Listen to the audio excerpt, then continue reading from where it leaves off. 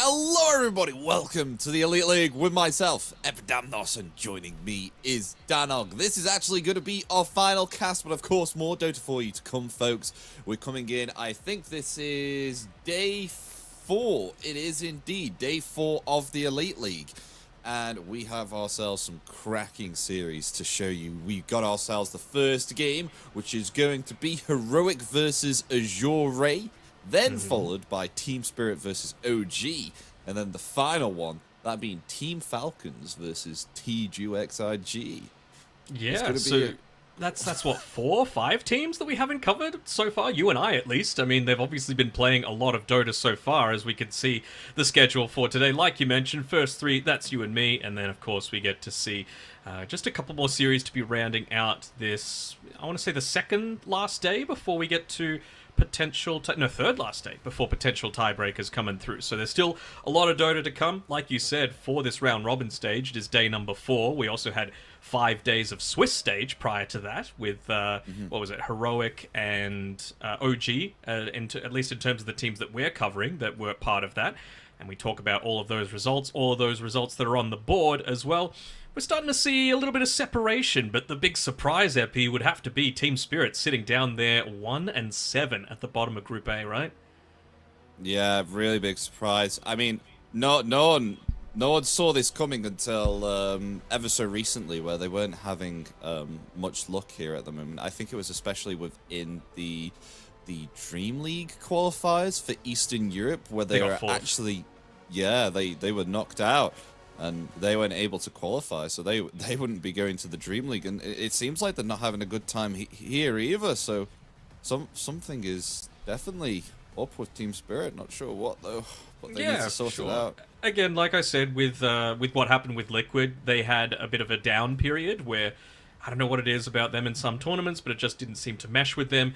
They seem to be firing on all cylinders this time around, right? So maybe it might just be Team Spirit pacing themselves throughout the year. Obviously, they would love to be part of moving on to the playoff bracket in the first ever Elite League, but you know, sometimes it just works out that way that maybe it's just something that was pre-planned before the start of the year even began. But Enough about Team Spirit. We've got those two teams covered forward, Heroic and Azure, SA and China, two regions that really wouldn't have a lot of crossover outside of these international tournaments. And Heroic, they're having a pretty decent time so far, 3-5. Obviously, they would want to improve that record if they are going to be one of those top 4 out of their group that qualify through. As we have a look at all the boys, looks like they're in fairly good spirits, or at least Hector is. He always seems to have a pretty big smile on his face. Yeah, they've been doing good so far, and we've said quite a few times about how impressed they are of them.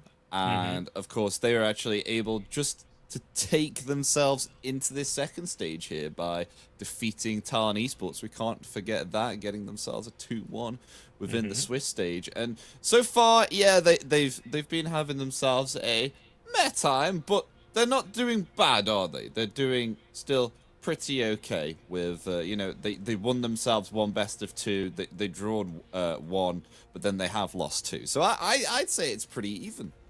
Yeah, I mean, granted, the win that they had was against Spirit, so they're part of the reason that Spirit is 2-0. That sounds so weird to be able to say that against the reigning TI champs, as we actually have a look at Azure, who put forward a very good performance at TI. Not the whole roster, obviously. We've got Ori, who's come in more recently. Obviously, Faith Beyond, he's had a little bit of a resurgence come through as well, and I've loved the way that he's been playing his Dota. They're sitting 3-3 at the moment, so dead even on the ledger, and again, it's just those top 4 spots that move forward. So if they get a 2-0 here, they actually place themselves fairly well into that 3rd or 4th position, and realistically that's all you need to be able to get on to the next stage. I believe if you're in the top 2 though, you go to the upper bracket, so I guess yeah, every single game does matter for both of these teams. Well, we got ourselves a draft underway between our first series, that being Heroic versus Azure, SA versus China. It's going to be a good one and a great start to the morning here. I don't know about you, though, Danog, because it is nighttime, I think, where you are. So yes, but we had daylight savings, so it's a little earlier in the night. It just hit 6 p.m., so I'm good. Maybe we'll be finished by 1 a.m. this time, but we will have to wait and see. As you said, we are into the draft coming through. And, okay, Keeper of the Light first phase ban. That's a little interesting. Might lead me to believe that it is very much like a push-oriented strat that Azure are opting to go for. I have been pretty impressed by their drafting in a lot of the series so far. I actually had to message a few of my friends just to rack my brain around something. They were able to win a series with a Slardar mid against Alina and a few other main matchups that just had no right of working, and they did. They ended up beating Quest pretty comprehensively as a result of that. A big part of it was the flex that Azure have around the Clinks in particular, just because they can play it very comfortably on low, on the position 1, but FY, of course, he's pretty good on the hero too. I guess Slardar's kind of difficult to burst down, but Lena's able to get really good range against particularly any hero, so that really surprises me that they were... Did you say they were able to win mid, Slardar versus Lena? I didn't see the exact, like, mid eventuality, but Slardar finished the game 7-2 and 15, so I think he had a fine enough time in that mid lane. Crazy stuff. I mean, yeah, that's pretty good. The Death Prophet comes out here, and I think that is for Heroic. It is. Death Prophet comes out for Heroic here. Somewhat of a flex pick. I mean, usually we've seen it as a position 3 or a position 2. I mean, a little bit of a position 5 ever since, you know, Secret Puppy used to play it, but I haven't seen it in a long while. That anymore. And that was the thing that I was really looking for. No Chen ban yet, and I gotta say, Death Prophet, it's okay at dealing with it. Like, you aren't exactly being burst down very quickly, so Spirit Siphons can actually give you a decent amount of value. Crypt Swarm as well, pretty good for keeping those lanes shoved, but yeah, I mean, it really just goes back to the fact that that's a big reason why they were banning out a lot of these heroes on Azure, right? Keeper of the Light, already mentioned, great, probably the best shove that exists in the game, at least early on, and that's when Chen is at his strongest, but even Enchantress to be able to potentially, you know, enchant creeps, Timbersaw, good AoE damage, and Primal Beast as well, good amount of damage. So it's probably going to be Picho for Azure, playing that one there in the POS 5 role, although we have seen some crazy swaps go on. I mean, Terrorblade's even picked up as a position 4 or 5 these days, right? So you never know. 5 seconds remaining. Azure raise, turn to ban.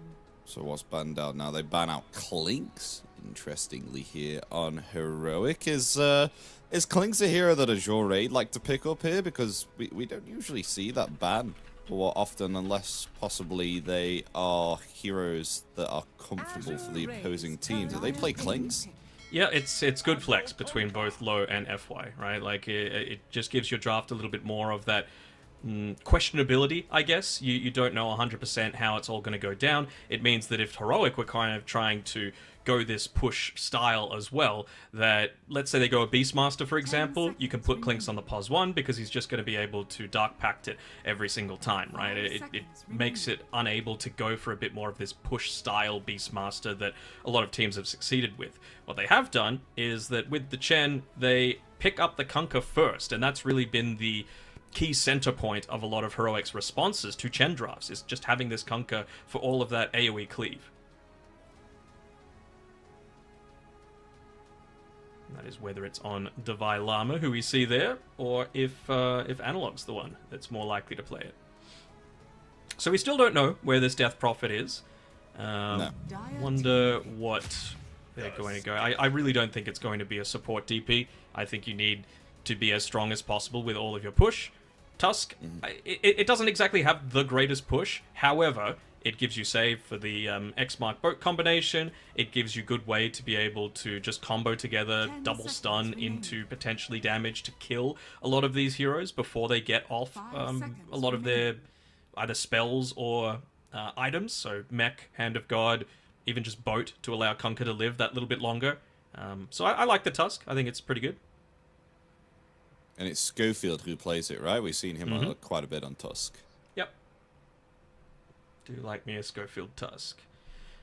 So what now, going into this? I'm just thinking, like, if I'm in Azure's shoes, what exactly am I wanting to pick here to be able to, like, counter out this Tusk? Whether it to be to slow him down, to potentially prevent yourself from getting kited out too much. Razor is already banned, so they're not going to be able to have lifesteal that into the lifestealer, but I've seen... I wouldn't be surprised if Azure... It kind of goes away from what their draft likes, but I wouldn't hate seeing a Bloodseeker here from them, just against the Death Prophet who's trying to run at you to get the Lifestealer as well. Just, again, kite him around the fights. Obviously, he has Infest to be able to prevent that from happening, but it's something that they can flex a good amount as well. I mean, it's something that Faith Beyond has actually been... had picked up for him a few times in that offlane role. But this is another way to kite, right? The Weaver. Yep, and kind of difficult to take down if you haven't got yourselves a catch. I mean, what do they have at the moment? I think there was something similar to this. It was Tusk. That was the only type of catch that they had. I can't remember. It was some other moving around mobility hero, but they only had themselves sort of a Tusk to lock in place that hero. But we had seen this before here from Heroic, so they definitely do need themselves some catch or lockdown here in order to try and control this Weaver, because at the moment they don't have enough other than a silence. Yep. Won't be able to pick up the Disruptor because Heroic banned that out. It's pretty decent against the Weaver, just, you know, as long as you've got any sort of vision, even if you're, like, correct with assuming where he's going to be invis with the Shikuchi, you could toss that Ag Shard, Shadow Strike, Thunder Strike onto the ground. It's going to catch him out. They're going to go for a little bit of pick-off for themselves, though, with the Lion coming through. Do like me some FY Lion. It feels like a pretty decent amount of kill threat for the lane as well. Means that Lifestealer isn't going to have the freedom to be able to just say, okay, I might be going up against a Kunkka. I can forego putting any points into the Rage and just try and scale and dominate the lane. If you do, you're going to get punished by this Lion.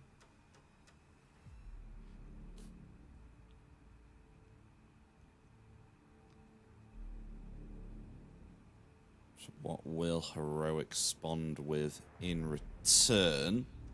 Already quite a nice draft laying out here for Azure Ray. Really like it. They have themselves some control.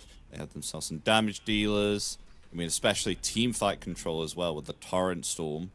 And then you've got Auras 2 from Chen. Hopefully this will be a good Chen game, because actually with the Chen coming out and not being banned, we have seen kind of like a mix of whether we have a Chen that doesn't feel as impactful, but then Chens which have absolutely severe impacts during the middle stage of the game when it's beyond 20 minutes and you're getting a tier 3 tower which is being sieged by an army of creeps. I wonder if they're willing to go something like a Nature's Prophet for KJ. It's something that he's done before, gave them a good amount of success. Okay, there's some additional lockdown. Just because it's going to mean that it can be a natural Orchid carrier. I know that sounds weird to say about a position 5, but he is just really impactful on this hero, and I think when you've got the roaming potential of a Tusk and a Nature's Prophet, you can get a lot of kills in a lot of these side lanes, set up for push, and kind of delay what Chen is trying to do in that overall run you down style. Yeah. But Axe, great hero here, particularly against the Weaver, because Weaver's quite squishy, does a lot of damage. Does have that time lapse just in case things get a little bit sketchy for him within the team fights, but with the Blade Mail and the Call, you're able to deal loads of damage here to the Weaver, considering he outputs quite a lot of damage with the Gemini attack too. So, very nice pick here. Hopefully it'll go all okay though with the Axe, because we have seen before when Extreme Gaming played the Axe, I mean, they had themselves a difficult time in Game 1 and Game 2, so if you're actually able to punish this Axe quite early on, then it can be kind of difficult for you to have that impact within the game. Which you do. I mean, like, it's probably going to be a Tusk Axe lane against a Chen and a Weaver. That sounds miserable to me, to have to go up against all of that sort of range damage that's constantly just going to be... yeah, just being annoying, basically. Like, there's nothing stopping the Geminate attacks from coming through. The Swarm is obviously going to be very impactful alongside the Chen. They ban out the Zeus, something that Ori has been playing a lot more than a lot of other teams. I think that's a little bit of respect, in addition to some of that additional burst that they might be looking to go for. Hasn't really played too much of stuff like the Sniper, but... just because of what I've seen Tundra be able to do it when Whitemon and Topson have had this Chen sniper combination, I would be feeling not too bad about them going down that sort of style, just because you are one of those heroes that hits your timings relatively early, and you can, you know, keep the Lifestealer away from you. They do go the MP. Nice. Well, there we go then. What you were speaking about, they do have themselves that Nature's Prophet now, and funnily enough, it being a last pick here too. And I love the rotation coming out from the hero. That's one of my favorite things about the hero, how you can move around during the lanes, during the early stages, and have a really, really great impact. It'll be really interesting to see how Heroic pull this off, but yeah, in return, Azure come out here with a Doom, which is going to be particularly nice here, I think, against the Death Prophet and the Life Stealer. For sure. Even just percent damage against the Axe is going to be quite nice. If you are the ones to be able to go in first, just with that Scorched Earth on you, it's going to disable blinks from something like the Tusk. And maybe even they just wanted something that naturally builds into the Quelling Blade as well, just so that it would be a little bit easier to control what KJ is going to be trying to do around the map. Just, again, it's all about that big rotations that are going to be coming early on for Heroic, to see if they're able to get off onto the front foot, if possible. So I'm thinking who's going to take this game 1 here after seeing both of those drafts. I'm thinking for myself here, looking at the draft. I mean, even though they are against a Doom, they do have the Schofield save with the Snowball. I got to appreciate that Tusk coming out here. He has been able to pull himself off some great Snowball saves recently on the hero. And with this Nature's Prophet last pick here, especially for KJ2, oh, I think I'm gonna have to go Heroic here. I think Axe will have an okay time here, especially against the Chen, clearing up the creeps. I'm gonna go with Heroic. I'm gonna say Azure. I think they've got the responses. Like you said, they do have the Tusk, but I kind of feel like that's why FY picked the Lion where he did. Just to make the laning stage for the Lifestealer a little bit more challenging, but also, like, we're talking about FY here. People called him the Tusk God for quite some time. Not just his Rubik, he's incredibly good on the Tusk as well. So he knows the sorts of situations that a Tusk is going to blink in and save. So if Lion's there just with the Hex, like, pre-clicked on someone that's going to try and jump in and make that save happen, maybe you can get a sort of 2-for-1 deal happening. And if there's anyone that can make that sort of, you know, Giga Chad play happen, it's FY. So I've got faith in Azure. I still think that they are going to be very elusive with a lot of these heroes, So we'll have to see how it pans out. The big thing for mine is how much influence KJ is going to have on this game. I think if he gets them out of the laning stage in a really good spot, I could very easily see Heroic winning, but I think it's just so much to put on one person, let alone your position 5. So let's see, indeed, game 1 coming out here, folks. Heroic versus Azure. Excited to get into this game 1 of the day. And what's he actually gone for here on KJ? Okay, Blood Grenade, Fairy Fire on the Nature's Prophet, rotate around with that teleportation. Into a vessel, huh? So no Orchid for him this game, just feeling like he needs to be a part of a lot of kills, so you're going to get good value out of the Urn, obviously good value out of the Vessel, into the Chen, into even the Kunkka, pretty tanky hero, same sort of thing with the Doom. So I can vibe with it, but I still do feel like they need a little something extra to be able to control this Weaver. I'm not sure if the Axe is enough, especially if Azure choose to put a few more eggs into the basket, maybe make some rotations down with FY if Faith Beyond is off to a good start. Well, and this is a big contest here for this top rune, and they will indeed get it on Azure. Will they get themselves the top rune? They will do here on Heroic. Just 2 and 2 bounty runes between either side of the teams. No mishaps, no skirmishes at the moment. Everyone's looking pretty healthy as they will go to their lanes. But further on this Nature's Prophet, would you were speaking about the Orchid quite a bit, how much impact that it would have if KJ did indeed pick it up. Do you feel that it's quite situational here with the fact that he would pick up an Orchid, or would you usually see like an Orchid most of the time on a Nature's Prophet like this? I mean, I think one of the big strengths of Nature's Prophet is just so versatile with what you are able to build on it, right? And let alone for a position 5. You know, if you really want to scale, you have the potential. I'm seeing a gank attempt up top, maybe. Oh, yeah, we are with Nature's Prophet rotating in with that tag team. And it looks like they'll get the kill. Yep, there we go. It'll go to K1. Exactly the sort of rotation that you're wanting if you're Heroic to be able to start this one off. We didn't touch on it yet, but KJ was starting down on the bottom side. Remember what I was saying, you know, an Axe against a Weaver and a Chen seems like a miserable lane? Well, they've fixed that somewhat with the Nature's Prophet there. So at least now, if you're trying to harass down Divine Llama, you're going to have KJ pushing it back the other way. And yeah, you can just see the impact coming through from the Nature's Prophet, being able to move up towards the top side and make the First Blood still happen. So really good start now for Heroic. This is really nice what he's done here, grabbing the creep wave 2, pulling it back with this large camp. Actually also not catching the range creep and then denying that as well. So hopefully for them now, this wave will start to push at their tier 1 tower, where it'll be a lot more, say, farm here for the Axe. We've just hit up onto level 2 on Schofield as well.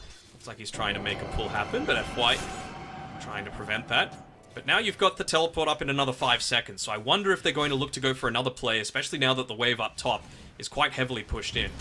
There we go, TP coming in again. Yeah, there we go.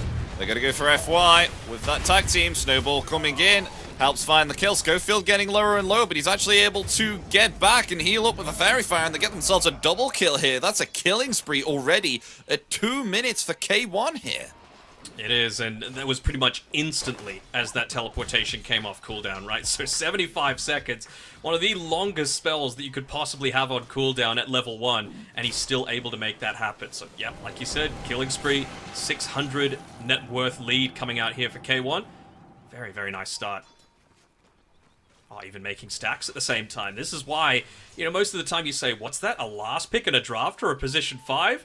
KJ really showing why they've given him the flexibility to be able to have this, making stacks at the same time as he's making all these big plays.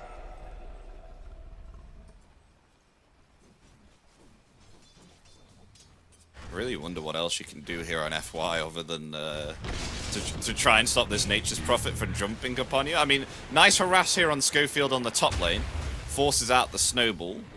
Pretty much the only thing that you can do is just keep a mental cooldown of when teleportation is available, right? And then make sure that you've got that stun saved every single time. Because I think FY was like a second or two still on cooldown with the Earth Spike, because he'd used it to try and stop this small camp from being stacked up. So that might have been the extra damage that they needed. Probably FY would have still died, but maybe Faith Beyond gets away.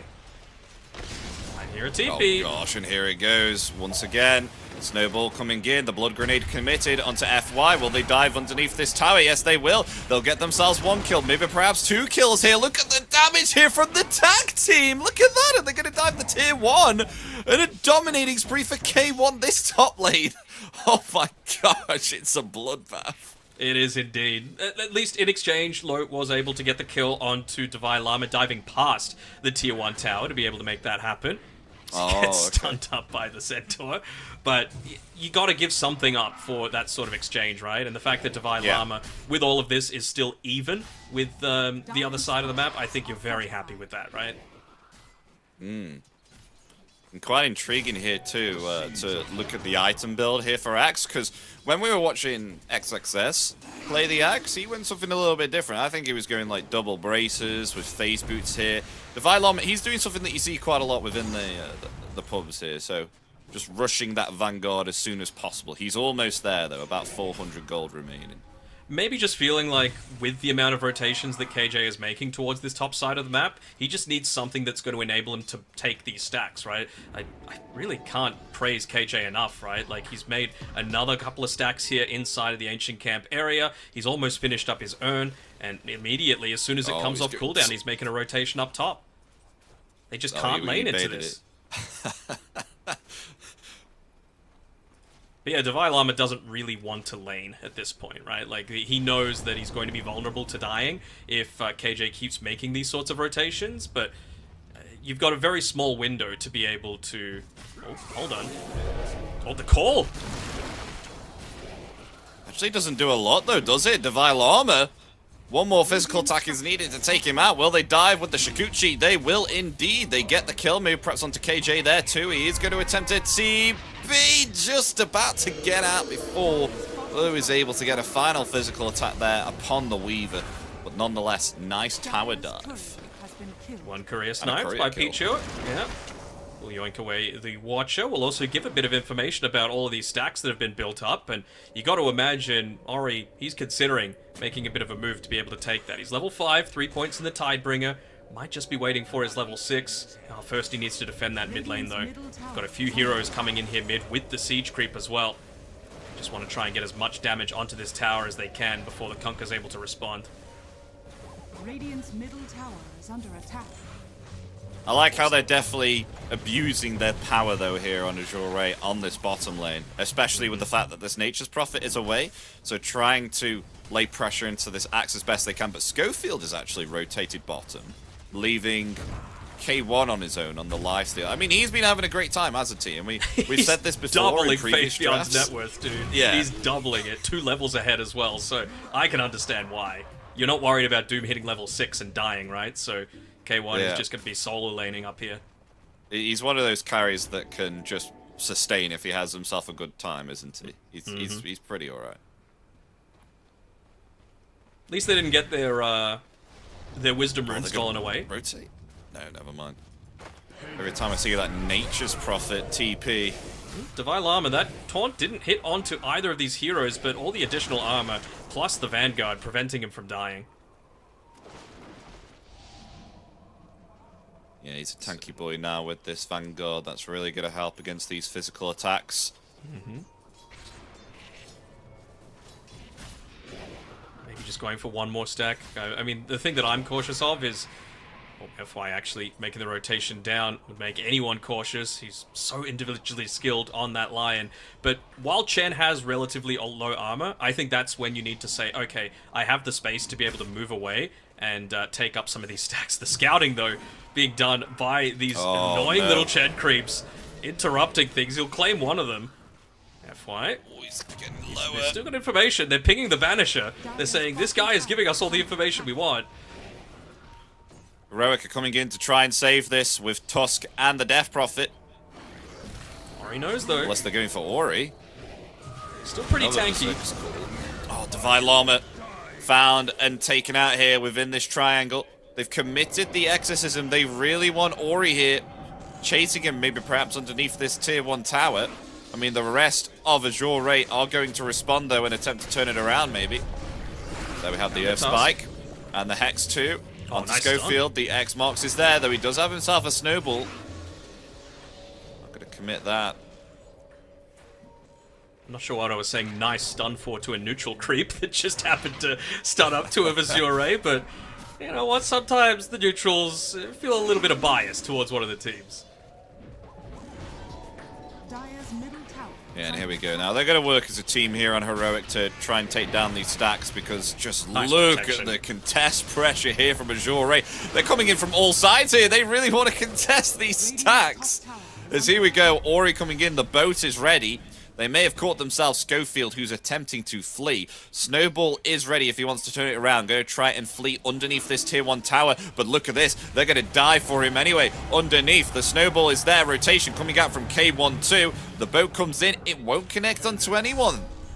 But they're still going to attempt to turn it around here. Onto Analog, underneath that tower, has the Siphon Drain, trying to heal up. There's the Earth Spike. Lots of damage being outputted here from Lou, and they will find the kill there, but in return, FY will fall. It's a 1-for-1. Lovely kill there into the mid laner, but they're attempting to go for more. There's the Penitence, but Snowball to the high ground. Is there a TP ready on Schofield? There is. But where is he going? He's making space is what he's doing. He's just wanting to stay the hell away from all these boys. They know they don't have a boat, so maybe even is able to hold the Snowball if he wants. Oh no, FY's coming in. Oh, nicely done.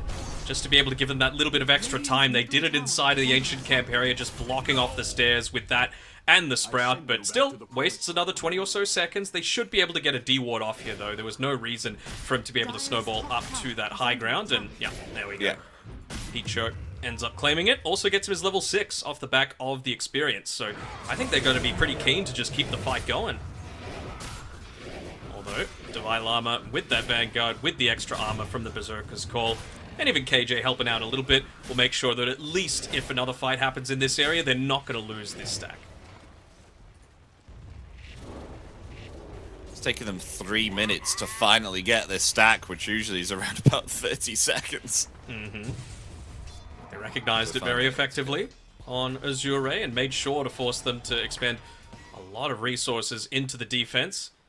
They would have loved to be able to keep this siege creep up if possible, and they do. Alright, still got 38 HP. They want to keep the pressure on. They want to make sure that they're able to invade and take up as many of these stacks as possible. One man who we haven't called for quite some time has been K1, just sitting up on the top side, farming completely freely, while you need 3 heroes to be able to take the tower down bottom. He's basically doing it solo up top. Analog shows up to help at the very end, but wasn't even really needed. They have scouted out this stack, though. Oh my gosh, and 500 gold away from a Radiance already. This is like an alchemist here, Dialogue. I mean, I think anyone could be Alchemist if they start 4 zip and 1, as Divine Llama's saying, "Hey, get off my lord, get away from all my creeps." He's going to be able to claim most of them, like he has for most of the Ancient stack as well. Even that hard camp, he claimed the majority of those, and he's still sitting 4th on net worth, doing a really good job for his team, despite the fact that he was left solo for the majority of the laning stage.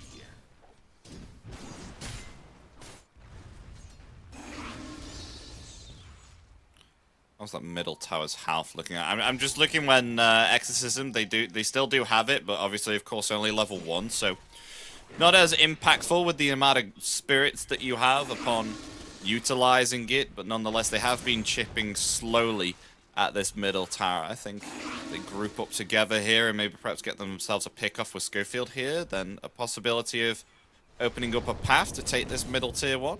Yeah, I think so. They might just wait a little bit, though, just because Analog, he's got the Yules coming out to him now. Schofield is like 1, maybe 2 creeps away from hitting up onto that level 6, which I feel like he needs. You just want to be able to have that additional tool to be able to, like, stop a TP from getting away, or if you find the Weaver, just that little bit of extra damage that you need. Analog, level 8, almost level 9, might get his 1 point in the silence off of that if he feels like he doesn't need to be that really beefy boy on the front lines. I love that K1, even though that he's had himself an amazing lead, is still respecting the side of Azure Ray here.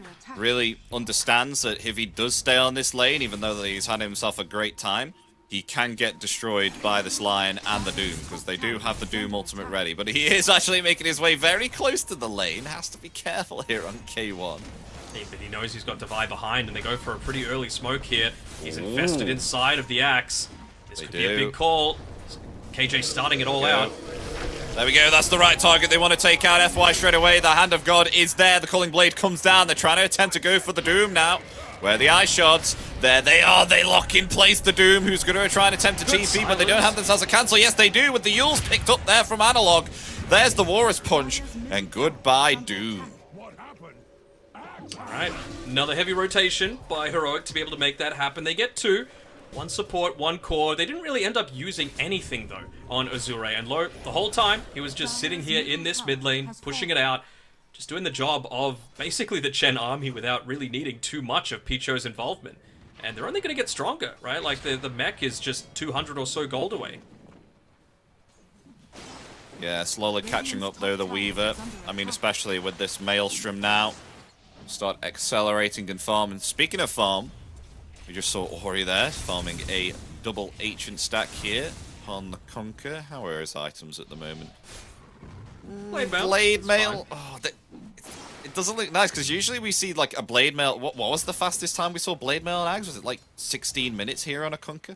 I feel like it was quicker than that, even. Like, it's kind of crazy, the amount that you're able to get. To be fair, he was forced to rotate a whole lot more, whereas Kunkers kind of like to be the ones to put that mid lane pressure on, right? Punish people who are perhaps a little bit more mobile than him.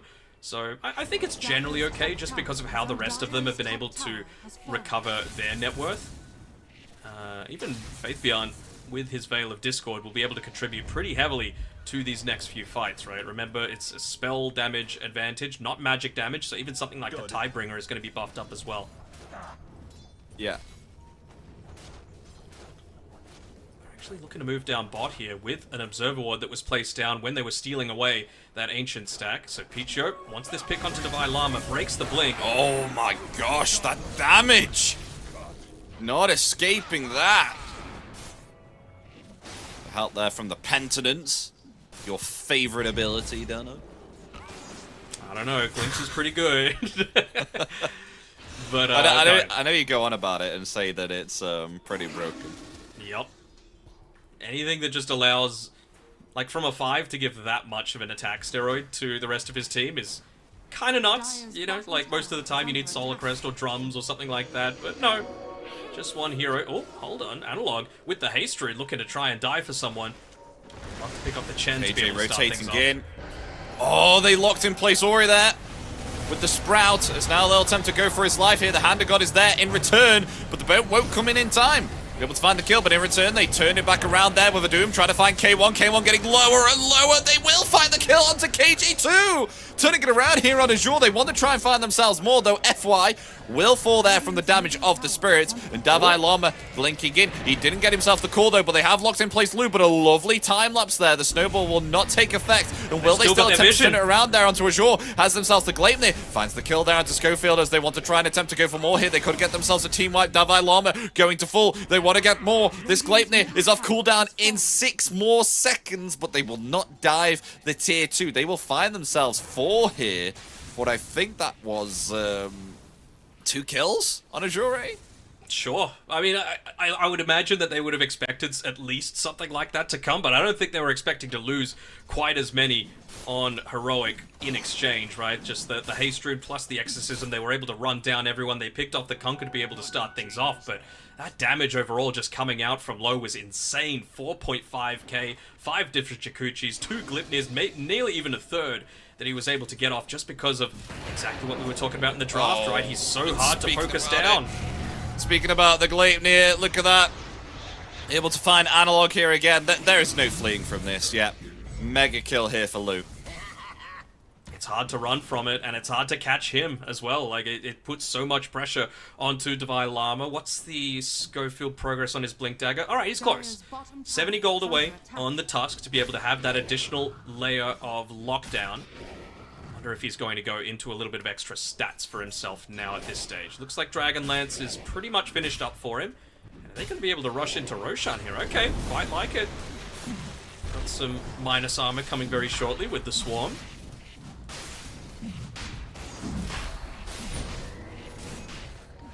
Even with the amazing start that they had on K1, you've still been able to recover on this Weaver. And this is a big reason why I went ahead and predicted Azure to win this one, just because I feel like Low hasn't been addressed enough. He's 5-0-5. There wasn't anything that they could do about him in the laning stage. They were forced to try and make plays elsewhere. I mean, that's the whole reason they picked up the Nature's Prophet, to be able to, you know, just be this constant lane pressurer. But even if they switched the lanes up, right? Let's imagine if it was Lifestealer plus the Nature's Prophet up top and Tusk was down bot. If Prophet TP'd down bottom, he still wouldn't have been able to kill the Weaver. Like, this was pretty much designed to be the perfect Weaver game for Low. So much is on the back of the Llama to be able to turn that around. There's a call. Blade Mail as well with the Infest play. And they do indeed find a lovely pick-off there onto Ori. Alright, so you see what can happen, right? If they do get the initiation. Even onto someone as tanky as a Conker, right? He's about as tanky as the Weaver at this stage, which is kind of surprising considering, you know, Conker's stat game and all that. But he hasn't finished up the Ags and he's still got the point booster in his backpack. So they're capable of dying. I just don't know how viable it's going to be. Yeah, Picho's dead. Or Chen. Oh, wait. Oh, Wild Wing Ripper. Hand of God.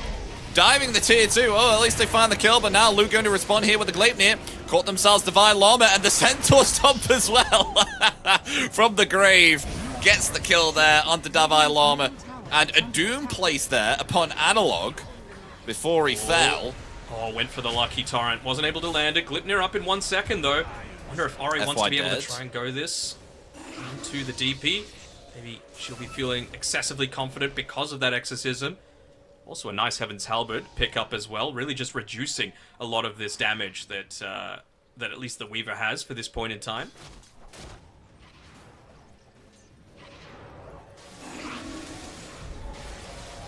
Just saw how free he was. Tormentor. Yep. Weaver was so free to be able to go in and join that fight after the Axe Call was used, especially underneath a tier 2 tower. Maybe overstaying his welcome there a little bit was the Llama. But he's going even into a BKB next, realizing how much of that frontline presence he needs to be.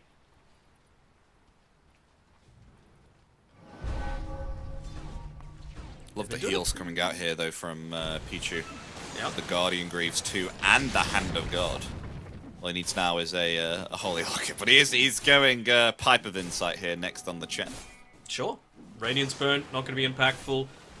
Nature's Prophet has the Curse of the Old Growth off of... Okay, he even bought it before the Tormentor went down, so Divine Llama's actually the one with the Aghanim Shard. So a little bit of attack damage reduction coming through as well, even after the call expires. Ooh! Did KJ try to steal that Tormentor? I mean, he's going to pay the price for attempt to come in and try and steal that. They will find the kill onto him there. Nice try. Not sure if he had a Spirit Vessel charge prior to that, but if he didn't, honestly, it's kind of worth it, right? Like, he goes for it, he maybe gets it, and worst case, he still gets a charge that they can make an aggressive move happen after this. Might just be waiting for that Aegis to expire now, though. A little less than 2 minutes remaining on it. Yeah, he tried to snatch it up there with the Wrath of Nature. Mm-hmm. But that would have been a really good snatch if he was able to get that off, but unfortunately it wasn't.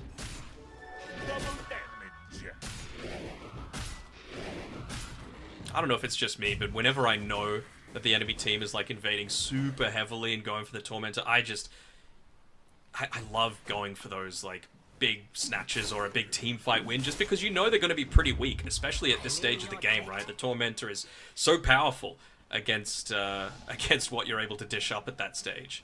It's actually a full 5-man smoke, wanting to make the most of the remainder of this Aegis. Just 1 minute remaining. Schofield well positioned, though, to be able to potentially block this if they were trying to go in onto K1. They know they've been missing off the map for quite some time, so it looks like they're going to be able to dodge out the worst of it. Top lane's kind of pushed in, though. It is, yeah. Yeah, might even just try and pick this one up for free, at least force the glyph out. Dire's middle tower is under attack. They haven't been able to find anyone, so I think that would be the best bet to do. And they will indeed do that. They'll force out the glyph, though. Offensive. They're going to use an offensive glyph. Yeah. Still have all those Chen creeps helping out a little bit with the AoE armor. Guardian Greaves just leaves them nice and healthy, too. So they've gotten something out of this Aegis. You know, they get into the next couple of items. Low, if he wants, has the Aghanim Shard for himself. They're going to respond here onto K1. They did get ready to cast the Doom there, but not in range to do so. Meanwhile, an Infest there onto the Tusk. The Snowball comes out there onto the creeps. Going to attempt to turn this around. Aegis just ran out. They got themselves a silence there onto the Weaver at the end. The Aegis has run out. Lou is fine though, going to Infest back there. Not Infest back, sorry, time lapse. KJ will fall. Got themselves a stomp there. The lovely Snowball save coming out once again. Will that keep Analog alive? They get themselves the Culling Blade there onto Ori. The Finger of Death onto the Death Prophet, but still able to live through it and heal up there with the Siphon Drain. They've lost themselves 2 here on Azure. Looking to maybe perhaps find more here. Davai Lama, blink on cooldown in 1 more second. Will not go for FY. Blue will not escape through the Twin Gate. I was going to say he's going to escape through the Twin Gate. They actually found the kill there onto the Weaver. They didn't have any vision there. He just blinked up. Blind. Spidey senses coming through from Schofield, saved them twice in that fight, and then gets the pick off on the 7-kill streak Weaver, giving so much gold over to this Axe, and man, he is just playing a bonkers game right now on his Tusk. 0, 2, and 16 out of the 17 kills that Heroic have been able to claim are a result of him on his Tusk. That was pretty naughty to actually just blink up there, and the reaction times with the Walrus Punch. Yep. Wow. Oh, they're going to jump pack. There we go. Onto the Doom. Walrus Punch there as well, and another kill onto this Doom. Not having the greatest time here on Fabian. It's really struggling here. They already used that offensive glyph, right? So they don't have anything to be able to protect this tier 2, even without the exorcism. All it takes is a few right clicks from Analog as well as K1, and they look to take it out. Gonna have even more lockdown in a little bit though. KJ, he's level 12, 2 components remaining until he's able to get into the Aghanim Scepter for themselves, so a little bit of additional root coming through, a lot more frequent uses of that Wrath of Nature, and they're not looking to leave. Okay. Finally do back off. As Low trying to force them up towards this top side of the map, just through aggressively pushing out that lane. The BKB for K1 too. I mean, not anything to save against the Doom yet, but he hasn't actually been heavily impacted by the Doom other than once during this game. Do you think he's okay with not going to Lincoln's? Yeah, I think he should be fine. I think the real thing is he just doesn't want to get turned around upon by like a Finger of Death after the fact, right? At least weaken it somewhat. They would love to be able to pick off this Tusk. Gosh. Yeah, that's a hatred Finger of Death coming through there from FY. Just making sure that there's no Tusk to go for these saves, and they've still got a lot of really aggressive wards here placed down on the Azure side, so they know how deep they can go. Yeah, I was going to say, speaking of Finger of Death, and then that came out onto Schofield. Not sure how much they... Oh, look at this. Just cheeky little wave pull here, being done by K1. Wipes out the majority of it, even dragging the siege creep away so that by the time anyone got next to the tier 2 tower, he would have the Tusk back up online and ready to defend. Oh, nice BKB reactions there from Davai Lama, stopping that Infernal Blade and coming back there with the call. Tusk's coming in trouble. Yeah, he is. K1 trying to find FY here. The bash is there. They get the kill onto the Lion. But in return, they will lose Davai Lama. But they're about to find themselves the Doom. There we go. Yes, lovely Torrent Storm. And that actually helps there to find KJ there too. And Schofield also. Triple kill for the Weaver. But will they have themselves a silence? No mana on Analog. Was not able to use a silence. And he did force staff himself down to the low ground there too on the Weaver. So with that, they actually come out a little bit on top here on Azure. I'd say a lot on top. You didn't use the Doom, you didn't have the Finger of Death available, and Heroic have used their Exorcism. So they certainly have this little bit of a weak period. Analog at least will be able to consume up this Wisdom Rune, bring him up to his level 17, almost at that level 3 Exo. But I'd still say with all of these wards really aggressively placed, they're still in a really good spot to be able to make another play happen. Even the lanes are in pretty decent spots, right? All on Heroic's side of the map, so all it really takes is them to group up once more and try and push out for it. I think they should be able to get a D-ward off here, though. They're going to need to. Analog, him and KJ are both farming up here, and it's constantly being pinged out by Analog saying they are here. But just have a look at that replay, right? It was a really solid focus by Low to make sure that that Tusk is not a part of this engagement for as long as possible. Definitely did like the fact that they're able to jump Davai Llama there too, because if he's really not able... aggressive movements by Schofield here. Wants to try and find that quick pick off, but he's going to be forced back. Yeah, I was saying that they got themselves like a lovely pick off there onto Davai Llama. I mean, great reaction, especially with the BKB as well. Oh my gosh, never mind, they're going to initiate back in. Not even letting us speak. They will find Schofield there. Or at least he's going to try and attempt to... he might get a blink away. Does he have a blink? Yeah, he might do. Yep, he does get himself the blink. He's out of there. Alright. Very nicely done. They... okay. Won't be able to have... yeah, I was about to say, Low, forced to time-lapse back up towards the top side. But Roshan is there for the taking. So this is the time to be able to claim it, and you need that Weaver for all of the additional right-click damage coming through onto it. So it would be the cheese. Might give you a little bit of that extra safety to really just go balls deep into the middle of the team fight. I almost wonder if they give it to Bark, just because of how much he is the main focus a lot of the time. Just reeling some vision there. By KJ, funnily enough, sending all of those trees through the twin gate. They will get themselves the Aegis. Aegis in the hands of Lu once again on this Weaver. Will they be able to utilize the Aegis this time?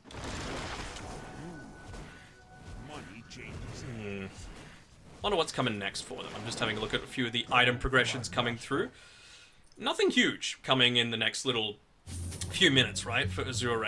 Basically, like, it's probably going to be expired by the time these BKBs come up, and I wonder if they feel like the time for them to be able to maybe even end this game is shrinking, especially with the Chen, obviously, doesn't continue to scale quite as well in those later levels. You've got a great scaling hero in the Nature's Prophet from the support role. Have a look at that. Aghanim Scepter finished up for KJ. Yeah. He's going into a Scythe of Vice next, just giving... they're giving them the chances to be able to find item responses to this Weaver, because they don't necessarily have the greatest hero responses to it yet, but in terms of items, there are plenty that are able to take this out, whether it be Silence, whether it be Hex, like we're seeing. It's just a matter of time. Will they give them the time to be able to make it happen? Practically 6 slotted now on K1, finishing that Assault Cuirass. Going for an Abyssal Blade here next. Needs to be careful that he doesn't get picked off alone here, because if they cast themselves a good Doom when there's no Schofield to respond, then it could mean disaster. But yeah, he infests the ancient Thunderhide, and he roams around. Got this creep wave here. They're just constantly using these treants as well, just as a little bit of extra information, realizing that, hold on, they found the Thunderhide. Actually could have got the creep. Well, they come forward, got themselves an Xbox there. Got the Schofield, the Doom comes out there in return, but a big call onto 2. Still able to live through it there onto the Doom, however, and this Doom is actually going to expire here onto K1, so he will be fine. They do find themselves Schofield and Davai Llama. A buyback here from the Tusk, but in return, Doom and Lion will fall. Now K1 attempting to flee here. He's very close to death, but a lovely save there from Schofield with the Eye Shards. Helps K1 retreat there. They got themselves the Warriors Punch 2 there onto the Weaver. Takes down the Chen 2. He's the only one there. That Aegis will fall. Coming back alive. They do have themselves Davai Llama hanging around here with that Blink Dagger. They come in there with the Berserker's Call and the Blade Metals. Enough to try and find themselves the Weaver there. And an Ultra Kill for Analog.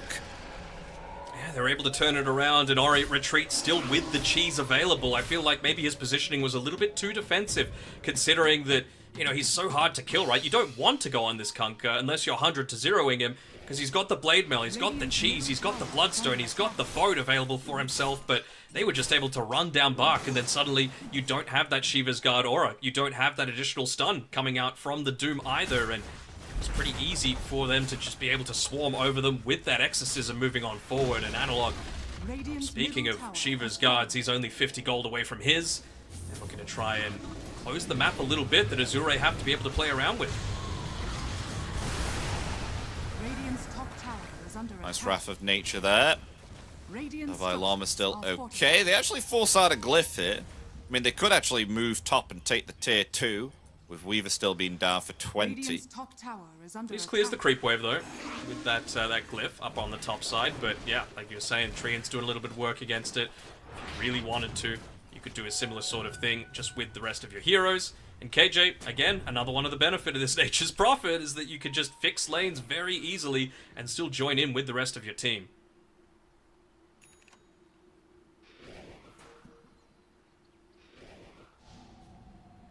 On the way to try and get that Hex real soon. I think it'll be massive here, especially against the Weaver. I know Lou even has himself a Sanjin Yasha, but still, I think this Hex is going to play a big part if they're able to get it on the Nature's Prophet.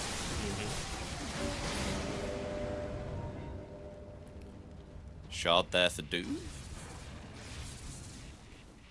They saw it the entire time as well.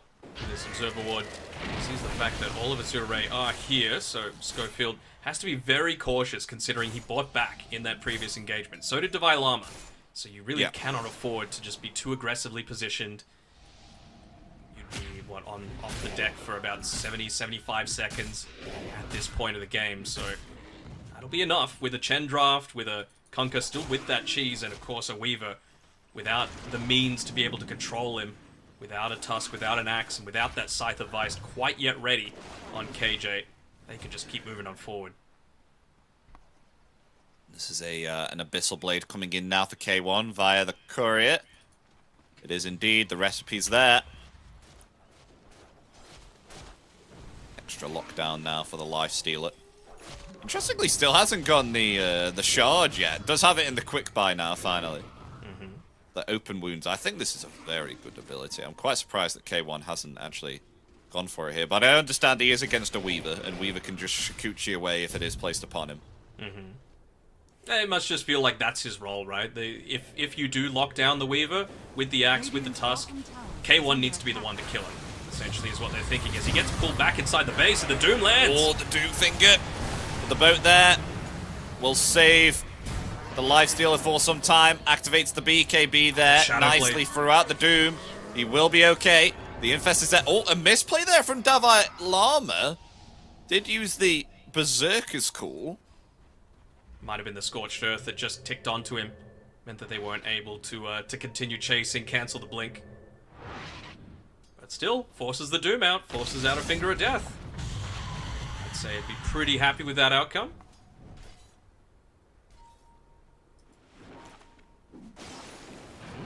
Okay, KJ switched up tact, maybe thinking that they don't have the time to be able to get into a full Scythe of Vice. He's going for a Heaven's Halberd, and he's actually finished it up as well, so the longer these fights go, and if Weaver continues to refuse to go BKB, he is going to be punished quite heavily by this disarm. Of course, a ranged hero, so lasts that 5 seconds. Will be reduced, of course, by the Sanjin Yasha, but still feels very, very nice as a response to this.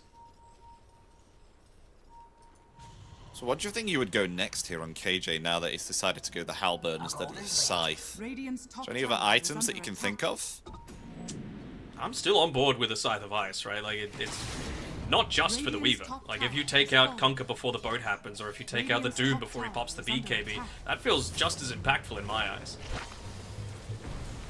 Oh, nice Infest. Well, Infest down.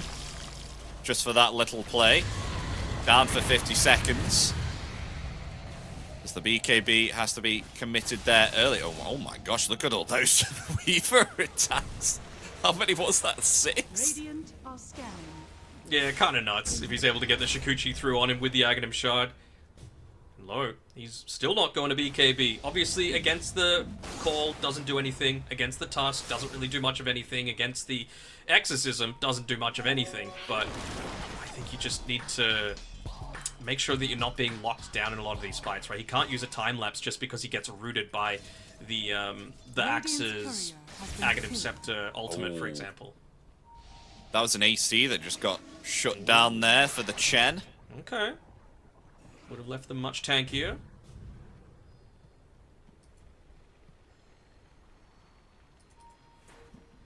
Bit of the waiting game. We're only going to get 30 seconds of nighttime by the time Roshan has respawned. Ori still feels comfortable enough with that cheese to be able to move on forward, maybe claim some tier 4 items for themselves. Of course, it's going to be Azure, most likely having Roshan available for themselves, although if Heroic make a really ballsy play, they could try and just sneak it really quickly while it is up on that top side of the map. I mean, they've got a Tusk, and with that tag team, you're able to dish out a ton of damage, even worth popping the Exorcism for it if it's in the right place. Ori seems to know that they might be going for that sort of play, so he's pinging out the Roche area, going back to his team, maybe getting underneath the cover of smoke, and making a play, although... Shadow Blade. If they found... Maybe perhaps. Or can they get themselves Doom here? If so, this could be big. Oh, but they are actually able to get off the Doom there in time. Turning it around there, trying to find Analog, able to heal up slowly there. They've caught themselves Lu within a Sprout. The Abyssal Blade there too. Can they get themselves a Bash? No, the Time Lash just able to come off the Berserker's Call there, and in return, along with the Blade Melt too, that's actually able to find the Weaver. As now they attempt to go for more here onto the Conquer. Conquer attempted to TP, but the Basher is there. They'll cancel the TP too there with the Yules, and that is a dead Conquer. They lose themselves 3 here on Azure. The power of the unknown, right? They didn't know if they were going for the Roche attempt. They didn't know that they had that super deep ward just completely scouting out the positioning of the entire team. But they will know that they're going up into their base. Of course, Weaver instantly goes into the BKB. This is what I was talking about, right? He was forced to use that time lapse. Hold on, Buck. Oh, the buyback now from Weaver. Here he comes. Trying to attempt to turn it around. They will find themselves the Doom, though. Doom down. Gleipnir onto 3. Earth Spike there, too. Will they find Davai Lama? Yes, they will. Maybe perhaps along with Schofield, too. He's attempting to flee. There we go. They turn it around. Find themselves, too. Will they go for more here? K1. No mana. He's been harassed up here by the insane damage coming out here from Lu. No mana. Yes, indeed. As they do find the kill. Not cancel the TP, though, onto Analog. Very close there from FY, but was hiding in the tree line. Well, with those buybacks, they will turn it around there and stop them from taking their base. That was a really good fight for FY. You know, he just stood there, made sure that he baited the team a little bit too deep into the rest of the base, followed up with some stuns, and yeah, you just saw multiple mana drains come out as well. Just to be able to, you know, make sure that those Blink Daggers weren't available on the Tusk, on the Axe, made sure to slow them down a little bit when they were going for that retreat. They even popped the Glyph there just for a little bit of additional fortification coming through, right? And a little bit of that extra AoE damage coming through from the multi-shot. And then, of course, it just means that the Lifestealer not able to pop that Rage at the very last second, and it means he gets away.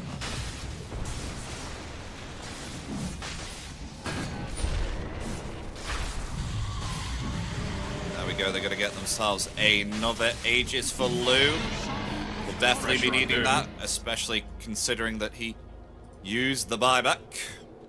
Okay, I want Refresher on Ori instead.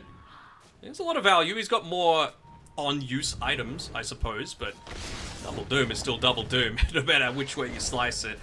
Very important that they did win that. Obviously, the game would have probably ended, but also opens up that Roshan, so Lo not having the buyback isn't going to be quite as impactful. And he's going to be dishing out even more damage now as well, right? He's level 25, so 3 hits with that Geminate attack every single time. Actually going for another defensive item here too. Yeah. Looking to get the BKB. He's now obtained it. He needed it bad. Like, what I was saying before that fight broke out was that, like, he just needed a way to not be forced to time-lapse to be able to run away from a silence, right? Because that's pretty much the only thing. That and a root are the only things that he's buying this for. Stuns, pretty much non-existent, or if they are, they go through your BKB anyway. The Taunt, the Walrus Punch, they're still going to work on you regardless, right? But he just time-lapsed back into the rest of the team, and it meant that Davai Lama was able to get the call right next to him. Didn't even need to use the Blink, so it just allows you that extra little bit of layer of safety so that you really can feel confident without putting the damage that you really need. I mean, I can't believe I'm saying this, but 42-minute BKB has been finished on the Conquer now. Also that. Oh, and a Lincoln Sphere for the lifesteal. Okay, realizing that the this Doom is having a big effect on him in the team fight, so has decided to go a Lincoln Sphere now. Maybe even expecting that. Well, obviously against the Conquer it's going to be quite nice, but against the Doom especially. Brings the high ground, but nice blink reaction there from Doom. stopping the initiation Blows him upon him. up. They find Schofield there straight away. They try and commit the Doom, but the Lincoln Sphere actually saving K1 there, so he's still able to output his damage. He's still okay, trying to lay into the Chen here, as meanwhile Davai Lama, though, will be found there by Ori. Double kill for him, buyback from Schofield as well, trying to join back into the fight. They find themselves KJ there too. The rest of Heroic are indeed just falling. K1 going to try and attempt a TP here with the Enrage. He will be able to get away, though they're going to lose themselves Schofield here too. That will be a dieback. And only 2 remain here on Heroic. What looked to be a bad fight here for Azure Ray. Lovely reactions there from Doom, blinking away just as they were about to get the Warriors punch, and then that completely disrupted the flow of the fight here for Heroic. It did, and I mean, that's that tip coming through from Picho onto K1. I wish we can have a chance to be able to have a look at that replay, because Hector was just focused in fully onto that Chen in that fight. And I mean, he's got the AC, right? He's got all of that armor. He's got a Guardian Greaves, and hold on, low. Oh, low. a missile? Silence? What? Finds the Weaver, okay. And just gets away there with the Infest. 2v5, alright. How derpy does that look? How fast he runs on the Mud Golem. What is that? He's putting his reps on the treadmill, alright? Let him be. Yeah. Let him live his best life. Oh, no, they've invested him. Oh. Yeah. Gotta be careful, K1. Alright, they're gonna back off. They should back off. Alright, look. He was already at half HP, so I was like, hold on a second. We'll be forced to back. Yeah, I mean, even in that fight, they took so long. Lifesteal was basically only focusing on the Chen, still able to pop the Hand of God, pops the Greaves, pops the Pipe, has that extra armor from the Vlads, plus the AC, and he even was able to persuade a Mud Golem right before they were able to get the Abyssal Blade onto him as well, so wasn't able to focus down a single hero in the Chen.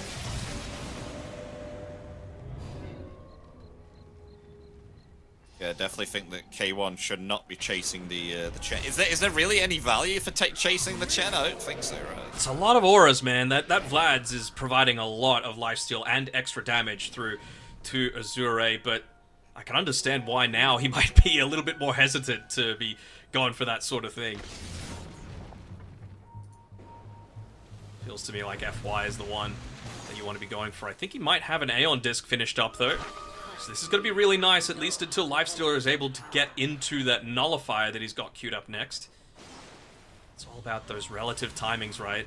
This is probably one of the best timings that you could hope to have this right prior to a Nullifier. It's going to break on Davai Lama. Call comes in. They've got it there, but the Doom Boys aren't there. in return. Uh-oh, Davai Lama. He may be dead, he's just actually able to get away. Meanwhile, in the back lines here, they're trying to find FY here within the Ice Shards. That's Davai Lama dead.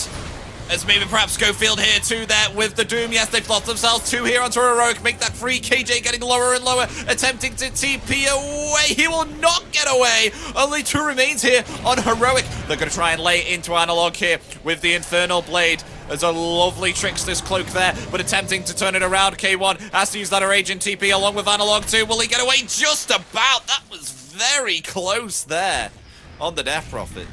Was even making sure he yawls inside the base, so a little bit of that Infernal Blade damage didn't take him out inside the fountain, but you just saw the impact coming through from that Aeon Disc, right? Sure, FY still dies, but it just takes them so much longer. They split up the fight because Analog, his spirits are supposed to be killing everyone, not just a support. They're going to siege the high ground, though. Big shield rune. That is going to slowly be melted down there by the tower. Though they've got to wait for the axe again. 25 seconds. They don't have themselves Doom either, and they're holding nicely here as too. Look at that, even through the boat coming out. Infest is there too. Analog has to be careful. He does have himself a buyback, though. That creep will fall. Enrage in 3 more seconds. Still turning it around here. There's the silence. Will you get the bashes there onto Lou? You will not. BKB activated here for the Doom. He's locked in place, though, with the Ice Shards. Lovely stuff. Can they get themselves the bash? Where's the bash? There it is. It will stop the TP. As the Culling Blade comes down, they do indeed find themselves the Doom. Pretty even game, huh? This is 30-30, back and forth, constantly going up onto the high ground. It's just these little plays that end up being the difference. As Ori, he ends up getting caught out. Will they be able to reach him in time? Doesn't seem like it. No Blink Call, no Blink Walrus Punch available for Heroic to be able to stop Ori, but no BKB as well. I'm not sure how confident they're going to be going up onto that high ground, though, especially considering, you've got the, you've got that tidal wave to be able to potentially push them back. They might just get a bit of an easier one to try and take the tier 3 for free. Never mind, they pop the glyph. At least slowing them down for now. Oh, that Lincoln's broke. Lotus Orb applied. Fests a creep, gets out of there, does not get affected by the boat. Nature's Prophet just ratting, getting a tier 3 for free. 15 seconds remain for this Doom. Look at how much damage they're able to output. Slowly but surely. Yeah, K1 doesn't feel safe. He's going to attempt to get out of there. Oh, actually stunned up there by the F-Spike. He is okay, though. That exorcism has expired now, so with that heroic, they will back themselves off. And a good time, too, as well. Especially with Doom coming back and this Roshan. He may be spawning. Is it an early one? Is it a late one? It's going to be an early one. 40 seconds until this Roche is back. Now, I'm not sure if you or our observer are donors to Lord Gaben in terms of Dota Plus, but what do you think the win probability is this game? I'm going to have to think about it here. No, I'm not looking at the observer camera. I saw it come up on my left screen. I'm going to say 63% here for Azure. It's pretty much 50-50, dead on. Like, really? 51-49. Like, we were both split with which team we thought were going to win at the start. It's really gone back and forth. The kill score is the same. The win probability is the same. This is the Dota that I love to watch. It might just come down to that Roshan, right? It's about to move to the bottom side of the map, although they do see low up on this top area, so that might lead them to believe, okay, we could set up a bit of our vision on this bottom side while we can. Roche is about to make that move down towards bottom. Oh, they see him. Watch out, Schofield. I had a Juggernaut literally die to Roche for, like, getting chain bashed in one of my pubs yesterday, so I can understand the fear. No wards, but they've got a Sentry and Treants that are going to do just as good a job, even using the Treants for a little bit of a scouting mission, but finally they're going to be able to get a Roshan for themselves in here on Heroic with how quickly you're able to take it, even without Schofield right there in the thick of things. That tag team is most of the reason why you're able to take it so easily. They get the stun onto the Tusk. Will they commit the fight, though? Will they commit for the fight, even with having themselves this Aegis? Oh, they found themselves the Doom there. If they can get the Doom, this will be big. There's K1 rotating in there with the Abyssal Blade, but the boat comes in. That Rum is going to have a great effect there with keeping the Doom alive. Meanwhile, the Doom comes out there. They're going to attempt to try and find Analog. He has himself the BKB. Meanwhile, Lou in the backlines here trying to find Schofield. Schofield able to get off that snowball there, but Analog, he's still able to survive through it. The Finker there is attempted as well. They're going to try to get themselves Lou very close to death. He's still okay. They find themselves Analog's maybe perhaps no healing up from that exorcism. Still okay. They turn it around. They find themselves the Doom. Doom is down. And within that fight, they just find themselves perhaps a 1-for-1. Yes, they will. They actually punish KJ there for actually pursuing too hard on his own. Berserk's call comes out, but it's not in the correct area. And Lou is able to escape there with a TP. It will be a 1-for-1 here. He actually just had the range to be able to catch the Weaver if he just went forwards, but clearly realizing that he went for a bit of a juke play there. Divine Llama not quite able to catch, and he would have had the buyback just because of how long it's been going on, but yeah, they still are able to maintain their Aegis advantage now. It was Axe that ended up picking it up as well.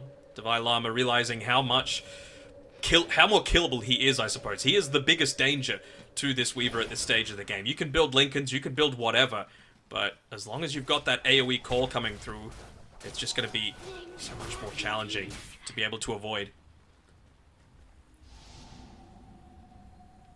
Tell you what, the win probability didn't increase that much ever since they got that Aegis. 4%. Mm-hmm.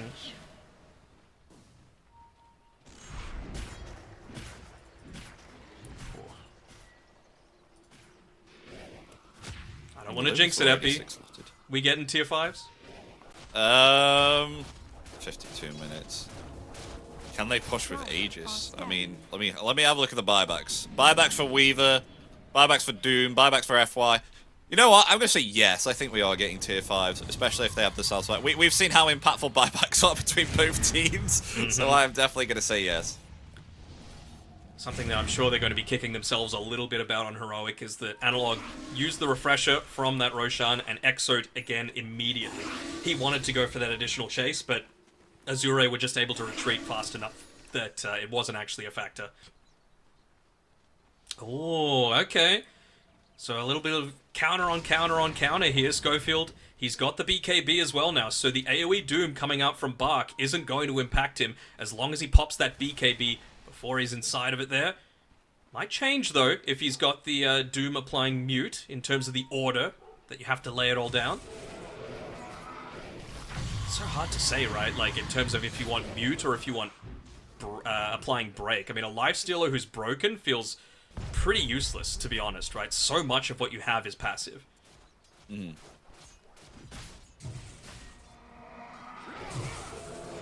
What even do you swap out here for a Daedalus? Do you move away the Sanjay and Yasha? Or... KB? Just pop it and then switch it? I am very uncertain right now. I mean, oh my god, you see, they even know that the fight's going to happen around the Ancient with Lou actually getting the Ancient Guardian tier 4, actually. You usually see that often. Yeah. I mean, the 50 damage is nice too, but yeah, for sure. It really does feel like one of those fights that's just going to be decided inside someone's base, as KJ, oof, luckily he moves, he went there a couple of seconds late, otherwise Lo might have caught him.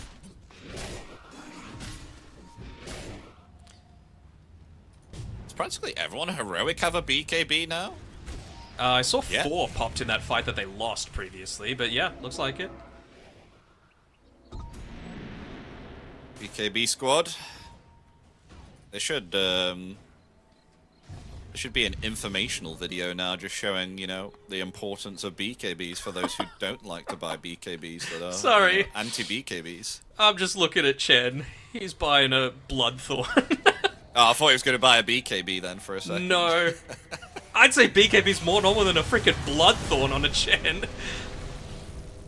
Yeah, that is true. That, I mean, whatever floats your bet. Like, what's he got?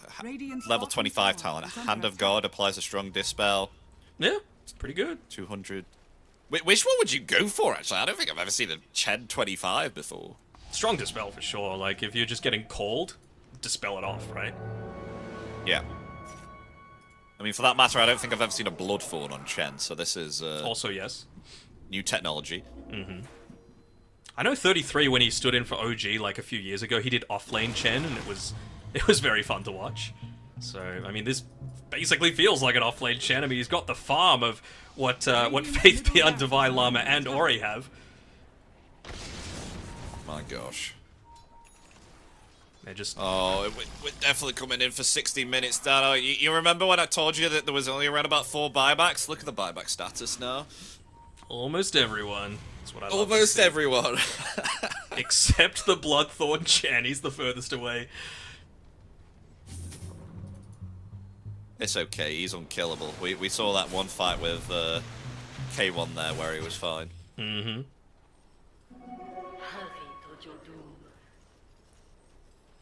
Don't worry, if K1 goes on him again, he's just going to turn around, Bloodthorn him, and be like, see ya! Imagine that. Imagine if Chen could 1v1 a Lifestealer. Yeah, that would be odd to see, I won't lie. Very Just odd. going, ooh, they found that! That's a big torrent! That's a good torrent there on the Divine Llama! You're not able to get the snowball off, though. An axe is going to fall. The buyback is available. They're going to attempt to try and go for Schofield here right now, who has been doomed. A lovely doom usage there. Oh, that is good. They find themselves too. They've got the Infernal Blade there, along with that Hex as well. Onto Analog. Analog's not able to heal up, just able to use the Wind Waker there in time. The buyback here from Divine Llama. He wants to come back. Let's try to heal up there onto DP, but DP's going to fall. And K1 will have to use that in range and TP out of there. That is not the fight you want on Heroic. And that's why you want this AoE Doom on the Doom, right? You saw he tried to go for the save there on the Tusk, but just wasn't able to get it off. It's the same sort of thing with like a Disruptor with the Aghanim Scepter. Doom acting like that, but moving around, constantly looking to follow around whoever gets that main target. It was Divine Llama this time around, and you just are completely free to have a totally secure fight for the Weaver, with him taken care of, with Tusk taken care of, 7,000 damage just in one fight from low. They're just letting the creeps do the work right now. Don't need to put too much at risk, although... Oh, cool. Yeah, they can X-Mark it back. Yeah. Xbox is fine. Oh, K1, uh-oh, he's been brought back! Oh, he got decimated! Uh-oh! Down for 100! Now, I don't want to say it was the Bloodthorn, but it was the Bloodthorn that did that. Oh, no. Oh, that's not good. I mean, 120 gold remaining for buyback. Is there any bounty rune that's going to be spawning? What's his mats like on KJ? It's still going to be about 1 minute and 10 seconds. There is one on the Dire side. It's being picked up. I think they K1's pinged it. And he's saying, it's bro, 5 seconds. I don't have TP. He's got his level 25 now. He just wanted to remove the teleportation cooldown. There we go. Bounty. Buyback achieved. Okay, the buyback's available now. if they want to go for it. Schofield can't be going this far forward, my guy. Do they have a gem on anyone? Don't think they do. It's on FY. He's too far back. Realizes who he needs to avoid. This is some dangerous stuff here. It is. Oh, a call onto 2! Oh, that's big! The Doom comes down in return there. But it doesn't catch anyone at the moment with K1 buying back. He's attempted to try and find FY. FY will fall. In the meantime, though, Schofield is caught between a rock and a hard place there with the eye shot. They actually find the kill there, but now they're attempting to go for K1. K1 dead! That's a dieback onto K1! Only 3 remain here on Heroic Analog. Trying to get away there with the Wind Waker. They're actually able to bring back Davai Llama. Is Davai Llama going to fall here along with KJ there? 2-4 will fall. Triple kill for Lou. And GG is called. Game 1 will be going to Heroic here at 60 minutes. Bang on, there we go. I did predict it was going to go past 60 minutes there. Oh, man. The game is just teasing us. We wanted those tier 5 items. We wanted that extra layer of complexity to add on to everything. I need those boys to show a little bit more emotion. That was a great game, going back and forth with all these kills. Net worth pretty much even, win probability pretty much even, until it just gets broken open by one item purchase. That Aghanim Scepter on Faith Beyond just completely stops the snowball save. Means that Divine Llama able to get focused down. Kind of surprised that the Axe died 13 times in that game. I know they left him alone a little bit on the lane, but I thought he was able to recover himself very well after, what was an understandably rough laning stage because of everything that we're seeing on the replays right now, right? They just put 3 heroes up top. They were constantly chasing down not only FY, but Faith Beyond as well, and giving K1 the most ideal start that he could have possibly hoped for. I really don't know who to give MVP to, though, on Azure myself. Whether it be Faith Beyond, because he had himself an absolutely horrific time here on the Doom during the early stages of the game. Was actually able to come out on top here with the Dooms, as we saw, was heavily utilizing it against these heroes, especially Schofield, who comes in with the snowball saves, not able to get them. This was the shining light from Schofield, right? This fight where he's able to, dodge out a Glipnir, gets the initiation, still ends up living, moves off to the side, gets another one off, I believe, at the end of this. Yeah, dodging out Weaver's damage. He just did so much this game. But, yeah, I'd say between Low and Picho, probably. Oh, really? That I would be looking towards. I mean, 5, 2, and 33 on the Chen. When you are the one that they're trying to take out because of all of your auras, because of that Hand of God, you had the strong Dispel, level 25 talent at the very end of the game. He just needs to die. If it's not him being focused, he's going to cast Divine Favor on someone else and give them whatever it is, plus 15 armor, even in the nerf state, plus 18 armor, right? So you had to kill him, and he just didn't die more than twice. I think that's seriously commendable. Is there no mention there for the Bloodthorn he picked up? Also that. I may be influenced by the Bloodthorn Shed. This was the one, right? This is the fight where they know he doesn't have the... No, this is still too early. But he didn't have the BKB, so he couldn't pop that in that last overall fight. Once you've got that Bloodthorn available, and yeah, that ended up being the decisive factor there We won't even get to see it. Very, very sad, but it was, again, another good Doom lockdown coming through from Faith Beyond, making sure to get onto the Tusks for starters, making sure that even the Lifestealer wasn't free to be able to just turn around and fight. And then, yeah, the diebacks, it was just a bridge too far, but a very close and very fun and entertaining game, wouldn't you say? Yeah, especially with it being the first game of the day. And boy, oh boy, I've got a feeling with this series, we're going to have ourselves a good game too, hopefully. So, folks, we are indeed going to go for a break here. So stick around, because in around about 5 or 10 minutes, we'll be coming back with Game 2 of Azure Ray versus Heroic. See you in a bit.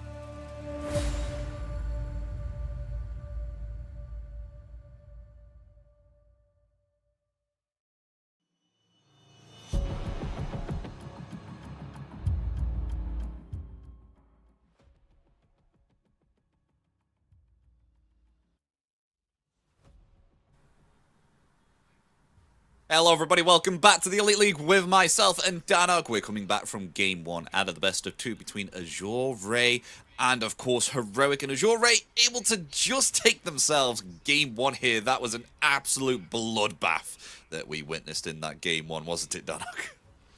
It was. What did the kill score end up being anyway? I know it was 30-30 dead even at one stage, but yeah, 32 to 39. It certainly did even up. There were a lot more tense moments that really focused around those key pick-off areas. Never saw a Roche fight, though, which was kind of crazy to see, huh? Yeah, I mean, the amount of Roshans that were taken there as well. What was it, 4 or 5 Aegises that happened during that? And no contests. I mean, I'm just as surprised as you are, but we're coming into Game 2 now. Hopefully, maybe perhaps we'll see some Roshan contests now within this Game 2, as Ban's already getting out, but your favorite hero, it's banned again, Danog. We won't be seeing it. The Disruptor is out of there, banned by Heroic, but in return, Azure Ray, it will ban out Kotl. And the Primal Beast TA gone here too by the hands of Heroic. They have themselves one more ban. Surely they banned the Chen. I feel like Tianming was able to do too much. By the way, sorry Tianming, I was calling you Picho all throughout that game, but Tianming was able to really get it done just with all of the additional armor. I'm actually going to try and quickly calculate how much additional armor he had as a result of, you know, all of those item choices that game. So I think just his base armor, not going to count that, but plus 18 from Divine Favor, plus 4 from Guardian Greaves, plus 10 from Assault Cuirass, with another 5 from that, plus an additional 2 armor. It's too much. I'm not even going to try doing it, but it just showed how easily he was able to shrug off a lot of what Lifestealer was doing to him. And one other thing that I think a lot of people miss out on when they look at like post-game stats is the damage reduced percentage. Tianming reduced his damage taken by, funnily enough, 69%, the highest of anyone in that team, just because of all of these super defensive choices. So you could be hitting for like, you know, 1,000 a hit, but if you're only taking 320 damage a hit, you could survive a whole lot longer. You could still have a huge amount of impact in a lot of these team fights. Still no Chen ban though. Still no Chen ban. Do you think they'll pick it up again? Even with Pick order. Do Azure have the first one in the second phase? Okay, they don't.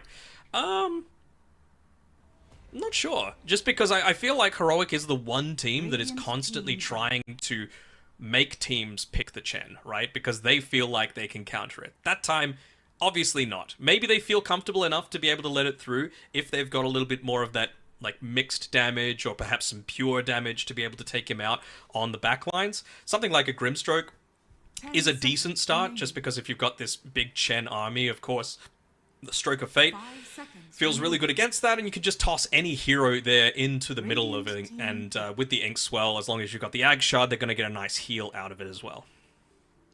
Yeah. And we've seen this come into play quite a while ago. I think it was for Satanic on the Faceless Void when he was getting targeted a lot by an Orchid by the Broodmother, and then the save comes out with the Inkswell because it's a strong dispel, isn't it? Yep. Very, very powerful spell. Centaur comes out in return here for Heroic. Speaking of powerful, we got ourselves a powerful offlaner. In return, Azure Ray, they will go the Chen again, along with a Tiny. Ooh, FY Tiny. Love to see it. I mean, they've got good burst potential, they've got good pick-off, and I feel like last game went 60 minutes, right? And a big part of it is that Heroic were able to stall it out for that long off of a really good early game that they were able to get, especially for K1. Azure don't want that to happen this time. Of course, they've got the latest scaling still, but, you know, Tiny just enables a lot of that quick pick-off into an objective being taken over and over and over again. So I'm actually mostly interested to see what Faith Beyond picks up to pair together with this Tiny. Like, is it going to be something relatively self-sustainable, or are you actually going to look to go for like a strong pairing specifically with the Tiny, just so you can look to dominate the lane quite heavily? Obviously, they've got the last pick of this phase. I would say that's most likely where Azure are going to pick up his hero. It's just going to depend on what Heroic choose for K1 to be able to play. Like, if K1 played Lifestealer again, I really wouldn't think it would be poor for Azure to go something like an Enigma, for example, for Faith Beyond, just because of what you're able to do aggressively with the Tiny, and even just against the Lifestealer in general. Dalai Lama is looking really relaxed right now during the draft phase.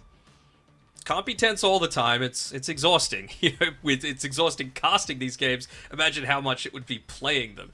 All the additional added stress on the line. It's very rare for these teams to get these consistent opportunities to be able to play international Dota. And Heroic, they've taken it with both hands. A little surprised that Leshrac has actually been let through. Okay. Very happy with this, I would feel Heroic would be. There's that magic damage and the pure damage as well for the Chen on the backlines that they were hoping for. 10 seconds We've remaining. mentioned the Leshrac quite a lot here, how we think it's quite a... 5 seconds remaining. I don't know whether to Busted? say broken... Yeah, okay, busted's a better word, actually, yeah. Especially with the magical damage output and the pure damage output from the... And the tower taking, and the and strong the tower laning, taking, and the and the- stun. The list just continues, yes. Mm-hmm. So, very nice pick here for Leshrac. I mean, if you do attempt to counter it, he's still pretty strong. If he's able to have himself a good time and get the items that he needs in order to have that giant impact, he is Oh, great. no. They banned the Bloodseeker, okay. So, I feel like Azure would have been very happy to pick the Bloodseeker into this, but they were obviously wanting to protect Ori on his Pangolier, even more so. He's already been kind of countered by both the Grimstroke and the Centaur, and honestly, even the Leshrac to a lesser extent. But yeah, if they were able to pick up Bloodseeker against this Lesh Centaur, they would have been very happy. But obviously, not going to be the case. Also, this Clockwork leads me to believe that it's going to be a ranged hero coming out for K1, a little bit more unorthodox for him. 10 seconds I could certainly see him going something like a Weaver. Again, just it's about that kiting game. I could see him going a Medusa. If they want the split shot, I could see him going a Gyrocopter, even though it's not something that he does a ton. But all this stuff is pretty good at dealing with, multiple creeps, avoiding the Pangolier roll coming through, and it lanes together well with the Clockwork.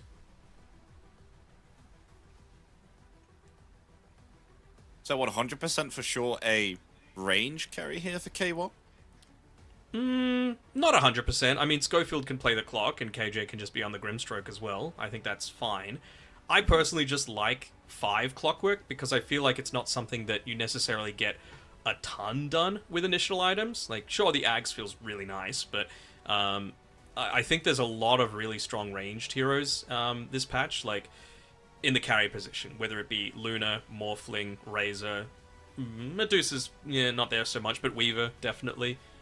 So I could see it working either way. They've still given themselves a little bit of flex here with this draft, which I like. And the thing that Azure are going to be keeping in mind is there any hero that we can pick that Grimstroke isn't just going to be able to make a Dark Portrait of and ruin our day? This is a pretty decent one. Again, something that needs one of their spells to be able to deal that damage to be impactful. Flak Cannon does that. Yeah. Also, Flak Cannon pretty good at being able to keep range away from the Gyrocopter while he's trying to, run up and kill you. So this is going to be a very important game for pretty much everyone around Analog, right? Like his job is pretty simple. Win your lane, and then when the team goes in, follow them up, right? But that can't happen unless they land their spells. That can't happen unless they get off to a good start and get that Blink Dagger, get that level 6 on the Clockwork nice and early, get the Ag Shard on the Grimstroke to allow you to just run on into the center of things. Morphling is still here. I would not be surprised to see a Morphling this game. I know it might feel a little slow against the Chen, but I mean, if it's a core Gyrocopter, which most likely going to be, unless Faith Beyond goes like an off-lane Tiny and a 4 Gyrocopter, then I feel like you just morph into the Gyro, and then you've got plenty of AoE to deal with everything. I mean, even the Chen army. Mm-hmm. We saw how is it big with last Ming's Chen army was. Heroic, yeah, so it can work. They're going to definitely need to reveal what hero they have. Like, unless they... I don't know if you want to Terrorblade into this, just as Azure, just to keep that... Are they going to use this as a carry question viable, Mm-hmm. the Respect Doom ban here too from Heroic. What else could they consider? I mean, no one else is really doing it, but Bristleback is something that Azure does a decent amount for their offlane. 5 seconds remaining. Maybe an Omni Knight, just to make the a little bit more sustainable. Doesn't really help against the Leshrac though, so probably not. Not really a good Darkseer game, I don't think. Although with a Tiny, not terrible. It's not easy. I can see why they're taking quite some time to be able to think of this last ban and what their hero might be that they want to pair into this. Turn to pick. They just don't want to lose the lane. So what is actually going to be able to get onto the back line and not going to have a rough time of being kited around or all the magic damage going to be able to deal with you quite effectively. Oof, I wasn't expecting that. So is it an off-lane Pango? Is this something that they just feel can be flexed? Just an early timing hero maybe as well to pair together with the Chen. I'm 10 seconds remaining. I'm still kind of fine with the morph, to be honest. 5 seconds remaining. I think so too. I think I see Morph actually having a great time here. Oh, okay, they go Weaver. They're the ones to pick up the Weaver this time. Mm-hmm. I mean, So, catch-wise, just In this Avalanche, case, right? I'm like, yeah, I mean, you really don't have much catch. There's a Rolling Thunder as well. But, like, all three cores have pretty decent movement speed. Lesh is probably going to be buffed up with the Inkswell movement speed as well.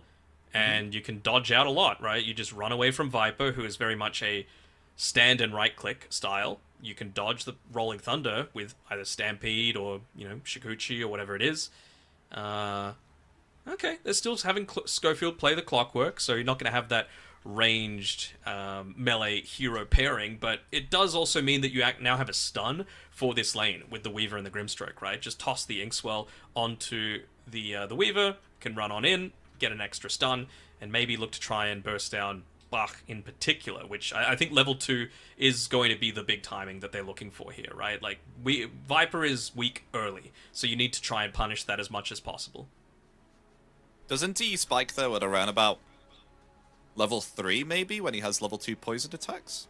Yeah, that's why you got to go level 2, you know, and I think they might even try some clever things to maybe, like, nuke the wave down a little bit faster so they have their level 2 before Azure does. So, you know, just to be able to maybe get that turnaround if FY reveals, like, a tree grab early on as opposed to going an avalanche, for example, that could also, you know, look to impact things. So we'll have to see. This time around, I'm actually favoring Heroic. I like their draft. I like how, you know, difficult to kill they are once again. I feel like they do have answers for this Chen, both in terms of being able to deal that AoE damage, but also deal damage that is pure as well. More stuns is also very effective at being able to help them out there, and they've got some control for this the Pangolier in the Rolling Thunder, whether it be, you know, Clockwork hooking in, putting down the cogs, Grimstroke with the Soulbind. I think we might be seeing a 1-1 here, Epi. How about you?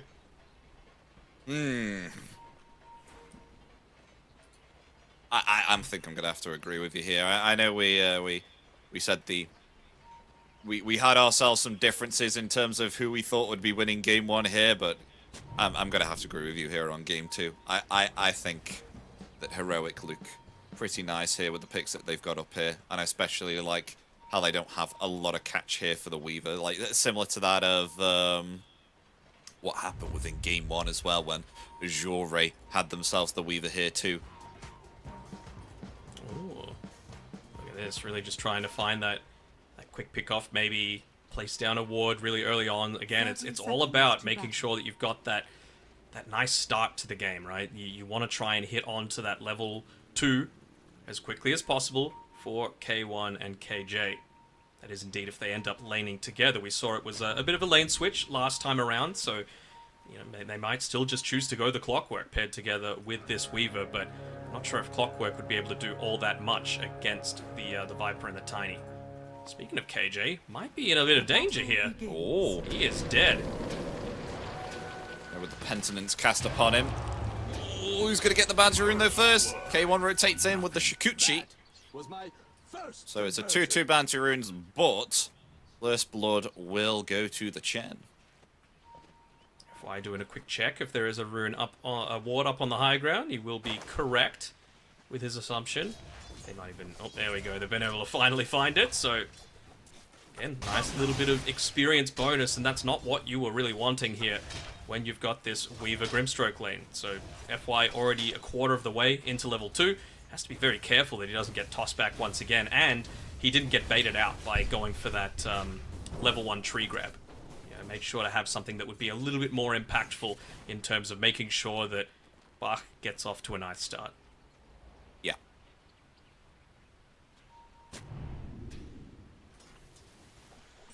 I do hate this turtle-looking Viper skin, though. What about you? Does make him look a bit like a weird-looking dragon, I won't lie. It's a bit weird, isn't it? It looks a bit stumpy, is what I don't like, you know?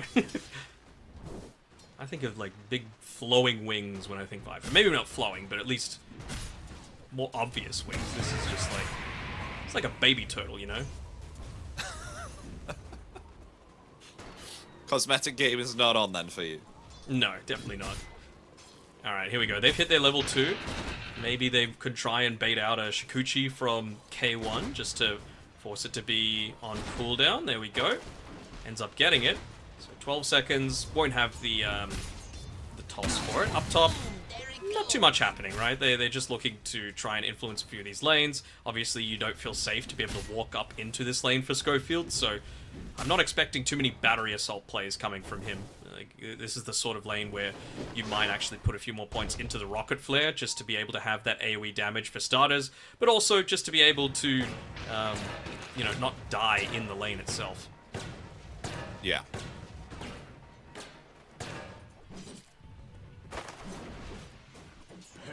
Should be maybe okay. I mean, that penitence gives that little bit of extra range for the right clicks, but Schofield says, no thank you, buddy. I've got a windlace. I'm going to be able to get away.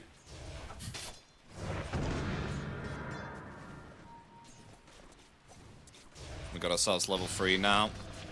On the Viper, level 2 poison attacks, but can keep the distance considering it is 2 range heroes. I mean, if it was a melee hero here for the side of Heroic, I don't think they'd be having themselves a very fun time, but already not having a fun time as the Avalanche comes out there with lots of poison attacks there onto KJ, and KJ will fall by the hands of the Viper. As soon as he was level 3, they went for that play, right? Literally just waiting for that last creep to die. And they've actually got a little bit of sentry control as up top. Looks like they'll just be able to get away on Divine Llama. Ooh, Flat Cannon keeping him kind of low, though. Maintenance? No, he's okay. Still had the Healing Lotus as well to be able to potentially save him. Flat Cannon's up in another 5 seconds as they get another kill. This time onto the Viper, even more impactful there. You just see how, like, up top, Schofield just isn't able to go into this lane at all. Battery Assault, not all that impactful. Double melee into a gyro, never feels good. Especially when you've also got a Chen to worry about. Amazing what you'll find laying on. Like, when you're a Weaver on Kylane as well, you want to try and use your Shikuchis aggressively so that you're able to actually dish out some damage on the lane, but in this lane you've got to be really careful, especially when it's like level 1, because it's got such a long cooldown, 15 seconds if you use it, and you're in such a bad position. Like, for example, now, oh, can he get the toss? Doesn't have mana. Doesn't have enough mana. But yeah, you see what I mean? It can be trouble for you when you when it's on cooldown.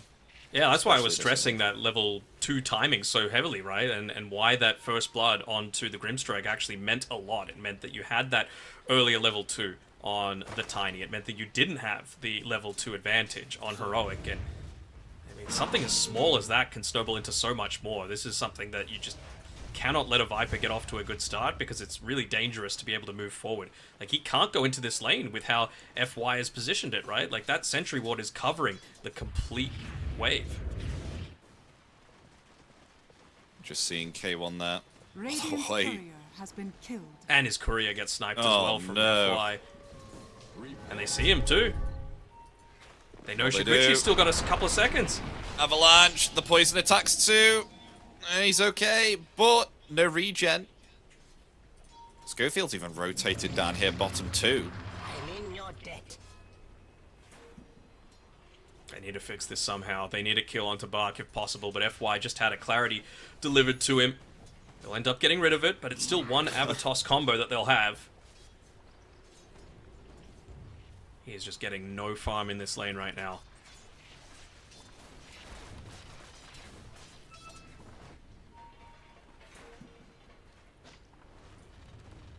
What's happening mid? Going to meet FY though? Tian Ming's actually coming in mid. We've got level 6 up on Ori. Oh yeah, Rolling Thunder on the mid lane too. Analog. He's still okay for the time being. Another Rolling Thunder able to just avoid it there. And look at that Diabolic Edict do the damage there into Ori. It's now swashbuckling down to the low ground here. Met with a Blood Grenade. Able to dot. No, another Blood Grenade comes out. That's Ori dead. He gets to the high ground there with the shield crash. But it won't be enough with all of these rotations coming out here from the side of Heroic. Another Blood Grenade. That's the third one as they'll attempt to go for FY. Trying to toss away Analog, but will not be able to. Oh, the neutral creep, the Hell Bear Smash. The Thunderclap. Oh, they just moved one too many units in. The creeps only do that when you've got 3 heroes there. So it was just a little bit too close. Hellbear said thank you very much. So score is now 1-1-3 neutrals on the board. Divine Lama might live here? Wow. Looks like he getting will. Away. Tian Ming Chen will not. won't. Yeah. Picks down the Chen. Nicely done, realizing how important the hook shot is for Schofield, so making sure he's the one to bottle up the Wisdom Rune, and Analog takes it immediately back from him.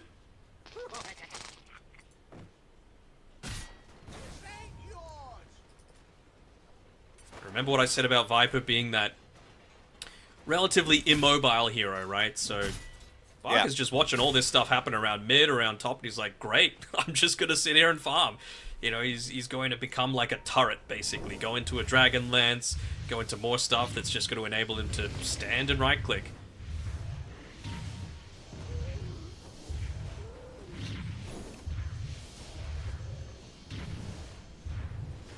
He'll be able to get K1 on his own. another D-Ward off as well.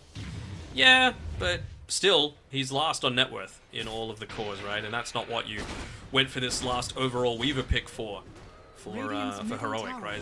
They weren't expecting this to happen. Like, heavy physical damage and stuns early on are how you beat Viper, and they just kind of gave that advantage away with how things started. Yeah. Actually forcing away Schofield there, though. They're attempting to go for Davai Lama. Oh, he doesn't have time-lapse. Might have to TP here. It's the what, in the Weaver? Too late? Ooh. Oh, this is a disaster. This is a complete disaster. Like, what is he supposed to do now? He doesn't have a TP. Radiant structures. Oh, no. At least Analog has been doing some work, maybe getting this mid tower. The shield rune helping him out a ton. They're going to attempt to go for his life, though. Nice cog usage there from Schofield, stopping the Rolling Thunder. Analog will be okay. He's taking the walk of shame right now. K1, like the skitter of shame, coming through from the Weaver. It's going to take him quite some time to be able to recover this net worth deficit. Not just net worth, but levels as well. He's like 1.5k net worth behind the Viper. Is under attack. He's almost approaching that full-on Dragon Lance. Then you can start actually considering, okay, well, am I actually taking towers? Do we have an additional tower taker that's not just the Chen? I want to see how early he does go into something like the Aghanim Shard on Bark, just to see if he does indeed just want to enable a little bit more of that Chen power off the back of that minus armor to towers.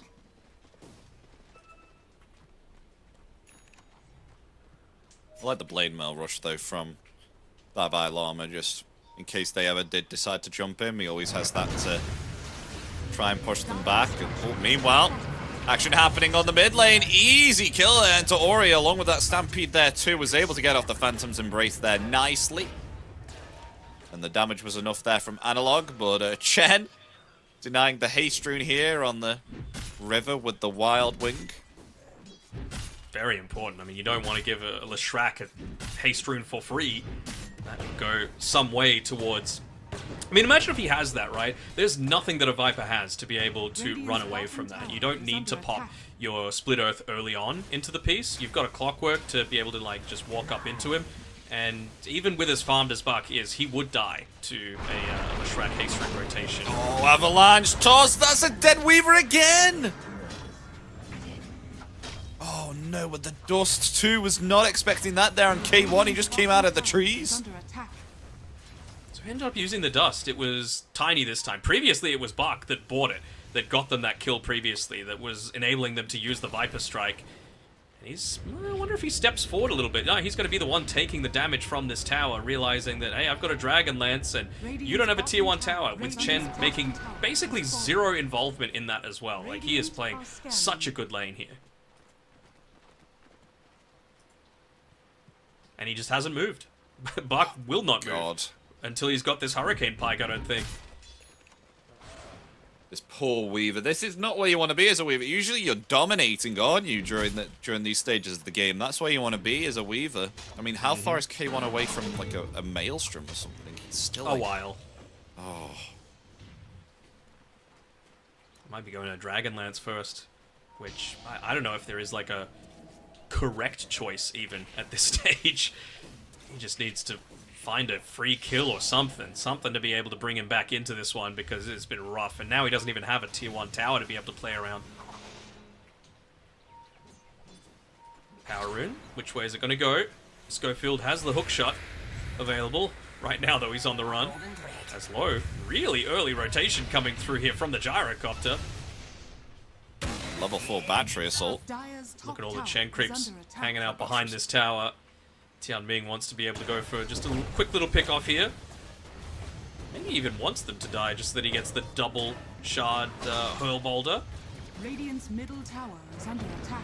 Okay, yeah. Radiant structures. Don't hate this movement either. Buck finally makes a move, walking through the river, not TPing anywhere, just taking away the space for farm to be secured. Radiant's middle tower has fallen. Rotation here though from Davai Lama. Do they want to commit something here with the Stampede? They do. They got the hook shot there onto Ori.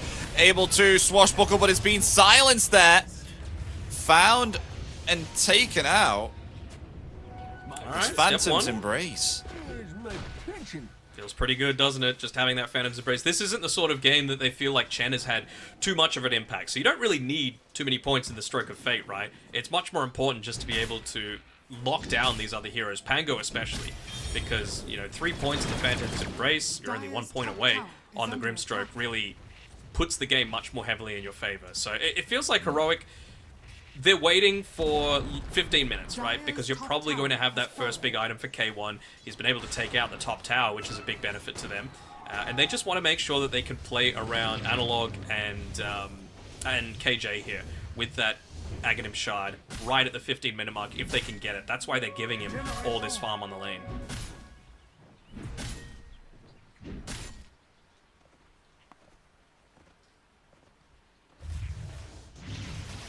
Just doing the little things like KJ was body blocking up the creep wave to make sure that he didn't have to extend too far into the lane to be able to farm. Analog will say thank you very much, I'm at 4, I'll take it anyway, as, oh, bit of a snipe going on here. Oh, it's just out of arm's reach! He still gets it. When he falls here, meanwhile they have found Davai Lama there too, but a soul bind onto 2, look at that! Turning it back around, they get themselves both the Pangolier and the Tiny. Be careful, Buck. He's chasing you down. With that extra attack speed from the Duelist Gloves as well, you need to be very, very conscious of whether or not you're committing to a fight.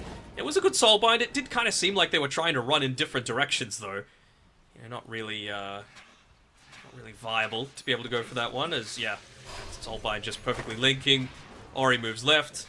Got FY moving right, and they don't move anywhere, so... You know, the com's not quite there, but it's a big kill for sure to be a part of, and KJ, off the back of that, will have his Aghanim Shard in 5 seconds. Will immediately look to purchase it up and deliver it on the courier. Smoke as well. He really wants to be able to make plays alongside Analog. Maybe perhaps they can find... No, Tiny's not there. I mean, close to a blink, 700 gold left, and then possibly we'll see K1 start to have not a very nice game again on the Weaver. Devi's got his blink though. Are scanning. Stampede as well. Maybe just wanting to fix the lane situation, deal with the siege creep, and then look to try and smoke out. Right now though, K1, I just see him, but he's going to be able to back off in time. Oh, nice avalanche. That's caught the Weaver. But it stops there onto 2 defensively. Okay, K1. Oh, has to use the time-lapse there because was taking too much damage from the flat cannon. Just waiting a couple of seconds for that blink dagger to be available. Schofield wants to try and find a free pick-off here.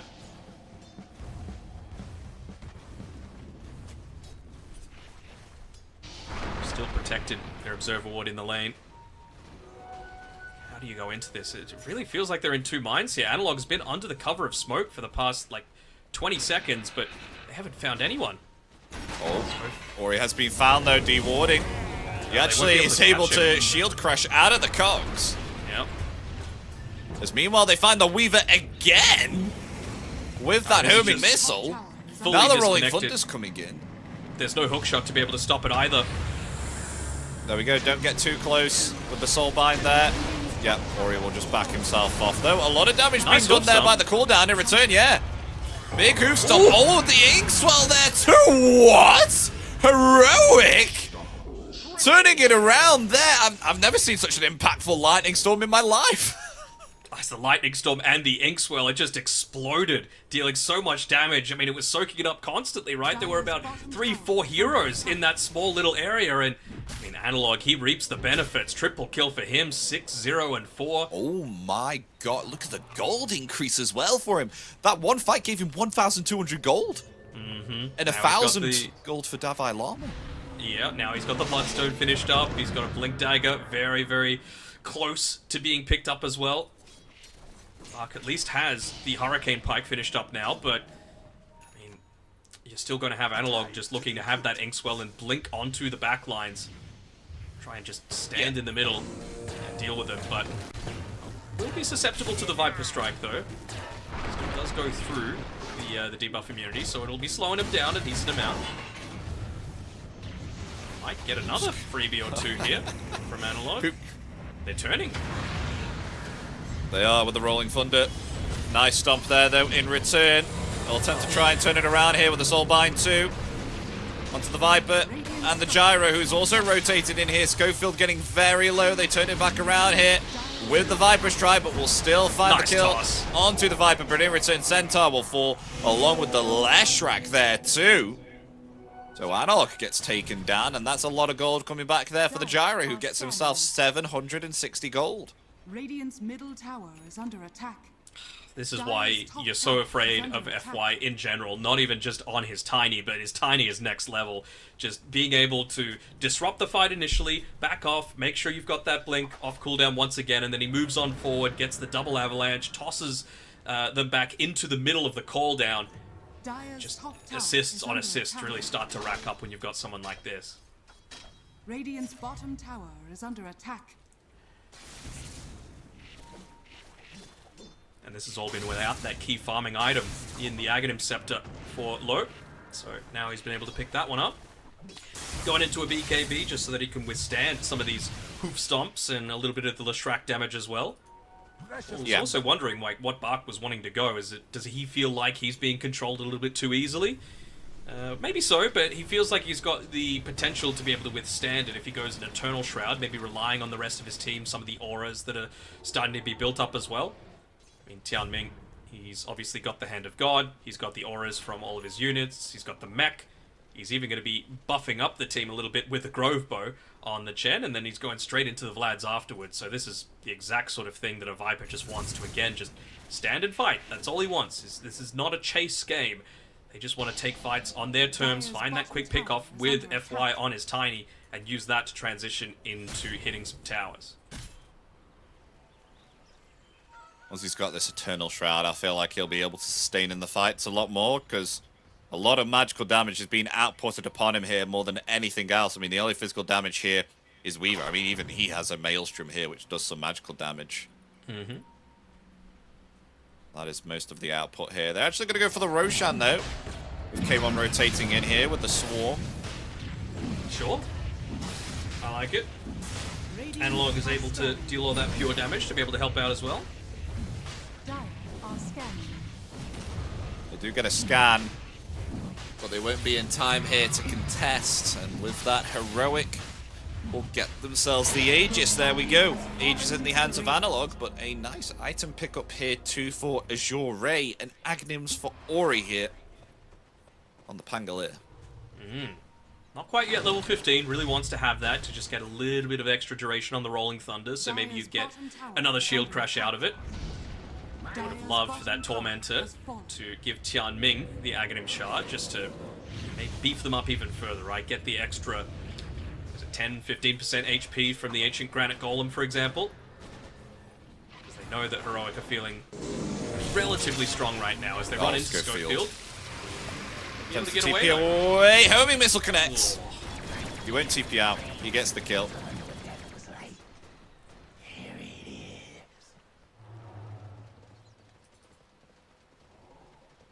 Almost BKB soon here on the gyrocopter. That'll be a big item once Lou gets it.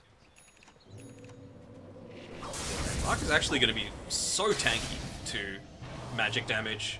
Like, he's already got the magic resistance from the Vambrace, the inbuilt 25% magic resist from being a hero, 25 from the corrosive skin. Yes, it doesn't add additively, still. And then he's going to have the Eternal Shroud on top of that. And he's an Agi hero, so plenty of armor. He's going to be building into Agi stats. Avalanche and Toss. Rolling Thunder easily takes down that Grimstroke there. Stampede coming down in return, though Analog still being caught here by this Rolling Thunder.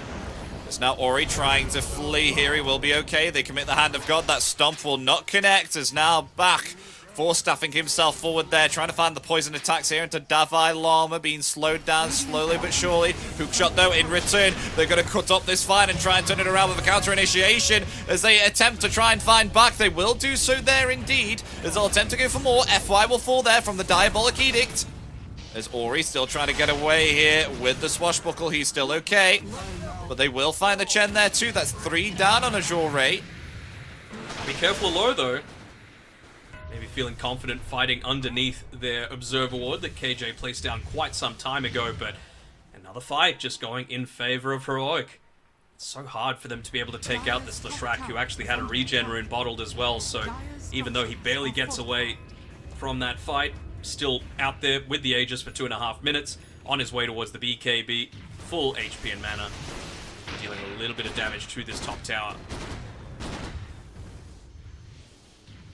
I wonder when eventually Azure Ray here are going to go on to the aggressive, because right now with this Aegis, Heroic still doing mega amounts of work here, but still haven't been able to invade the other side of the map yet on Azure Ray. Especially on this gyrocopter. Well, looks pretty strong currently at the moment. I'd say probably maybe like 4 minutes. Like, they won't... Oh, hold on. Stampede. Defensive Stampede. Schofield's being chased by a homing missile still. There we go. It'll be fine. Yeah, probably about 4 minutes, right? I feel like Viper, for starters, wants the Eternal Shroud. He's only 350 gold away, so it won't be that long. But he wants his level 15 as well. I mean, just even more corrosive skin magic resistance. You'll have the Blink Dagger up for Ori in that time. Probably... maybe not finished the pipe for Tianming on the Chen, but it'll be a decent way towards it. He has been found. Still has that swarm upon him. K1 attempting to get the kill here. Stomp. There we go. Davai Lama gets the kill. Tower is under attack. Lines being drawn, though. They're saying they're going to be playing around the bottom side of the map. Let's just try and, you know, again, use our creeps that we have up towards the top side. We've got decent vision up here as well. They don't have the glyph available for themselves. It would be silly to just waste this Aegis, maybe assuming that they're not going to be contesting into this because of that, and they still feel quite strong. So let's go kill him. Okay, so back went from 53% magic resist before the Eternal Shroud to now 65%. Obviously, of course, when you have yourself the passive on that item too, it's going to help you get way more magic resist too. So more than 65% coming out soon. And he's not even level 15 yet. He could just add another 15 on top of that.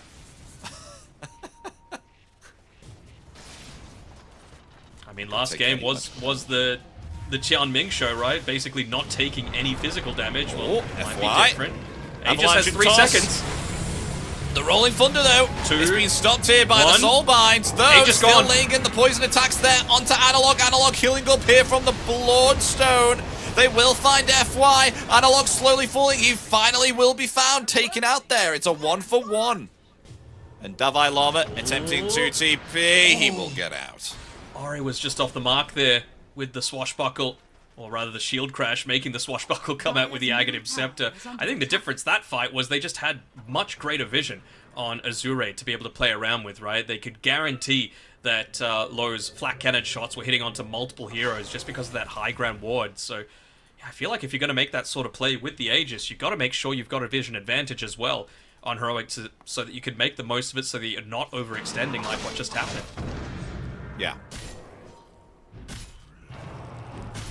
Oh, more damage coming out soon for Lau. Daedalus on the way. 1,000 gold away.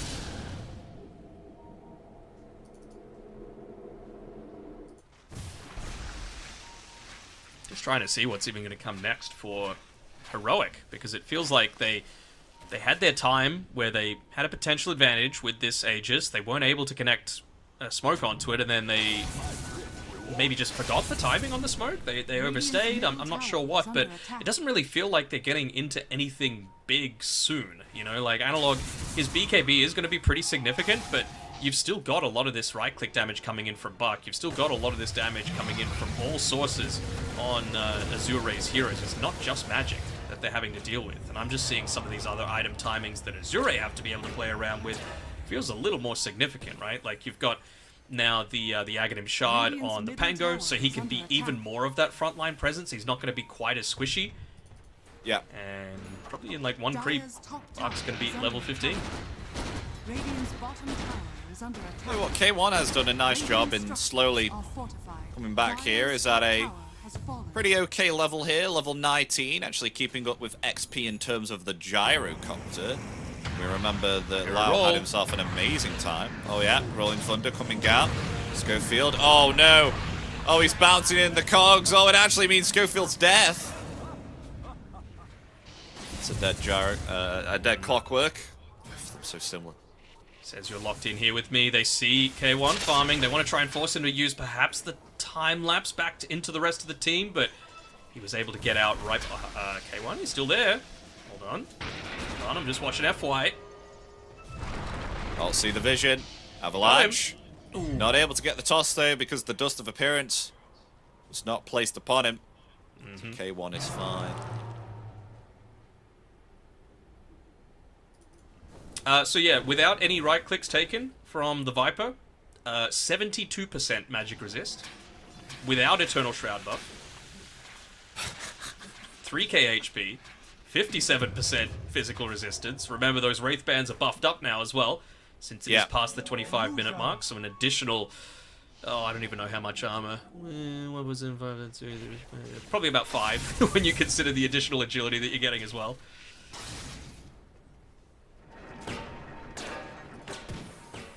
Pretty menacing here, so no damage is going to be dealt to this Viper at all in terms of magical. Barely anything here, so it all relies here on K1, on his Weaver. Oh, right.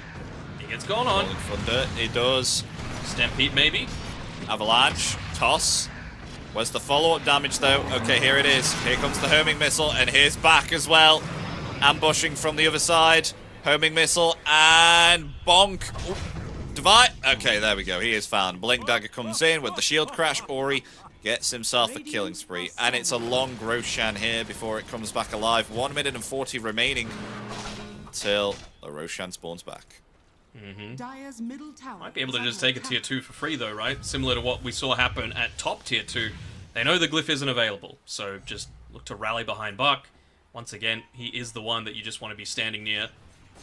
Just because, again, he is this moving turret on this turtle viperish looking thing as he looks to try and build into the Skadi. I mean, they would love to be able to consistently take that Tormentor as well, just to give him a free Aghanim Shard to make the high ground siege just that bit easier. There we go. Analog forced them to use the glyph defensively, though, and he's going to stick around. Oh, he is. Look at him. Going to this tier 3. Without Stampede available, this is ballsy. But maybe just wanting to wait that extra couple of seconds, maybe bait some TPs back. Maybe this gives them the opening to be able to go for Roshan. They're going to be begging for it to be up right now. Wouldn't be surprised to see a Schofield rocket go towards the pit just to be able to scout it out. He's just going to use the jetpack instead to be able to have a little bit more information. A little bit more movement speed. Radiant are scanning. Oh, they smoke up here too on Azure Ray. They know that Roche is going to be spawning at some point. They're going to head their way bottom. Apart from back, he's not smoked up here. He might be able to with the rest of his team if he groups up. There we go. That's a full man smoke. It's a good deep observer ward that Schofield was able to place down, but I don't think it's going to scout out anyone. Unless he himself is going to be the one to pop the smoke. His just ran out. Smoke broken on back. They see vision of him there too. It's the mind games. They know he's the one that can be revealed just because of how tanky he is. Even the person that's closest to Buck is the Chen with all of those buffs to be able to help him out. Oh, look at how they've wrapped around now, Azure Ray. They have themselves the high ground near this twin gate. They are the Obi-Wan Kenobi of Dota. So we go for another smoke, but the rocket flare doesn't reveal anything. They're like, where are they? Did they pop another smoke? Are they wrapping around? Are they going up top? Here we go. The smoke's broken on FY. Very close to Analog. Cobalt Foreman giving them information. Back. He's taking the lead here. He's at the front. Nice Hurricane Pike usage there. Gets himself to the low ground. Avalanche there. Onto 2. FY taking way too much damage. He may be in some trouble. The Hand of God is there, but Analog, he's able to heal up there from the Bloodstone. Look at that, not taking any damage here whatsoever from the hands of this Gyrocopter. Will finally have to back off. Doesn't have himself any more mana, and the buyback comes out there from FY. Analog attempted to TP along with Davai Lama. Analog will get out, but Davai will not, as they will find themselves the Centaur here. Maybe perhaps they can get themselves a hit kill here onto K1 as well with the bash. Look at that! Wow! The Swashbuckle got the bash there, and then the shield crash with that Agnim's effect of using the Swashbuckle. Lovely stuff there. They get themselves 2. This should be a Roshan for them now. Oh, they found themselves Schofield as well in the trees. He's going to try and jetpack away and TP out. Look at that. Very, very nicely done. And I think it's fitting that Schofield gets out of that fight. Just looking at the fight recap, it was 9.5k damage that the Gyrocopter did that fight. No one else got close. Even Analog, he was around 6k or so. Schofield was here the entire time. It's slightly out of vision, but he is keeping the Pangolier from using Rolling Thunder at all in this fight. It was a full battery assault, into a pushback, into a hook shot. He literally delayed it by like 12 seconds, and even without Pango's involvement, they still win the fight on Azure Ray, and they still get the Aegis. I was honestly wondering where all of Analog's mana went, because he was able to sustain so well in that fight, but I saw his mana pool just decreasing so quickly. Is that really how much his spells cost here on the Lesh? It's how much it costs, but it's how much the fight extended for, right? Like, if he's not dealing too much damage, then, you know, whether it be from the mech just being able to reflect it back, from the Dandelion Amulet that the Chen is playing around with, from Viper, again, being that one on the front lines, being just so tanky, you're not actually going to be able to kill anyone, and it just feels like you're dealing so much less, even though the output is still pretty good. Fox nearly got a Skadi as well, just to make life even harder for this Leshrac. This Viper is so tanky, oh my gosh. I have Skadi now. It's on the way. And low. More than happy to siege the high ground here as the Gyrocopter has that flat cannon ready with the Aegis. BKB available. They No, they're Meanwhile... not ready, right? They're trying to force him back, yeah. Yeah, they are. It's removed. And this is amp damage as well. Oh my gosh, look at this. Look at this from Heroic. I mean, they're losing one set of racks here top, but they're actually going to respond. So they'll only take the tier 3. Oh, they're actually coming back in here. They found themselves Davai Llama. The homing missile is going to connect. Will Lau find the kill? The Glimmer Cape's there. Finally will be found and taken out. Here comes Analog now. Nice toss there from FY, disrupting the split earth as they find themselves the Weaver there too. K1 down, the BKB will be activated, trying to find the kill here onto Analog. But another Glimmer Cape comes out once again. Is okay. Okay. Even low on this gyro with the Aegis, cannot dive inside the fountain. That'd be absolutely crazy. But like you said, great toss coming through from the Tiny. 11.5k damage Gyro did in that fight. Closest was 4k once again on the Leshrac. But they're just a little disconnected. You know, it was a great play to be able to go for this mid and bot push, but eventually you had to come back, and I mean, they just went in a little bit too early on Davai Llama, it seems. Oh, wait, is this a Satanic on the way now for the Gyrocopter? Radiant's bottom tower. Seems It that is way. Indeed. Oh my gosh. Okay, now he's definitely unkillable. There's no way of killing this guy now. Looks like they can just get themselves megas. Yep. I mean, even if he isn't able to pop that BKB, he's still going to be able to, if he's really quick on the fingers, use the Satanic before the stun happens, and he has the Paladin Sword and the Side Gunner coming through as well from the Flak Cannon, so you're really not caring all that much. You're probably going to be able to heal up a decent amount of damage. Analog bottom lane trying to Toss back. push here and force a rotation. Davai Llama having to use the Stampede there defensively to get out. Now Stampede is on cooldown. They found themselves Schofield as well on the back lines, who's going to try and use a Yule Scepter here and keep himself alive. The hook shot there too. The Cogs as well. Analog comes forward now with the BKB, along with that Pulse Nova too. Trying to at least find a kill. They will find FY, so FY will be taken out. Meanwhile, though, dealing absolutely no damage here to back. Analog has to get himself back. But they are defending still, with one set of racks remaining. The Hoof Stomp is there, along with the Ying Swell too. They try again. Oh, you got to be careful of this damage here from the Gyrocopter. Rolling Thunder coming in. That will disrupt Davai Llama for some time, but there's no follow-up. Meanwhile, they do take down Schofield there by the hands of Bach. Oh, and lovely homing missile along with the Rolling Thunder stuns there too, with that Blink Dagger. Able to find the kill there onto Davai Llama. Just now Lau just laying into these tier 4 towers with still a Satanic there, just going to heal all the way back up to full there. Look at that. 4,000 HP here on the Gyrocopter. What can you do? You only have 3 heroes remaining on Heroic. You've got to try and do something here, but the BKB is on cooldown on the Leshrac. Yeah, BKB's on cooldown. Doesn't even have full mana to be able to play around with. Picked up a Clarity, just hoping for something. They're waiting for that Aegis to expire, but he's still got the BKB. Oh, they're going to go for the back here, try and take themselves out. Chen, the Hand of God was there. Analog, he's trying to find the kill. There we go with the Pulse Nova healing up here with the Bloodstone, but the damage is more than he can handle. The Glimmer Cape's there. They will find the Leshrac, the buyback there from the Grimstroke too. They actually will take down the Viper, but in return the Weaver will fall. And there we go. GG is called. And game 2 will go to Azure here. They take themselves game 2 against Heroic. And they'll get themselves a 2-0. 2-0 start. I mean, you got to feel bad for Analog there. I mean, he finished, what, 11-3-7. Not a bad game by any stretch, but just the itemization that this Viper was able to go, making him unkillable. They knew that he was the one that needed to go down at the start of every fight. And ironically, in this game that ends up being 21 minutes shorter than the previous, Chen died more times as well, just because they identified that he was an issue.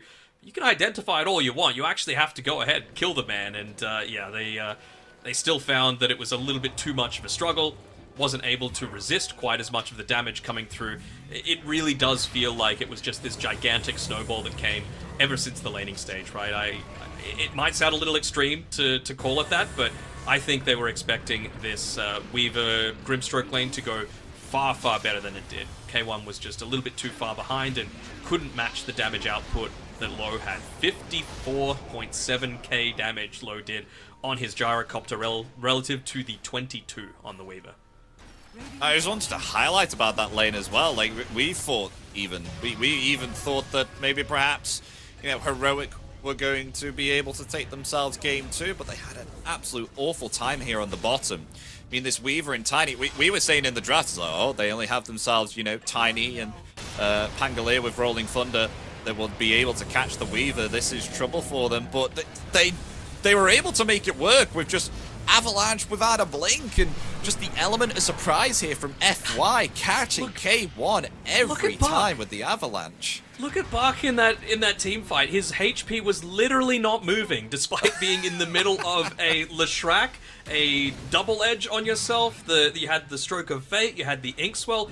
Literally 0 damage coming through onto Bach there, and he was healing it all up as well with the Vladimir's offering that Tianming had to be able to assist him out. It did feel like this is also a game that Davai Lama wasn't quite on the same page with the rest of his team. A couple of times saw him jump in without the immediate follow-up. We saw one just here in this fight, but it kind of felt like they were reaching desperation mode, and well, even with this last kill overall, it just took them a little bit too much time to be able to kill the Chen, and still able to get that penitence off onto the Leshrac, and you just see how quickly the damage can come out from low. Yeah, game 2 going out here to Azure Ray. I really don't know who to give the MVP to, actually, for myself, because I'm thinking that Lowe's, he did extremely well here on the gyrocopter, and he did what he had to do. He got himself his item timings and stuff like that, and was able to push the high ground, and he did what he had to do. He was the damage dealer of the buildings. He was the damage dealer of the team fights here with the flat cannon. I mean, as you mentioned there, during that Roshan fight, what was it? 9,800 damage or something stupid that he did during that fight? And in the one after, did 11.5k. So, like, I'm fine with either Low or Bach getting the MVP. I thought the lane went really well for the Viper. Props to that kind of need to be given to FY, but it was Bach that didn't let it slip, right? And he also itemized amazingly for this game. You know, the Eye of Skadi eventually, of course, making the life even more difficult for this Bloodstone Leshrac, and yeah, the Eternal Shroud pickup that he was able to go as well. So I'm fine with either of the two. Throw a blanket over him. And you do find it quite difficult sometimes as well, especially when you are playing a Viper, to try and keep ahead, because it does feel like it's this hero that has a great impact during the early stage, but it can fall off really quickly. But somehow Bach was able to keep that intact and make the hero seem like it was amazing during the mid and late stage of the game. Yeah, for sure. I think the only...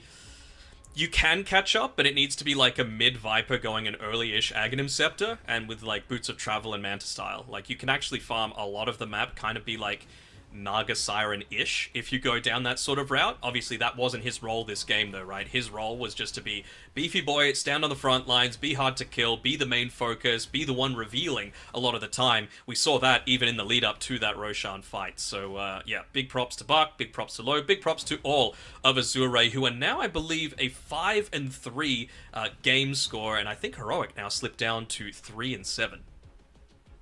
Wow.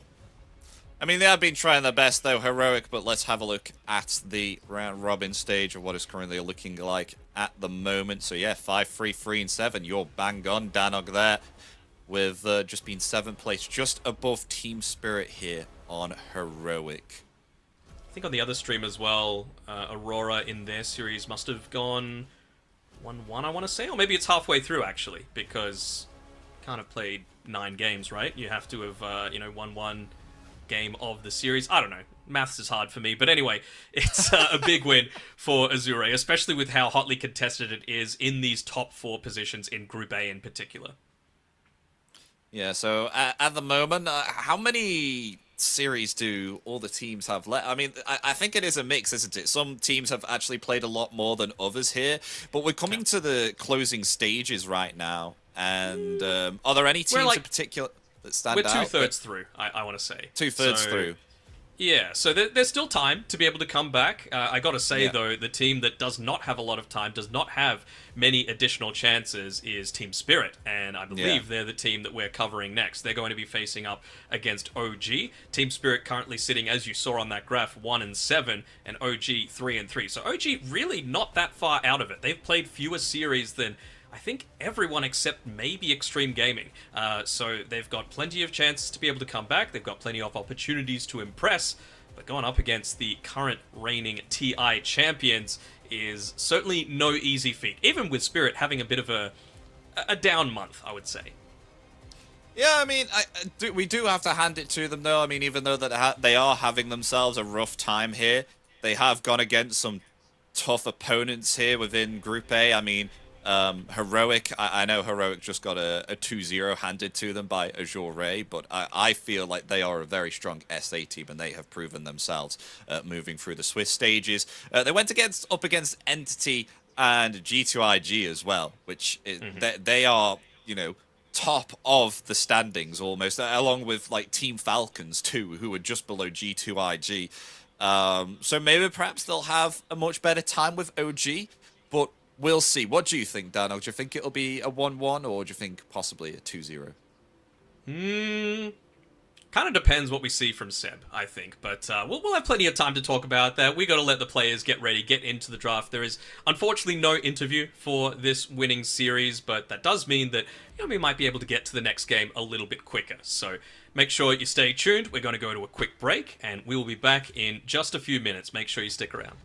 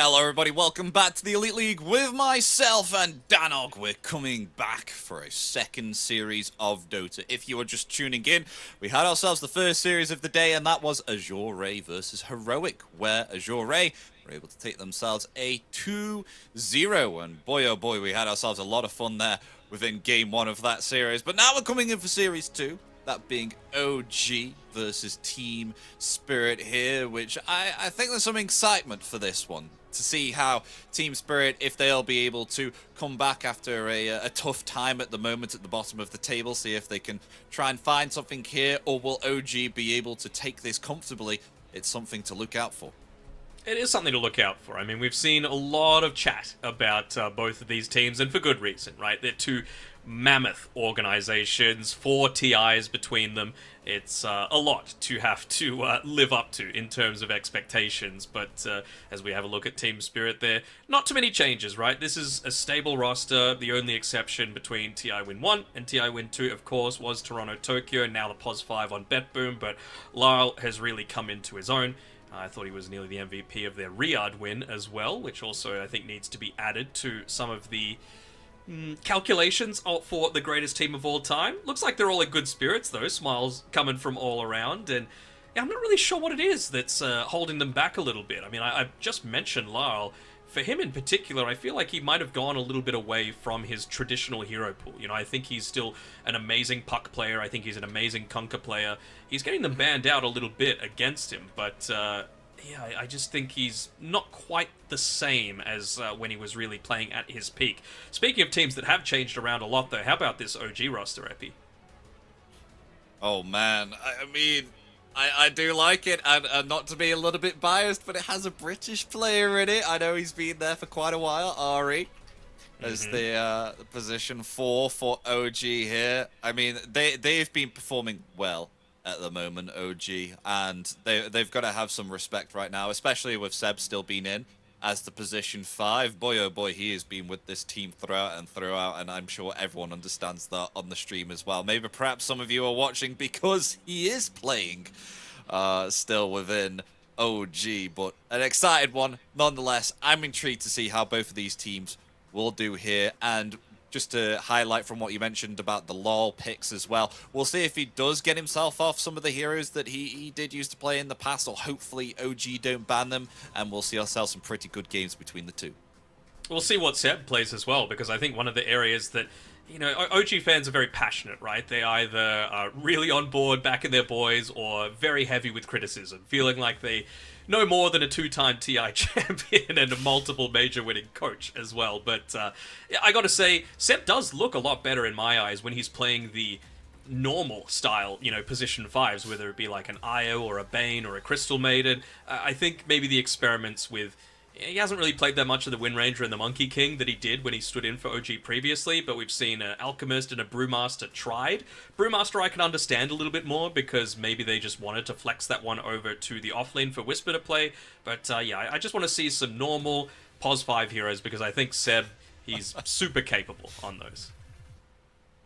Yeah, and we'll see indeed if we do get ourselves some quote-unquote normal Pos 5 heroes. So we got ourselves a draft underway. Ban is proceeding as expected. And what is going to be the ban here for OG? Who has themselves... Okay, so OG has themselves the first pick here. They are on Dire, and Team Spirit, they have themselves the last pick. They are, of course, on Radiant. There's only... 2 between the two that you can choose from there. There's no... Maybe that's what's coming in the next patch, dude. Maybe a third faction and it's 5v5v5. You never know. What if it's 6v6? What if Dota changes forever and does, like, I don't know, a reverse Overwatch where they went from 6 to 5 players? Oh, that would be so weird. What the heck? I don't even want... That would cause so much upsets. I'm sure dedicated jungler. Imagine if that came into the equation. No. Don't bring the jungle. Do you actually want the jungle back, or do you hate the jungle? I hate the jungle. I like it. It is the bane of my existence coming through. Just seeing like the entire team is like 4v5ing on one side of the map. I'm like, great. My carry, he's pushing out lanes. He's going to force them back, and he's in like the safest jungle camp imaginable. I'm like, get out of there. Get out of the jungle. I wish it was wiped off the map entirely, but Well, we'll have to wait and see what the Frog has in store for us. It's probably about only a week or so away, right? That patch probably going to drop around the time that this tournament ends. I would assume. I have no insider knowledge, so unfortunately, I don't have any juicy tea to be able to spill here, but what we do have is a draft, and we do have Team Spirit taking away some of those comfort heroes that OG like to play around a lot, right? Whisper Timbersaw, gotta get rid of that. One of the best in the world, and Io on the Sven, one of those comfort normal position 5 heroes that I was mentioning before.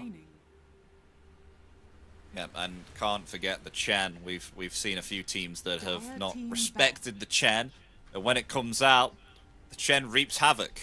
I think we, I can't remember, I think we saw that ages ago, and Seb kept on spamming the can't escape your sins voice line.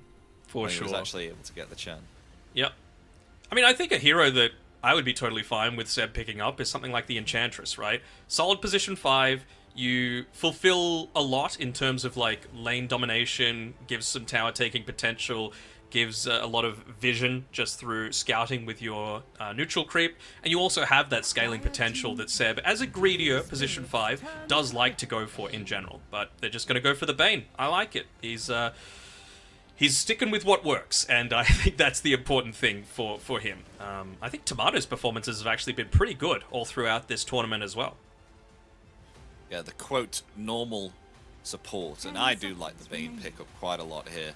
I absolutely hate it when it's against me. It's one of these heroes which is very, very annoying with all these spells. I think one thing which is...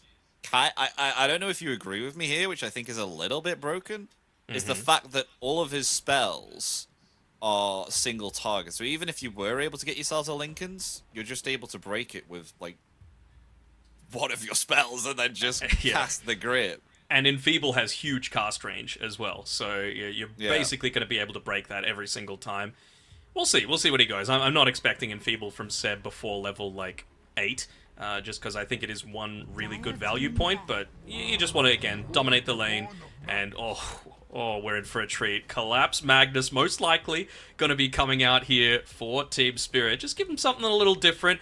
Wonder if they're going to go and pick the Rubik into this. The downside of that is that you would become a little single target, and maybe Team Spirit would like change tact and just go a little bit more on the front foot. You know, maybe pick up something like a Bat Rider or an Enchantress for themselves and just look to try and run you down. Yeah, that is a possibility. So you do have to be careful if you do pick up the Rubik here, because not only could it affect your lanes, but as you said, you could be targeted out here too. So we will see if they do decide to pick that up, but more bans coming out here with Shadow Demon was banned previously too. We're just waiting to see what the first ban will be coming out here for OG. So we've only got ourselves 3 bans before we get into the pick phase, and it's Rubik. Actually, Rubik will get banned out here.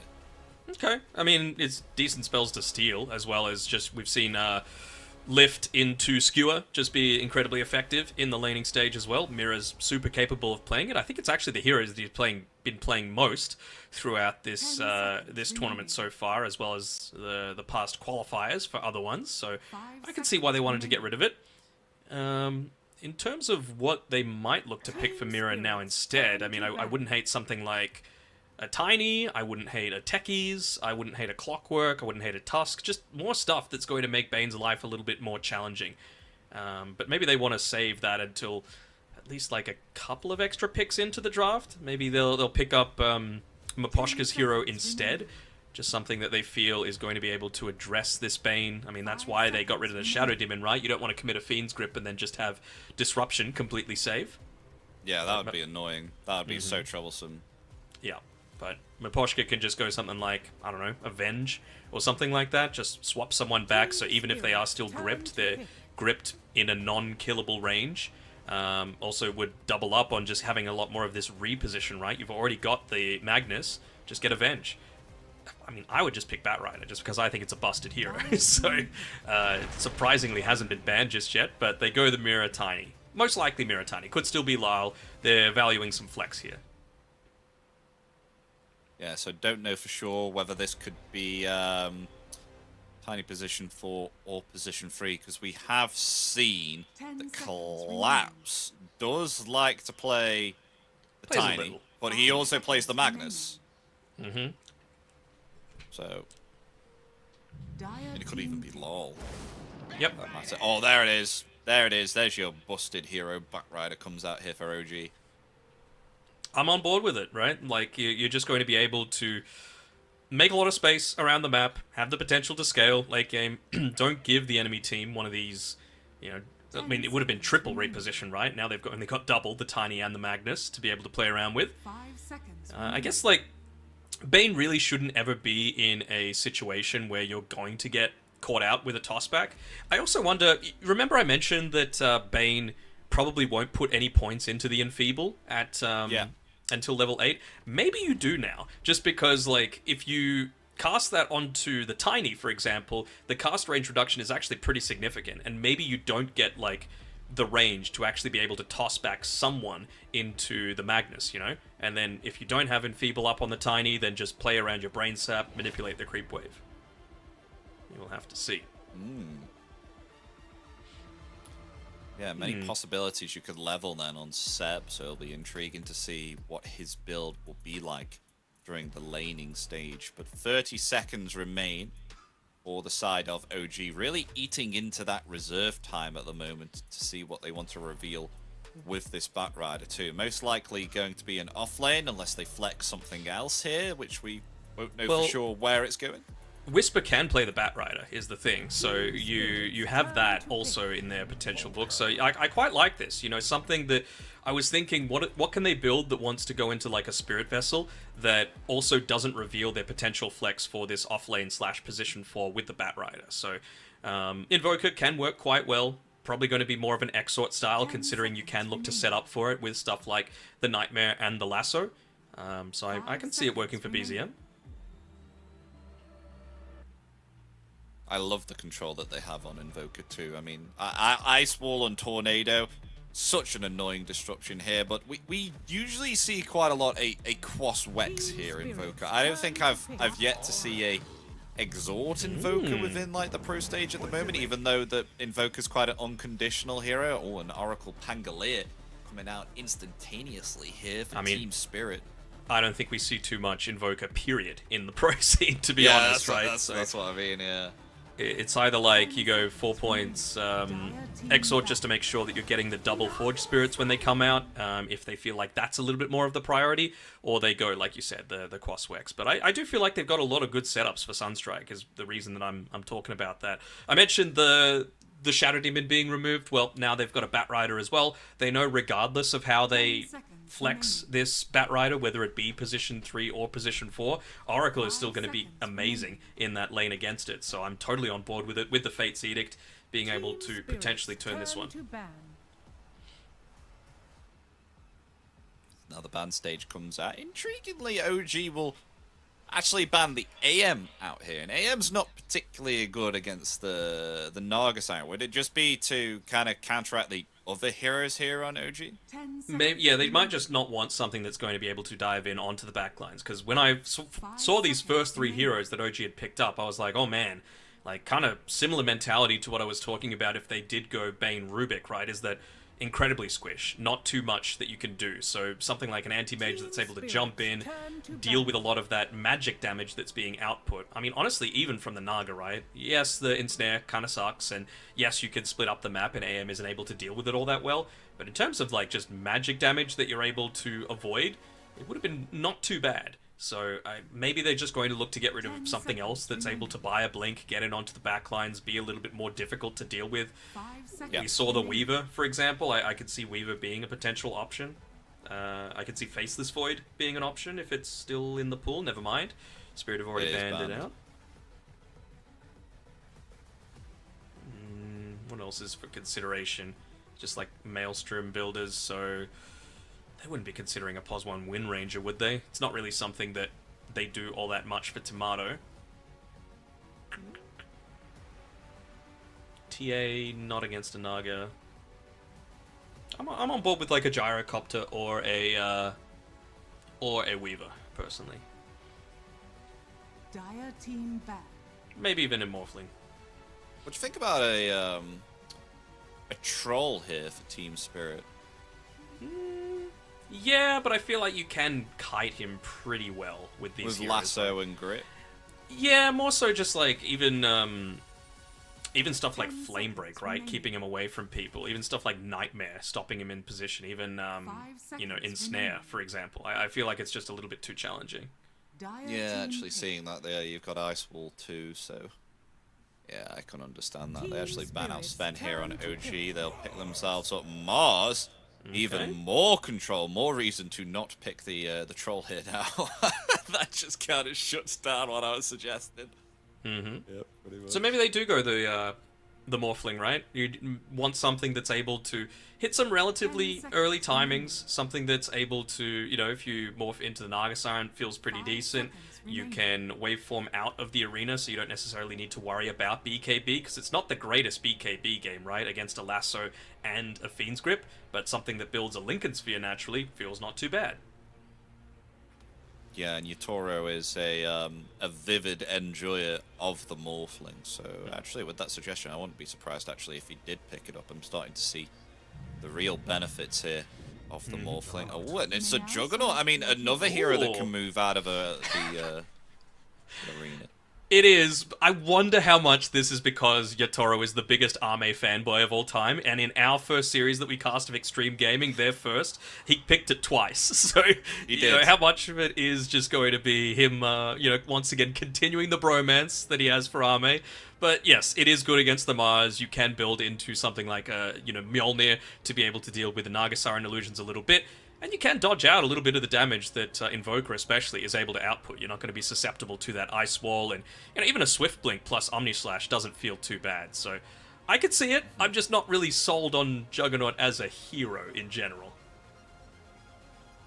You're not a fan of the Juggernaut? Do you not like it like in this current like meta at the moment? I find him kind of like 50-50. I think he can work out, but then if he has himself a great time, like a great game, then he can, you know, provide a lot of impact. You know, I'm always joking that it's always 50-50. Either it works or it doesn't. But in this situation, I think it's more 20-80. Like, I just really don't think this is a hero that 20-80? is all that viable these days. Just because it is easy, relatively, to be able to avoid the Omni Slash. Even this game, right? You've got Nightmare to be able to potentially do it. You've got multiple ways to be able to interrupt the spin if he's trying to escape from that. Even Tomato, if it gets to the later stages of the game, could look to go for an Aghanim Scepter. And then you've got a third thing that goes through that spell immunity when he's in the Blade Fury. I mean, you've also got, you know, counters to the Pangolier as well, I suppose, on OG. I don't know. I really like the first 3 picks of Spirit, but I really like the last 2 picks of OG, as well as how both Bane and Batrider are going to be able to address these last 2 cores that Spirit have picked up. So, I don't know. I'm on the fence. How about you, Epi? Oh, yeah, I'm liking the picks of OG. I mean, even though that they got themselves the you know, all the way back in the day, I think you remember when Magnus and Juggernaut used to be picked up like here quite a lot, or it was like Magnus and PA, you know, just something in order to provide the cleave and farm up nicely. Those were the days, but I think with the amount of control that they have here on OG, I really like, especially with the Bane and the Mars. I find it very, very good here, particularly against the Juggernaut. I mean, even though that you can move for Arena with Blade Fury, they have themselves the Naga Siren here too, and Naga is one of these heroes that will be able to accelerate in farm, and I feel that they can play 4v5 here on OG, whereas on Team Spirit, Juggernaut will have to keep on joining these fights, and there may be a possibility, like you said, the 20-80% of the Juggernaut, where, you know, there may be mishaps, and if he mishaps, then, you know, Naga's just going to get further ahead. Then she comes out of jungle or something, you know, with an Orchid or something like that, and Heart of Tarask, and then it kind of gets dangerous from there. It gets very dangerous. Although, they're not completely off the hook from these big mistakes from OG either, right? Remember, they've got the toss back, they've got the skewer back to be able to punish people if they go out of position too many times. So, even though it might be like this, the OG 4 minus the Naga Siren are going to be able to get a lot of work done, you could very easily do a similar sort of thing on Team Spirit if someone just gets mildly out of position. Just skewer them back, kill them off, and then suddenly, you know, you've got a vast outnumber on Team Spirit. Just a reminder as well, of the stakes of this game. Currently, Team Spirit, they're sitting 1-7, and you're only playing 14 games total, so they've got 6 games left to be able to put some wins on the board. Gotta say, with how close it is up towards the top of Group A, they're gonna pretty much need to win every single one of them. Maybe they can drop one game if some other results go their way, but for OG, they're 3-3. Still 8 chances to be able to put some wins up, and haven't had quite as many losses on the board for them. So absolutely must win for Spirit, and OG, they want to keep themselves within touching distance, not only of the top 4 to extend through to the bracket, but also potentially securing one of those top 2 positions to be able to go to the upper bracket and skip a step. No pressure. No pressure. No pressure. no, pressure. Absolutely not. I do like the fact though that they have themselves a strong dispel here too with the false promise. So maybe perhaps Maposhka can survive a catching from Ari here and able to dispel the Fiend's Grit. Sorry, I'm just laughing at Whisper using a PPD voice line after he tried to start some drama again with with OG on Twitter today. Oh well, it is a good voice line though. As BZM has gone the Exhort, so yeah, clearly just valuing the additional stun that they picked up with the Mars for that potential Sunstrike enabling. Now, like I was saying, maybe it's even going to be up on that top side a level 3 Ensnare coming through from Tomato if they feel like they've got the potential with the Nightmare also to be able to get some kills up here. Yeah.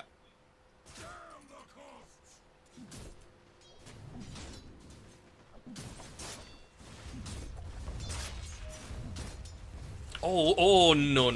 Okay, sorry. In the mid lane, BZM just planted a tree, and he was meaning to eat it with his Tango, but his Tango was in his backpack, so Lyle just walked up and ate BZM's Tango instead. Ate his tree. So he's just lost a tree for nothing, basically, and given it over to Lyle. Not the greatest start. 50 gold gone, bye-bye.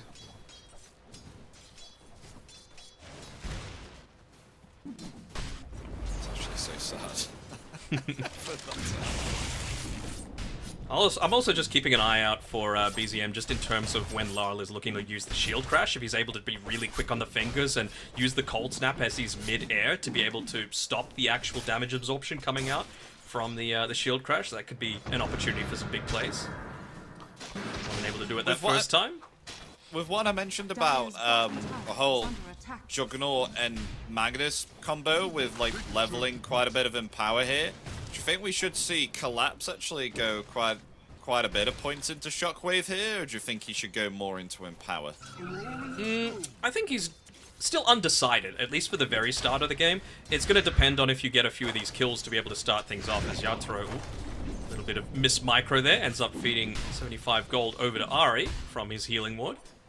But yeah, if you're able to get a number of kills, then probably can look to go further into it if you feel like you've got the sort of lineup to enable, because Juggernaut's one of those carries that actually does want to get kind of active in the early game. You know, you want to use that Omni Slash pretty much on cooldown, because, you know, it's quite a valuable one even early on into the piece. But yeah, you only want to use it in a scenario where you're able to actually confirm a kill quite easily, and the way to do that is something like a maxed out skewer way back where there's no other units nearby. So if the lane goes well, I think more into skewer. If it doesn't, maybe more into the Empower and just play a little bit more for the later stages.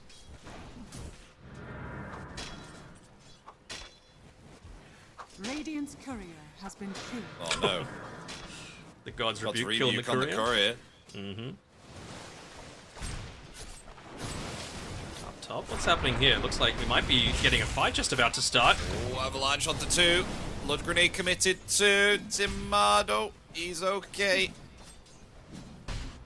Murray's actually trying to get the courier there instead, but he's too slow. I think he was also considering about tossing Seb potentially onto Tomato if he was in range for it, but still just level 1, so it will not be happening.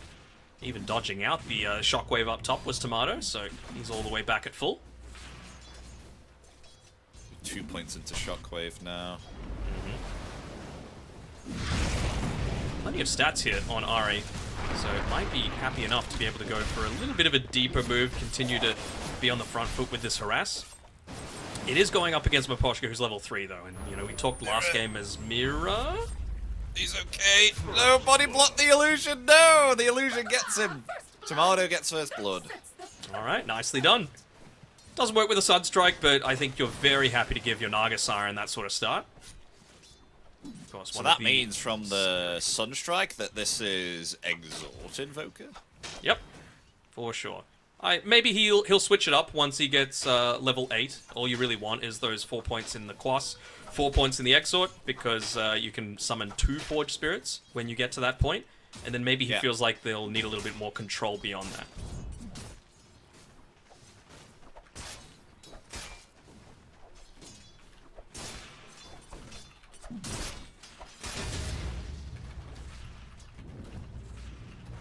How are things looking on the bottom at the moment? Utora, it feels like he has to keep on committing this healing ward quite a bit. At the moment, they haven't been able to get any aggressive plays off here with the Blade Fury. Actually been doing okay here on the side of OG on this bottom lane. I don't know if you necessarily even need to go for these aggressive plays, especially not at this point, right? Because Whisper, he's got a decent amount of farm, right? He didn't go into the boots of speed because he knows that if he's locked in place, moving isn't really going to matter, right? You're taking the damage regardless. So much better to just build up your stats and make sure that you're able to contest a lot of the last hits in the lane. He's already got a couple of braces, 1150 HP, so I'm not sure if a spin is going to actually confirm any kills. Mm-hmm.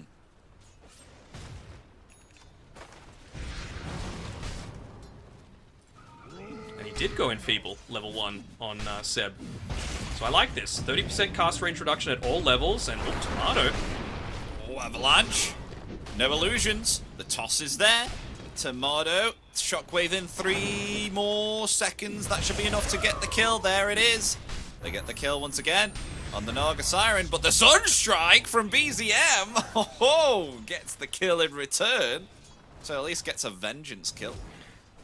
Very important with all those Sunstrikes that you are able to confirm it as the actual kill on the Invoker. It means that you get the experience. If it's just an assist, doesn't really matter. So for him to be able to get that, puts him at the top of the net worth charts, puts him at level 6, and looks like he might even be building into a really early Midas. Has to be a little careful though. Amp damage popped. Miposhka position to potentially make a gank happen onto him, but I think Ari saw him make that rotation up through this River Ward. All the supports rotating in here. Classic 6-minute rotation. Midas almost available though soon for BZM. He's about 300 gold off. Having a okay time here. I think Seb was considering going for a bit of a yoink there on the Wisdom Rune, but I'm sure he's talking at the moment with Tomato, saying, hey, Tiny's been missing for quite some time, so probably not going to be successful in that. Just end up wasting a little bit. It is very important for them to just keep an eye on what's happening with stacks as well on this top side. Mira doesn't see... No, he finally does. That the Watcher was taken, so looks to remove that one. Hasn't built up any stacks yet for his Pango in particular. And because maybe they've secured fewer kills than they might have liked up on this top side, it was just the one that Collapse was able to get. He has opted to go a little bit more into that Empower style. Do they go for another kill here with the Sunstrike? It looks like they will. I mean, the Avalanche is there though in return. Skewer is available. Trying to flee here, Collapse. Maybe perhaps he'll turn it around. Shockwave in 3 more seconds. That might find the kill here onto Seb. Yes, he's hanging around. There it is, the Shockwave. Wait, the range. Raindrops. And the range, yeah. Was that the Enfeeble? It was. It was the Enfeeble. It also was on him after the Skewer back, so it wasn't able to do quite as much, but you saw even when the Magnus turned around and tried to hit him a couple of times, it did basically nothing. Like, just, oh, I hear a Sunstrike. Oof. Just off the mark. Collapse. Yeah, 55% damage reduction for 1 point is enormous. I really think it's an undervalued spell. Quite expensive, though. Oh, Mira rotating in the mid lane, and OG do commit a scan there, which detects Mira, so BZM going to play it quite a bit safer. Using that Fate's Edict very well. So he's not going to fall to that Firefly damage. Really does feel like a great Oracle game for Miposhka here against the Batrider and the Bane. Plenty of opportunities to save, both in form of the ultimate. Fate's Edict. This might be Mirror dead here. It will be indeed. Taking out the kill will actually go to Seb. Lol's rotated in though, with a swashbuckle.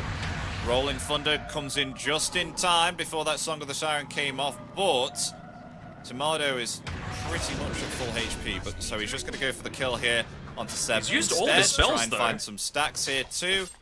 Swashbuckling 3 more seconds. There's the Sunstrike there with a combination of the ensnare. Lol getting lower and lower, but no mana for the Cold Snap on BZM, so they can't get the kill. Yeah, it was just a little bit too close there with the mana situation. Like you said, able to get the escape. Thing is, BZM is still scaling, right? He's got that Midas finished up. He can look to use them onto these neutral creeps just to make sure that his team have plenty of these neutrals to be able to play around with. Give them a little bit of extra power in those side lanes. And, I mean, as long as Lyle isn't in that mid lane, he knows that the tower isn't really under too much threat. So, it's fine to just sit back here and continue the farm. He might be dead. He's dead for sure. Whisper just comes in for level 4 God's Rebuke and gets the kill there. That's a big stack that Yatoro was trying to farm. Whisper and Ari. Well, I mean, Ari will be the one to take that one for sure. Any sentries up for the boys? Seb not wanting to put one up on the high ground, but that's because you've got the old sticky napalm just to be able to get a bit of D-ward action happening.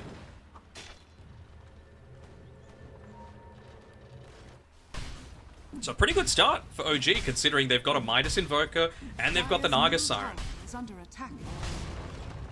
Yeah, they've been having a good time. Like, usually at this stage, if you got yourself a Midas Invoker and a Naga Siren, you wouldn't expect this many kills going ahead and actually having an impact during the early stage of the game. But they've actually been able to make it work with the ensnares and the Sunstrike, so at least they're making up for that. Though, BZM has been spotted out TPing here. They're coming in with an avalanche and toss rotation from Ari and Whisper here too. They want to try and save BZM. As there we go, they retreat on the side here of Team Spirit, and they may have found themselves 2 of the supports taking down not only Mirror, but also Miposhka here, spearing towards the Tier 1 tower, and a double kill for Ari. It always feels like it's the OG way. They were the ones that pioneered it all the way back at TIA, just that +1 factor.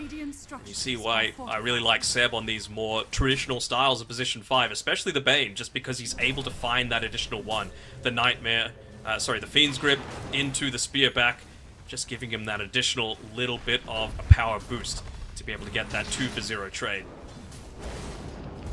Looks like they're about to take this middle Tier 1 tower, unless Collapse can get in here in time, because he does have himself a Blink Dagger on the way, on the courier. Wants to make sure that he doesn't reveal it, though, under any sort of vision. Doesn't look like they're going to stick around, though. Dire's middle tower is under attack. Our Avalanche doesn't connect there either onto Ari on the river, so they won't catch the bat. Oh, nice arena and a spear. Look at that Sunstrike. Lovely combination there between BZM and Whisper. Arena spear into Sunstrike. I almost thought he'd stay turned around after he landed it, just let the Sunstrike do the job, but didn't want to look like a bit of a fool, just in case he had some ability to live on barely any HP. Still though, very nice setup there by Whisper to be able to make the action happen. And he's on his way to his own Blink Dagger as well, so it's not just Collapse that has his to be able to play around with in this next little bit. Just trying to bait out a response here from someone from OG. They need a kill on Team Spirit to try and even this one out. At least they'll get themselves a Tier 1 mid tower though. Law will take that, get himself some extra gold here. I mean, he actually rushed himself a Diffusal Blade here without actually going the mana boots. Okay. On him now, I think he's got it finished up, ready to come out to him on the courier. The thing is, like, mid tower is always very value, but it's not like you really need to protect a ton of these stacks, right? Like, Naga Siren is just able to split her units around the map and farm in that way, as opposed to having this one giant stack in the super safe spot to be able to pick up the farm. So, you would love to protect it, but it's not as dire as you might think. So, breaks the smoke. That's fine. Like, you're wasting a 3-man rotation coming through. You don't reveal any big item timings that have come out from Spirit as a result of that, but RP, skew that's it. a bigger one. Bringing back Ari into this tier 1 tower. And, oh, the flames, the purifying flames actually No healing way. them up. Like, wait, no, what? What a Chad. Lasso? No, the Sunshine, what a blunder, what? He might get out. He might get out. Oh. And that, my friend, is why Batrider is busted, because you could do that sort of play, and now he's got a Blink Dagger to be able to play around with on top of everything else. I don't know how that happened. He was healing up there from the purifying flames, and then tried to nuke him again, and then survived so quick. I would love a replay Juke of that. by oh Whisper. My gosh, and Whisper. Juke Yeah, again? with the pick Oh! ball. No way. Oh, gee, these boys. They got a lot of individual talent. They might even be looking to make a wraparound, stick around. They've still got that Arena of Blood available. I'm sure they're saying, BZM, make sure you got the mana for the Sunstrike. His clarity just wore off. They would love to claim it. Yatoro, he's the big prize. The one hero that can comfortably deal with this Naga Siren. Radiant's top tower is under attack. Gonna try and bait a bit of a movement here with Tomato playing very aggressively. Seb has a couple of wards available as well, so might choose to put one down in a really deep spot, yeah. Just to see where they might be. It's always a bit of a guessing game, especially at nighttime. Seb has the right idea with where Yatoro is, but he's just able to dodge out this gank. Yeah, we get away from that. That's good, and a Blink Dagger now obtained onto Mirror too, so no longer having to heavily rely here on Collapse with his Blink Dagger. BZM's actually going to head bottom, maybe, or is he just going to summon the Forge Spirits? I might just use the Forges. Why not? When you can build up stacks for yourself, use those to farm. Thing is, you don't really need to reveal on the map all that much with BZM. He's questioning whether he does need to invoke the Sunstrike, though. Staying very still, as if he was watching some of the boys moving around the map. It just feels like that cat and mouse sort of game, right? Like, no one wants to actually reveal on the lane. Ari, he's got the blink available, though. Has to be careful, because Maposhka's positioned so well. Dire's bottom tower has fallen. Radiant's middle tower is under attack. Radiant's middle tower has fallen. Okay, 1-for-1 tower trade. Not the worst for either team.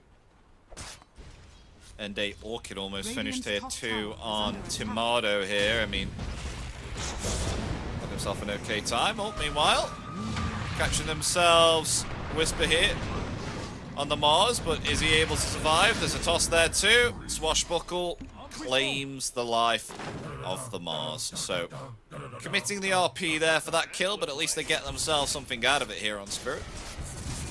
Yeah, not able to dodge that time around. Even he is only human. But it is still quite a low death timer, right? So they'll know no Rolling Thunder, no RP. Maybe now's the time to be able to make our aggressive move. And just looking down on the bottom side, Ari cuts the wave, right? So it means that the bottom lane is going to be revealing a whole lot more information about where they can look to make these sorts of plays. By the time Mars connects through again, he'll have the Firefly available. They've still got 2 smokes. He's even placing down some deep wards, perhaps, to maybe block some of these camps. I'm just checking if they have any vision around that area, but yeah. BZM just about to be on the move. He's got his fresh Orchid picked up as well, so double Orchid nearly here for OG, and it's going to punish Yatoro if they find him, considering he did go for this Mjolnir first, and then of course he's going into the Aghanims next. No Manta style for him just yet. Oh, the smoke is going to instantly break here onto Mirror though. Oh, nice blink reactions there from Mirror to avoid the flaming lasso. It looks like they still want to go for more here, yeah. Whisper taking the lead here, has the arena ready. I mean, the Sands comes out there, but they are able to find the Batrider. As there's the false promise, though, onto Collapse. Collapse, will he survive? Song of the Siren comes off. There we go. Yeah, they will get the kill onto Collapse. Oh. Meanwhile, lol. It's been slipped up. Avoids the spear there with the swashbuckle. And Mirror might be dead. Oh, he's okay. Nice use there of the Fate's Edict.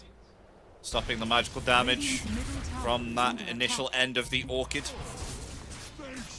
And it looks like it'll just be a 1-for-1 here.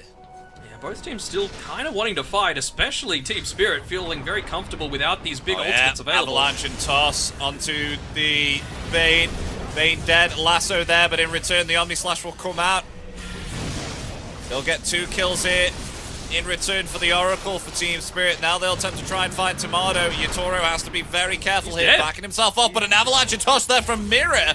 Finds Tomato, but the Sunstrike will help take down Mirror. Mirror still alive. Tornado. Oh, it just hits him. It just hits him just as the end comes off there. Gets the kill, and Mirror respects that play. He tips him. Just the tip, and sometimes the tip is all you need to be able to get the job done, as BZM, once again, 4-0-4. He's finding kills around the map, and he's being able to do it while avoiding the majority of the damage coming back his way. Good use of the Omni Slash coming through there, getting, what was that, a 2-for-1? Just off the back of Lyle and Yatoro, so this net worth lead, it was all the way out at 4K, but it's shrinking back a little bit more in Spirit's favor. Still, gotta be careful though with this game going super late, right? You're still against a Midas Invoker, level 14 on BZM, and level 13 on the Naga Siren. Pretty good for a Naga, honestly, considering how much of your net worth comes from all of your illusions getting farmed. What's up, Envy? What I'm just like, when you were speaking about the draft, about how Yatoro is like a fanboy of Arme. He's literally going he's going straight the Agnims, exactly what Arme did in his game. So he's going the Agnim straight after the Milnir. Let the man love who he loves, you know? The bromance is real. Gosh. I mean, the Poshka, this is just a game of hide and seek for him, right? It is so important that he stays alive, considering you're going up against the Lasso, you're going up against the Fiend's Grip. It's honestly worth expending one of them just to be able to take out that Oracle if possible. I mean, the best one to use is probably the Lasso, just because you can have that bit more of a surprise factor. Radiant are scanning.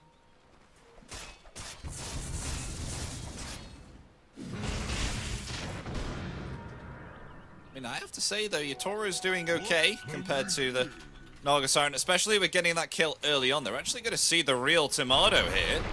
Avalanche there.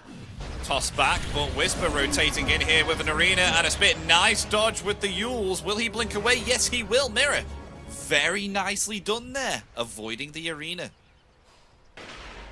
As well, it's a little bit of a counter as well to this Batrider. I wonder if Ari's going to go into a BKB next for himself, just to be able to dodge out if...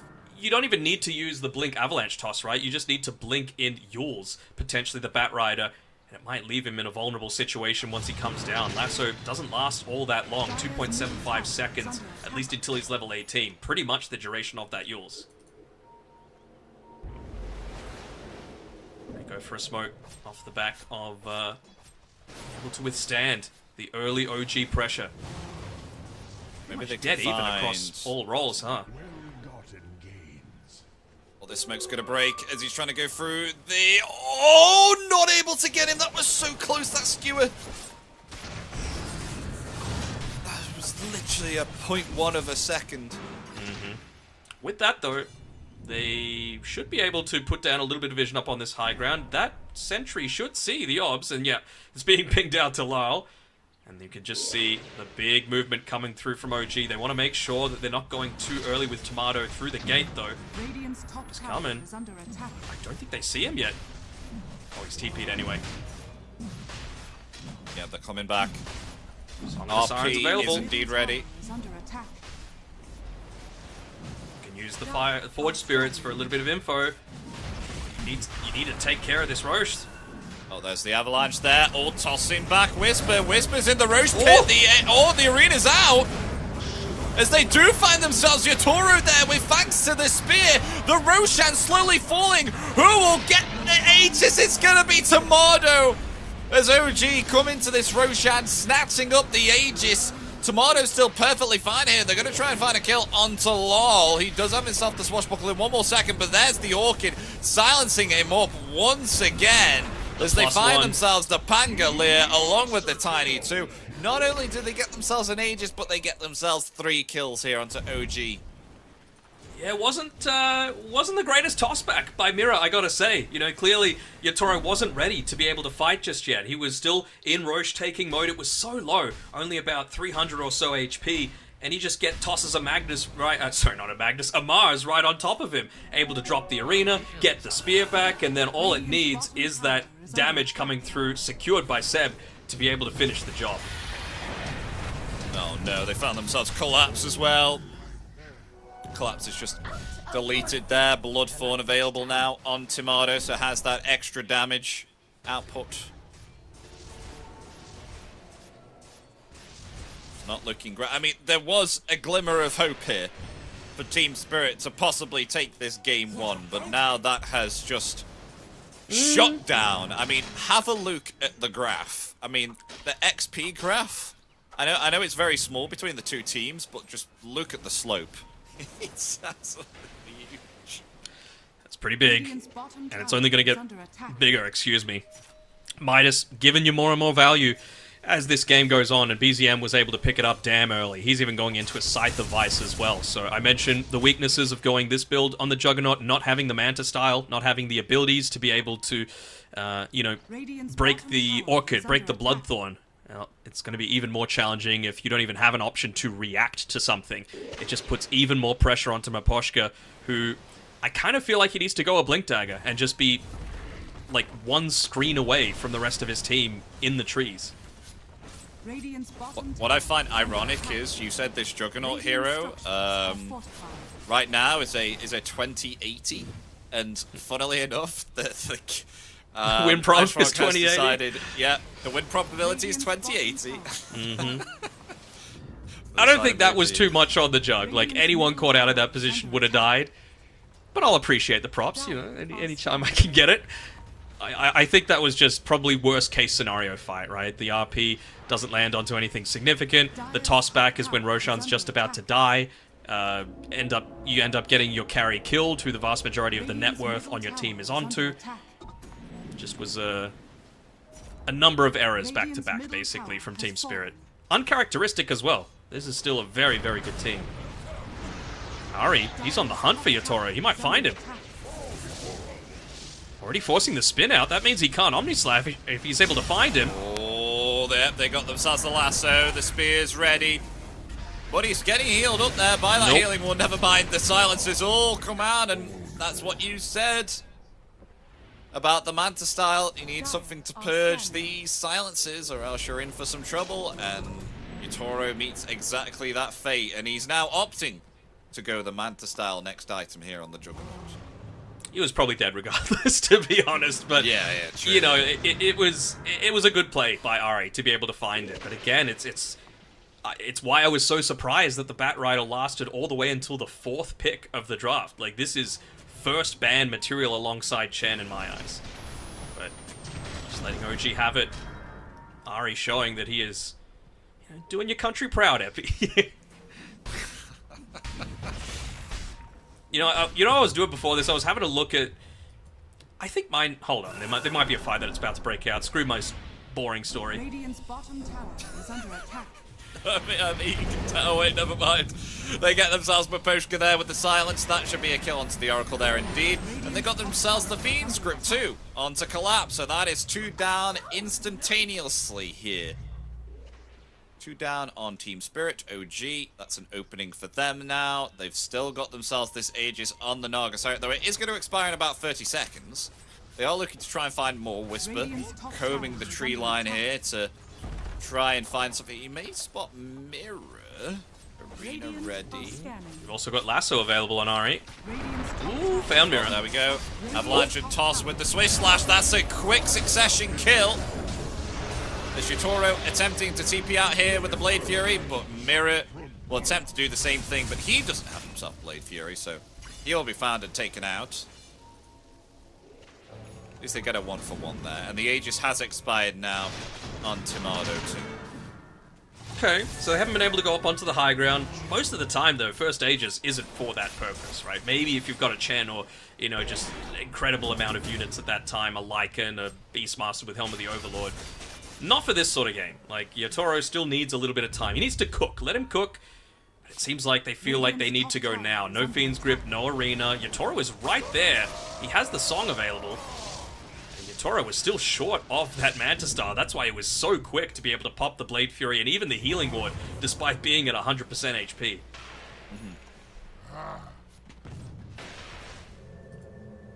Alright, do I have time for boring story now? Yeah, go. Okay, so I was having a look at the OG roster beforehand. Just this is in reference to your countryman, Ari. Just having a look at like the names, because I think my name's kind of boring. Like Matt Joyce, that's just so boring, right? But you know, I look at some of the OG guys.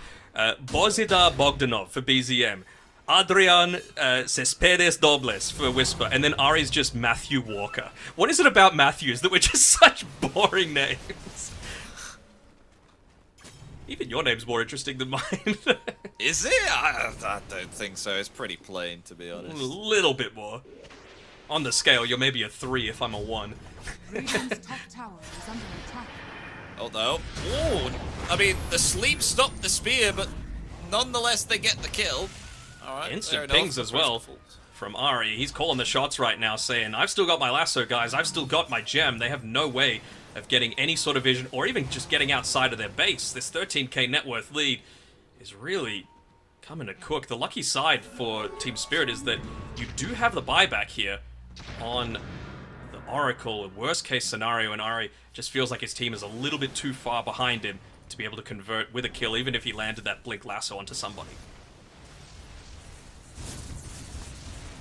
Just controlling the resources here, OG, not letting Team Spirit actually leave the base here fully.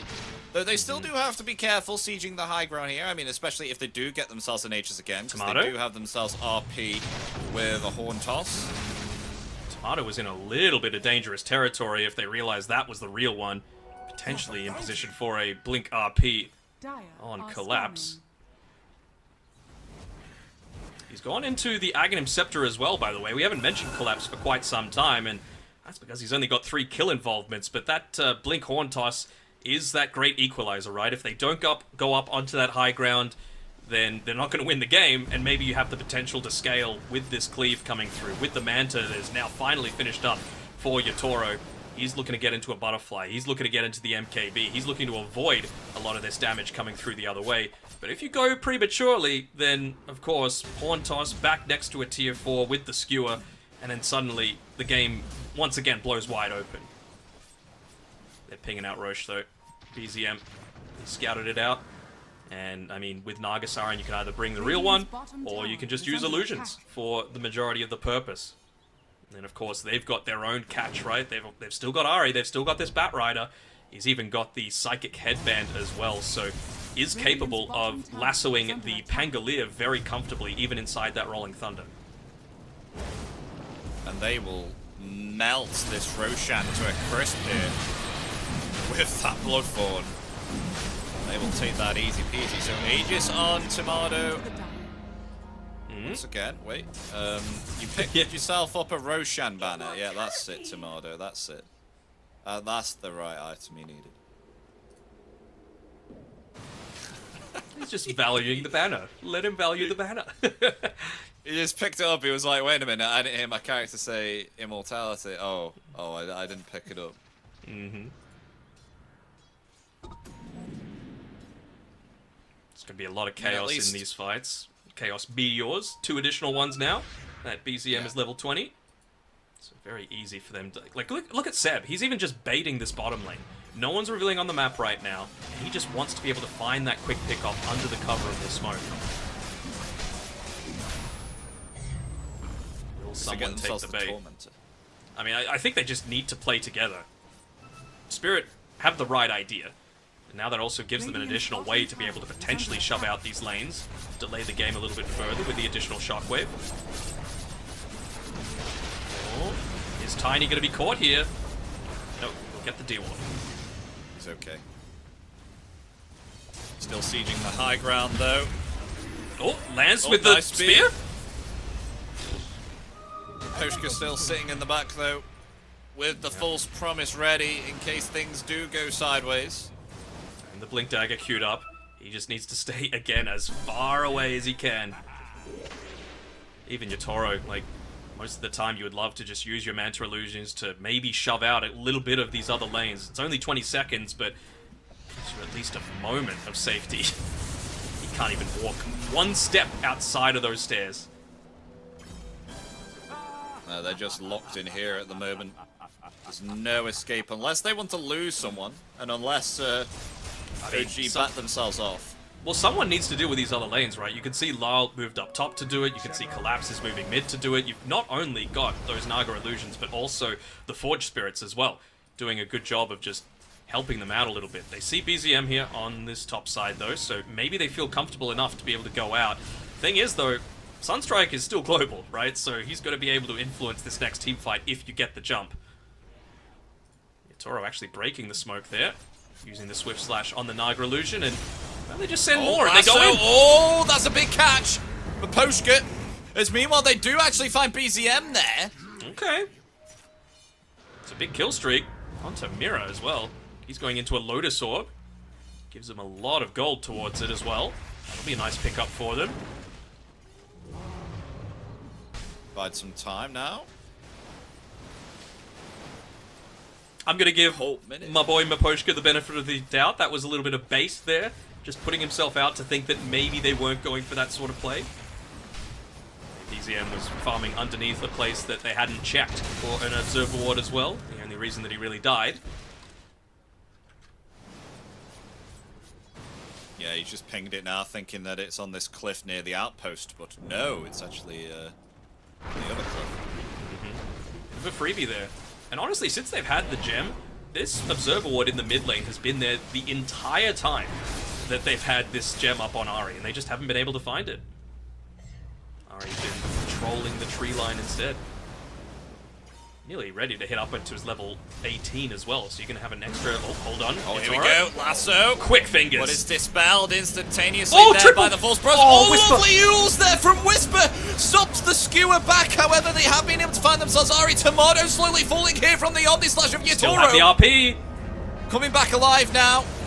With that Aegis of Immortality, Tomato still fine for some time, but is being pursued here. He's going to try and use the Mirror Image and get away, but Yatoro hot on Tomato's heels. But will be fine. And that is a buyback from Seb there too, wants to come back to that fight also. I really don't know how Tomato didn't die twice, but what a performance there from Whisper, just to be able to get that instant blink yours onto the Magnus when he was trying to go in. He instantly queues up the BKB as well for Collapse to make sure that that's not going to happen again. Just really quick reactions from both sides. This is top tier Dota right now, Epi. And this would have been a different story if Whisper hadn't and Yules took that Magnus, that's for sure. Even the spear back, like they were trying to get that little bit of extra follow-up, but he spears him to make sure that the follow-up stun just wasn't there.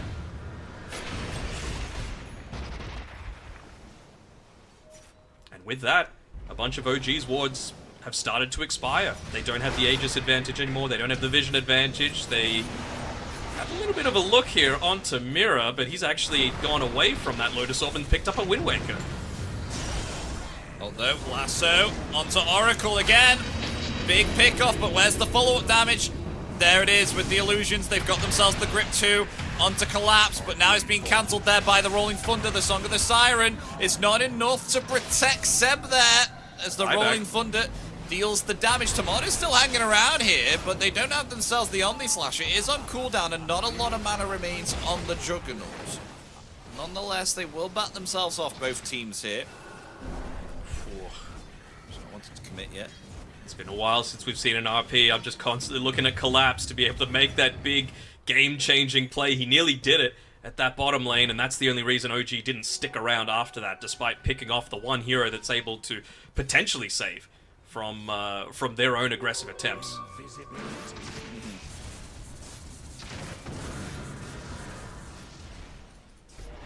BZM, he's got an Aeon Disc. Doesn't want to be caught out 100-0, even if he gets caught inside of that RP. Might be able to land the Scythe of Vice or the Orchid onto someone, just to be able to once again turn that fight around. Oh, Team Spirit going to smoke up. They're going to go for an adventure outside their base. This is quite adventurous. Trying to find someone here. Maybe perhaps they can catch Timado. I mean, Song of the Siren has come off cooldown. I'm looking at Collapse again. He's got the BKB up, so really wants to be able to find that BKB Blink Horn Toss into the rest of the team. Who's revealing on the map right now? Nobody, pretty much. I think they know that Ari's down here on the bottom side, though. Oh, the smoke's gonna break. The smoke's gonna break. Not. How is it not broken? Not yet. Oh, now it's broke. Ow, Oh, Ari, lovely what? blink. No way. Oh my gosh, he's gonna get out. He's gonna get out. They haven't found him. The elusive Batrider. Oh, I mean, the Brits are always good at running away, but that was next level. What? Huh? What was that, Nana? I don't we won know the if it's Ashes that last good way time or we a went bad up way. against each other. That's all I care about. The Brits are good at running away. I don't know whether that's an insult or is that... Yeah, a little bit. There's always bants, you know. We're convicts. We came from you lot, so. Oh, dear.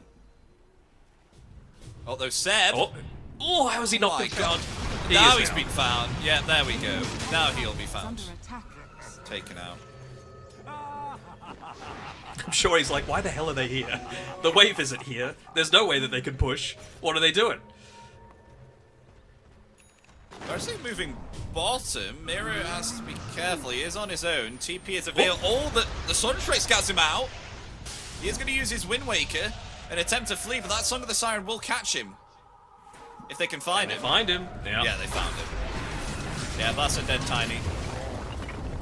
That is a up Roshan as well. Number 3. Refresher Orb available. I gotta say, love to have that on... Oh, who would you even give it to? I'd give it to Whisper, to be honest. He's been making so many big plays on his Mars. It would give him a double Scythe of Vice as well. Dire's middle tower is Yeah, under I think attack. that would be good. 1+ side for Spirit, though. It is on the Radiant side, so if they feel the need to go in, I mean, let's see the Courier moving into this area. The Raw He reveals Roche it. as well. The smoke's broken. Okay, Rolling Thunder coming in with the cover of the smoke. BZM, his Aeon Disc has broken. Reflected. And this Roshan is slowly falling, but they do find the kill there into BZM. Meanwhile, Lasso has been able to catch Maposhka. Maposhka dead. Mira's going to buy back along with BZM as well, as they do find Whisper also by the hands of Yatoro, and Ari is gone. Mira tosses him up in the air, takes him out. They're going to try and find Tomato right now. Tomato is going to fall. The Aegis going to bring this Naga Siren back. There's no Song of the Siren. The toss is there. Just look at the damage coming out, taking down this Naga Siren and Seb too. Team Spirit actually able to come back and look at that, taking down that Aegis straight away. It looked like Naga just melted in that, and I think the reason for that, Danog, the backpacking of the Eternal Shroud, which was Naga Siren's big item in order for HP, that was gone because she came back. She looked so squishy. Yeah, just having that refresher shard moving through. I was thinking, do you really want to use the shard even? I mean, the Song of the Siren was like 5 seconds left of being off cooldown. I think there was the potential for Seb to go for the Nightmare save there. That's what he was trying, but maybe just a little... I don't even want to call it inexperience. He's such a challenge, such a skilled player, but maybe just not clicking the portrait instead, and with it being tossed up in the air, just wasn't able to get that save off. Mira's Doing okay. a great job. He's distracting. Look at what's happening all at the same time.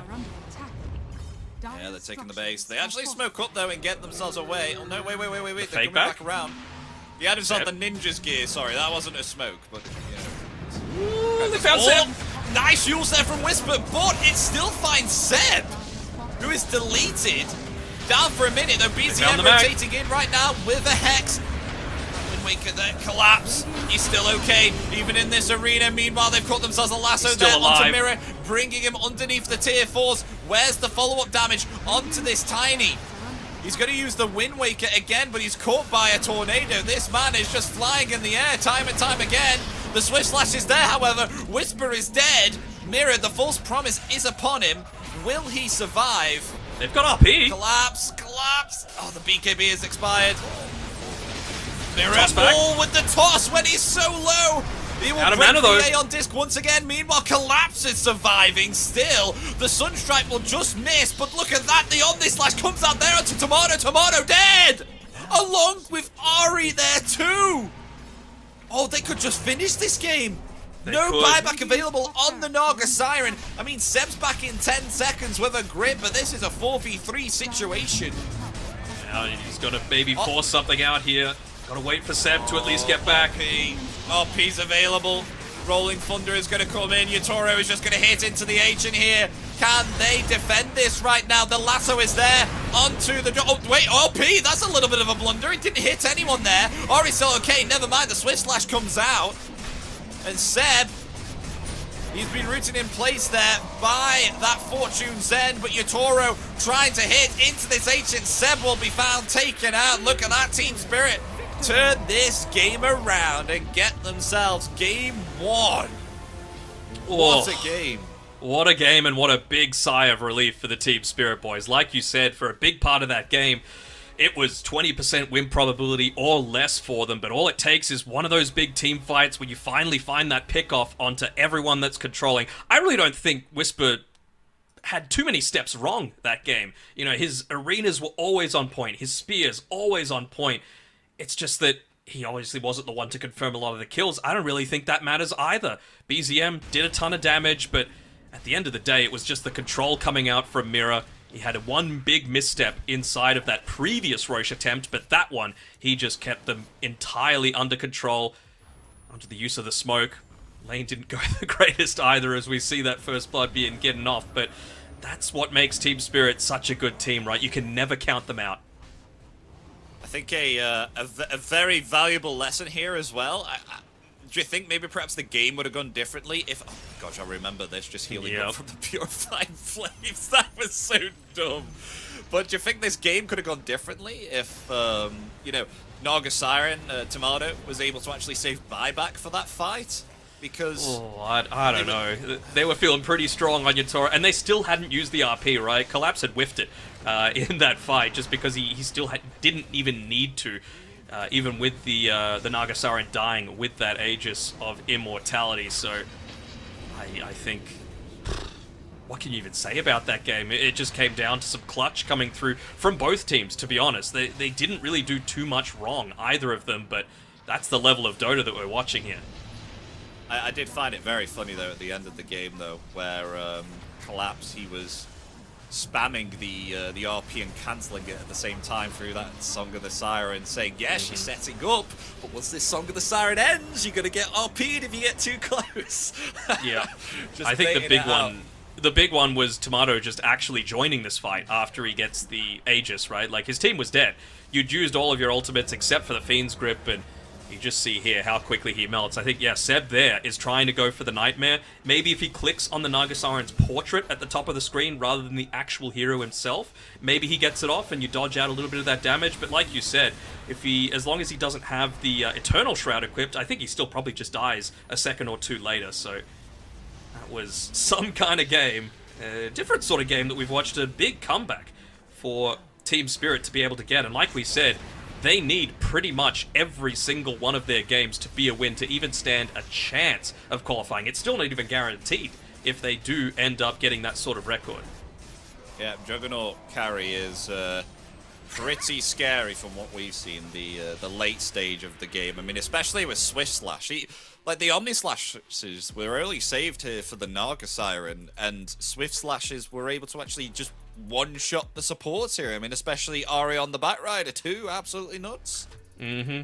That's right. And, well, the bromance will continue to grow between Yatoro and Army. He's like, oh, so that's why this hero could work. I'm just able to delete supports very easily, and I don't need to be a hero like Phantom Assassin to be able to make it happen. You saw how cautiously he was playing, though, right? Popping that healing ward even when he was already on 100% HP. Yeah. Just that worried of the pickoff coming from...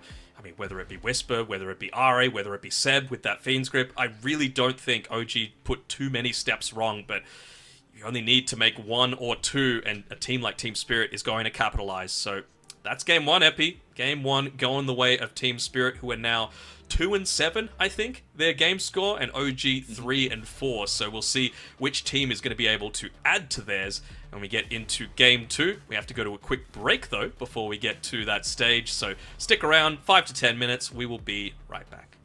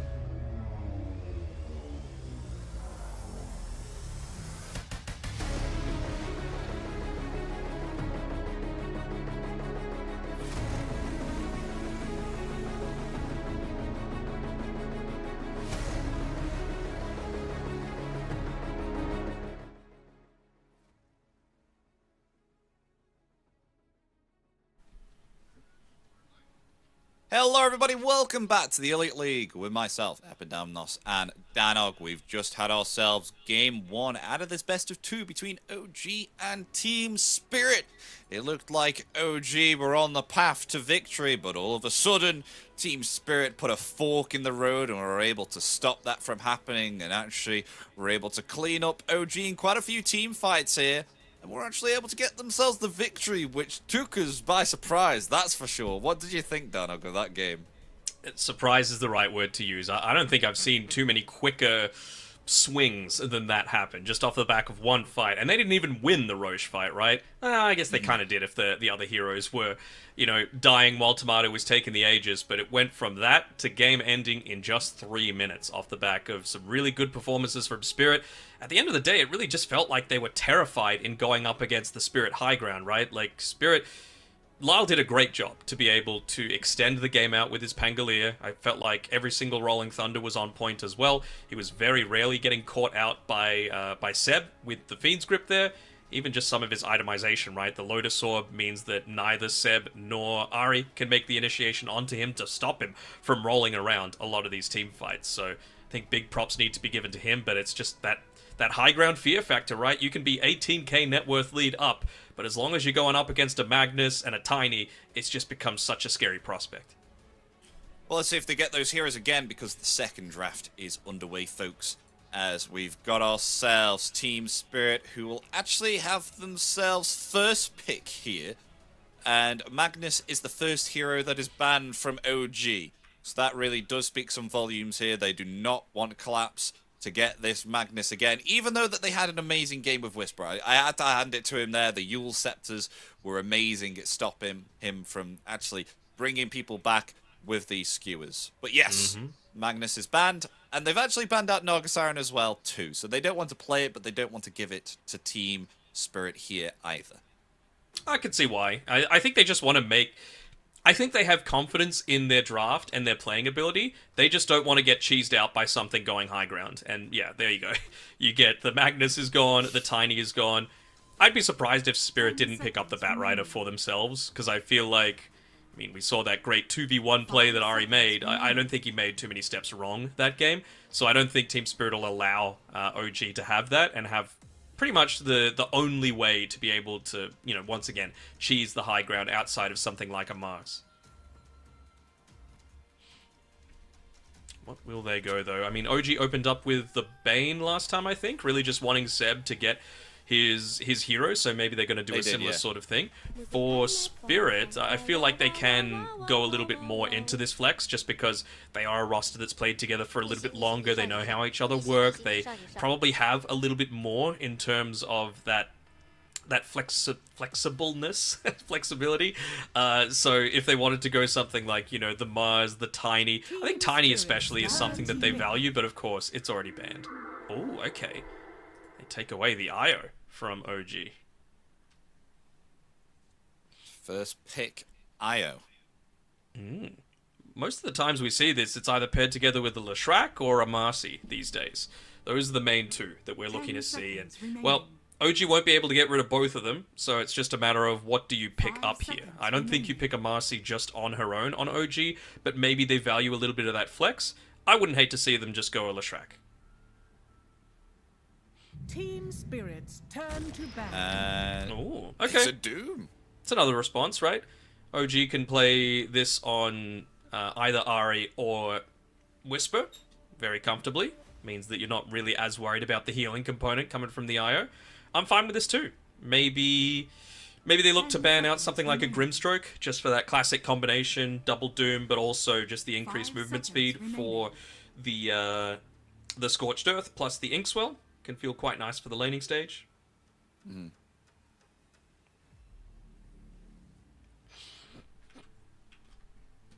Still thinking about what they want to ban, though. Only 3 bans remain, as of course. Team Spirit's turn to Before we get into the picks, TA will be gone. Something that BZM plays quite a bit. It is. Maybe they're just wanting to... I just mentioned that OG has relatively less flex compared to Spirit, so maybe they're just wanting to take away one of those few heroes that they do, whether it be the, Tomato or BZM playing it. They just want to make sure that that is not going to be as big of an issue.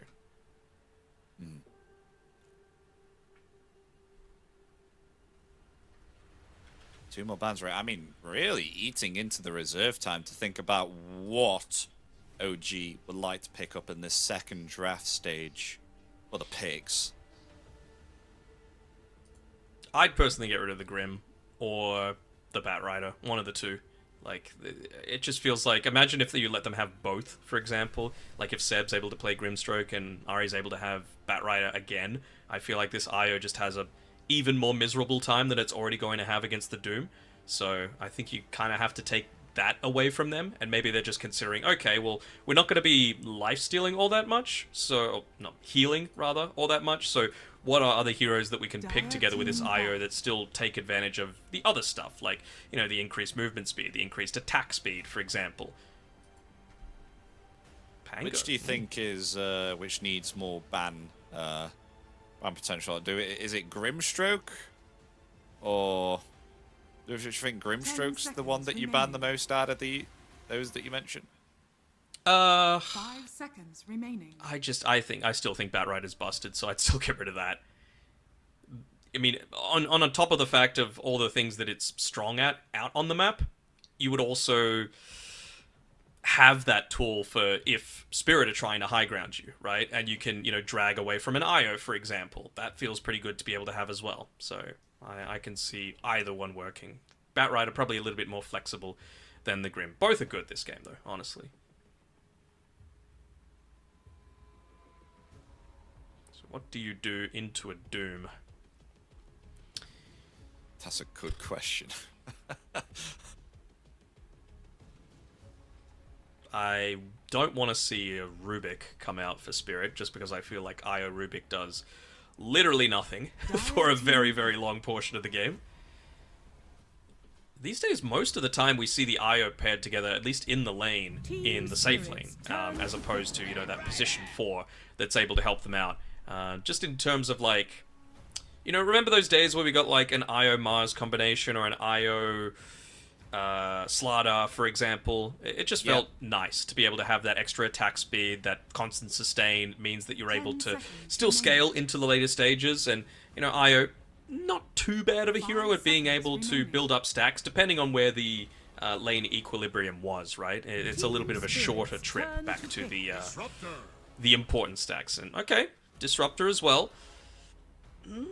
I mean, it's a lot of positioning that they're going to have at their advantage, right? Like, glimpse back into a relocate, devastating. Maybe they still do want to go into something like a Marcy, just for how strong it's going to be with this, in terms of that burst potential. But Razor feels pretty good too. So is Razor a flex here? Does Yatoro sometimes play the Razor? Sometimes. I mean, it feels a little bit more of, like, mid/off lane. I'd say it feels better into the Doom, probably, just because you are going to have that extra movement speed. But again, against the Flame Break, against the Sticky Napalm, maybe they're just not wanting the static link to be more ineffective in the laning stage. I mean, it's not always about, like, what's going to work for your draft. It's also, like, what can we make them potentially forget about, you know, that we can then look to abuse. And Razor's one of those heroes that you can flex around, that if you forget, oh, well, Lyle can just play it mid, then the fact that we've picked a DK doesn't feel that great, you know? Just things of that nature. Just more stuff for the backline is what I want on OG. Just some way to be able to jump, some way, like, I would like a Faceless Void, I would like a Puck, Storm Spirit. They feel fine enough to me. Bane's okay too. You know, you get that relocate in, you can just hold them in place with the Nightmare. You get the BKB on the Razor, just Fiends grip him in place. That feels fine too. Yeah, really, I think OG are just saying, look, we're pretty confident with what draft we had in game number 1. We just, that goddamn Magnus and that goddamn Tiny were the reasons that we lost this one. Like, they were in a really commanding position. They were, yeah. And then they just snowballed from there. I mean, we were even saying we were very surprised with the fact that how they were able to turn it around very quickly after the lead that they had on OG.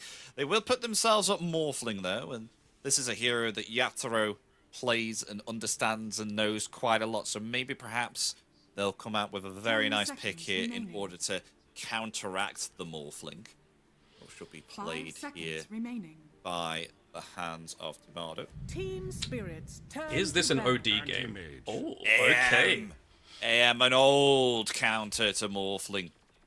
Counter to the Morphling, and I'm seeing a lot of single target on OG as well, right? So even that counter spell is going to be quite nice, just to be able to dodge out a lot of what the Bane, the Batrider with the Lasso, the Doom, up until you 10 get the seconds Aghanim remaining. Scepter for the Doom. Going to be a little bit tougher to be able to play 5 that one seconds into remaining. the AM, especially, and even just in the lane, right? If it is going to be like a Disruptor anti-mage lane, Dire the team back. Q is quite good at providing that initial slow just to enable anti-mage to constantly just be running down the Doom, right-click him a few times, get him out of mana, then he's even slower. So, yeah, I quite like this AM pick. I wonder how greedy you can be, because something like an OD is good in theory against the Morphling, as a save against things like the 5 Fiend's Grip or the seconds Batrider Lasso, or even just giving a couple of seconds respite from the Doom. But I feel like you're just way too greedy of a draft if you go down that route on Team Spirit. So maybe they're not going to consider that. Maybe they just need something that's going to provide a little bit more tempo, that's going to give space for this anti-mage to be able to pick up some more farm. I'm wondering if they're going to pair it with an IO or a Disruptor, though. What do you think on Team Spirit? The AM? Yeah, because, I mean, if they have it with an IO, then Anti-Mage is actually able to harass a lot more with the mana burn against Doom. But then if they have Disruptor, it's kind of like, you know, the kind of classic POS 5 kind of... It depends what they value I don't more. know how to word it. It depends what they value more, right? If they value potential for kill threat, then Disruptor. If they value just surviving in lane, then obviously IO, especially against what's most likely going to be a 10 Doom seconds Batrider, remaining. because that damage is very gradual. So something like IO is going to be 5 incredibly seconds effective against remaining. that, just for that increased healing that you've got coming through. Yeah, I think I would like the IO quite a lot with the Team Anti-Mage. spirits And then you turn put to Disruptor with battle. Razor, and then I think you also have a lot of kill potential on that lane too, because if you just keep someone intact with the kinetic field and you add the static link, then I feel that that's pretty good too. So what do you go now? It's most likely seconds going to be remaining. Larl's hero. I don't really foresee too many heroes that 5 like... seconds remaining. Actually, I wonder how comfortable they feel with this Razor into the Bane Morphling lane, right? Just because, again, Enfeeble makes the cast range of Static Link a whole lot worse, makes the Plasma Field a whole lot smaller, and Morphling's always going to be able to waveform out of it. So maybe they do want this Razor to be mid. The downside, of course, is that they don't have the last overall pick. Yeah. So they gonna would say. love some stuff to be able to, like, you know, enable a pick-off. Team spirits turn to I'm just pick. wondering, like, do they go something that's going to build Boots of Travel just so that you can look to join in? Do they just Leshrac? Like, I know against the Doom it feels not great, but the They more I did think ban about the it, more I don't know. DK, so they could 10 do. seconds I feel like this DK is a sign that this Razor might be off lane, 5 seconds remaining. I and they guess. banned the DK for some other reason. Dire team. I mean, it's just more stuff that's able to get on the backline. Okay, yeah, something unconventional. Earth Spirit was not in my mind at all, and it gives them that setup that they need. I think they would have loved a puck, but obviously OG banning that one out, so not going to be the case. I mean, that's what you said. You need to get 10 something in the seconds back line. remaining. They picked Yeah. that up. It's That's just a something fun to little see. more chaotic, right, 5 is the seconds thing. Yeah. remaining. Not as much of a guarantee with everything that you're able to lay out. It's just that I'm kind of concerned for LOL. Places Earth Spirit on the mid lane, and then you've just got Seb here who's just going to go to sleep, go to sleep, go to sleep with the Nightmare. Unless someone can cancel it, but Monkey King comes out last pick here. I assume it's a mid-monkey. It is indeed. Mid-monkey against the Earth Spirit. Feels pretty good. Anytime you're up against a melee hero, abuse it as much as possible. That's why I still value second pick overall. I know we've got some of these giga-busted heroes like the Chen, like the Batrider, but you know what? That's what the 3 or 4 bans are for, right? At the very start of the game. I think just having that last overall gotcha pick, it's also another way just to be able to, you know, get onto the backlines against the IO, against the Disruptor, and a nice let's call it an AoE stun with the Boundless Strike against Yatoro. Just that 1 second might be all it takes for Seb or Ari or Whisper to be able to get that jump in and land that big ultimate onto Yatoro to enable OG to turn a fight in their favor. Quite intriguing to see how the mid lane will go out between the two, though, because obviously, of course, we're expecting very early rotations here from the Earth Spirit, but the response last pick from Monkey King, it seems like Lol is not going to have a great time on the mid lane. Can he still find something out of this, do you think, on the Earth Spirit, particularly going against Monkey King? I don't know, especially as well because you're also playing with an IO, right? So Mira's basically never going to rotate towards your lane. You're very much picking this IO, obviously, to get up to level 6 as quickly as possible, to stay babysitting the core in that lane. And Disruptor, good at a lot of things, rotating early, not so much, right? Like, that's really more of, once again, a lane-dominating hero. So I'm not sure how much assistance Lyle is going to get. I think BZM should crush his lane. I'm also interested as to where exactly Mira and Miposhka are playing. It's Miposhka playing the Disruptor and Mira playing the IO, but that's no guarantee that that's where they're actually going to line up in their usual lanes. And we will see as the game gets underway, folks. Game 2 of OG versus Team Spirit. Team Spirit currently 1 game up here.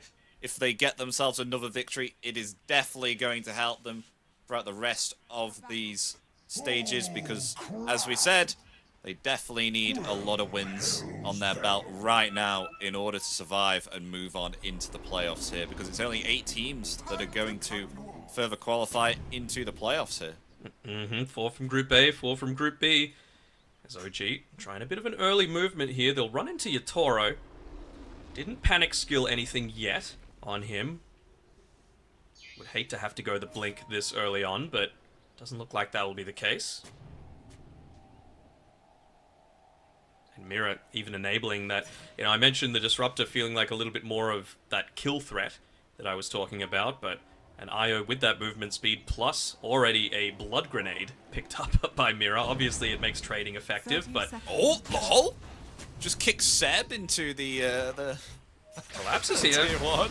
Seb's But dead. it might be a kill. It is. There we go. Will Gives go it to to Yatoro. Yatoro. Nice.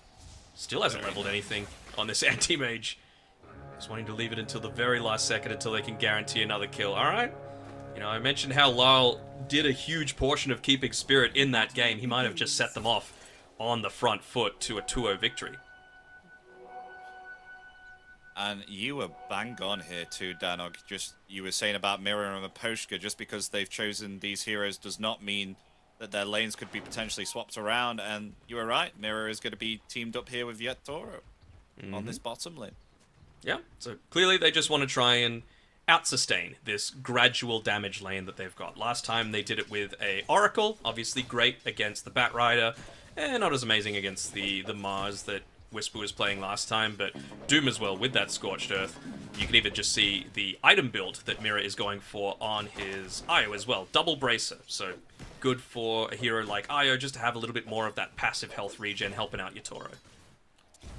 I do like the how they swapped around the heroes too, with the fact that Disruptor is on the top lane, because I feel like IO, yes, he would be able to keep Collapse sustained, but with a Disruptor here, you can also trade with the Bane as well, can't you? With if you put 2 points into the Thunderstrike.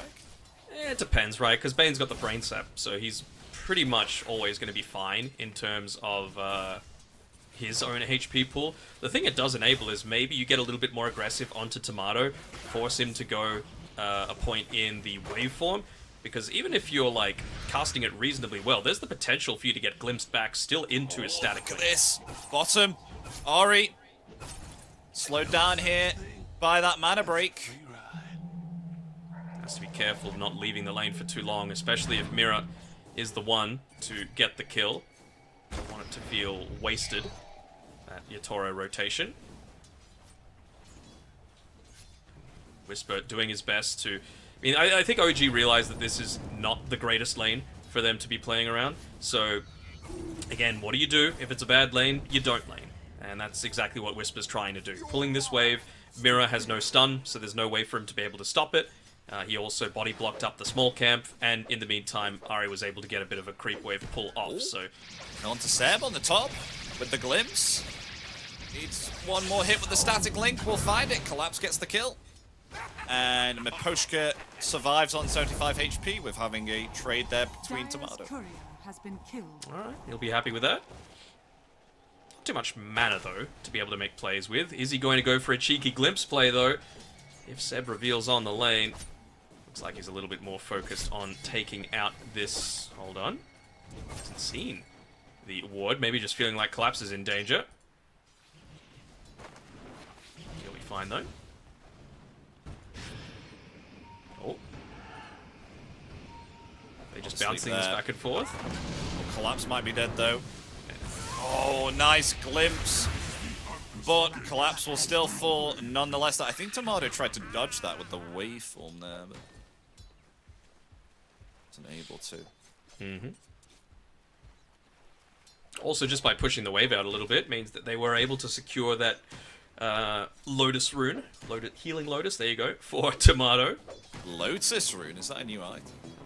Maybe I've got the inside scoop, you never know.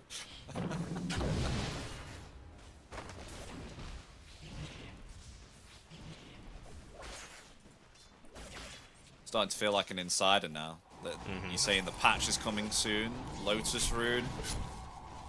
You secretly have the information, don't you, Danog? Oh, there's no secret about it. It's real. And Wisp has to be so careful about going back into this lane. At least he's got the mana burn creep, so we'll be able to have a little bit more of that passive regen, but it's not going to matter too much if Yatoro plays this aggressively. Just up in his face, preventing him from getting too many of these last hits. And they're just constantly pulling the wave as well. He has the superior mana burn. How can you mana burn someone when you don't have mana to do the mana burn? I'm say mana burn one more time. Just trying to... We got a Bane in the game. I was thinking of the Bane quote from from Batman, from The Dark Knight. What have we here? He was born into mana burn, molded by it. I'm shaking my head. I did find that funny, but so cheesy. Oh, there we go. Whisper, he is dead man walking. Yeah, that mana burn. They're just making so good use of this IO anti-mage lane with the mana break. I think they just have to really try and pull the creep waves underneath this tier 1 tower if they can. Oh, they're going to go into Ari now too. I think they have the movement speed here. I mean, rotation coming in from Whisper, but Ari is going to fall here. Yeah, there we go. And Yatoro can just blink down and they all just heal back up. But they don't have a lot of regen between the two. So Mira, he is in dire need of some regen. Has he got something on the courier coming? He's got the braces, it's fine. Dire's structures And he's got are overcharge back fortified. up. Just waiting for them to go for a bit of a deeper dive here. Mira's okay! And now they've melted the mana there onto Whisper. Worth. So Whisper may fall here again. The body blocks coming from the mud golems, ending up helping out Yatoro. It's a good time to go for that dive, though, just because of how heavily pushed in this creep wave was. I think they even... Oh, they... Never mind. I was about to say they might get Whisper anyway, but they used the glyph for that, right? Just to make sure that the creeps were tanking up a lot of that aggression there. So, able to get a freebie kill there. Invisibility. Still a long way towards recovering this lane. Haven't talked about mid at all, by the way, as Lyle about 1k net worth behind the Monkey King. Can't think of too many mid laner, melee mid laners that would want this to happen, as Whisper getting gone again. Lol. Whisper's gonna be falling here. I mean, that's what you said. If you're losing the lane, don't be on the lane. But he chose not to be on the lane and then got jumped by the people who were once on the lane with Lol rotating in. Yup. He's not having a fun time on Whisper. Can't think of too many people that would. Brings Lyle up to level 5. So he's at least got a way to be able to secure those last hits a little bit more regularly.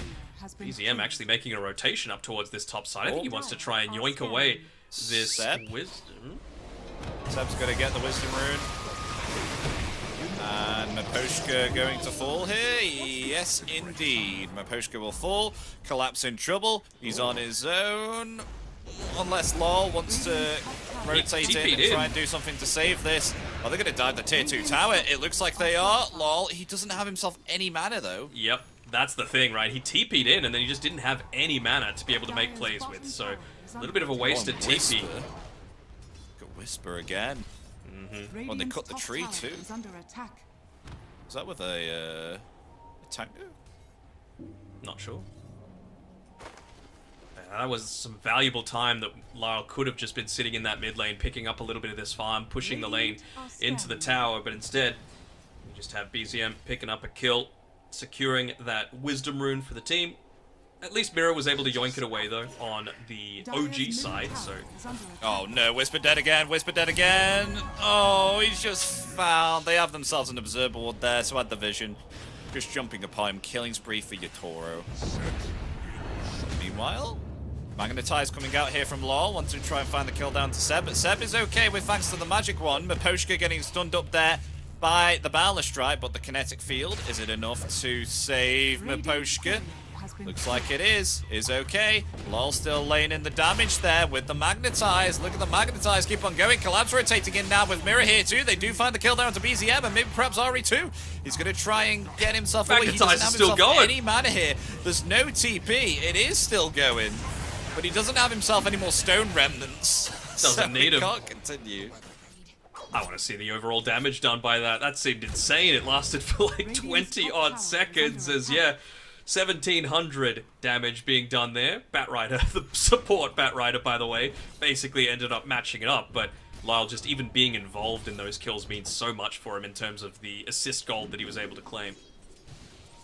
Dire's middle tower is under attack.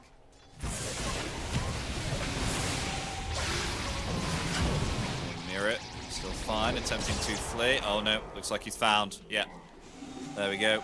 Taken out. Stolen static link, helping to get the kill there.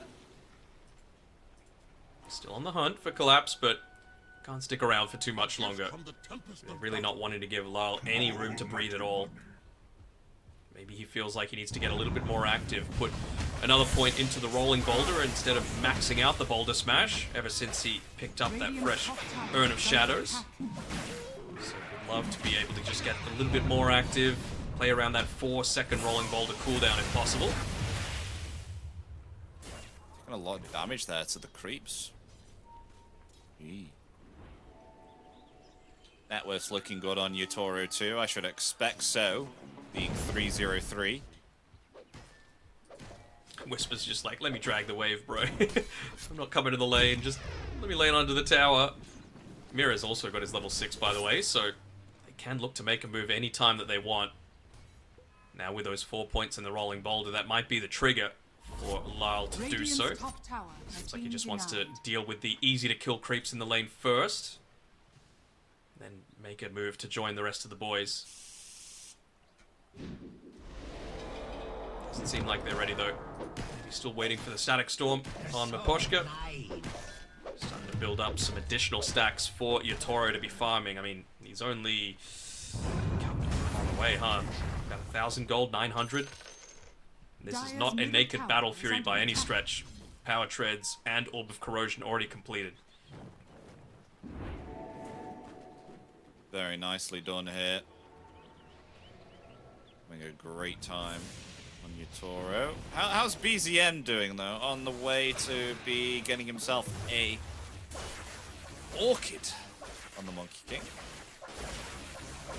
I mean, he dominated the lane. We were expecting that, though. The real thing that I'm looking for is how is he going to then leverage that moving forward? Like, what is he actually going to contribute in the stages beyond? The thing is, like, Doom is so underfarmed that he can't really contribute all that much in team fights, and without the Batrider, they are lacking a little bit of that lockdown.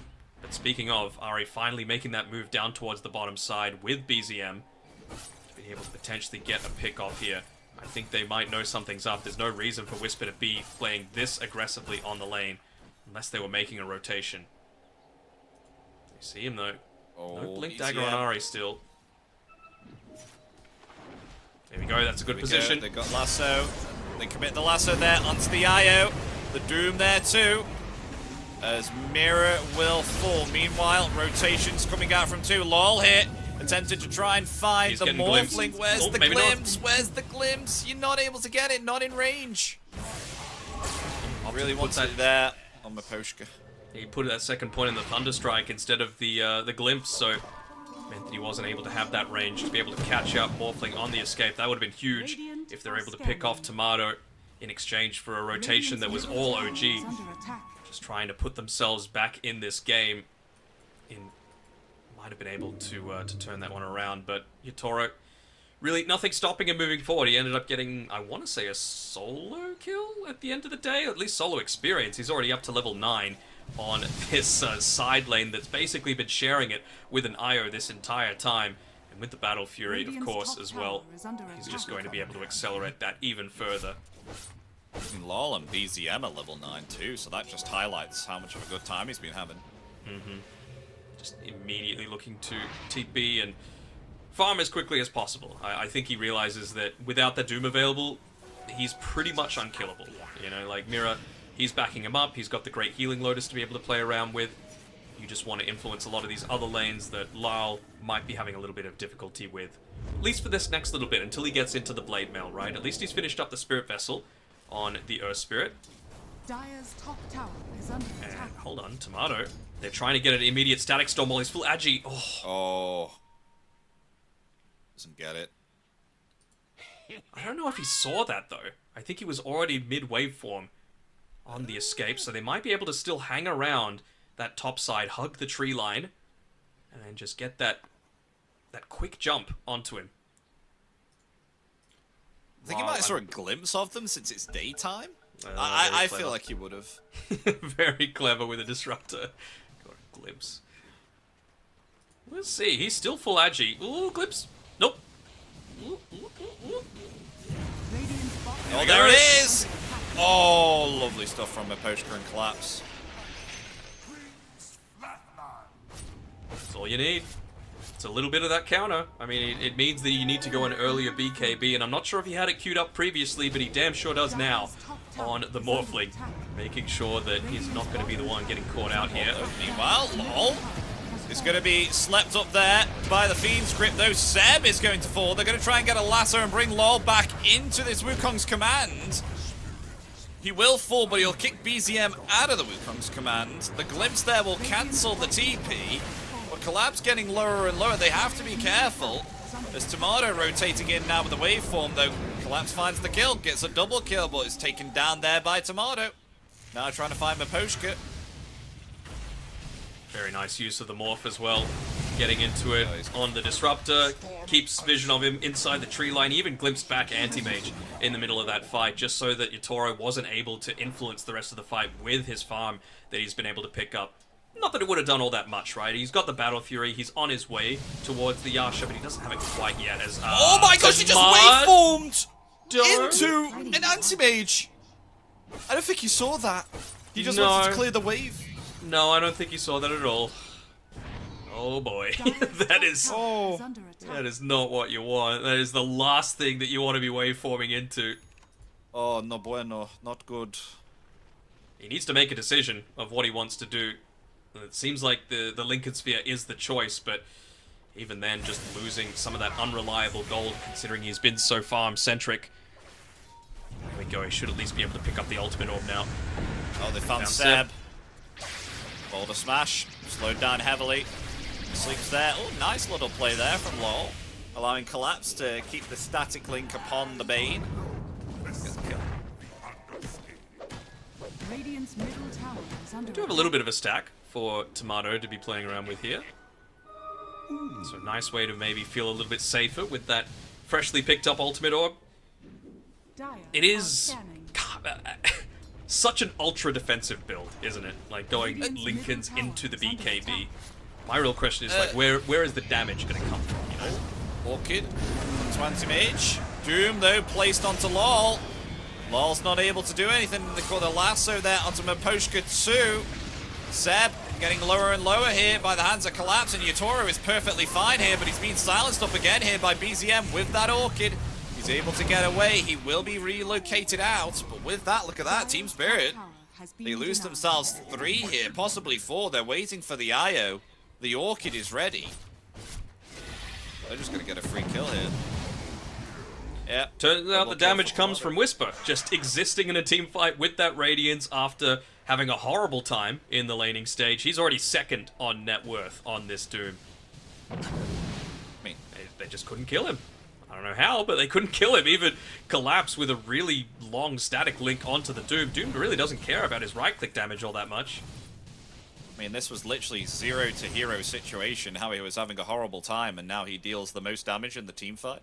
Mm-hmm. And has himself a Radiance, too. Mm-hmm. He's even queued up 2 BKBs. Just realizing how important it's going to be. Being able to withstand a lot of the damage coming out from Lyle in particular, as Seb, unfortunately for him, he's going to drop here most likely. Oh, lovely Static Storm. They've caught themselves BZM in here.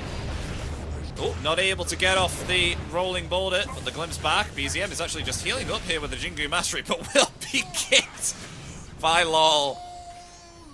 Boulder smashed. And the kill goes to Collapse. Yeah, they were doing a really good job, Spirit, in that fight as well. Just taking a couple of hits from this Monkey King, but then backing off. You know, baiting them in to go onto him. Oh, so cancelled the TP. Oh, Mana Void. He could have used Mana Void, I swear he could. But he chose not to. Alright. Oh, Lincoln's, that's why. Makes Didn't sense. realize you'd picked it up already. That's why we're commentators. That's why we're not pro players. Bro, the last time I saw him, he didn't have it. He was nowhere close. They have taken one really good team fight since then, though, as Toro on a retreat. They do find Seb, though, there. It's not cheap getting the gear. Whisper's just got no fear running in at them. Maybe they should be a little bit feared of the Doom. Still has the Doom, of course, available. Would love to be I would be a little bit terrified if the enemy anti-mage had a 17-minute Manta style. What? You what, mate?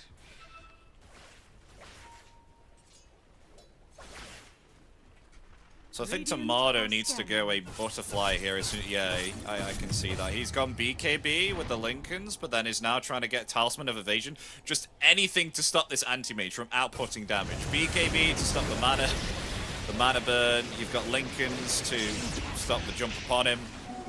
That's a big kill. Was that a Static Storm used as well? Seems like it was. It was, Poshka yeah. being one to claim just the assist gold from that. Gives him the Aghanim Shard if he really wants. I wonder if this is the sort of game that he wants to go the Shard, though, because it feels like Spirit are in a pretty strong position right now, and he might end up just saving up the gold, wait another 600, so that you can get into the Blink Dagger ASAP.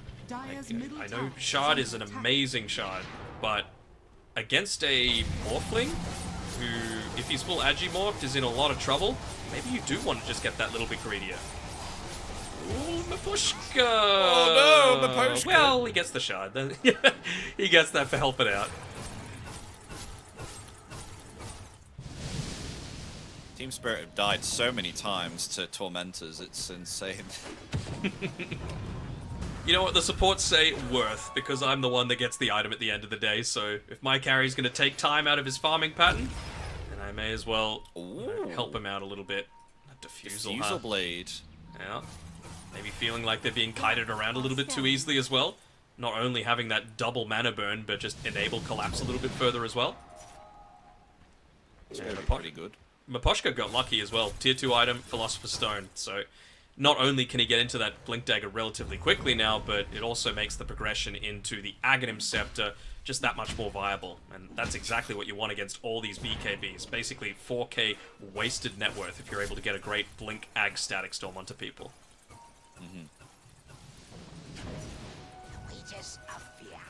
It's the next item here for your Toro and Aghanims. Yeah, that would be annoying to just get some illusions to further mana burn the heroes here on OG. I mean, burning mana is their #1 enemy on OG. Wait, did they see BCM jumping from this tree with the illusion? I don't know, but Ari's the one standing up top here. yeah, This is Lasso triple and the ulti. Doom there. Onto Collapse. Collapse is still able to live through it all, but I definitely think he will fall here. The Wukong's command coming out, though. Yatoro with the relocate is now jumping onto BZM. Not able to actually use a balance strike there because his mana is just melted down instantaneously, though. Double kill for Whisper. And Anti-Mage has been relocated out, though Lol will be able to find the kill onto Whisper, unless Yatoro will with his illusions. Never mind. Double kill for Lol. Ari, he's blinked into a tree. Is Lol sitting? Nope. He out of there. Though Tomato is very close here, trying to avoid the rest of them. Oh, it's been revealed. He's got a regen rune. Lol's feeling confident. Just trying to force maybe a BKB out of him. Force him to get that wants to come instant in. response, yeah. Might be forced to BKB now. Nice rolling boulder. Oh, the BKB. They did cancel the Lincolns, or just jumping onto Seb now. Look at this. Able to find the kill onto Seb. Wicked sick for Yatoro. No mana remaining on Tomato. Tomato slowly falling, slowed down by the boulder smash. Double kill for Yatoro. Triple kill for Yatoro. Look at him go on this anti-mage. Maybe perhaps they can find BZM now? They see him jumping around. Oh. Yeah. The power There we go, of the tree shard. cut! Ultra kill for Yatoro. Oh, he is having a great time on this anti-mage. Come on, Whisper, get out on the map. Have a bit of sense of theater. Give him the rampage because he is performing out of his mind right now. Obviously helped a lot by the rest of his team. The glimpse there basically securing him. The third kill, and then of course the Thunderstrike into the invis, realizing that Monkey King's bouncing around these trees. It's just another thing that you have to be worried about this game if you're BZM, and well, they desperately need those BKBs up now on OG. They've got one on the Monkey King, they've got one on the Doom, but BZM still feels like he's dying a little bit too quickly in a lot of these fights, and it's making him more hesitant to commit into the center because I think he's even just worried about getting glimpsed out of the Wukongs or even kicked out as well by BZM. Sorry if I That was the one fight there too, I feel, that OG were together. And as you said, it was, what, did they commit all three ultimates there on Collapse? Yes. Your song has fallen to the radiant. The Doom, the Grip, and the Lasso. Almost BKB though for BZM. This will really help in the upcoming team fights. Are scanning. Maybe perhaps Maposhka can scout with the shot. He's found someone. He's caught him. Wait, he's stuck. Oh, there we go. Ooh, cut the tree. Mechanic. Oh, he'll take Seb here instead. Poor Seb, man. He's constantly getting gone on, but they found Disruptor. Yeah, they have. Maposhka dead. And Seb will be found. Now Yatoro trying to focus down Tomato. A Lasso, though, has caught themselves. Lol. Yatoro rotating back, trying to find BCM. Will be able to there, indeed. Double kill for him. Looking for more. Wants to try and get Tomato. Slowing him down. The BKB will be committed. And I've got to say, the defusal definitely helps with breaking that Lincolns as well, if you want to get off the mana void. Sure. Realize that. Ooh, Ari, still on the run. There we go. They find the kill. Wait, what was that even? Is that Blade Mail? Yeah. Lal stood in the Firefly at Blade Mail. No. Oh my gosh, as if that killed him. I actually agree with Ari. That was indeed lame. Way to die. But you just saw, like, even in that fight, the need for the BKB on BZM is so huge because he did get kicked out of his Wukong's command, which meant that, you know, you just couldn't hold these heroes. You couldn't have this area of safety finally for him. He's died, what, 7 times now on this Monkey King after crushing the lane Doom has been applied to the right target here. They get themselves the grip too. This is what they were looking for here on OG. They do find themselves Yatoro, but he has himself an Aegis, so he's going to be coming back, and it looks like they're going to be able to clean up here as they've got themselves the Static Storm here onto Tomato too, who's attempting to flee there. The Lincolns will save him. Oh, he tried to escape. He doesn't have himself waveform. Is he able to get the blink off there? Yes, but he's going to get glimpsed back, but the mana void will find the kill. Takes down Tomato. Such a heavy commitment onto an Aegis that still had plenty of time left on it. I mean, I know it's very you really want to take out this Yatoro anti-mage because he is where this net worth differential is. You wipe him out, even if it's for the cost of one of your heroes, it's a dead even situation. Clearly, BZM just didn't want a part of that at all. He's just like, guys, I need to scale. My farm has suffered in this last little bit. At least he's got his BKB now. But he needs that additional item. Looks like he's going for the Harpoon. Just something else to keep them locked into place, to enable the kill onto Miposhka or Mira to be just that little bit easier to secure. Radiant are scanning. LOL is just hanging around here, waiting for someone to clear the creeps, though. They have scattered out BCM here. Attempting to TP out. He will be fine. He gets away. Meanwhile, though, Ari. Nice TP. Avoiding Yatoro. Not really the first use of your BKB that you're wanting, though. And it's also a bit of a reveal. So now they know that they don't just have a free fight against this Monkey King with the Glimpse or the Boulder Smash just to kick him out of the way. So how do they look to respond to that fact? Is it just more in the matter of kiting now for Team Spirit? They've got Anti-Mage with the Blink, they've got Disruptor with the Glimpse, they've got Rolling Boulder, and they've got a speedy Collapse being buffed up by Mira at this stage. He's now attached to his usual laning partner rather than all these sneaky heroes that are just rolling around. And they are farming at nowhere near the rest of their team, knowing that they can relocate at any time they want. BZM. Does he take the bait?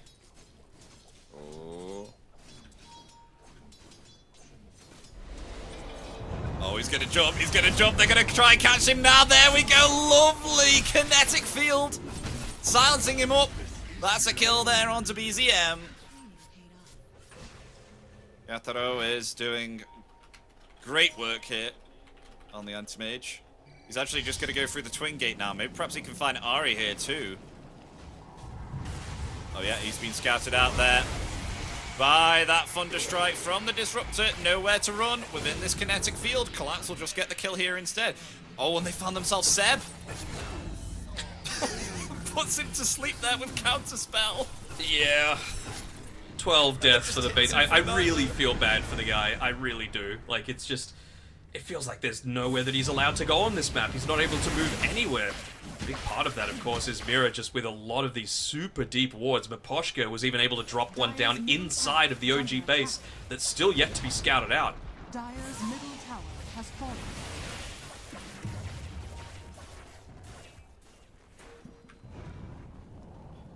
I mean, Whisper's caught himself the creep wave here, but he has revealed himself. Yatoro is on the hunt. Nice blink. Unfortunately, the micro just wasn't there to get the right click in before the blink away. Dire's middle tower. They know where they're roaming though, because they've got a couple of decent wards of their own. I wonder if this is the sort of time for the gem to start to come out for someone on Team Spirit. Right now, Mira just wanting to make sure that he's prevented at least a little bit of the damage to come out from the Fiend's Grip, for example, going into that Lotus Orb. That, or the Lasso.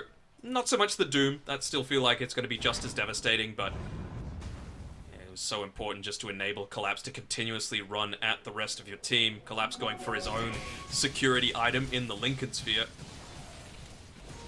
I do feel very sorry here for Tomato right now. As a Morphling, you want to be so ahead here, and usually you're able to kind of outpace the opposing carry here, because the hero's so strong, but when you're against an AM, the game just feels so different. You can see he's put a Shadow Blade with a Lincoln Sphere and a BKB on the Morphling. What's going on here? I mean, they're all grouping around Roshan really early. It's still got a minute 15 left until it could potentially spawn. Nice Manta dodge there by Collapse, so they gets jumped on. Will they get the real one though? Yes, they get the Doom off. The Wukong's command is there too. Trying to take down Whisper here. They got themselves a lasso, but it won't get anything, because they find the kill there onto Ari. Now LOL in the brunt of it all, trying to find Whisper. Whisper will fall. Mega kill for LOL. He's actually going to stone form himself up and roll away. Tomato will not get the kill as he's being pursued here by Yatoro, as he's going to be glimpsed back too. And no mana remaining will just be found, and LOL gets the kill there with the Boulder Smash. Double kill for him. another really good fight for Spirit, but I'm a little confused as to why they were even in that area to begin with. Both teams, they seem to know that that was where they were all grouped up together, but Dire's bottom no tower real is purpose. under attack.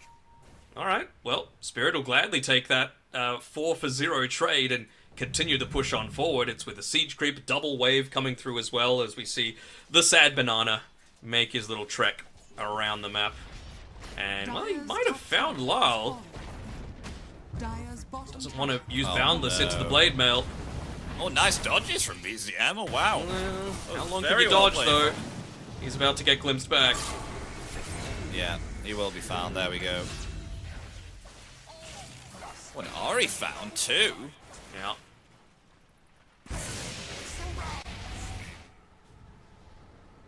Attempting to try and go BKB. They're just going to siege high ground now. Collapse even just soloing a Tormentor. Sure. Give Lyle a free Aghanim Shard. Why not? Tower is under attack. Grab allies back if they're getting Fiend's Gripped. Dire's structures are fortified. Speaking of people getting abilities used onto them, Whisper Oh, forced to no. pop the BKB and run. Okay, at least he's able to do that. The Tomato is taking way too much damage here from Yutoro, even with this BKB. Ooh. Oh, and the Static Storm. Oh, the Alright. Doom! Doom has That's been a good casted one. onto Yutoro. They found the real one. They found the real one, and that's a kill. They finally take down the Anti-Mage, and look at all that gold for Seb!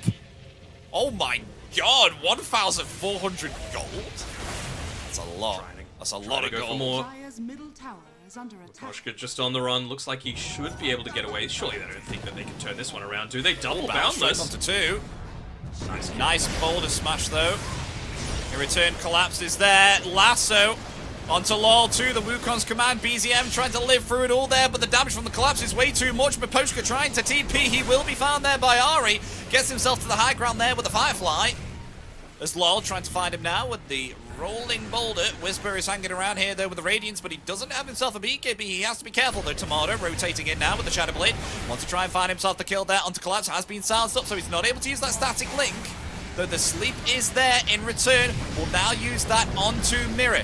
Mirror will fall there, and they get themselves 3 kills here on the side of OG for just trading BZM there. All right, they'll claim it. They would have loved for that 1,400 gold bounty to go on to probably literally anyone but Seb, just because of you know how I don't want to say ineffective it is for him to be a part of the game, but Bane's not really one of those heroes that needs all of these items, right? Like you're still going to be the one getting caught in like the silence coming through from the Earth Spirit. You're still going to potentially get caught out. Well, now as they all TP in onto you, but who's the ones actually getting caught? They don't see Tomato. They do see Seb though. Seb has been found.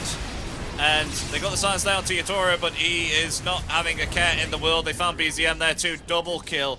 Easy pickoffs here for the Anti-Mage. This has to use that Shadow Blade, the Silver Edge, once again here on Tomato to just escape. And it looks like they will get themselves the Aegis of Immortality. Yeah. We'll be up top though, but still, no cares. There's no real map presence that OG have at this stage of the game. They've got a couple of really deep wards down. One of them, of course, placed next to where Seb died. Just monitoring his grave for now, but yeah, up top should be a complete freebie coming through for Team Spirit, who, I mean, they're continuing to scale themselves, right? Now you've got a Disperser as well on the Anti-Mage, so you've got ways to be able to kite. And that's a kill. A little bit of an aggressive position.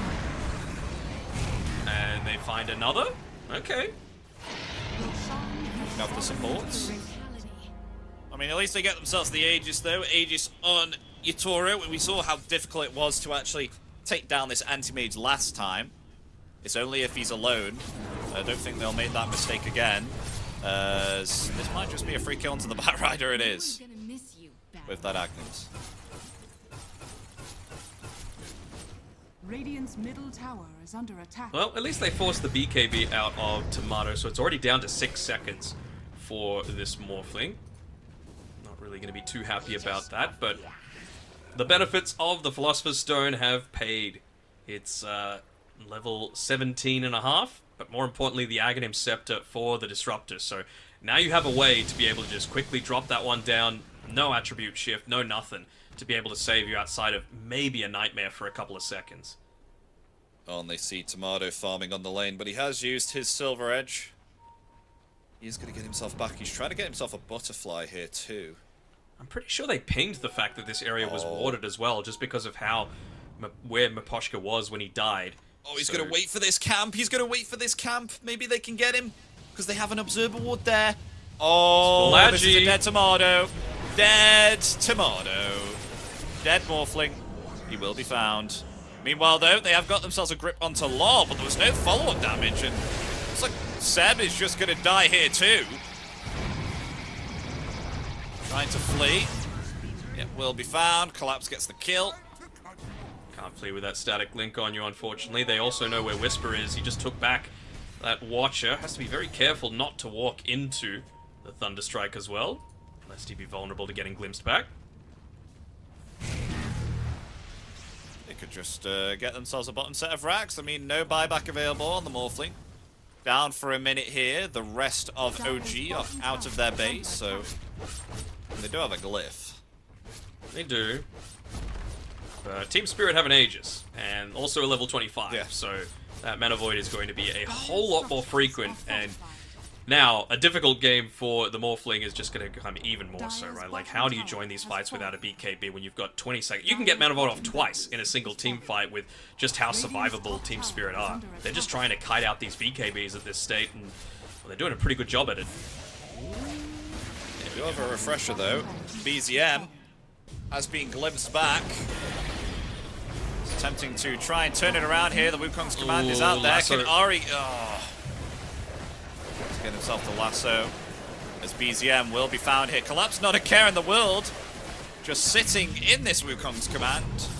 Finds BZM. So now they'll attempt to try and go for more here. Get the kill onto Whisper. Nice game sense by Collapse there. He put the Lincoln Sphere onto Miposhka, making sure that he wasn't the one that was going to get caught out. Wow. Okay, gets healed up though there with thanks to Mirror. Just a healing Lotus, still holding on to the cheese. And that Holy Locket. Even holding the Paladin Sword as well. All the healing coming through for this Anti-Mage. They're going to have a challenge of killing him once, let alone twice. All these AM illusions, what can you do?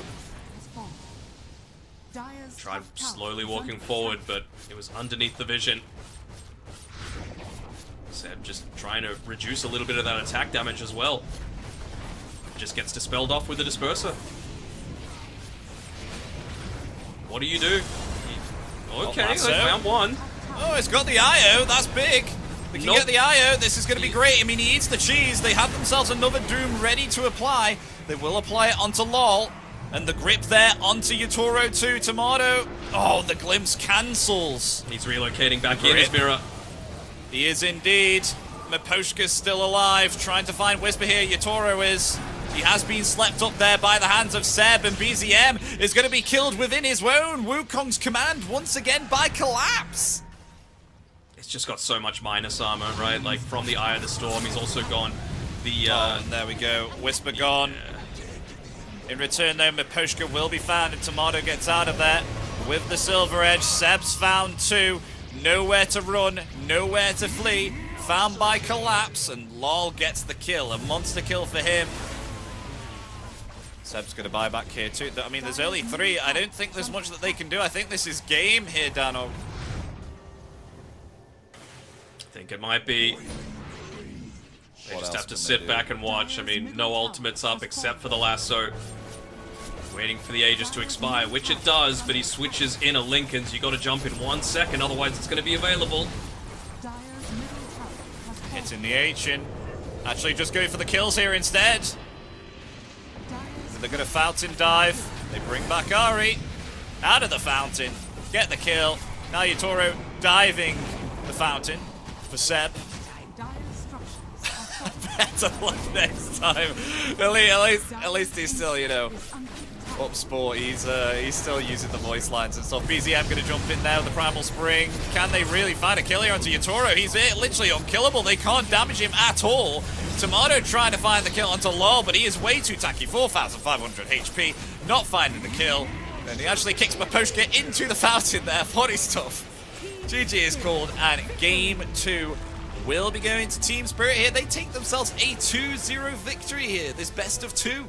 One that they were desperately needing. Yeah, absolutely. They're sitting 3-7 now. Still not the greatest sounding game score that they've got across all of their 5 series so far, but well, this was a return to the team spirit of old, right? Being able to make that big turnaround victory in game 1, and they never looked in trouble in this one. Just lead from basically 10 minutes onwards, crushing the safe lane. Lyle, I really feel like the way that he was able to recover that relatively poor laning stage that he had, again, not an issue with him, right? Like, you just lose the lane against the Monkey King. That's just a foregone conclusion, and I mean, this certainly didn't help things, right? Allowing Yatoro to get into an earlier Orb of Corrosion, an earlier Power Treads. You've already got an IO helping you out, but just to be able to consistently chase down Whisper on his Doom, as well as Ari, certainly did not feel great.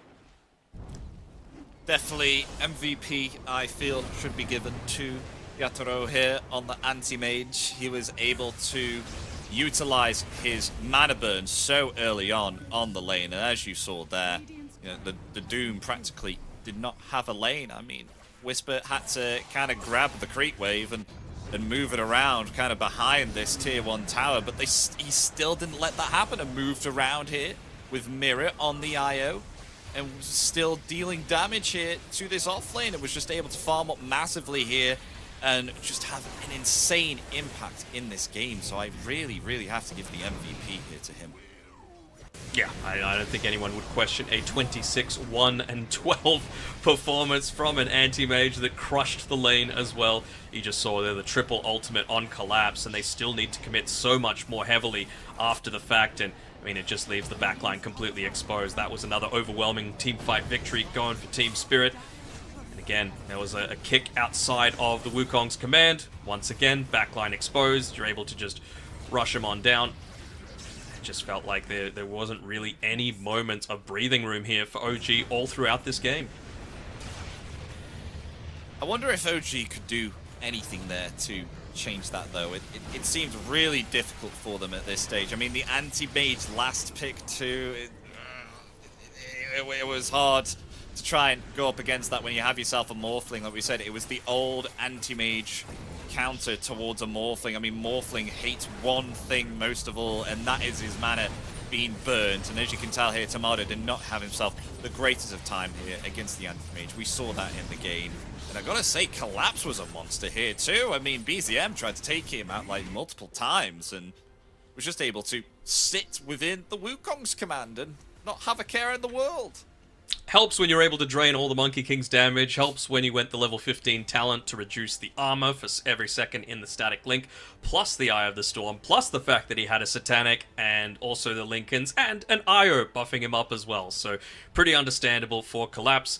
Thought he got out of the laning stage in a pretty good spot as well. But yeah, there we go. Team Spirit taking a 2-0 victory against OG, evening up the ledger a little bit, and well, we've got a bit of an interview with one of the victory players on Team Spirit, but we got to set it up first, so we'll send it to a quick break, and when we be back, we'll be having a chat with Mira, so stick around, and we will be right back.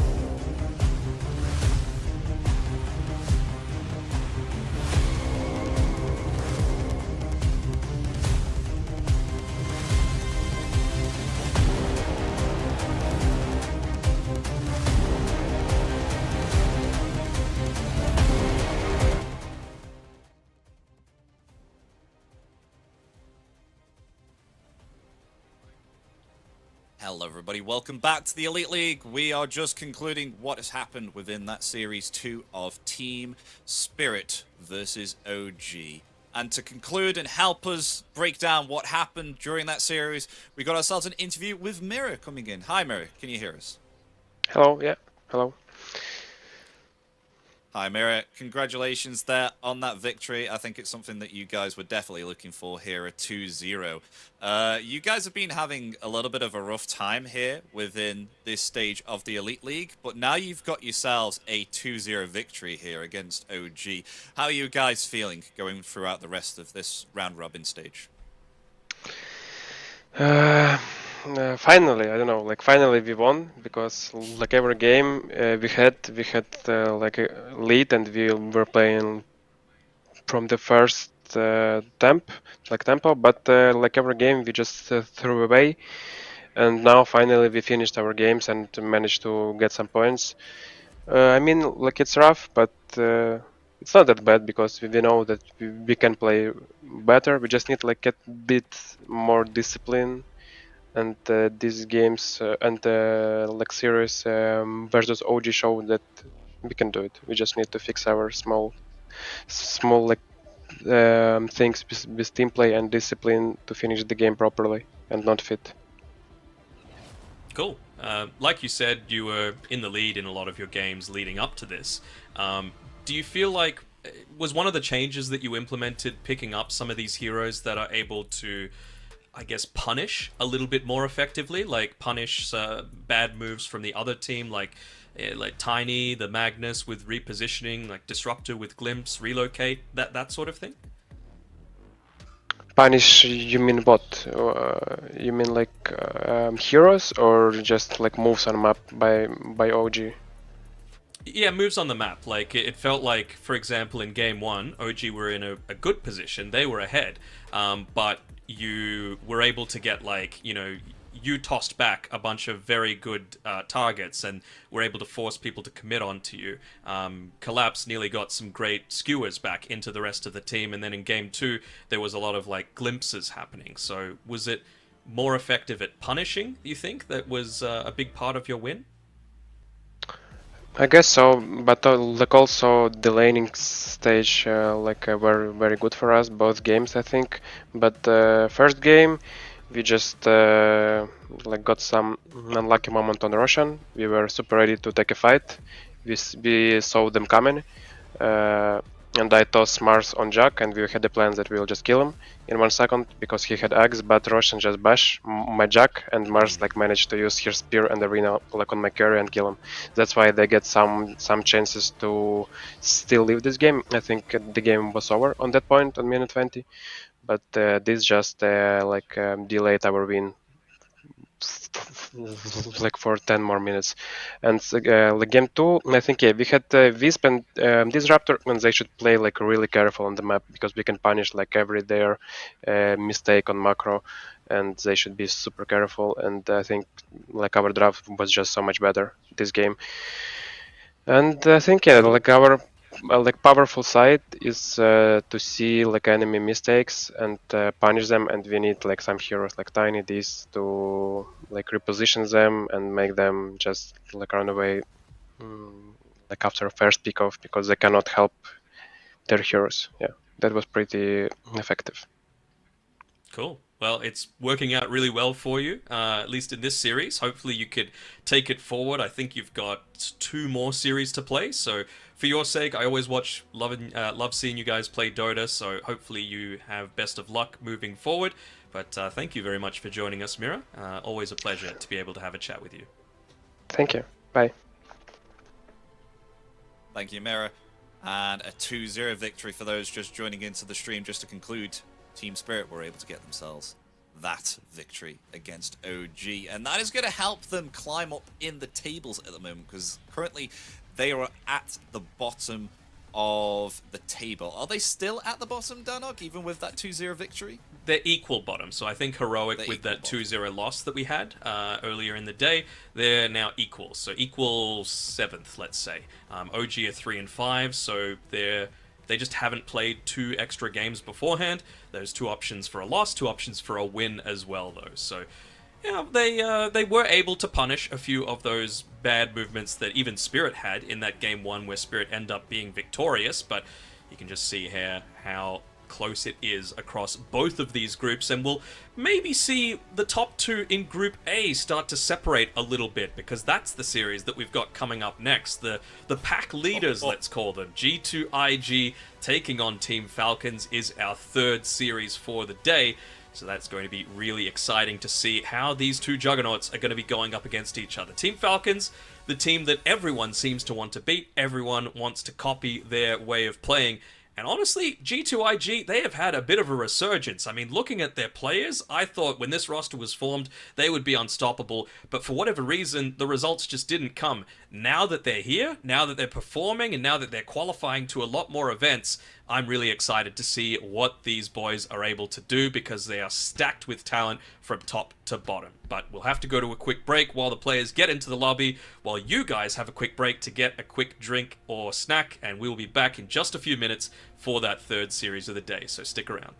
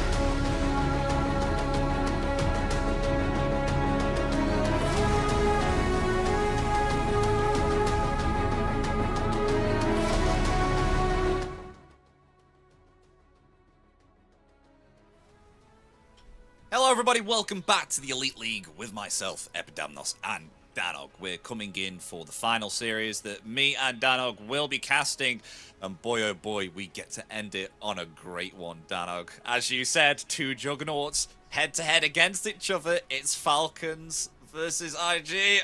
I'm pretty excited about this one.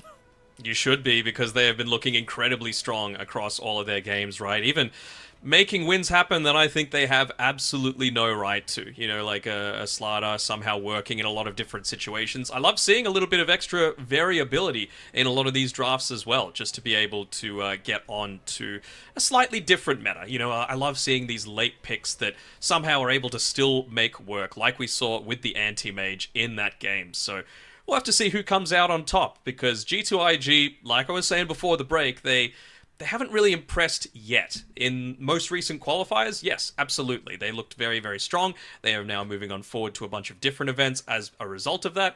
And in this in this round robin stage as well, they got to go automatically past the Swiss stage. They are looking like they are well deserving of that spot. So I'm keen to see how they do.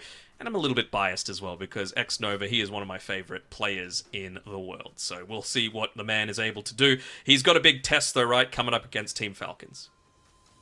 And another thing to highlight on before we ended it for a break, you're saying that a lot of teams have been copying Falcons here because they've been having great success so far. Is IG one of these teams, or do you think that they have themselves their own roster, like their own, you know, personality in terms of picks here?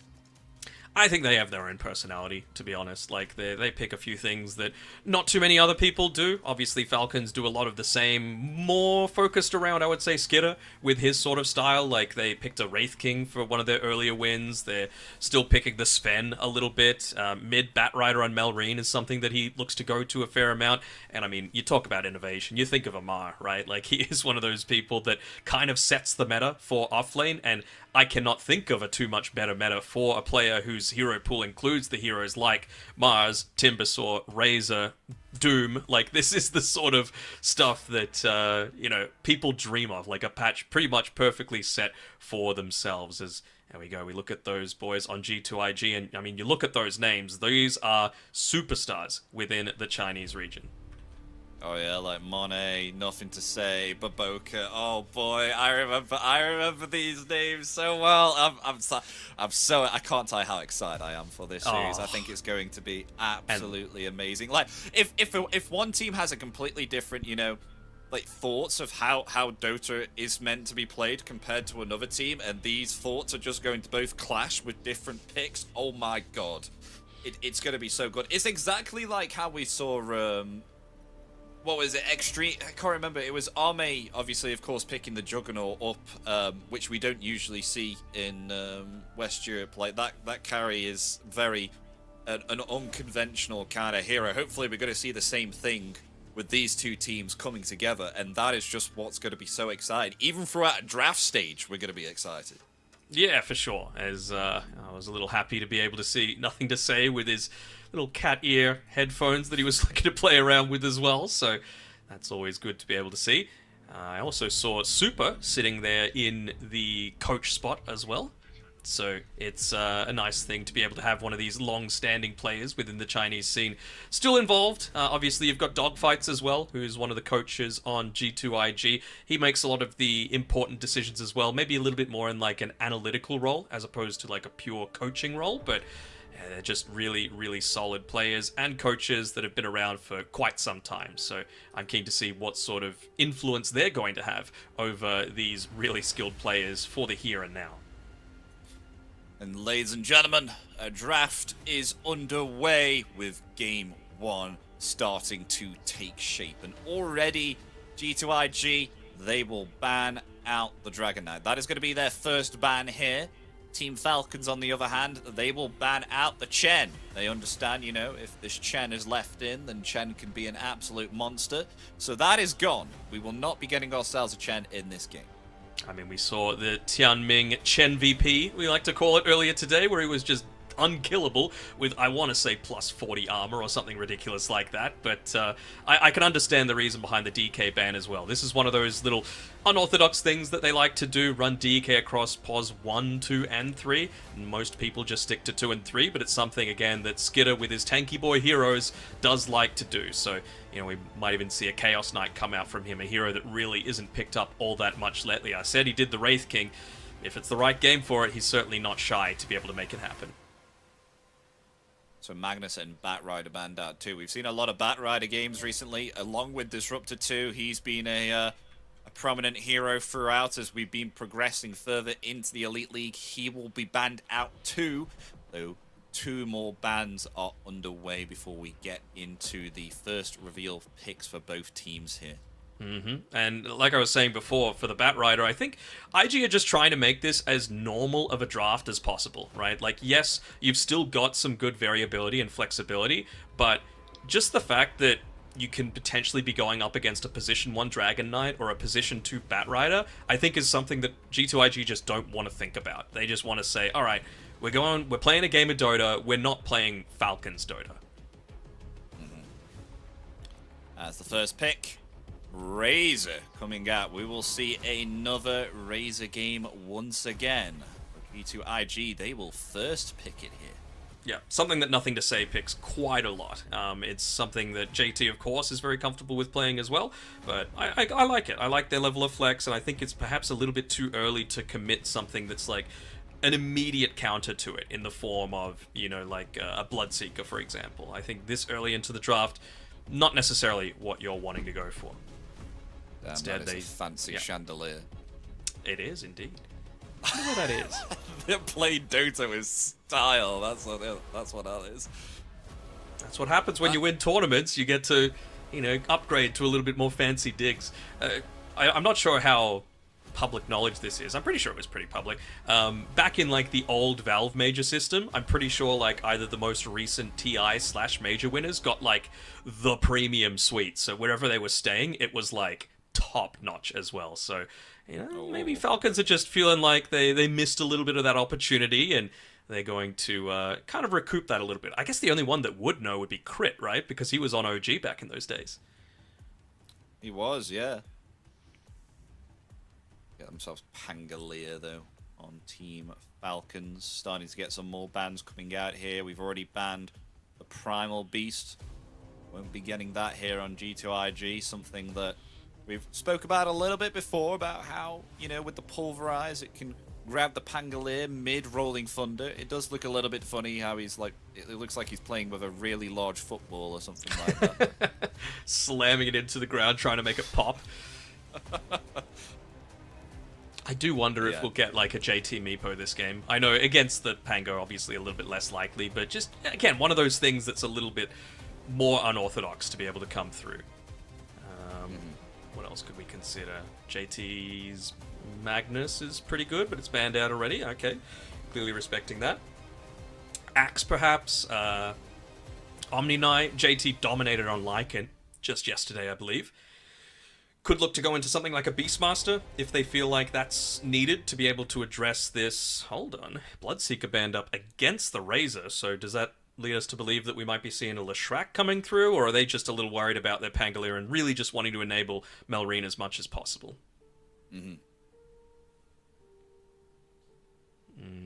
Maybe they just want a Doom or something like that on Amar. Feels like it's something that they're fairly comfortable with. Just having a quick look over the bans as well. Rubik is still in the pool as well, but no real reason to pick it yet for Falcons, so they're just going to go something that's a little bit more open-ended in the Enchantress.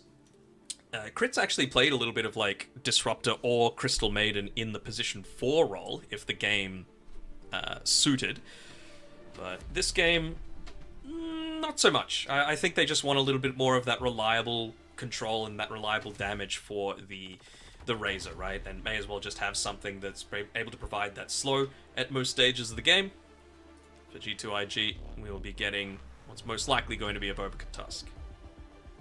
I think we've seen this Enchantress as well since the Swiss stages. Ever since we've gone into the round robins, we have not seen Enchantress come out, I don't think, ever since. but is comes out here for Team Falcons. They are do they do well with the Enchantress, do you feel?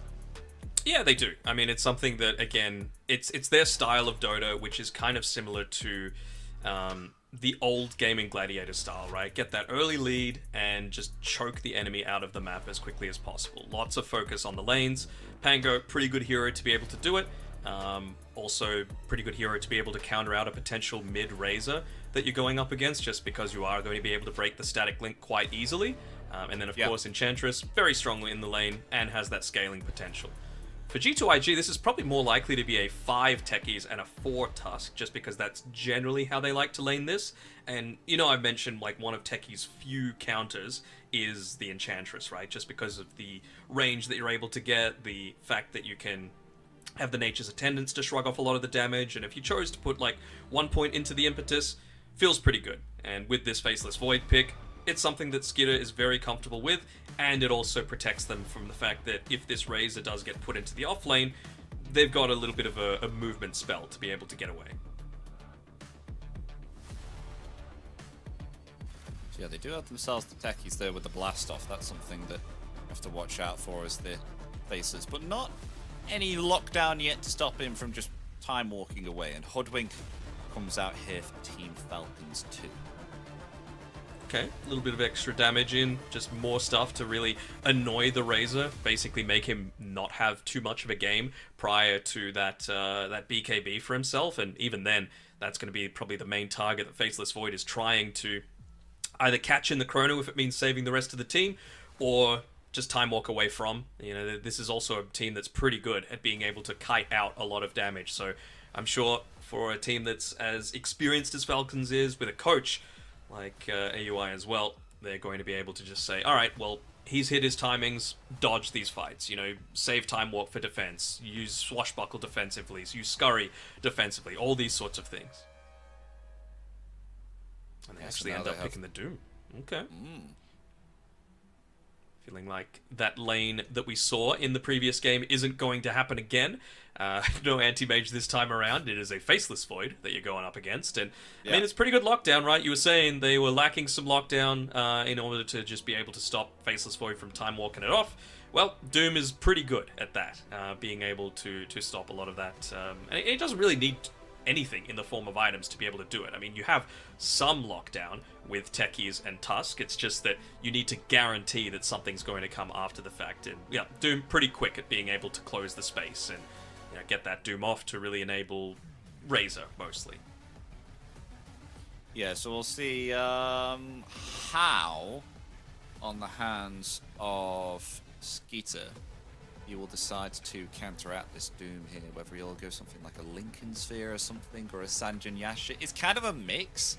I'm honestly not sure how you make that decision, whether the fact that you can actually survive through the Doom with if you get up Sanjin Yasha, or the Doom just completely disables you to the point where you're not actually able to output any impact within the fight, so that's why you go the Lincolns. Just as long as they don't have any big spells here that can break the Lincolns, then I think you should be okay with getting the Lincolns. What do they have? Only the static link.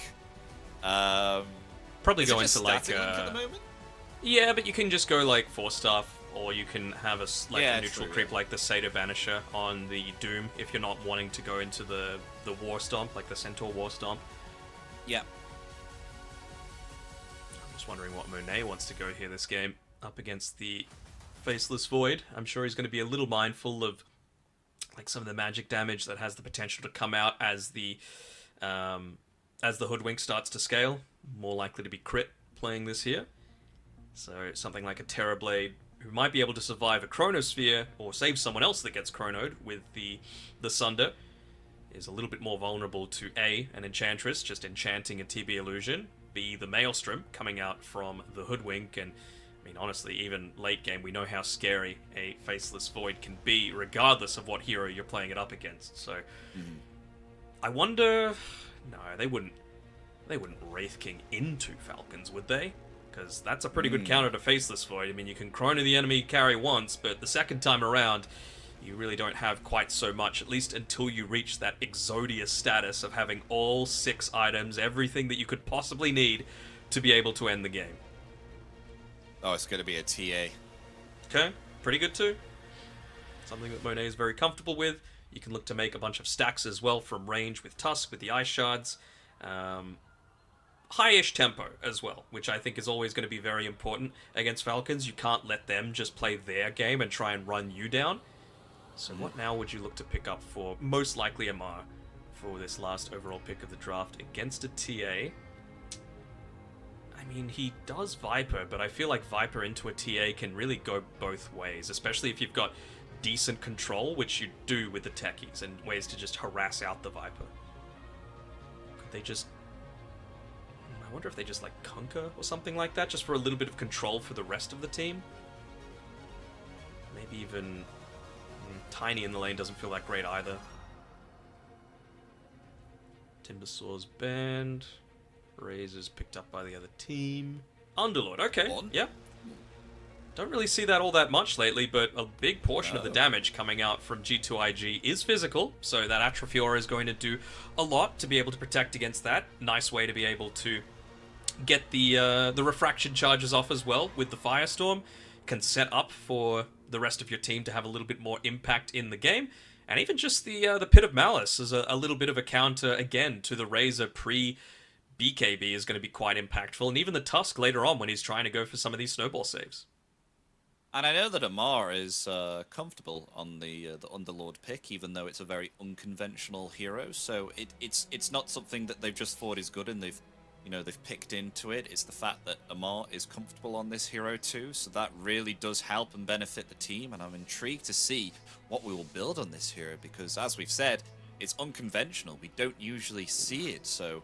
Look at the cozy coat that Monet was wearing. That looked like a Snuggie or an hoodie or something like that. Just it was full fleece, Epi. It looked really, really good. But, well, hopefully that gives him the coziness that he needs to be able to take out this game because, like we said, there's a lot on the line here. You know, only the top 2 from each group goes through to the upper bracket, skipping one stage of the lower bracket and giving themselves the double chance. And right now, these two teams are both 6-2. So a 1-1 would be pretty fitting if they are equal to be able to be both the two teams that keep moving on forward. But I'm sure one of them really wants to be able to set themselves ahead of the pack.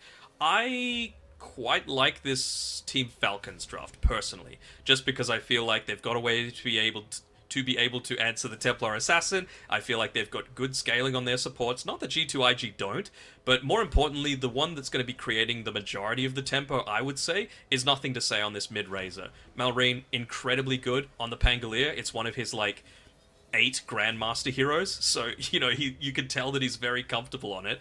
And, of course, the Pit of Malice as well. Just another thing to be able to lock that Razor in and force them to play a little bit more passively than they maybe want to. So, ladies and gentlemen, let's get into this absolute behemoth of a game. Best of 2 here, folks, so just going to get ourselves 2 games, but these 2 games I think we're going to thoroughly enjoy here. And what the heck have we just zoomed into? What the hell? That is something to be presented with for this game. Weird looking chicken in the... Where's in the What Falcons is that courier? What the hell? Wait, was that a courier? Yeah. Oh. How do we even check these days? Whose courier is it? I swear that was a courier, because I don't think there's a creep that looks like that, or else... I think it's Melrin's courier. Oh, yeah. It is. Some interesting couriers from both. But yes, folks, a behemoth of a game that we have, not to be distracted by the couriers here. Quite excited, especially with some of the unconventional heroes that we're seeing here. But you definitely prefer Falcons, then? Banana, 100%, please. you Says said. that. Yes, I do. That is the mock courier as well, for anyone that doesn't know. I've got a friend of mine that... I don't know why we do it, but we just send him a bunch of mock couriers because they're pretty common. So he's got literally hundreds of mock in his inventory in Dota. What do you got here? Doing the splits, it seems, on this donkey. Oh, that's the Casey and Slack's donkey as well, coming through there.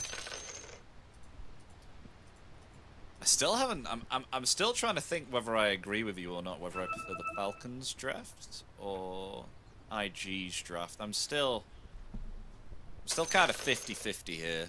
That's why they're both 6 and 2. Like, there's no Yeah. clear outdraft coming from both of these. Like, really solid supports on both sides. TA has the potential to have a pretty decent game. I mean, you've got supports that can make stacks for her. To me, it always just comes back to the lanes, and I feel like Razor isn't going to have like a free lane against the Pangolier, especially, you know, it's Malrine playing the Pango. He's one of his best heroes, and I feel like Razor is going to be prevented from doing that early game impact that you need from your mid hero, because they've got a lot of these heroes, right? Ones they're able to A, run away from you prior to getting BKB, or they've got slows, or they've got stuns, or they've got roots. Even the time dilation is going to be really value against the Razor. Yeah. I do feel there are opportunities, though, looking at IG's draft. Like, if they do get initiated upon, they can definitely turn it around, especially with Blast Off. They have the reactive taser, too, especially against 3 heroes that want to output physical damage. I mean, actually, maybe let's say 2.5 here, because Pangolier, if he gets himself an Agnims and, you know, he gets himself off Rolling Thunder, then he just needs to spam Shield Crash, doesn't he? But other than that, they have themselves the Snowball save too. They have themselves the Doom. If Doom has himself a good game, then they can utilize that and barrel roll off that Snowball and just keep on trying to cast the Doom either upon Pangolier or Faceless Void. I think if they're casted on either two of these heroes, they're going to have themselves a good time, I feel. And I do definitely like the supports on IG. So you know what? For continuity, I'm going to say IG. Good for you. I mean, I think a big thing that's going to put it in their favor is, remember the last time we cast a Pangolier versus Techies game? Maybe it wasn't the last time, but I just remember the use of the Ag Shard reactive taser from the Techies, and Pango just did like 1,200 damage to himself instantly because of a swashbuckle into that taser. Every single time you hit into that taser after you've casted on someone with the shard, it's 300 damage. And like, you're attacking a lot as that Pangolier, whether it be in the ball or outside of it. So it's just a little bit of that damage that's, I don't want to say unavoidable, but if X-Nova's really on the ball, he can certainly make a surprise turnaround happen. Also a bit of protection against the Chronos, right? Just toss the taser on, get that dispel. Yeah, there's that too. Void will probably have Manta at least at that point, I would imagine, or might build it this game. I'm just thinking kind of Snowball saves. You've got saves against Bushwhack, the Sharpshooter. You could possibly save someone within Pit of Malice too. Then the only difficulty you're going to have to save someone is if they're in a Chronosphere and they're right in the middle. Mm-hmm. We have seen a few Snowball saves before where people are just on the edge of a Chronosphere, but sometimes it's a little bit kind of difficult and the pressure's on to get it off. The win probability says it's 51% for IG, by the way. Oh, the bias. Mm-hmm. Oh, yes. Crazy, crazy stuff, but hopefully JT's computer is alright. Time to cut you I'd hate off. for this You're to wise to fear me. be a little anticlimactic, I guess you could say. I'm just looking at the lanes one more time. Like, is this going to be a lane that X-Nova feels like he needs to build into a Quelling Blade as well? Again, most likely going to be going up against crit, so very important just to be able to have multiple ways to be able to break people out of the Bushwhack. Obviously, you can just have a ton of tangos for it, or even, you know, clever stuff like 4-staffing people out of it, or Quelling Blade, obviously, good as well. Seems like he just wants to try and out-harass him. Plenty of Iron Branches on X-Nova's Techies. Bobica Tusk. What's going on with Baboka? It looks like he's got some kind of ghost form on him. Some kind of ethereal form. Is that a... I mean, I know that a lot of Chinese players get gifted so many cool cosmetics by their fans. Most importantly, it's more couriers. They get like... hold on. Oh, boy. Whiskey the Stout artifact. Maybe it's that's making him like glowy, you know? I think it might be, you know. It's his little mug. I think he's got a penguin on his back, am I right? A little penguin on his back? Yeah, and in a little backpack, I think. Yeah, he has.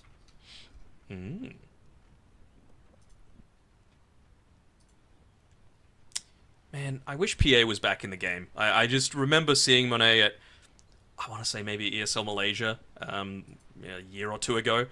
And on his PA, he nearly turned around the game solo. And I feel like there aren't too many heroes in the game that have the capability to do that sort of thing, right? Like, PA is one of them. Faceless Void, absolutely, is another one of them. But are there any others really out there that can just complete... I mean, Enigma, of course. Black Hole. Potentially Ravage, if you're able to get a couple off. Mm-hmm. Oh boy. Hopefully... Again, JT's doing alright.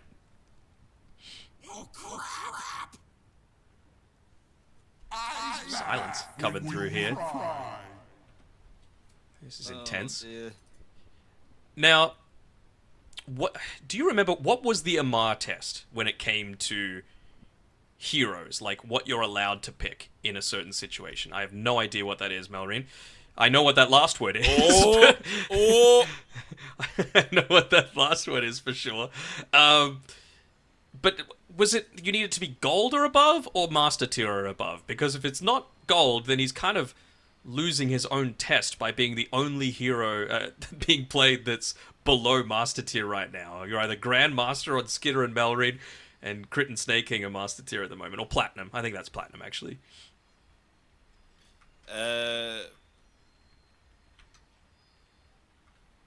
Which one's platinum?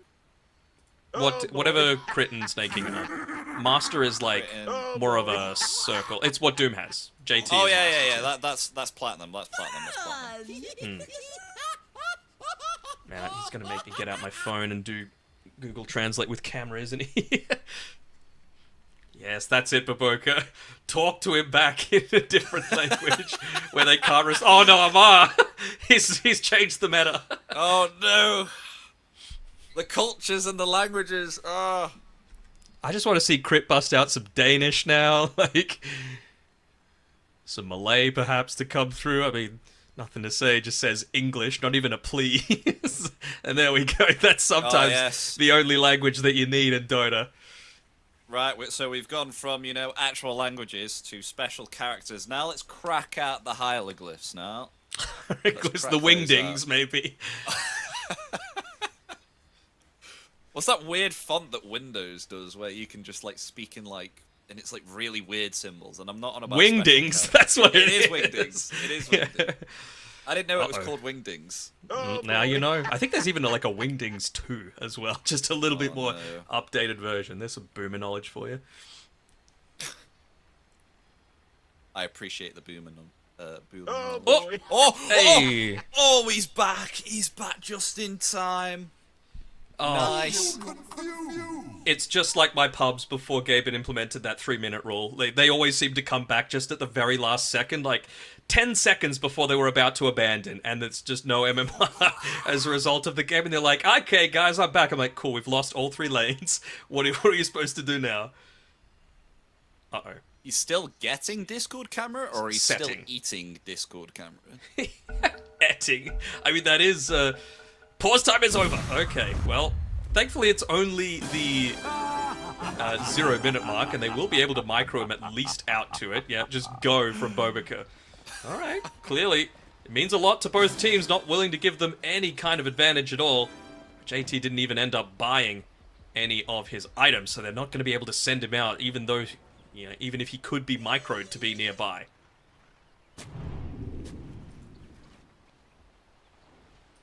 This is going to be close. Oh, there we go. He's back. He's back. He's back. It's fine, It's like one of those situations where you're in your pub games, and you're just looking down at your phone, and you thought you were 10 seconds, but you look back and it's 30 seconds remain before I have to get back to my lane. I don't know if you ever. Never. I'm always dialed in, Epi. That's the secret. It's people like you that ruin Dota. Whoa! These accusations. What the hell? I'm just trying to enjoy myself, man. Dota is the enjoyment, not whatever useless stuff is on your phone. Alright, here we go. Looks like everything's okay. They were able to set up some vision, sure, but nothing really too disadvantageous for G2IG. So you're saying they're going to take up the W, even after the pause? The Yeah. battle begins. After the pause, pause win. No skirmishes here, just 2-2 bounty runes between the two. Snaking, just having a bit of a browse around on his Enchantress. Knows that he's already very hard to kill, even at level 1. Especially considering this lane. I mean, that is the one thing that I'm going to be at least a little mindful of, is Snaking just... He pretty much has a free lane to bully, because you're going up against 2 melee heroes, right? They're going to have a bit of a rough time. He's obviously going to probably go Nature's Attendance just to be able to have a little bit more survivability. Because if he goes into the enchant, Doom can just devour the creep, right? Like, so you're going to need to use enchant more offensively on heroes as opposed to on creeps, just because JT is going to have somewhat of a counter to that, at least early on. Yeah, I see that, but I don't think that should be a problem for Sneaking, right? Because even though that you can't get your creeps, you're still a very good trader nonetheless at early levels, right? Oh yeah, absolutely. Like I said, there's a reason that he's going to crush this lane. Like, there's nothing really that they can look to do against him. Even despite that, he's going to make sure that his camp is unlocked. Plenty of stuff to be able to yoink a creep away, and I think he might be, just looking to secure a Sated Banisher for himself for now. Of course, JT, as soon as he hits up onto the level 2, he will say thank you very much for that. And you'll just eat it. Not eat his Discord camera, though. No, definitely not. Time dilation, that's a lot of harassment already coming through. Potentially even using the active, just to be able to slow them down a little bit. Doesn't seem like it. Top side, it's a little passive for now, right? X-Nova, he's just trying to keep the lane pushed as far back as possible. You're not really in a situation to get too many kills onto Amar, and I would have to say probably the same going back the other way, right? Like, if he's really skilled with his use of the side blades, yes, you can actually look to get a decent amount of right-click damage in, but as soon as that Atrophy Aura starts to build up, then it just becomes so much more challenging. I'm gonna try, though. Stuff there. Yeah. The armor reduction there too. I think once they start getting more levels though on this top lane, a few points into Firestorm and Bushwhack 2, with maybe a value point into Pit of Malice, then I think they can definitely shove this TA off the lane, and then they can just get tier 1 tower. I think it depends how Melrin's going to do as well. Like, if he hits onto that level 6, maybe you do have that value point in the Pit of Malice a little bit more likely, just because you are going to be able to much more reliably hit. Oh, even nice use of his spells in this mid lane, making sure that Nothing to Say takes, I think, 4 tower hits as a result of his early aggression. Really trying to get up in the face of the Pangolier, getting punished for doing so. Yeah, it's pretty nice there. And you still have the opportunity to break this static link, which is always nice on the Pangolier to completely dominate the lane. I mean, he is a lane dominator, but dominate the lane as much. Even going an early Blightstone just to perhaps make this last hitting a bit easier. Bit of extra harassment onto Nothing to Say. Still think it lasts way too long though. 8 seconds. Just seems crazy for a buff. Mage Slayer got changed, why can't this?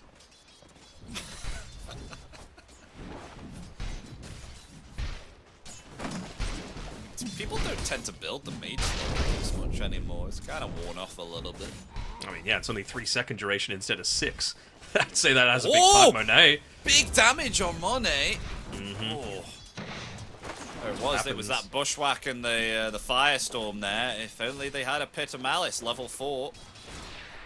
Even just the Bushwhack against the TA, right? So lots of little instances of damage that can deal with the TA somewhat easily.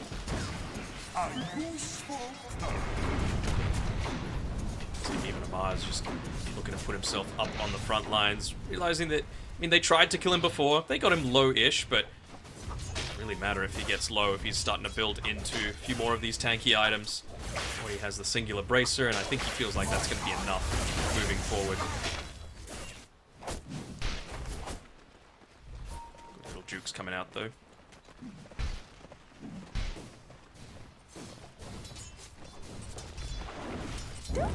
So a bit more of a quiet game. I mean, we've seen some bloodbaths today, right? Certainly not this one. Yeah. It's all about the trading. I mean, this is the thing, right? The better teams don't give up kills for free. Sometimes that means that they don't go for kills for free. But just because it is a bit more of a risky prospect, right? So I think they're happy just to pick up their farm. Right now, Falcons coming out on top in all lanes except for mid, but I'd say that's pretty standard for this mid lane. Just because Pango, of course, relatively weaker relative to the Razor, but he's still doing a pretty good job. 4 denies even against a Razor is a pretty nice feat.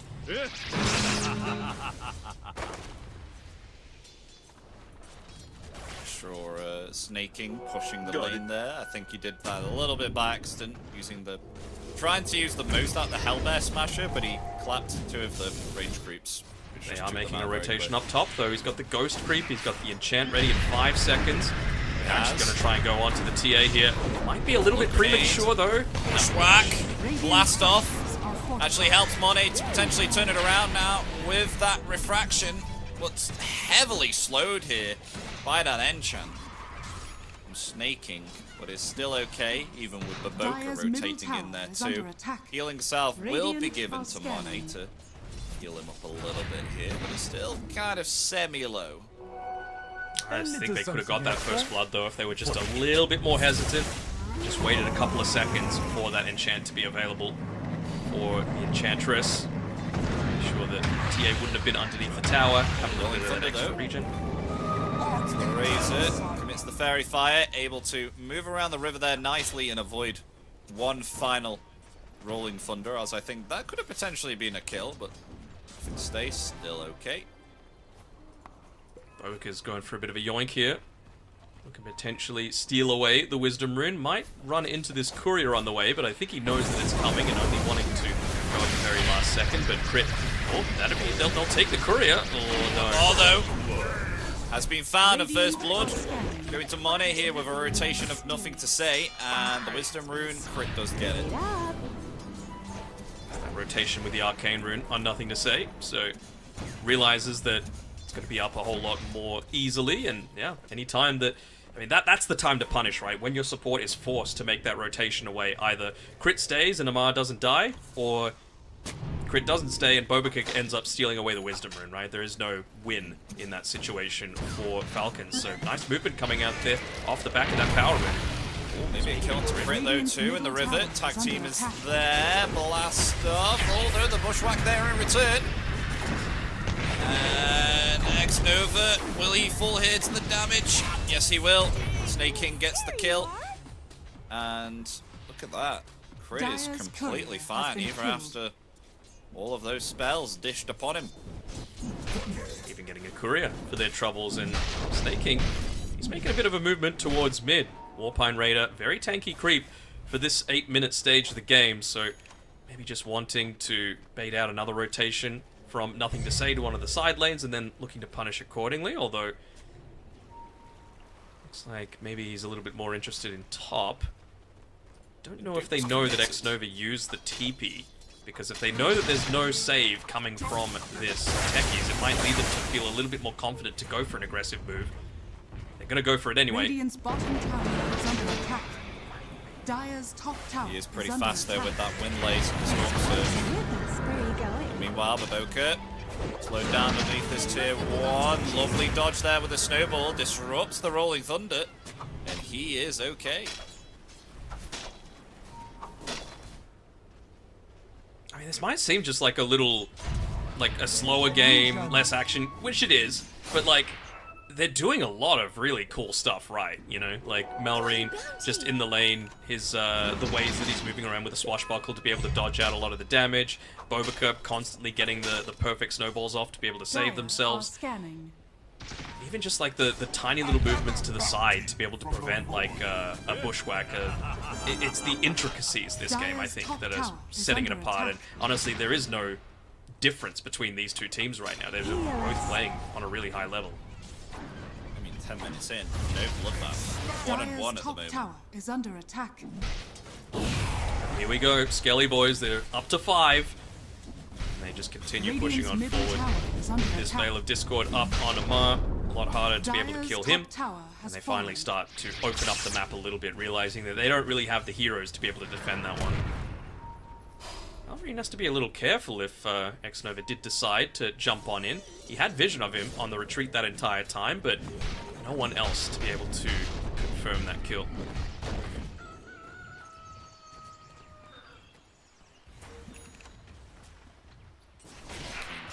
As well for Amar, really needing those.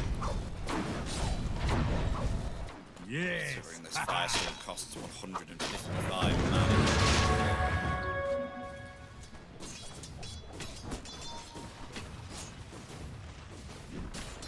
Price, things are going quite quietly here between both teams. As they respect each other here. I mean, not even a Hold on. Oh, I say that too soon. The Jinx. The Jinx is there. They're going to try and go for a kill here onto Amar. Slowed down here. Nothing to say. Still able to lay in the damage with the static link. And with that, they find the kill. Actually go to Monet here. On the team. Okay. Some good value to come through from him. Has he got... What has he got finished up? Is that Dragonlance? Yep. Nicely done. And going straight into the Desolator, huh? Okay.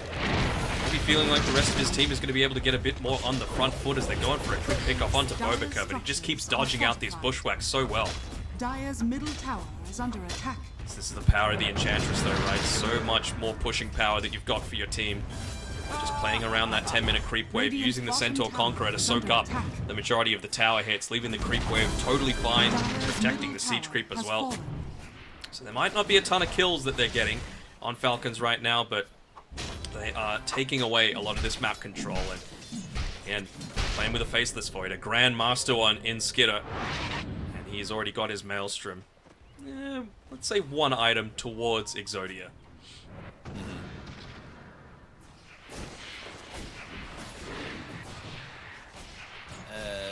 10 gold away from the Diffusal Blade, and we've got it now. Alright. Shieldren to be able to play around with. It'd be quite nice to enable them to perhaps go for the first really aggressive move on Falcons this entire game. The Chrono's up, Maelstrom is up. Amar, if he wanted to, he's holding a point for the Fiend's Gate to be able to join in the rest of the team, but right now, feels like it's more important for him to play around this bottom side of the map and protect his own team's tier 1. I can certainly see with some of these deep wards being set up by Snake King as he patrols through the G2IG side of the map that they want to be in a position to be able to make a gank happen. It might be now that they go for it here. Crit, he's the one that uses the smoke, so Snake King wasn't immediately caught under it. There we go.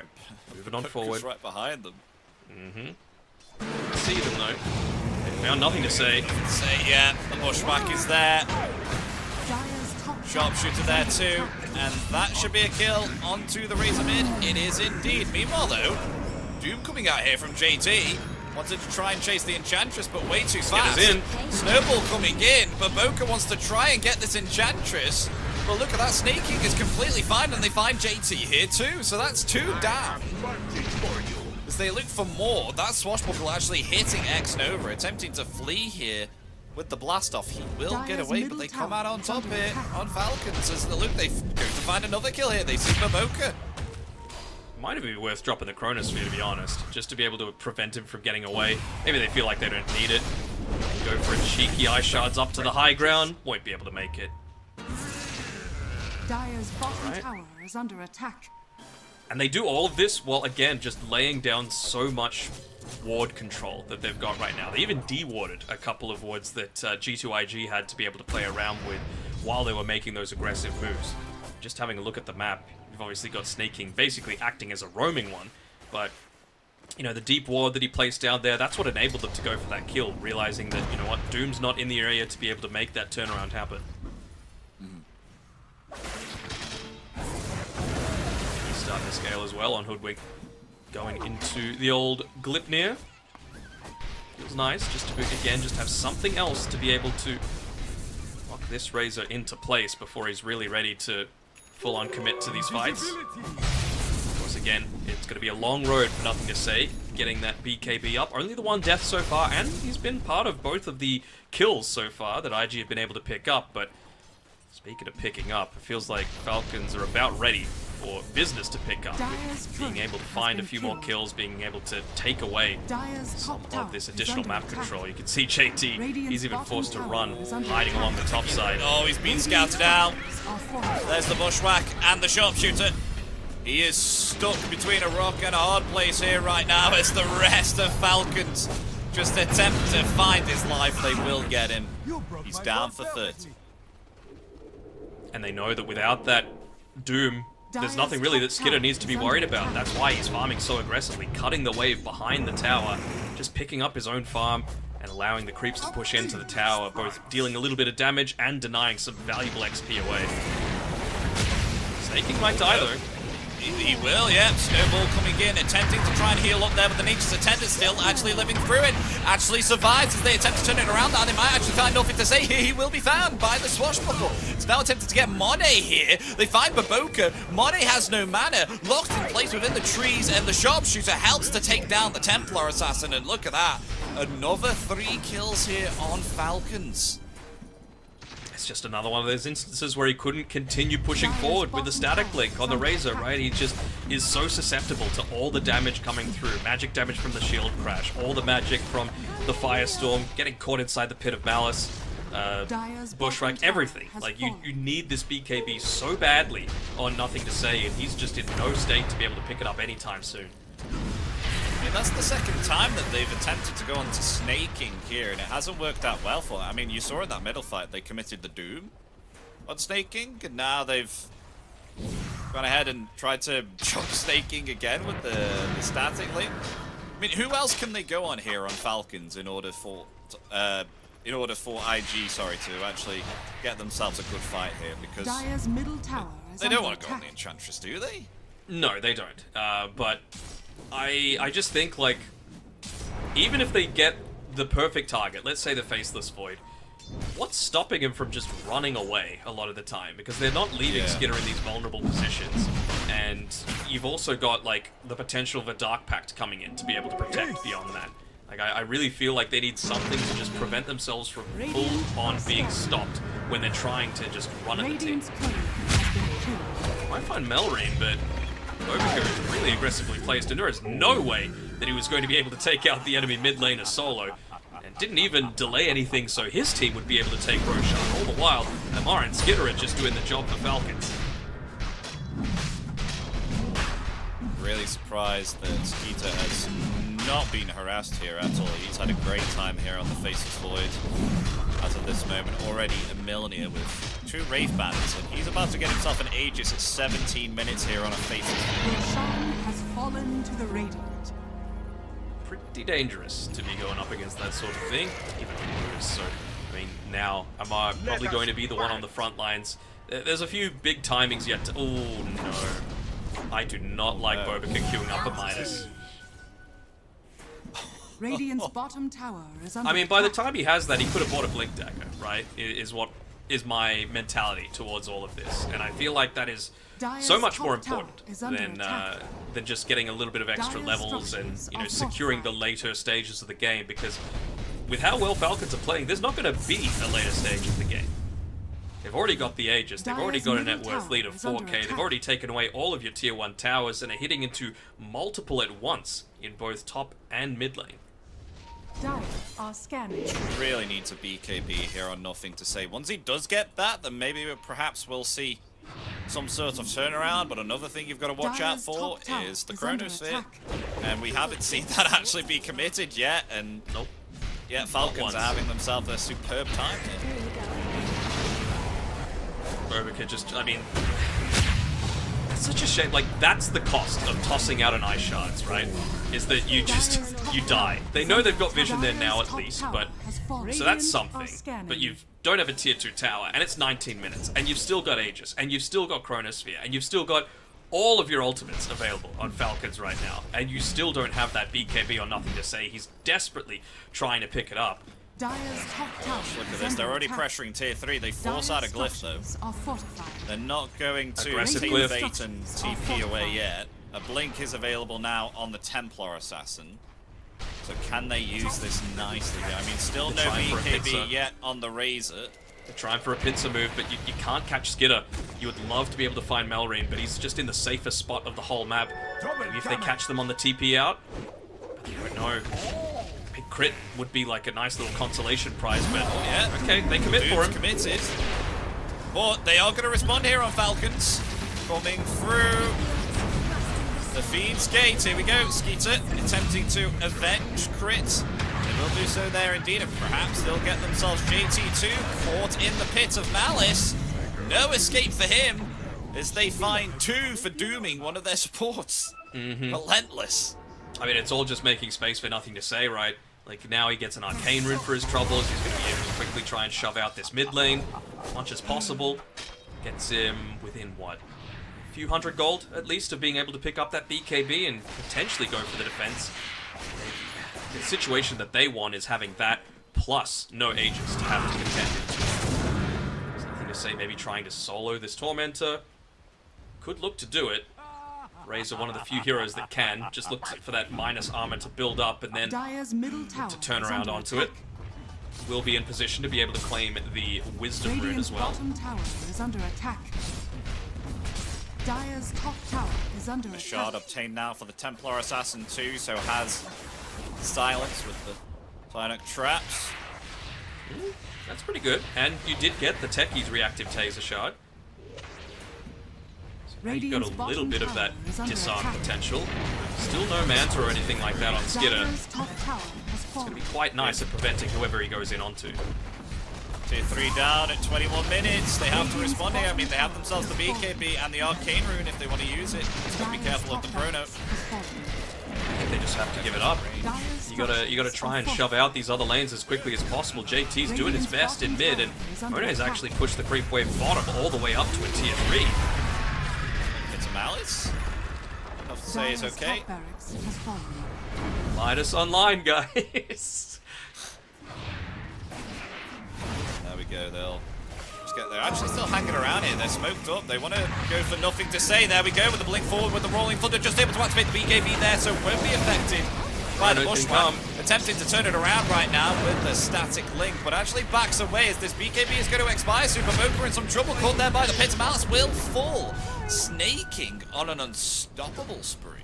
They're just not using Chrono. It's the thing, like he's desperately just trying to bait it out, allow the TA to come in and be that one to maybe follow things up. The silence is going to scare off Skitter a little bit.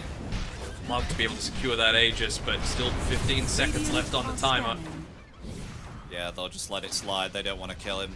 With that, they'll move away, and they will get themselves a top set of racks with that very early Aegis obtaining. That was 17 minutes Aegis. They get themselves a top set of racks at 22 minutes. That's pretty impressive here from Falcons. It is. To say, I mean, I'm just looking at something like the neutral items coming through from G2IG. They just don't want to die immediately off the backs of like 2 Gossamer Capes. One of them is on nothing to say. Yeah, it gives them a little bit of movement speed, and I guess it allows him to keep moving on forward, but they're so scared of the damage output that Falcons are able to dish out in really quick fashion, right? Whereas you're a little bit lacking of that just because Monet hasn't been able to join into a lot of these fights as of yet. And he's got a Blink Dagger, so you would think that he has that potential. So the Lincoln Sphere has been finished up now for the Faceless Void. Able to counteract any doom that heads his way, along with any other single targeted spells, like, for example, the Static Link. Does feel quite nice. Once again, just trying to stay as hidden as possible. G2IG keeping a bunch of these lanes shoved in as much as possible, but that's really not what Falcons are worried about. Oh, they've pinged nothing to say. They see him in the river. Is Skeeter going to come forward here with the Chrono? Shoot. Thinking about it. Oh, the smoke breaks. Time walk. There it is. Chrono's got him. Does have a BKB with a wand. He is going to attempt to use that and flee the bashes. He's still okay. Gossamer Cape. Is he able to get away? Is he able to get away? The sharpshooter finds him from Chris. Fitting name. Amara's actually up here solo, being very greedy, maybe trying to pit a mouse at the entire team. Oh no! The Lotus is going to save him. Bring it back. I mean, they don't have themselves a chrono, but nonetheless, I don't think they need it. They're just able to find Maboka. Yeah, they got the to go whole here team. now for Monet underneath the tier 4s. No Look at BKB them for go. him. Bash, bash, bash on Monet. I think Monet might be dead here. He's just in the meld trying to withstand a lot of this. There. I'm alright. Stable forward onto Skeeter. Morris punch there. Though, Maboka falls to the impetus. They are just being decimated here by the hands of Falcons. They are, and there's no real place that they can look to go. There's nowhere to run. You don't have those big ultimates available. You don't have your cooldowns, the BKB, even on Nothing to Say. Just trying to delay the game for that little bit longer. It was such a ballsy play by Amar to be able to go in solo, essentially, but he's not solo when he's got that Fiend's Gate that he's able to drop beforehand.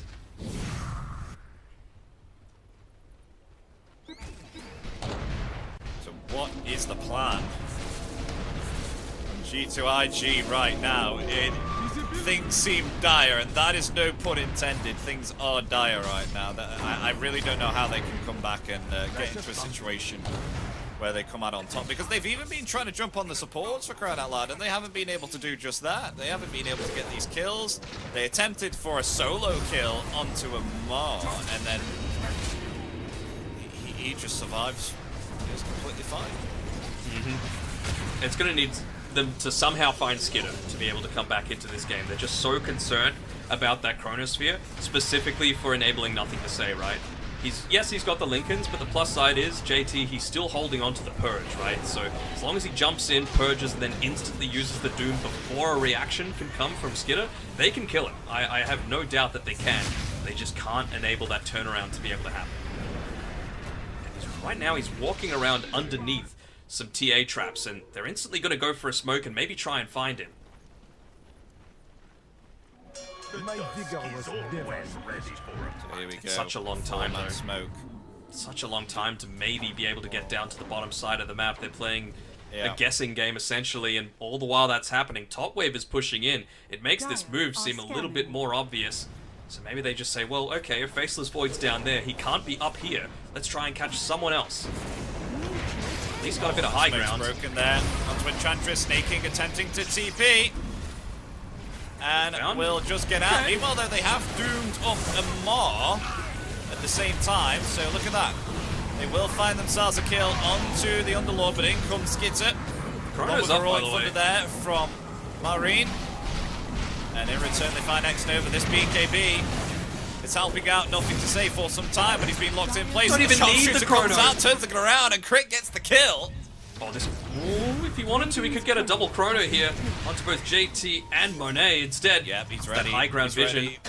Is he going to do it? He still has that chrono ready. They're just going to jump onto Monet now. Oh, no. That's a dead T8. No escape from there. Dominating spree for Skitter. And yeah, I would expect that. GG is called game 1. Comfortably going in the hands here of Falcons, who I think it's safe to say completely stopped this game.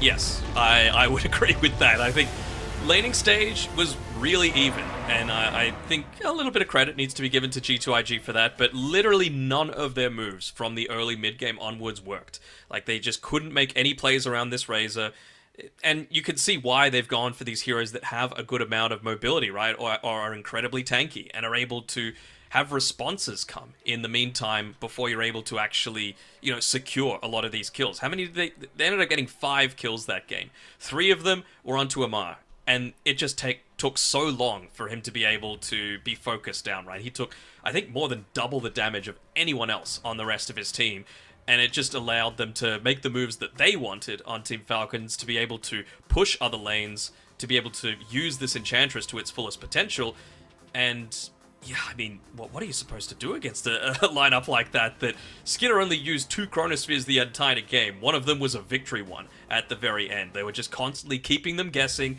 forcing them to pop their big cooldowns while getting absolutely nothing for it. I mean, 7-0-6 on snaking as well. This is a position 5 Enchantress that was able to go a Hurricane Pike. Yeah. Absolutely nuts. I mean, MVP-wise, who I would choose out of Falcons here? It's either snaking or Melrine for me. Yeah, Malrine? I honestly say the same. That's what I'm trying to think between the two, because Malrine, he had himself an amazing time on the Pangolier and was able to just help with get all these kills, not only on the side lanes, but on Nothing to Say too. But then you also have Snaking, who was able to tank almost all of the ganks upon him, and be an absolute nuisance and didn't die.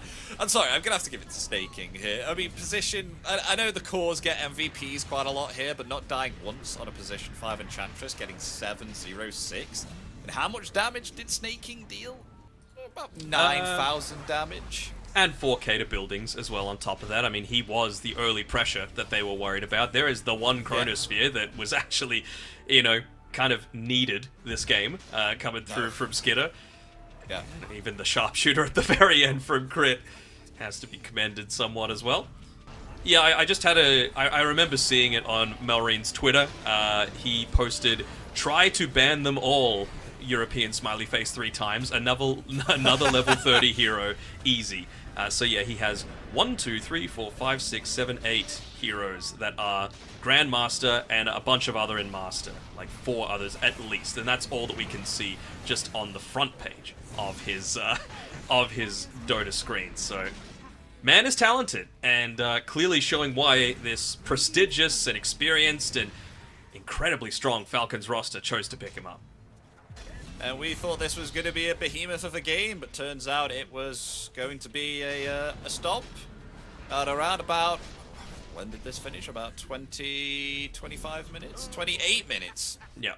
Finished in 20. There we have it, folks. Hopefully we may get ourselves a much longer game in Game 2. I definitely think that G2IG can come back, have a look at Game 1, see what happened, and try and piece it together and change around, because I feel like they are a pretty strong team. They shouldn't let this come down with that stomp. I feel like they can come back much better. But yes, folks, we'll wait out and see until the next game concludes whether Falcons will be able to take this 2-0, or will we get an equalization from G2IG. So stay tuned, because we'll be back in just a couple of minutes with Game 2.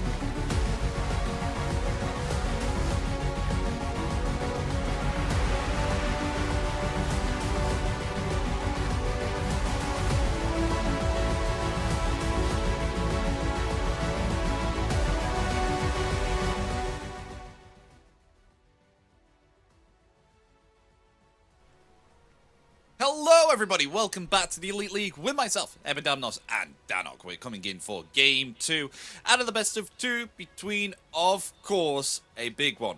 It is Falcons versus G2IG, but the game took us a little bit by surprise here. We thought we were going to get ourselves a long game, you know. Both of these teams, they have a equal score at the moment within the table, but it's actually Falcons here that took themselves a pretty comfortable game, ending it in 28 minutes. And now we're coming in for Game 2. Hope something's going to be a little bit different so that, you know, we don't have ourselves a stump. We have ourselves a much more enjoyable, fair game of Dota instead of it being another stomp. Do you have the same feelings, Danog, as well as me? I do. One thing that hasn't changed is that JT's computer was still giving him issues, so I think the lobby is re-hosted, by the way, so you might need to join the new one.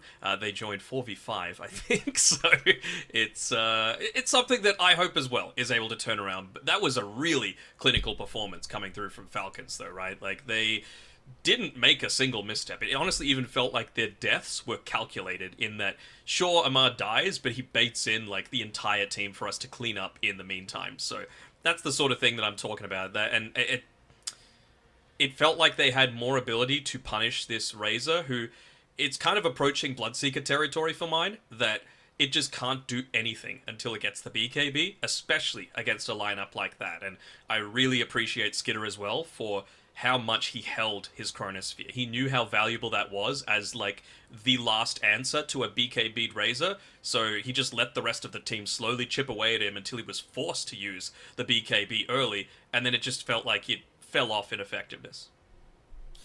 Yeah, I don't think there was anything that G2IG could have done here to kind of change this game here. I mean, nothing to say. He was trying to get his BKB.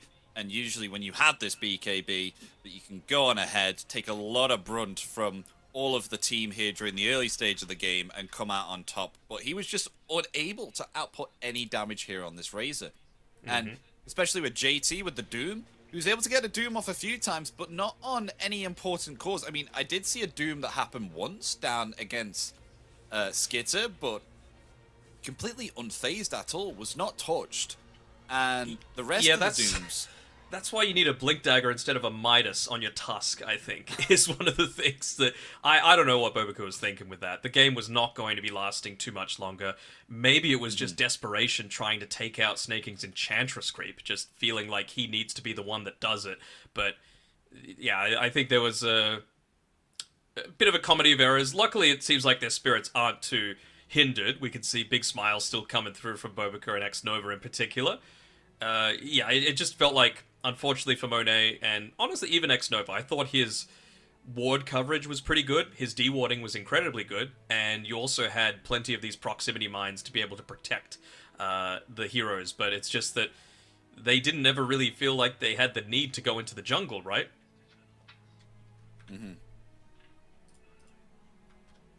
So, without being in the, without needing to go to the jungle, you use the effect of the proximity mines, and it's just so much easier. They were happy to go high ground at 19 minutes with an Aegis on Falcons to be able to punish this slightly greedier lineup coming from G2IG. And it wasn't even mega greedy either. It's just that they didn't have those heroes with the abilities to confirm kills early on.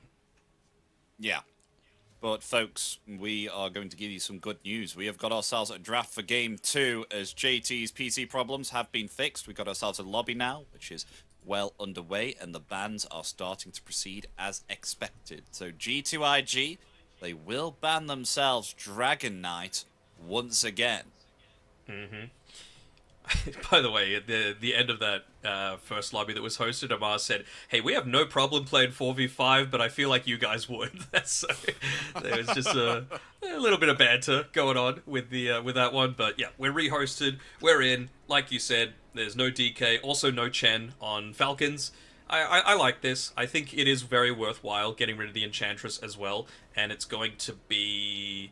They only have 3 bans, right, on G2IG, yeah, because they've got first overall picks, so maybe they want to pick up the Ench for themselves on on X-Nova. Doesn't exactly play a ton of it, though. I mean, even back when it was, like, the glory days of the old LGD, right? It was Chalice that was playing the Enchantress more often than it was X-Nova, so, you know, kind of crazy how, you know, these teams have their own individual styles coming through. But I'm interested to see how they're going to be able to make it work. I think it's worthwhile going the Eng 5, and Xnova can play it, but I'm just not sure that there's too many better Enches in the world than Snaking. Maybe, like, Celery's is really good too. So, 2 more bans remain before we get into the picks and reveal what their first pick for both teams will be. A little bit of the same from Falcons here too. I think these are pretty much the same bans. Magnus Primal Chen, banning out the Disruptor 2. Actually, Pangolier, that's something that's changed. So Pango's banned, and they're confident with Razor again here on G2IG, so they'll pick that up. First pick. Okay. So I'm just thinking, what else does Falcons potentially want for their mid lane? If it's not going to be a Primal, it's not going to be a Pango, none of these heroes that have the ability to just, I suppose, instantly get away from the Razor. Is it something that's just able to stay at range, like a Puck? Is it something that's wanting to outlast hit you even in the lane in a Lina, for example, where we see Amar get his Timbersaw? I mean, if you're going to ban out the Pango, you're going to have to let something through.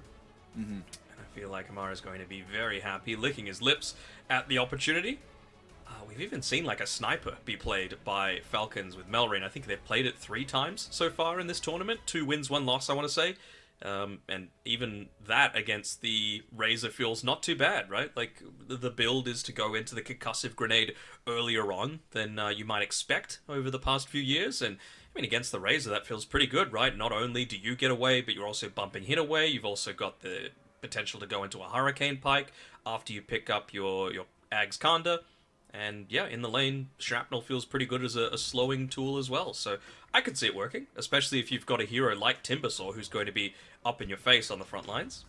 Yeah, I can see it working too. I like it, you know, especially with the fact that it has quite a bit of a disarm time too. When Razor wants to be hitting you, maybe perhaps if he does dive you like underneath a tower or something, when you do have that shard, it's very, very nice. And a lot of people do use it as kind of just a reposition sometimes as well, instead of knocking someone away. I think one of the favorite things that I like to do with it is, when, obviously, of course, when not using fights, it's just a great way to just avoid using the stairs and just grenade yourself to the high ground or the low ground. Yeah, a good way of using it. Speed up your farm a little bit as well. I wouldn't hate seeing like a Shadow Demon come out here for Falcons. Feels pretty good against the Razor. They're going to opt for a Tiny instead, most likely going to be Crit Zero. Although you could still potentially see like, you know, Mid Razor or Tiny 3, but you know, I think probably just going to go with the obvious. Still pretty on board with an SD though, right? Like, what's left in the pool? Luna's still in the pool, so that's something that you could look to just make illusions of. Demonic Purge feels great against the Razor, so even once he has the BKB, doesn't have the potential to just straight up run at you. And it's not like you even need to commit a Cause ultimate to be able to make it happen. Yeah. One Lion. Okay, Lion coming out for G2IG. A very stable support here in terms of just being a nice defender on the lane, with being a little bit of a harasser. And then, of course, you've got yourselves the amazing initiations and team fight here with the Hex and stuns. And Rubik comes out to play here too for G2IG. Okay. A little interested in that one. I mean, most of the time it's been Bobica playing the Lion for G2IG, and it's a good Lion game, right? Just plenty of magic damage, a couple of stuns, always a good thing, but in particular, that Agshard mana drain against both a Tiny and a Timbersaw feels amazing. But to go a Rubik as well after this, maybe just feeling like they need some extra stuns themselves, some additional ways to be able to kill the Timbersaw. I mean, oftentimes the biggest enemy to Timbersaw is Timber himself, with whether it be Chakram or Willing Death. It's going to be quite nice at being able to try and turn around Amar's aggressive style against him.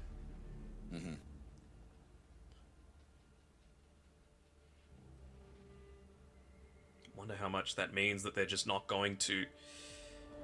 I mean, I don't want to say they don't want to potentially address him in the lane quite as much, because you do still have, like, Gyro and Luna, who are the big Timbersaw counters, but maybe they're just not wanting to reveal that sort of information quite so early.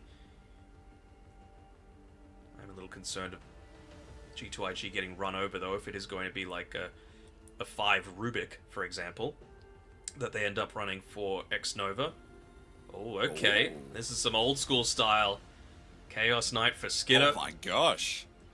Okay, very intriguing. So two very unorthodox heroes, something that we don't usually see quite often here. I mean, especially Chaos Knight as well. So I remember the times when this hero was picked up so many times. It was because of Skidder, is the thing, right? He's the guy that popularized this hero being picked up so much, especially around that era where he was on Tundra, TI-11 champions, right? And it just seems to fit his playstyle very well. One thing that they won't have issues on Falcons, again, is confirming their kills, right? So much burst damage from both CK, from Timber, from Tiny. They've got good reposition. They're very hard to kill. Those 3 heroes plus having a Sunray on top of that. And they opt to go for the Gyrocopter instead of the Luna for G2IG as the response. Both good against the Tiny, good way to be able to hit the egg and still contribute to the team fight, and even just a nice way to be able to kill the CK illusions in the middle of a lot of these engagements. Remember, they are strong illusions as well, so Lion Mana Drain will not do anything against them.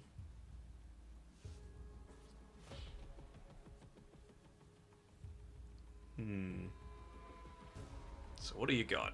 Either JT or nothing to say, still with their hero to come. Against a hero that hasn't been revealed yet. And it is going to be Falcons with the last overall pick, so they're still keeping Malreen's hero in the dark for now. Unless, of course, he ends up playing a Tiny. You say you got some nice spells to steal, though, if you can steal Supernova. I mean, that's going to be kind of a little bit difficult one to steal. I think you'd be happy enough stealing Sunray, to be honest, but I don't know, I feel like this Rubik's in a position to just get blown up before he has a chance to steal anything, to be honest. Like, what is there to stop them from running to your backline other than the supports themselves, right? It's going to need to be some Ravage-style Earth Spikes coming out into multi-man telekinesis stuns, and I think it's just putting a lot of pressure onto these supports for their positioning, but they have to soak up some smokes, right? They have to be taking attention away from these carries, because once again, it's a Razor that needs a little bit of time to come online. Before he gets into the BKB, Timbersaw's going to rip him to shreds. He's going to get tossed away when he tries to static link someone. He's going to get stunned up as well. He has the potential to get burst down or even just slowed by the fire spirits from the Phoenix. So I want to see something that's going to enable them to have a little bit of earlier tempo on G2IG, so that when they do go for your supports, you're not just left with nothing, you know? Like, you need someone that's going to actually want to fight early. Mm-hmm.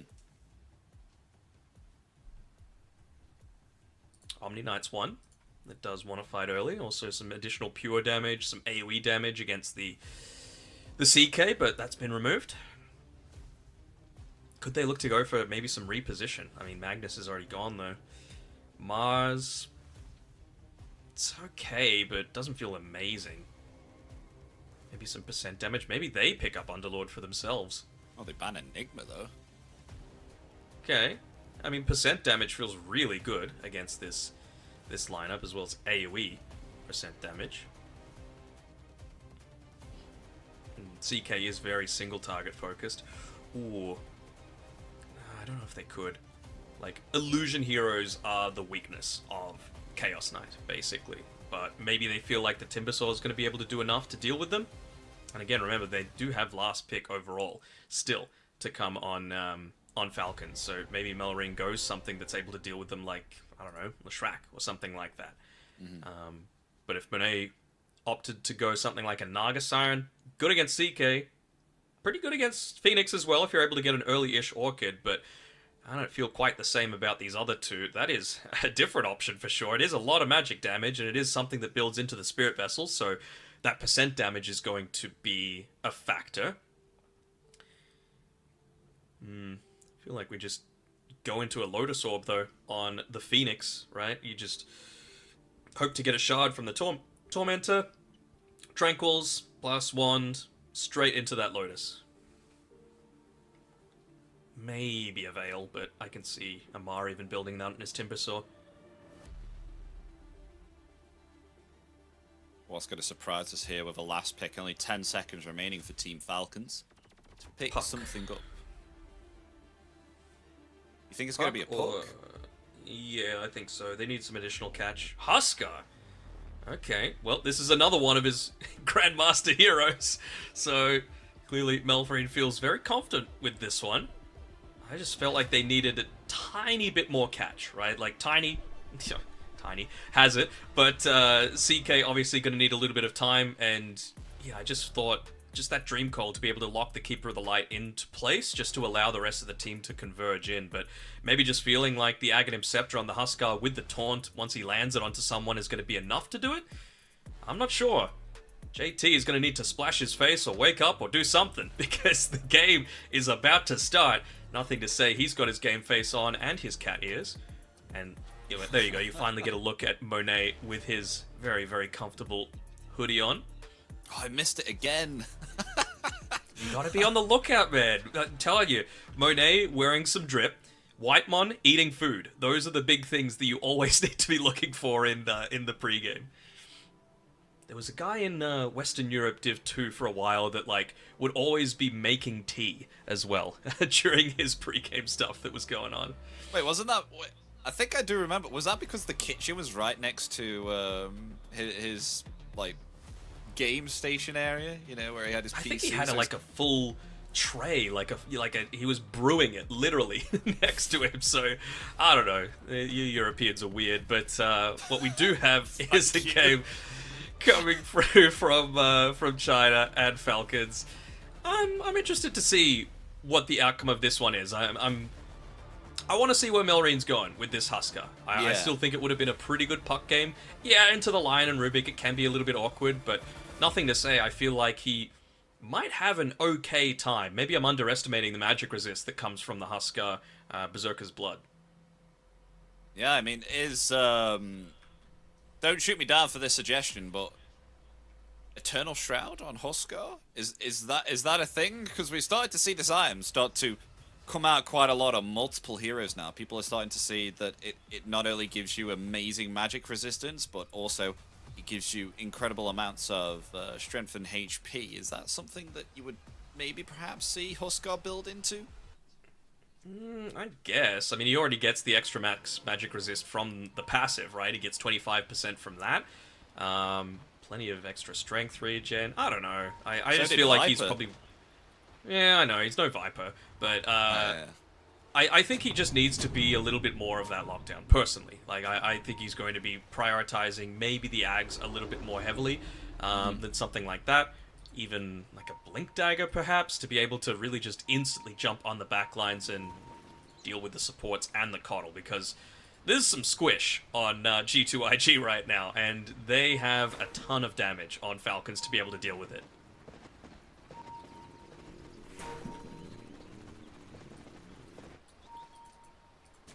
So I'm just Who do you think's got this one, Epi? Honestly, I'm gonna have to say Falcons here. I see Timbersaw, I see Tiny, I see Chaos Knight, I see Huskar. These are 4 heroes that just destroy at the early and middle stage of the game. And I don't see any of the heroes on the side of IG other than the Coddle putting up some pressure. I mean, maybe you go into Rocket Barrage here on Monet or something interesting like that, and maybe you have a good time on Razor, but I don't see it happening. And already they may have just got first blood on the side of Falcons. They do so indeed with diving into the trees with the Fire Spirits. It goes to snaking. Yeah, not the ideal start to be able to have. Like I said, you don't really need too many items on this Phoenix to be able to have a high amount of impact. He's already got his first, like, 10 minutes queued up, snaking just Tranquils into a little bit of save coming through from the raindrops and an extra blood grenade to go for those quick picks. I see what you're saying with regards to the Rocket Barrage going up against the Timbersaw. I think the main thing that you're really concerned about is just forcing him to want to put points in reactive armor. It's nowhere near as strong as it used to be, and Timbersaw, a big reason why it's picked is that you want to make sure that you're using your QW as much as possible, right? So if you could force him to go reactive armor, it slows down his tempo so heavily that he's not quite as scary of a threat.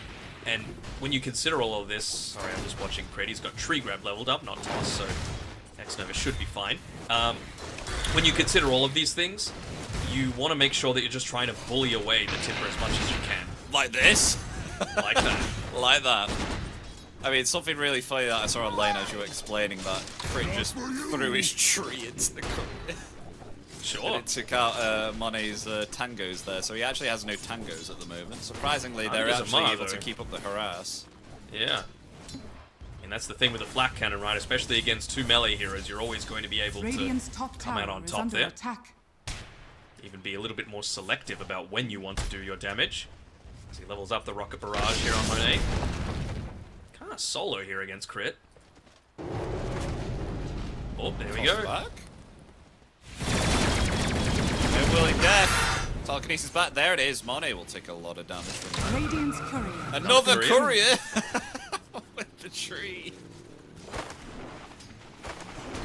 I kind of hate that every melee hero one-hits couriers these days. Like, it previously felt right that a Tiny could do it because you're just slamming a giant tree into the courier, but the fact that, like, even a Tusk can do it is like, eh. Where's the flavor?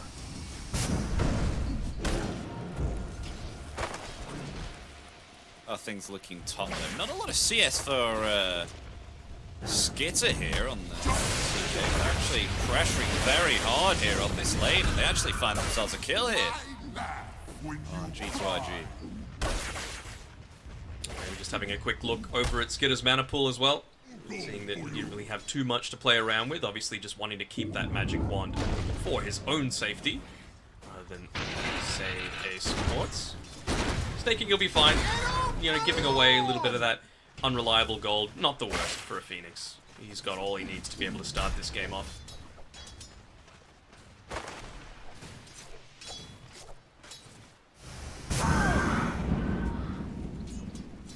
They did force Amar to go point into that reactive armor as well, so a little bit tankier now, but the tempo is going to be a bit slower. And you know, you consider all of the stuff that you talked about with like what are the strong early game heroes.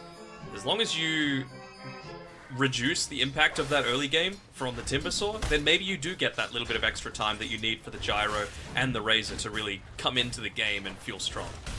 Yeah. Because they just never had that opportunity in game 1. Hopefully they can withstand it though. Hopefully. And then we get ourselves an even game. From what we just saw in the pick stage, I was like, oh dear. I don't know if this is going to be another stomp or not. I'm really hoping it isn't, but it looks like that could be the case. But at the moment, things are going fine at the moment. I mean, they do have themselves a Phoenix 5. And that's not the greatest of support here. I mean, we can see that as a fact here. We're actually able to output lots of damage. And speaking of that, Snaking already getting kind of low, actually going on the aggressive here with the Icarus dive. Nice Earth Spike onto 2, potentially turn it around. One Plasma field in 1. For the Plasma Field. Go for Skitter maybe. Skitter, yeah. And they get the kill. Yeah, really staying around for too long there on Skitter. Being punished by JT. Perfect range on the Plasma Field to be able to make it happen. I think the difference this game is that they can probably get away with going a little bit more of this greedy style, though, on G2IG, right? Like, where is the push actually coming from Falcons outside of a, you know, Huskar that's completely bullied away the Keeper of the Light, or a Phantasm CK? That's going to be the main sources. Middle tower is under attack. Not like an Enchantress that's just able to do whatever the hell she wants. Don't even have great lane shove either, outside of the Timbersaw. So I think regardless of the result, I think this game is definitely going longer than 28 minutes.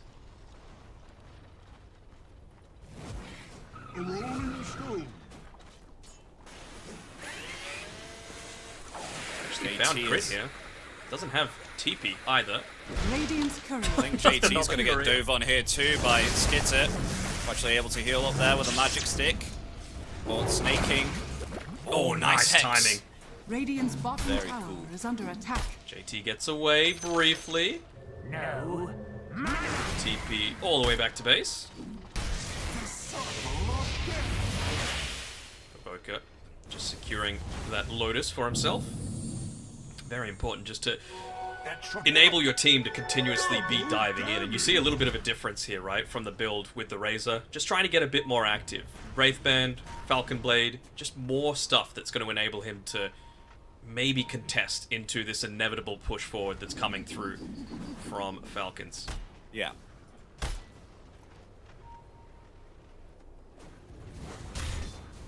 Doing very well here in terms of CS. 1200 ahead. Another killed Sop. Skitter attempting to flee. I don't think they want to dive that tier 1 tower though. I mean, Plasma Field in 3 more seconds. I think they would have tried to harass him a bit more there again. I mean, Amar's almost taking lots of damage here too with the level 3 rocket barrage and X-Nova spamming out the Fade Bolts. Yeah, they know that Monet doesn't need to do it all on his own, right? Like, you've got a Keeper of the Light that's going to be able to slow things down. Speaking of, by the way, Coddle making a bit of a backstep here up onto the top. They want to try and catch out Skitter. They might even get it. That's a big Illuminate. And they should find the kill. Yep, there it is. Down goes the CK. They look for more. Let's hold the dive. Icarus diving away, but in comes the Illuminate. There it is, and a killing spree for JT. Going a lot better here this time for G2IG, but this does leave Huskar still on his own. No one's going to contest him here. I think this is almost on the way.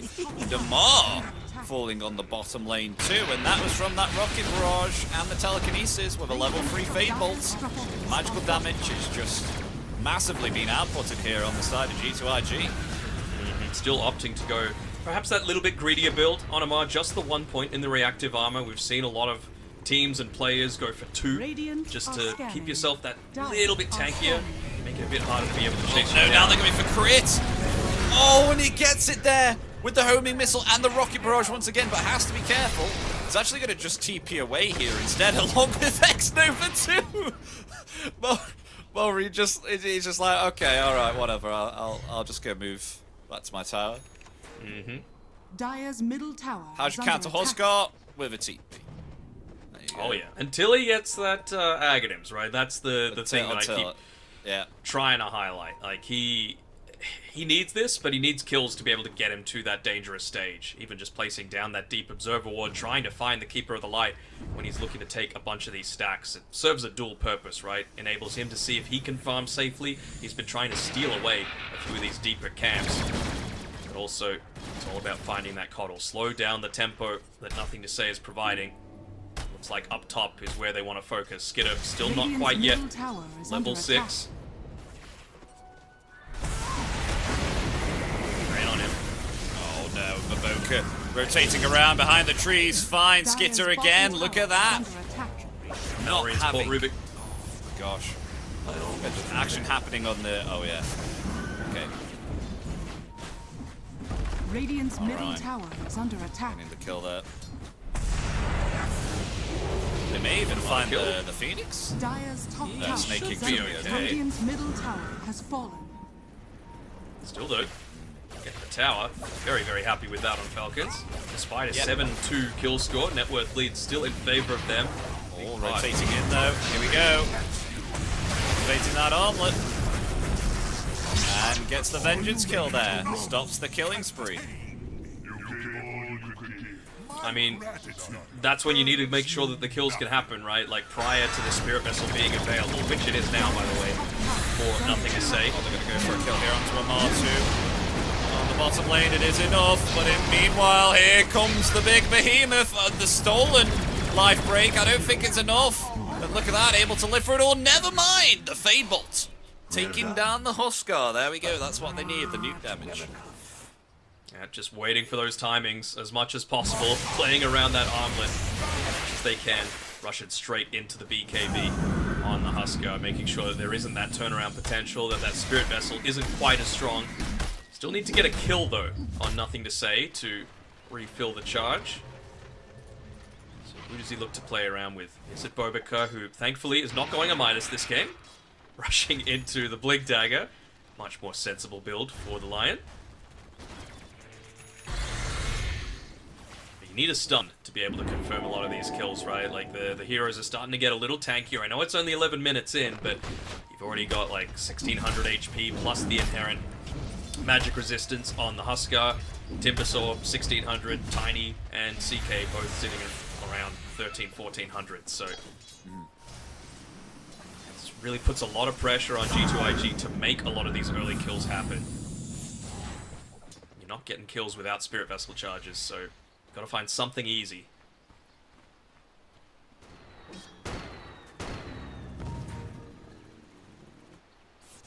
Radiant are scanning.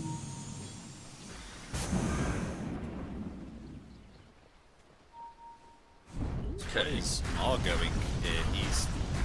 He's going a Kaya? I feel like he's been punished quite a lot.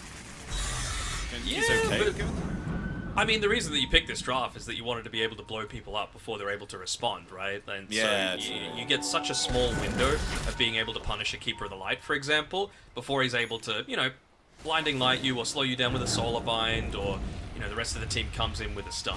So I think something like a Kaya is totally reasonable in my eyes. Another great X by Boca. Wow.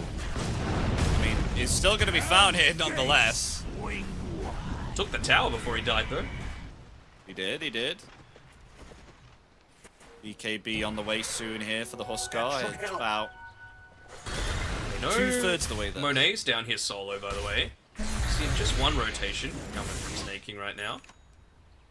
You actually see him under the Watcher, I believe. Yep, gets pinged. So Monet gonna retreat to the safety of the area relatively close to his tower.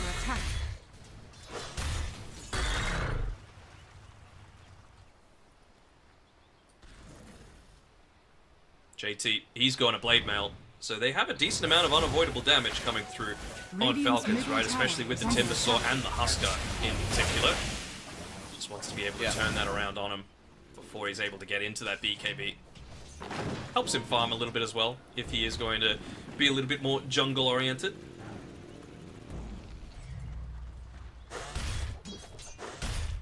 The pressure's starting to be relieved a little bit here. On the side of Falcons, just trying to get some items in order to not throw it completely away. I think once they do get this BKB, then possibly we can see some smooth sailing. Meanwhile, Amar being very aggressive here, trying to find nothing to save. Snaking breaks a smoke and gets away right after they went and de-warded his ward next to the Roche pit. By the way, they used call down on Roche just in case Melrin was inside their farming, because he hasn't shown on the map for quite some time, but I get the feel that he's just going to wait until it's up on the north side of the map, closer to some potential reinforcements for the rest of his team. Yeah. Meanwhile, they themselves a kill here onto Crit with the telekinesis. There we go. The Finger of Death gets the kill. It's a Crit, and maybe now they'll find themselves a middle tier 1 tower. This game looking a lot better than game 1, Dadog, that's for sure.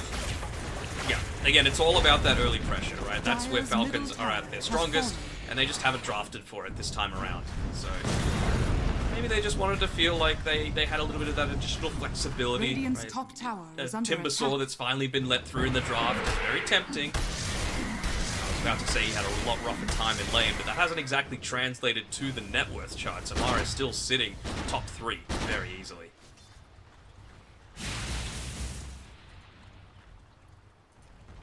For Bobica, he just wants that Blink Dagger available for himself.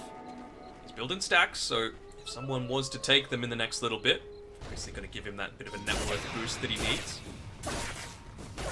Crit though, he's close to one as well, just 300 gold away. So again, like, this game, Crit has a ton of importance for Falcons. He is the only reliable lockdown for Nothing to Say. I mean, his job is basically to jump on Nothing to Say, Avalanche, toss him back into the Timbersaw who's waiting in the trees to be able to blow him up with a full combo.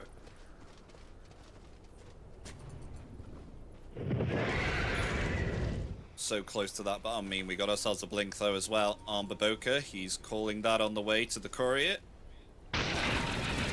Midway, just to make sure that he gets it ASAP, which he will.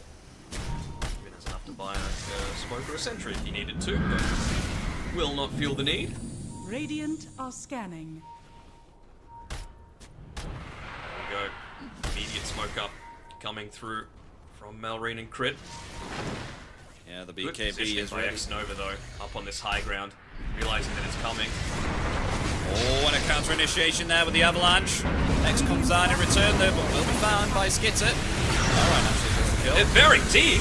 Oh, yeah, this was pretty deep. Triple kill for the Huskar. Got decimated within the trees there by the Timbersaw Whirling Death. There couldn't have been more trees for them to be standing around with. That Whirling Death did 500 pure damage, and then it was Oh immediately my followed up by a gosh. Chakra.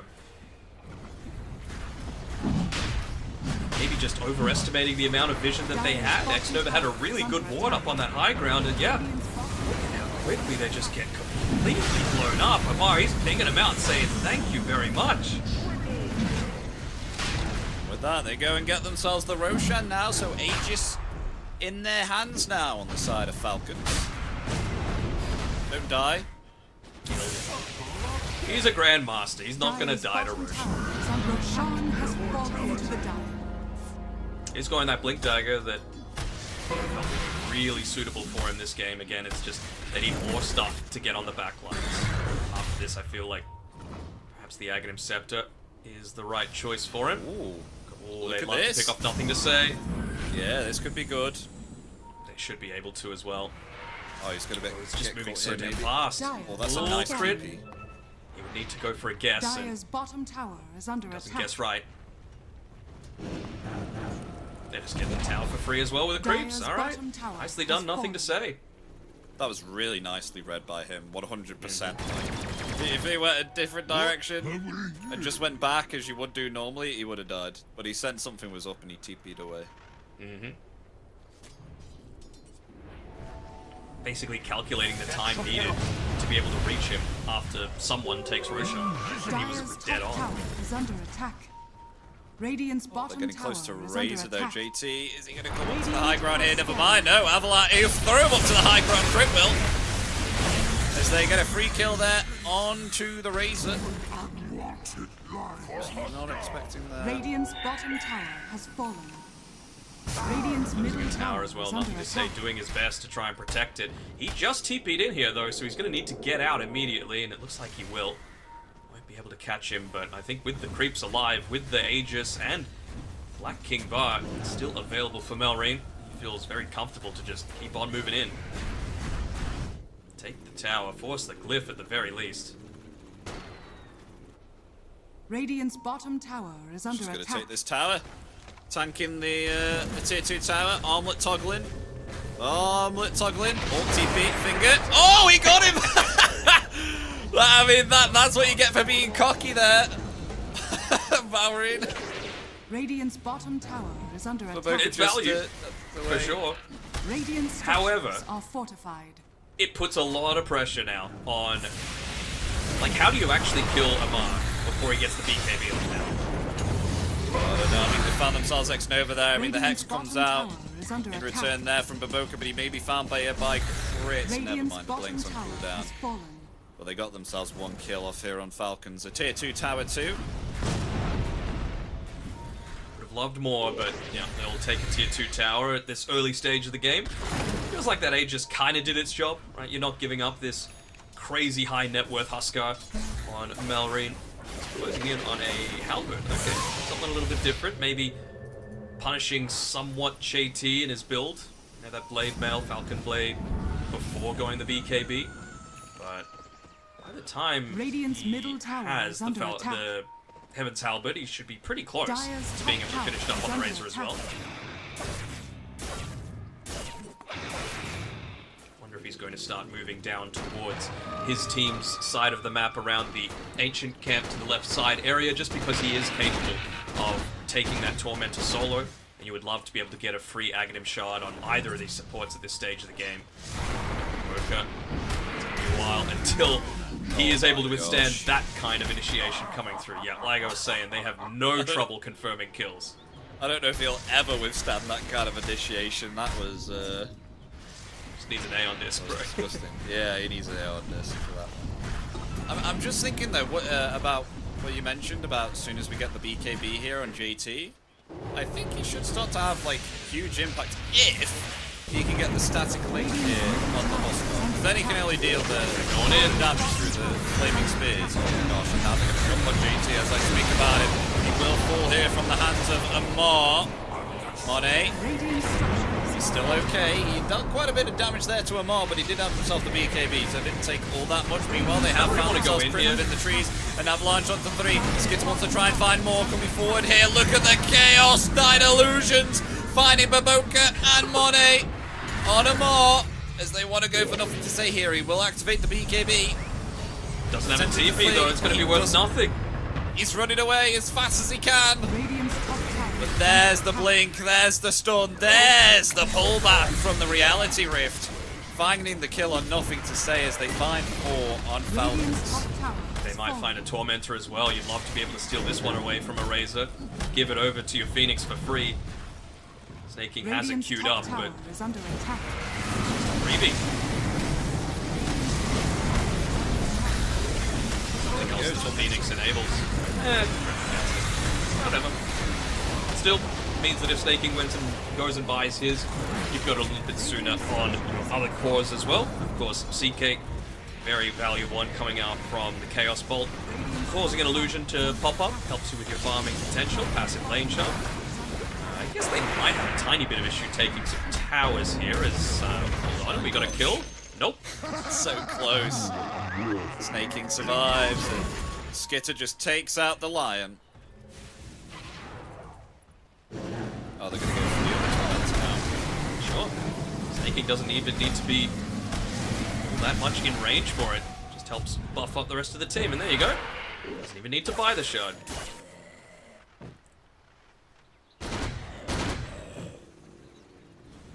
How's Monet doing with the moment? Still trying to get that BKB here. What's that? What kind of the Lotus Orb as well, right? Sorry, go ahead. What kind of damage item does he go here afterwards? Does he just finish the Daedalus, or do you think he needs something else, like an MKB or something? I think he needs the Daedalus, to be honest. Like, I don't think you're really all that worried about stuff like evasion coming through on Falcons. I think you just need to try and burst them quickly as much as possible before they get off this stuff like the Heaven's Halberd or the or Timbersaw builds up some of those reactive armor stacks, right? You just gotta burst in 100% ASAP.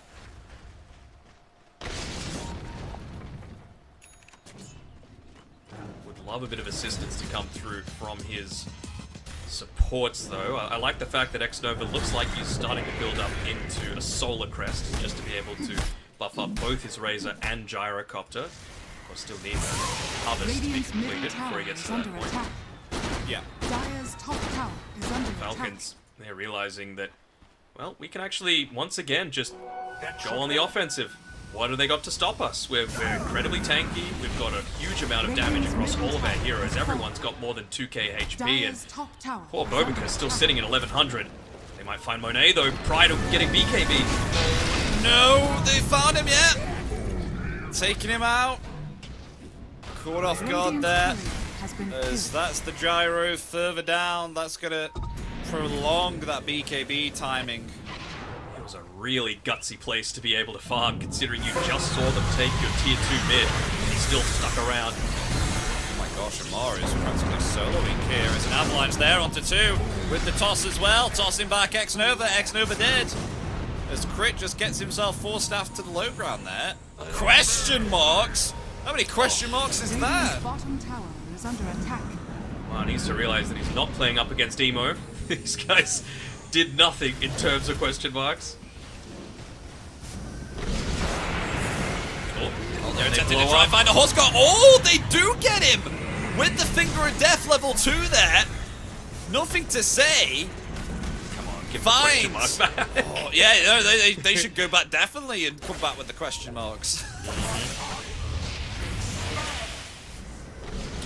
We did see in one of the games that Falcons lost. It was against Spirit. It was Spirit's only win prior to that series against OG, and it was off the back of a little bit of cockiness coming out from Amar, so maybe just feeling himself a little bit too much. And it's, you know, just one kill, but it's the start of the road back for G2IG. Just a 9% win probability for them. But who actually got the kill? It was nothing to say. Okay, pretty important.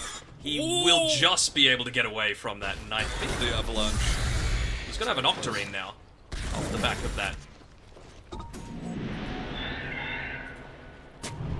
Radiant are scanning. Yeah, quite surprised that they still have mute damage in order to take down the Huskar. Alright, but I suppose that was because he was on his own, right? He thought that they were doing okay, you know, they couldn't even kill Amar in that moment, which then he just led him to put, I don't know, 12 question marks. So they felt fine, and then that happened to them, so karma. BKB now on Monet, he's finally got it. Ooh, they're even diving JT in the base, gets his BKB off. He does just in time, but the TP's out. They got no stuns once again, though. Doing his best was Bobica to try and join in with the rest of the boys, but that's the thing. Like, so much of the damage even coming through from G2IG is off the back of their ultimates, whereas it just feels like they're almost always ready to fight on Falcons. They could smoke right into... Alright. They're gonna hex, this is gonna be big. Yep, there's the hex, there's the finger, there's the earth spike. Goodbye, alright, again! They catch him off guard. G2IG further prolonging this game and getting themselves the gold that they need. I mean, they've still got themselves the lead here on Falcons, but still, they're doing great with the fact that they're a little bit behind. They're more than a little bit behind, like I was saying before, 9% win probability. Oh, no. Unfortunate, but I mean he doesn't have the ultimate, right? So I don't think he would be influencing all that much in terms of the next few engagements. I'm not sure what Amara is hoping to chain to there. Maybe just a little bit of intimidation tactics for nothing to say. Dire's bottom Speaking tower of is nothing under to say, attack. going into that Scythe of Vice next, so it's all about just finding that initiation before anyone has the time to react. Yeah. He fires Illuminate Amar's way.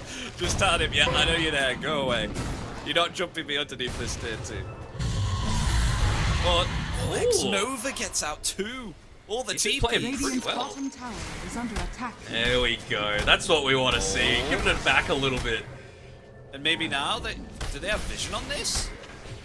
They do. Oh, just blinks Nice away blink. in time. They're still going for it though. Yeah, they Not should wanting to back off. overextend.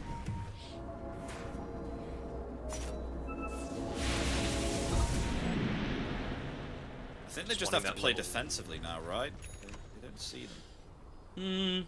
Yeah, they don't see them. You're always going to be conscious of a potential Roshan as well, considering you are going up against a Huskar. So, yeah, it's just about staying off the map for as long as possible. Radiant's bottom tower is under attack. Skidder realizes that no one's right there. Walk up onto the high ground. Use the Observer Ward as that little bit of extra information. X-Nova's actually stolen Toss as well, so you have to be very careful about moving forward. Then again, so does he. Oh, they see the Observer Ward there too. They do, but who's ballsy enough to move on forward to try and get it? Looks like it's JT. They did not get the Observer Ward. X-Nova's saying, I'll do it myself. Alright. There we go. Smoke up immediately after. Lane's in a decent position, actually. Nothing to say, did a good job bottom shoving it in. I think they might actually reach this one before they're able to finish up this Roche. I think so too, and it's going to scream as well. So now they definitely know they're doing it. BKBs are ready for Boca with the Finger of Death. Can he get off a big one? Are they going to get there in time? Yes, they're going to disrupt it there. The Roshan's still very low. They're going to commit the Supernova. Who's going to get the Aegis? Got JT! He snatches the Aegis away from the hands of Falcons. He will fall. But he's going to be brought back in by the Aegis. That BKB soon going to expire, though. The Agnim's working its charm well here onto Monet. Monet still trying to survive and lay through the damage. Will he find the kill? Yes, but he will fall there by the hands of Crit. Meanwhile, they do get themselves the kill there onto JT. He will finally fall. X-Nova going to try and attempt to TP away, but it's cancelled there by the toss from Crit. And X-Nova will be fine. He's going to get himself some Lotuses before he falls there. But a double kill for Skitter. But they stopped them from getting that Aegis, which was the big part.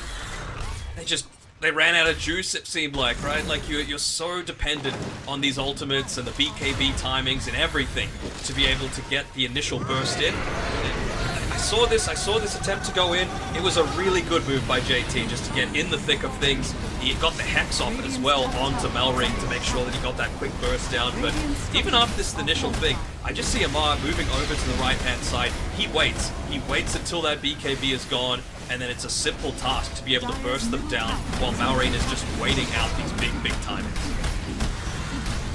Radiant's top tower is under attack. I mean, Skit is starting to look scary though now, Danog. I mean, Heart of Tarask, he didn't have himself the greatest of times during the laning stage, but now this man is farmed. Top of the net worth.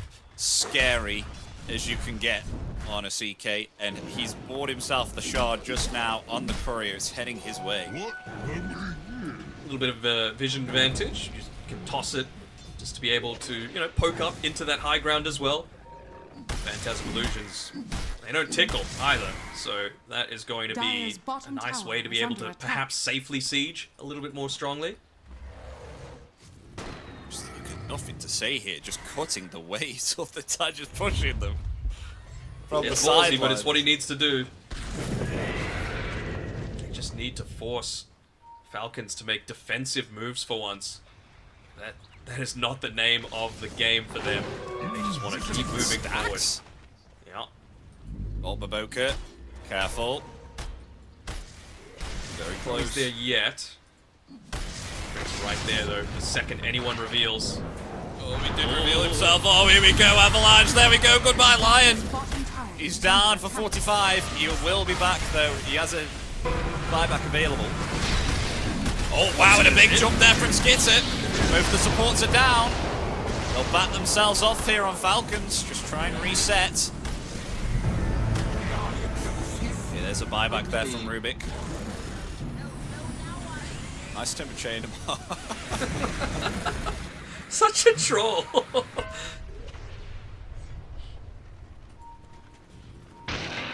He's nearly got Octarine as well on this Timber, so you thought the damage was crazy previously. That, plus the Ceremonial Robe, is not struggling for mana, not struggling for damage, as are anyone on Falcons.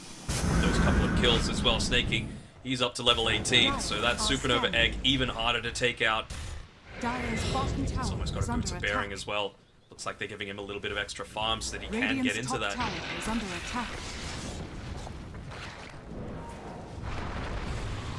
Just control, once again, the entire map. Nothing to say is doing a fantastic job to at least protect bottom and have them keep one eye on the general area, but it's a stressful situation. They are. The tower's very low, tier 2. Still gonna hang around here though. Again, you have to make that kind of ballsy play.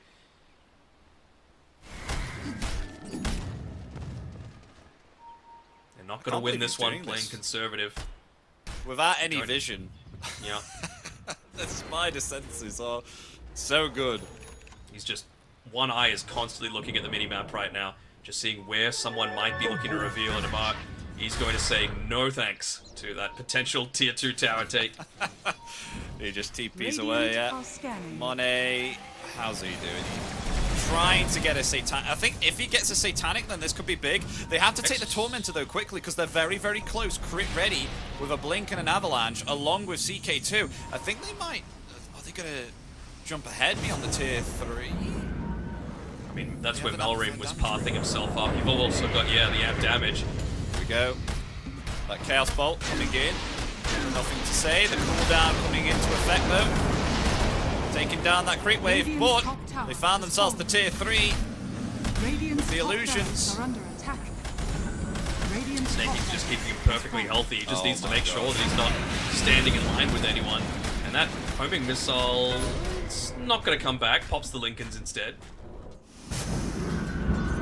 Still have themselves a melee racks and nothing to say. Look where he is. He's bottom again. Getting the Wisdom Rune. I think they may lose this melee racks though, but there's nothing much that they can do. They just need more time. They need the Satanic, I think, on Monet. Radiant's top barracks has fallen. Nothing to say. Wants to stick around for one more creep wave, I think. Get that one shoved in. He's got his tier 3 neutral item. He's got his Scythe of Vice as well. And they're going to get a tier 2 tower. Dire's bottom tower has fallen. There we go, lovely stuff there. The pushing of nothing to say. Dire's bottom tower is under attack. Solar binding himself though. Unable to use. He did it again. He solar binded himself, just trying to push him away. All skitter though. He's been brought there, back there by telekinesis. He's trying to get Force Staff away. The supernova comes out. They're going to try to attempt to take it out. Can they get it in time? Yes, they can. Supernova down, but in return, JT has been taken out, and now bringing back into the reality rift. Money's just able to use the cheese there in the nick of time. So Skitter not able to get the kill. They're attempting to turn it around now and try and find Malrine. He's attempting to flee there with the life break. The Earth Spike catches him. Will they get the kill? Yes, they will. Taking down the Huskar. That's a lot of shared gold going out to everyone. It's more than the actual initial kill. They found crit here too within the trees. There's another Earth Spike taking his mana. And look at that. They find themselves 3. Alright, little by little, they're slowly bringing this one back. It was a really nicely placed... Well, actually, the Supernova was pretty much right next to the Gyrocopter. Would have loved it to be a little bit further back because Monet was just chewing into it with that flat cannon while still dealing a ton of damage in that team fight. Still, he didn't do the most for his entire team. That was nothing to say. Who once again is putting forward a very, very solid performance here on his Coddle. Just the one death and 11 kill involvement. See how tanky they still are on Falcons. I know they lost the fight overall, but it took a lot. It took a buyback on your Razor, it took a cheese on Monet, it took the protection of your tier 4 towers, and even then the egg barely didn't die. It was so close. And Agnem's now for the Cockle. Okay, a bit more control. Maybe trying to catch out Tiny when he comes in before they can like force staff him out constantly. Dire's top tower is under What a attack. crit. He's going to BKB himself. He's tired of getting focused down here by nothing to say. It'll take a while though before he can get that. And a Dateless now finished for the hands of Monet. So now he has himself some more burst damage. That's going to help with his Satanic hit. Plus extra 3 flat cannon attacks from hitting level 20. Oh, Butterfly. Good item. It'll be amazing if he can get it. Oh, they get it. The smoke's going to meet. Maybe perhaps Falcons are not expecting this. If they do get the element of surprise here from the hands of G2IG. This could be big. It'll lead into Roche for whoever wins. Oh, they're all clustered up. They're so close.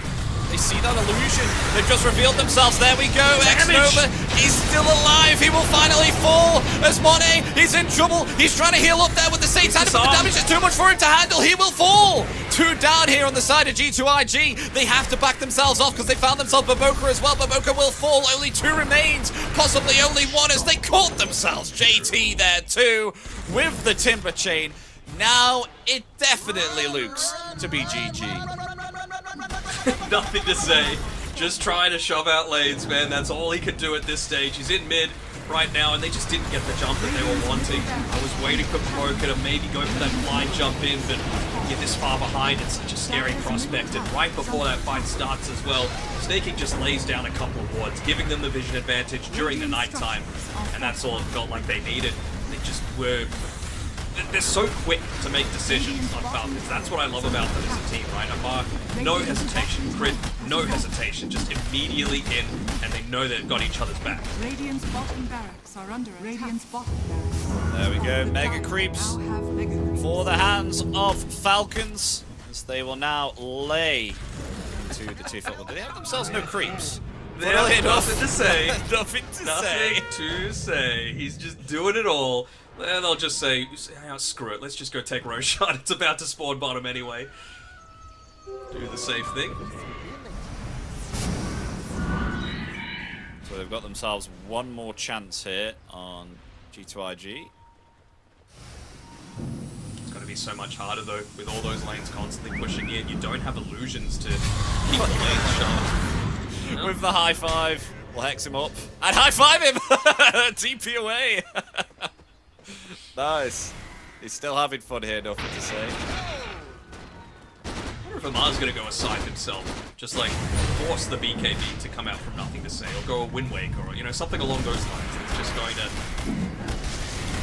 force a little bit more fear into nothing to say. Now they know the Roshan's been taken here. Nothing they can do about it this time, though. Absolutely zero. Divine Refresher. Rapier.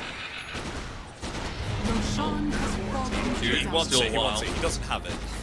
I'm just saying, Money's building up to get it at the moment. He's quite a while away. He knows exactly where the fight's going to be happening, though. Ancient Guardian, his tier 4 neutral item. Wants that additional damage. The mini rapier, let's call it. Couldn't agree more. To get yourself that item. And a refresher orb coming out for Amar. Is that for double BKB? Sure.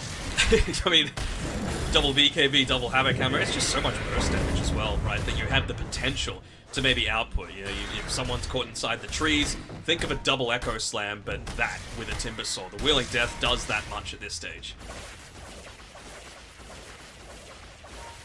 With all these lanes just constantly being shoved in by all these CK illusions, you can't deal with everything. Rene even going to be forced to TP back right before. Here we go, forward with the Avalanche. They found themselves X-Nova. X-Nova in trouble. He will be found. The buyback's available. However, they've got themselves... Oh, the life break there into Money, but he's still okay. He activated that BKB there. JT coming forward here with the static link, able to find the Husk God there, but he will be okay still. What? He's out of there. They do take down the Aegis. The Supernova's down. BKB still available here on the CK, but the Phantasm is on cooldown for 20 seconds. Come forward here. Uh-oh, Monet, he's in trouble. The homing missile, his own homing missile, it hits him. Still okay here, the BKB has been expended on the CK, and with that, Falcons, they actually get themselves back. Look at that, they hold. But that did cost a buyback here from X-Nova. It did. They hold against Megas. They've got, this is the thing, they're always ready to fight though on Falcons. They've basically got everything that they could possibly want once this Sunray comes back off cooldown, just a couple of seconds away. I just look to wait for the BKB on Melrine and then go in again. We've been hoping for a power rune really quickly. Tier 4 items, I think they've all got them on Falcons. Radiant's courier has been killed. They will get a courier though, Oh, which no. has the components of a refresher starting to be built up for JT.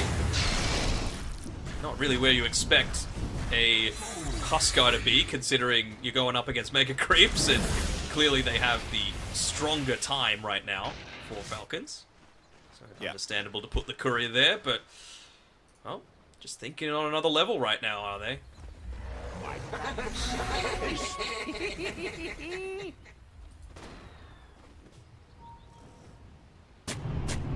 They do have themselves Radiant about are 2.5 minutes until this refresher's back. But do Falcons just want to sit this one out until the Roshan's back? I don't know. It wasn't even a finished refresher either, right? He still has a couple of components left for it, so I almost feel bad. I honestly don't even know what you do in this sort of situation. JT's gonna walk up to Skidder. Oh, Skidder's alone. Tiny's coming to be able to back him up, but again, it's just the threat of all three lanes constantly shoving in. They might look to just wait on Falcon's side for, say, minute and a half. In a minute and a half, you're going to have double siege creep waves coming in at you as well, and they'll be reaching the G2IG base at that same time. So it's just a little bit harder for them to be able to clear out those with all of their magic community. Oh, they want to go for something more here, Danog. They're all grouping up here on Falcons as the waves all pushing in from all sides. Monet is on the front lines here as the life break comes out straight away, but he's bursted down. Not even able to output his damage there. The buyback's available. They're trying to force them in. They want them to dive closer to the fountain. They're not wanting to show this buyback immediately. He just wasn't able to get off the BKB. It was the taunt from the Huskar. What the hell was all that nuke damage? That was insane. Meanwhile, though, they are going to try and take down Crit here with the Finger of Death to the Will of Wisp is there. The buyback now going to come out from the Gyrocopter. They will take down the Will of Wisp. It's Malrine Go attempt to get himself away. The homing missile, it will connect. They will find the kill there onto Horoscope, but they only have themselves one more tier 4 tower. They're going to try and take down Money right now, but he's able to activate the Satanic there. An attempt to heal back up. The Supernova will come off, but it will not hit anyone here. But the tier 4 tower, it will finally fall. The Ancient is exposed, but they're going to come forward with the Hex there. Try and get themselves crit, but in return, Skitzer trying to find Baboka. The stun is there. They find the kill, but another Will-O-Wisp coming out. The homing missile is onto Skitzer. They're going to try and find the kill here onto CK. CK, he's in some trouble. He comes forward here, trying to heal over the Chaos right there with the Reality Rip, but he will be found, taken out. They lose 3 here, maybe perhaps 4 and more. He doesn't have himself any mana, but he's going to TP away. That homing missile will not stun him up. He will get himself away. But they couldn't go for more. They couldn't. The base was being hit. It was those 46-minute creeps that I was talking about. Those damn siege creeps that, unfortunately, Baboka even isn't able to deal with them. He dragged the melee creeps back into the base, but the siege creeps, they have a mind of their own. Even using the Will-O-Wisp to potentially help out with clearing now, but you just saw they tried to bait them in. They were able to do it for quite some time. Luckily for Monet, when they chose to go in again, he was able to get off that Satanic, where he's able to just stand and fight against the engagement coming through from Skidder.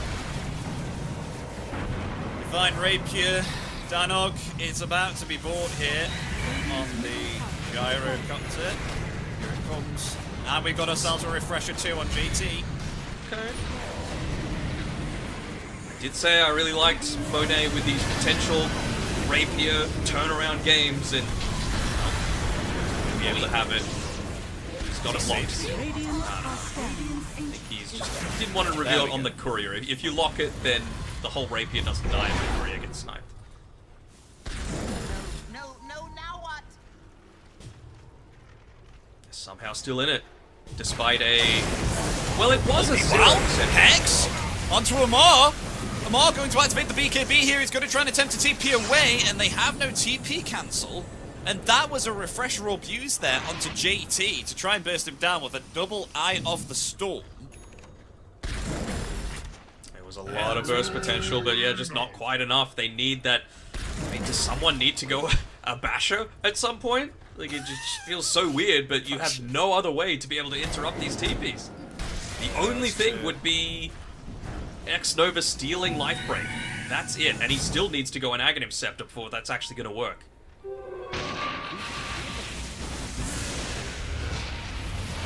Say gets out of there too with a BKB TP. Do we have an idea of where Roshan's banner is? Not a clue. Doing it solo. Still get the Tormentor for the Razor, so an extra cast range. Oh, the only buyback is on JT.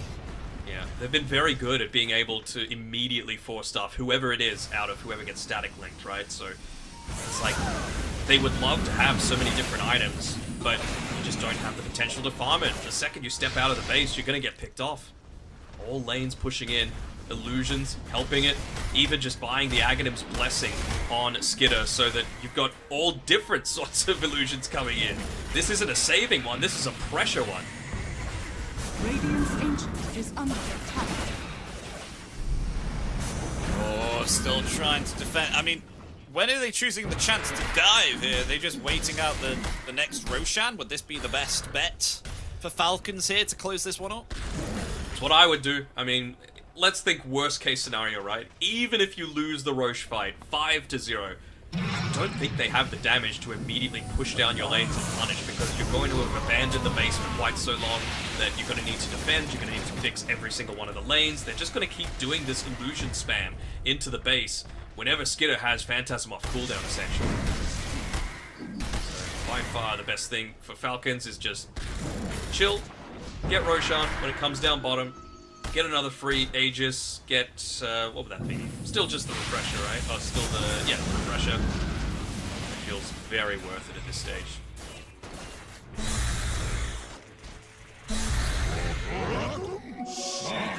So yeah, looks like we're awaiting the Aegis, and it's just going to be more time here for G2IG to just try and get themselves something more. Money here is attempting to try and get it. Lincoln Sphere here. I think that'll be very, very nice if he does. If he can. Take a lot to be able to build into it, though. He'll get another Roshan's banner, honestly. Roshan's banner feels pretty effective in the situation the Falcons are in. They don't have any heroes that can commit themselves comfortably inside of the Radiant base, so just let the creeps do it. Yeah. Dire are scanning. Roshan has As if fallen. nothing to say didn't have enough difficulty already. It's going to need to be finding a banner as well as just keeping lanes shoved on this Keeper of the Light. Still only died the once as well. What's the buyback stats looking like?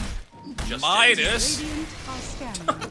I mean, this is an okay time to buy it, in my eyes. Like, what are you saving for? He's already used the buyback previously.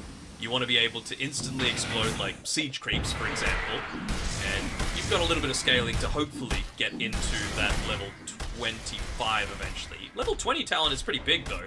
That AoE Earth Spike that he's able to get.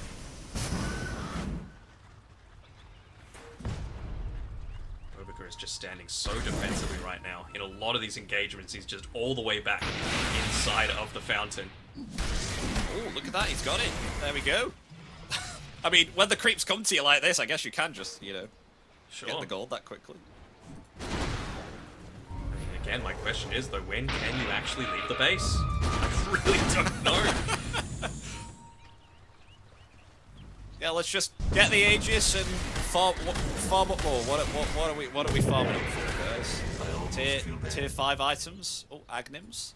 Oh, maybe you can do something really cool here. Let's get to like get all the illusions together, pretend like you're going for. They're the actual heroes. Yeah.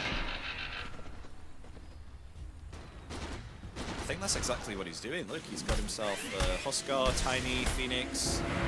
Where's the Timbersaur? that gives it away a little bit. When he uses the Reality Rift, all of the illusions also come with him, so... No, it's not real, guys. It's not real, don't worry about it. Don't need to worry about the real heroes coming in behind him, though. So big. 5k HP, 4.5. Hey, they're gonna go forward there. He activates the BKB on time with the flat cannon as well. Will he be able to survive through it all? He is indeed. They will be able to take down the Huskar straight away. JT activated a second BKB there. The Ancient is still alive. Omar, however, very, very close to death. He does activate himself, the reactive armor. He's still surviving through it here. They're still living on the side of G2IG, but JT getting lower. He will fall. The Supernova is there. They will be able to take down the CK. Malrine is in some trouble. The Supernova comes off. It stuns up the Gyro. Gyro dead. The buyback available. The Rapier on the floor. Can they kill Malrine? Yes, they can. Malrine's gonna fall. Boot. Buybacks there from the Razor and the Gyrocopter. They still defend here on the side of G2IG. They still defend and they reclaim the Rapier as well on IG. Weren't able to pick it up on Falcons. They go for the deep dive. It was a really good use of the Sunray as well, actually dealing almost the most damage on his entire team. Was snaking just because of all the percentage, because of how late it is, but it's not enough to match up to 22,000 damage being done by Monet. That's a lot of damage. That's a ton of damage. I mean, the smoke. Oh, they found an amplified damage rune as well. Okay. I mean, it kind of feels like nothing to say. He's still just on lane defense duty. He's going to need to walk top to be able to make it happen. He's got bots too, if he does really feel the need to join the team. I mean, this is pretty risky. I mean, buybacks are already available on these two heroes. They can just commit it. They were trying to catch someone out, being a little bit greedy. They know how much Falcons like to exploit the map, split it up as much as they can. Not just... Yeah, sure. This is not the greatest shot, but alright. Take back the outpost, though. It's not as easy for Falcons to just converge inside of the G2IG side of the map.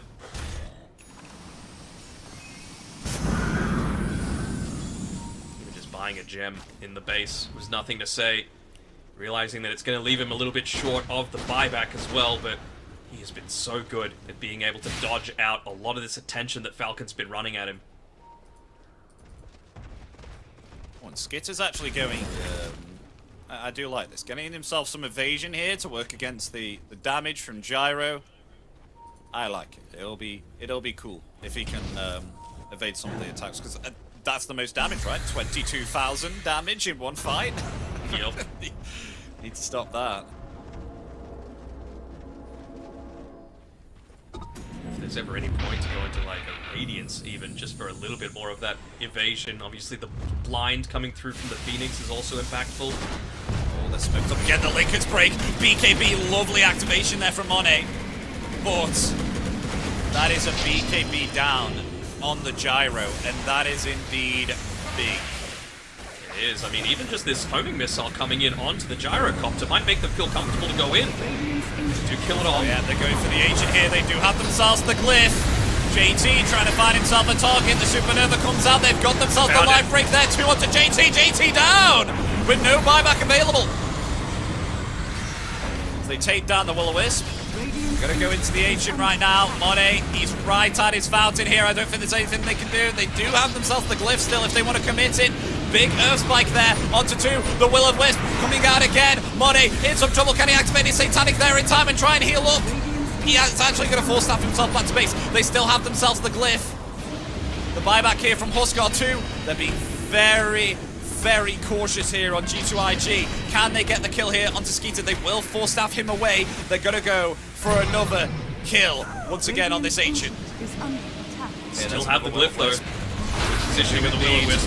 BKB is still on cooldown. A lovely hex there onto Striker, but the Blight break there onto nothing to say. Can you get the Satanic off there in time? Yes, you can. Will he be able to get the kill? He gets the kill onto Phoenix. Phoenix is down. Money though in trouble. He's gonna be.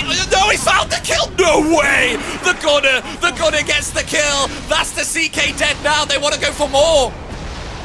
Oh my gosh! The stun there onto X-Nova 2. They may be able to kill him all, but they're actually going for Malred again with the Will-O-Wisp. Nothing to say. Controlling him up with the Hex. They're going to find the kill onto Huskar, and that is a dieback, but they need to sort out the Ancient. The Ancient is getting hit by the Mega Crypts. They will be able to do so there indeed, but oh my god, they hold it without JT!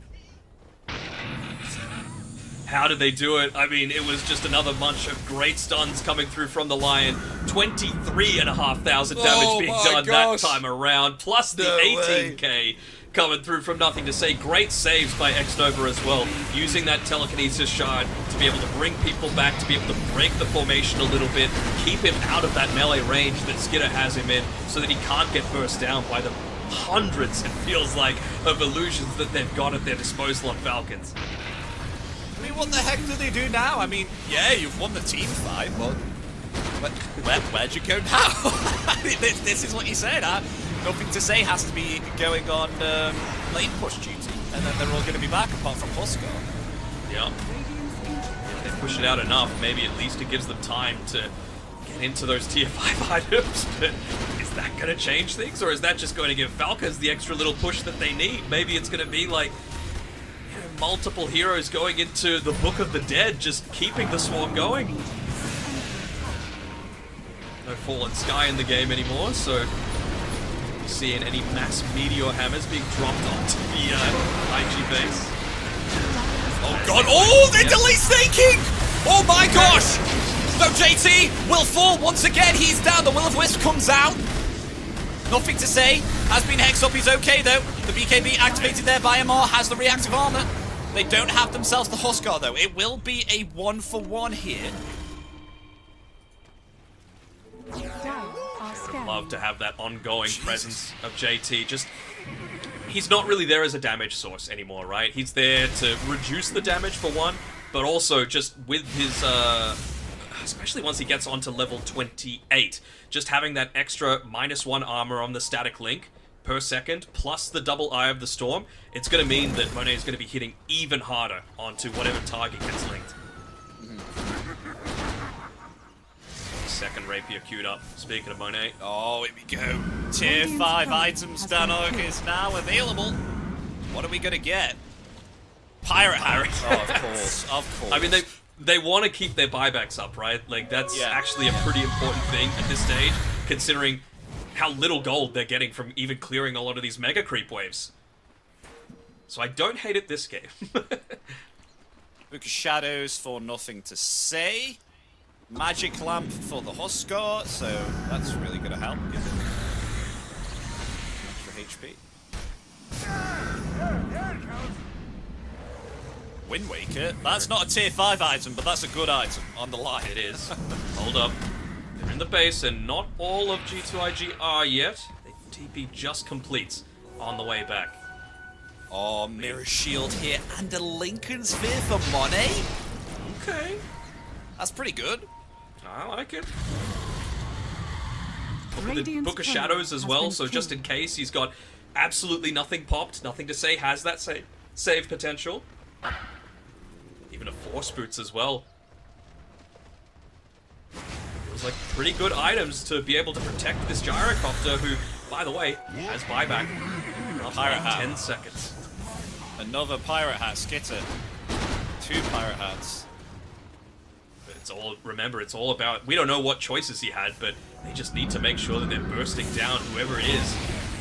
Tiny needs to maybe turn into a bit of a right clicker and crit. He's got Pirate Hat and a Moon Shard.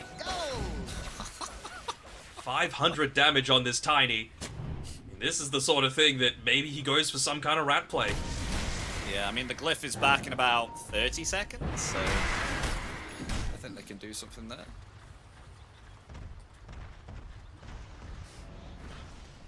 But yeah, just defense of the ancients. I mean, that's what the game is called, Danok. This is literally what's going on right now. And, oh, another lovely item here too. So a Mirror Shield for Amar, and a Seer Stone for X-Nova.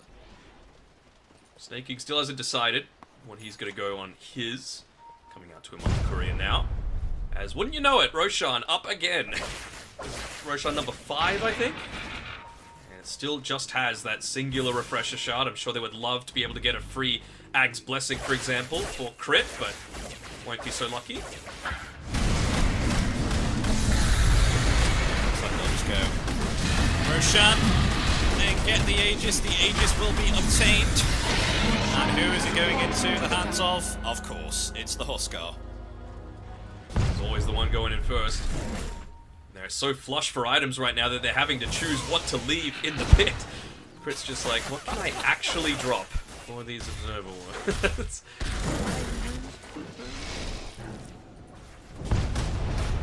Snaking's gone, okay. Don't hate the Arcanist's armor for a lot of that return damage. He just needs to make sure that he's on point. I mean, I had totally forgot as time passes, obviously, of course, the buybacks are going to refresh, aren't they? Have a look at the buyback status. Pretty much everyone except Huskar. Oh my gosh. Okay, so buybacks all available here for G2IG. Does Money, though, have a second Rapier he's queuing up, just in case he does? He does. Well, he's trying to get it, but he doesn't have it. Yeah. He could, if he really wanted to live on the edge. They're under the smoke right now, so that Seer Stone's not going to detect the fact that they're hanging around. Nothing to say, can't be the one that gets picked off first. He's got to be careful. Oh, there we go. They're going to jump for him there. Oh, the they toss! tossed Timber! It doesn't work out! As now the Will-O-Wisp comes down. They're attempting to try and find Malrine. As Monet able to activate that Satanic along with the Flak Cannon also.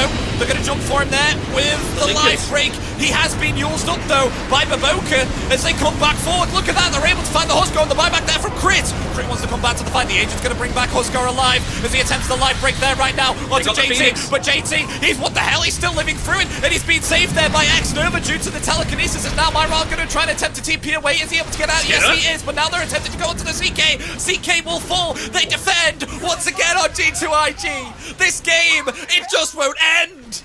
It won't end, and the net worth is actually in IG's favor. Now at this point, they're somehow able to just keep moving Monet around, prevent them from being able to kill him. I saw Force Boots, I saw Telekinesis, I saw Wind Wakers, everything, just to protect Monet on his Gyrocopter, and they're doing such a great job at it. Even there at the very end, JT, he's reducing so much of that armor just by able to constantly static link in that this Flak Cannon, it's so scary for them to have to face up into it. Even a super beefy hero like Crit on his Tiny feels like nothing. And he's going to Rapier as well as his next item. Oh my gosh. Crit's got to be careful, he bought back here. Oh, just runs out in time. CEST not going to be able to catch him out. Oh, an amplified damage rune on the river. Okay. Get that. What is... Oh, butterfly. Okay. Double damage.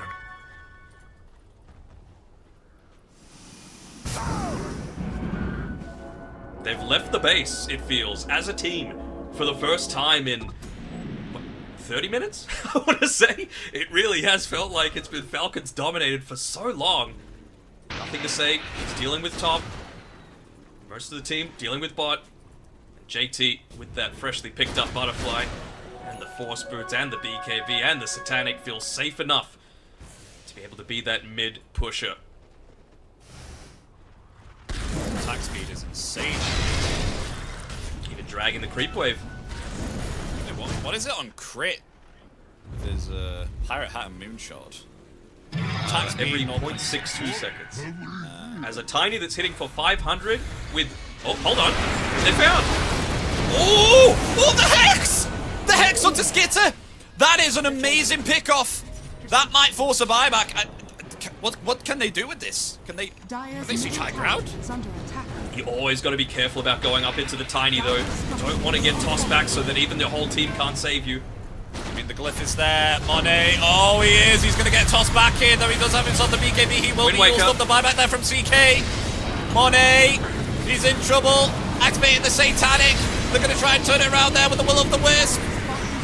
Oh, there's a mark controlling the rest of them in the back lines there. Monet is trying to escape. He's going to use the refresher and turn it back around there with another BKB and a Satanic. He's going to attempt for the TP out. He just gets out. No way. That was so close. His BKB expired and the Avalanche proc was so close to cancelling that TP. Oh my god, he would have been locked in place before that if he didn't refresh it. It refreshed the Lincolns right after the homing missile had hit onto him. That's why Skidder went for that additional jump with the Chaos Bolt. They were able to get one on the Lion, but the bigger deal is Skidder. That buyback means that if you get the dieback, you won't have to worry about all of these illusions that are just giving them so much grief. Plenty of buybacks to be able to play around with. They would love to be able to get into this buyback for the Razor as well. So they can't afford to put him on the front lines. I'm sure he's saying, Overkill, get back alive, give me a Pirate Hat. I think the plan is Amar tries to control him, and then the rest go for the end. No, they are controlling Marrine there heavily. They're trying to find the kill. The life break is there, but Marrine just gets deleted. As meanwhile, they're trying to find Amar here too. He has to timber chain himself away. As look at that, the buyback there from Baboka too. They're going to get themselves back here on Falcons. They will, and with the kill that they were able to get from JT onto Mallory, now he's got his buyback as well. So he could maybe afford to play a little bit more dangerously. Just holding on. Tips of their fingernails right now. Constantly holding this base. You know what this is? This is those sorts of games that you play in your pubs where someone on the enemy team BMs you, and then you're like, right, this is TI Grand Finals. We've got to dig in. We're not going to let this guy beat us. And maybe Amar is thinking, man, maybe I shouldn't have been so harsh on these guys. They're putting up a hell of a fight. Yeah, they are.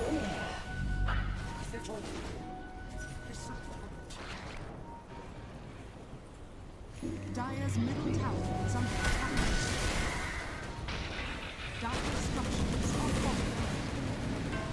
So, what's the plan now, Falcons? You've attempted to siege the base 5 times. I don't want to say you brought this upon you with 12 question marks from Amar, but maybe 10 was enough. It is. Honestly, I have absolutely no clue how they go about this. I mean, maybe perhaps give the Aegis to Crit and then just make him like hit into the H. Yeah, this is what I was thinking, right? I think you gotta like try and force them to focus you to like, let's say, area around bottom racks, right? And then Crit comes in from top racks area and starts just hitting the Ancient. Because you're still in a position with, again, all of these illusions coming through from the Phantasm that you should have backdoor protection disabled. So I don't think that's the issue. I think the issue is just distracting for long enough. Nothing Nothing to say. Nothing to say. Oh, activates the BKB. Will TP away. He's fine. Lovely Good reactions there Lord. with the BKB TP.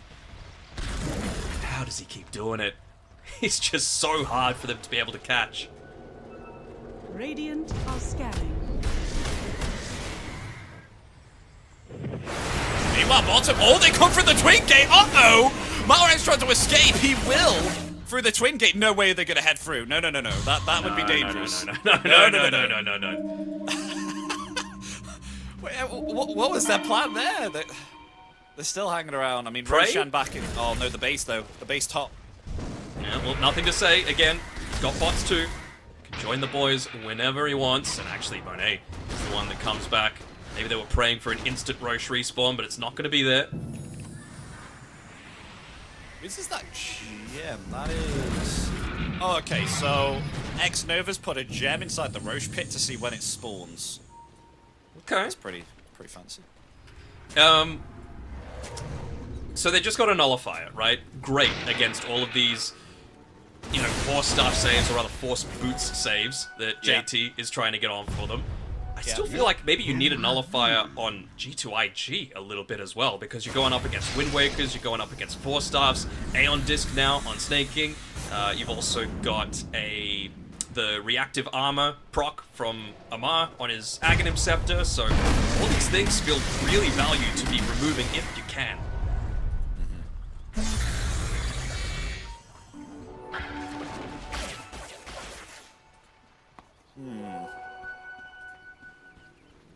Who gets the null, though? Because Gyrocopter can't, because he really needs the items that he has right now. Nothing to say. Also needs the movement speed from the Boots of Travel, or else he is slow. JT, does he need the gem of True Sight? Probably not. He's going to Daedalus anyway, but he's got a Daedalus. Oh my gosh. Snake King is just hunting on his own without any vision. I mean, what do you even drop? It's still the question, right? Like, who's actually dropping an item for this? I mean, Monet is already 9 slotters. He could combine the Demon Edge. Give it to JT. He has spades, I think. He is the one frontlining. There we go. This game is gonna go on forever. How long do you think this is gonna go on, Dan? Give me a prediction. Any team that has AUI at the helm as the coach has the potential to go for 3 hours. So they're not even in a bad position. That's the crazy thing. Most of the time, it's the other way around when this sort of thing happens. But G2IG just again taking that game 1 loss personally, taking a little bit of the. Oh man! Look at the graph. Look at they had a 99% win probability here on the side of Falcons, and look where it's gone. They had a 0% win probability on G2IG. Where? I remember looking. It doesn't exist because the game's gone for so freaking long. No way. Oh my gosh, I can't believe that. So Monet has 12,500 gold. Third Rapier? Oh, Revenant's Brooch is what he's had queued up for half a second. That doesn't work with flat cannon. I mean, it And does against a bunch of BKBs as well. I'm not sure how much I would like to see that. What I always like to see is a late game support with a Divine Rapier, though. And that's He's gone the carry build. Look at him. AC, Moonshard, Blink. He's Divine gone the Rapier. tower hitting build. Nothing about carry. He just wants to chunk these towers. Plus 448. 409. Who are they? Double hex! Double hex! Double hex! This could be big! Oh, didn't get Mallory. Looks like they've got themselves the finger there too. They're trying to find Crit. Crit will attempt to flee, but they have found themselves Snake King. Snake King gonna fall. The life break now is gonna connect there onto Nothing to Say. He's still okay. He will activate the BKB. Trying to attempt to turn it around here with the hex. Will they find the kill there onto Malreed? Disrupted there. Another refresher. Get himself a second BKB. Yes, there's the finger. It's a dieback. Snake King. He's gonna die back here. There's Amar trying to find Monet, but the telekinesis saves him for some time, but Monet will fall! Monet down for 120, X-Nova gone too. Lion is the one with a dieback along with the Phoenix 2. And that was just the pressure of the Mega Creeps, man. JT had to get back to the base. He had to be the one defending, which meant that you just didn't have the ability to stick around. You didn't have that additional force boots or, you know, just the frontline presence. It meant that they were able to run in onto Monet. He needs the supporting cast. He's got 4 rapiers queued up right now. Does Monet. Still got one. They're obviously testing. He's got the buyback. Oh, here we go. The Phantasm. JT has to be careful. Little whispers there. Hex on. Okay, there we go. There's the buyback. It's just too many creeps to deal with just these other heroes. You need him to be able to take them out. Just so look how quickly that entire horde of creeps dies. With the flat cannon.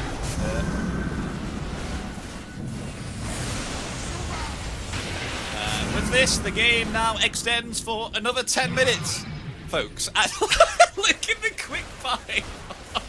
Look at the quick buy on Monet.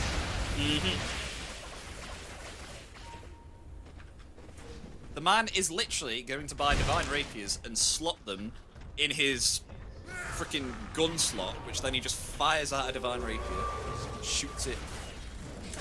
Like a pretty devastating. Looks pretty sharp. Spear him in the face. I think Monet wants to do more damage. JT, he's got a Lincoln Spear queued up. He wants to just someone else to be the one to be able to have this Lincoln Spear available. Let me do damage, says Monet.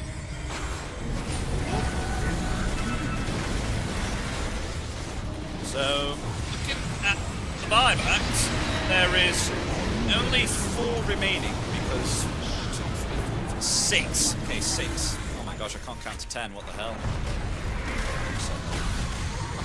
Classic UK education system. I just counted from the buybacks, so obviously, of course, it's 10 heroes. I almost feel bad. But yeah, only 4 buybacks. He started using the global cooldown now, has Monet, just to help keep these creep waves pushed out a little bit. They give him the Lincolns. Someone else gives him. They give him a Solar Crest. He's got the Mirror Shield. He's got his own Lincolns. He's got a Refresher for his own Lincolns. I'm sure there's like 5 stacks queuing together, watching this together. Maybe in their own little Discord watch party that are saying, why don't you treat me like that, supports? Why don't I get the treatment that Monet does from the rest of his team? We need to incorporate tier 6 naturally now. I couldn't even. When does it happen? 100 minutes? And it's just 90 like minutes. giga busted items. Yeah. Like Avada Kedavra, kill an enemy hero. Single target spell. Yeah, pretty much. Imagine still having a mirror shield then when you cast that. Yeah, or a Lotus, Bye. just as funny. Just both die. Yeah, can you ever think of like another like busted item that they should incorporate if they ever were to introduce like a tier 6 item? Other than Avada Kedavra. Okay, pick any spell that you want in the game, it's yours. So like, Global Teleport, or... Oh, hold on, they're jumping in. Oh yeah, they're going for a throne rush! Monet, he's trying to do this damage there with the flat cannon. They will be able to take down the Tiny, but they had to commit the glyph as they find themselves a Mar 2! But they did complete their objective there on Falcons. Rapiers on the deck, by the way. Yeah, there are rapiers on the deck, which means take down the glyph. The glyph is down, so G2IG, they need to keep them out the base, or else exactly what we just saw is going to happen again. And Crit is... They're going to take the H. Yes, the thing is, they know that they don't have that glyph now for the next 4.5 minutes, and they're up in 1.5. So this puts a lot of pressure right now for G2IG to push the lanes out to make sure that Falcons aren't able to just run down the lanes without expending any buybacks and just take the throne.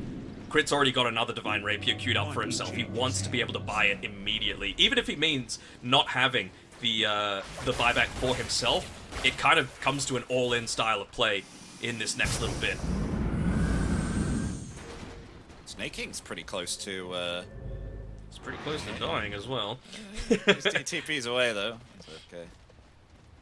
So, with that in mind, do you think they should just go all out and siege the high ground here?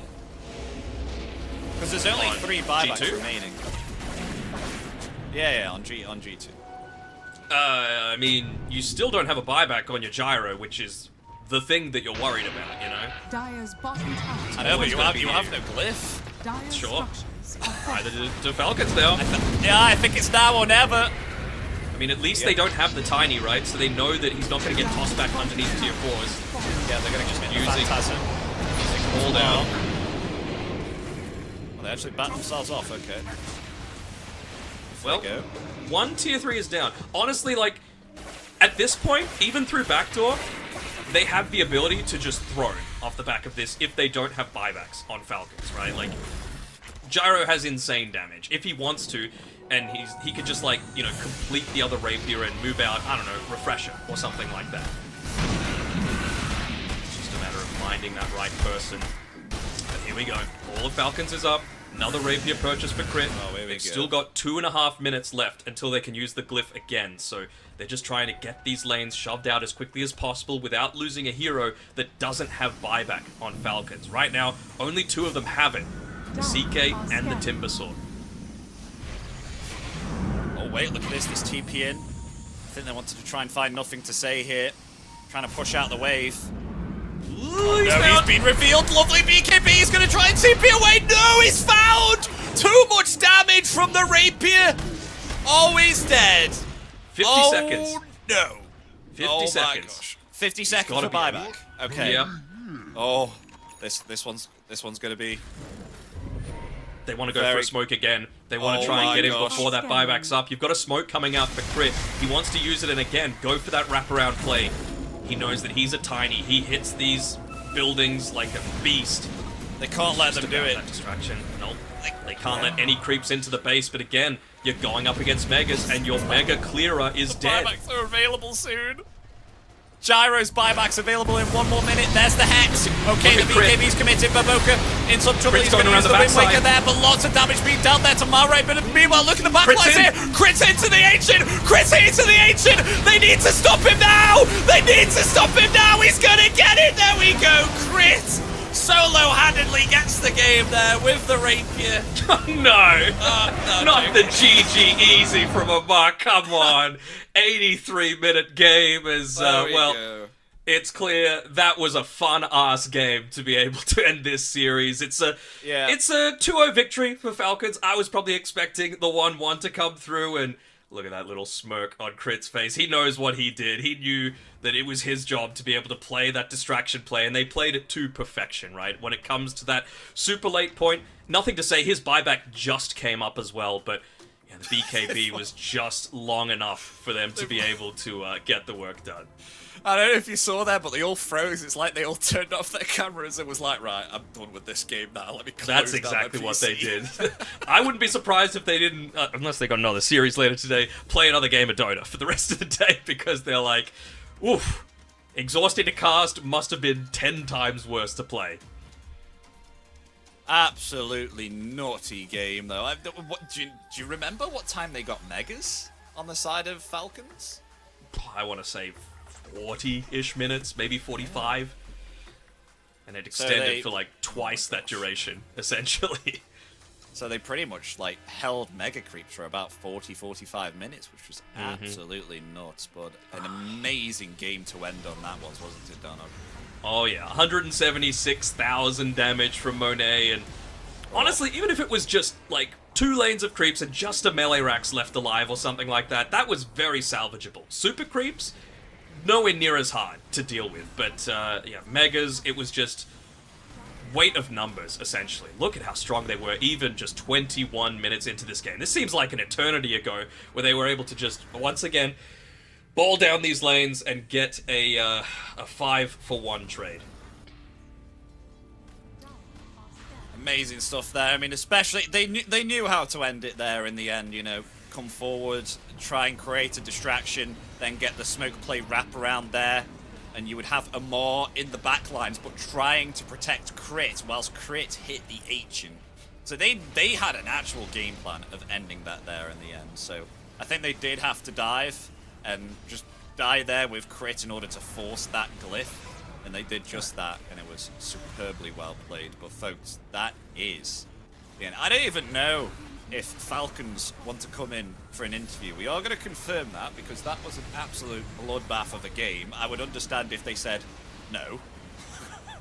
But we'll see if they come in for an interview and let us know what their thoughts were about that game.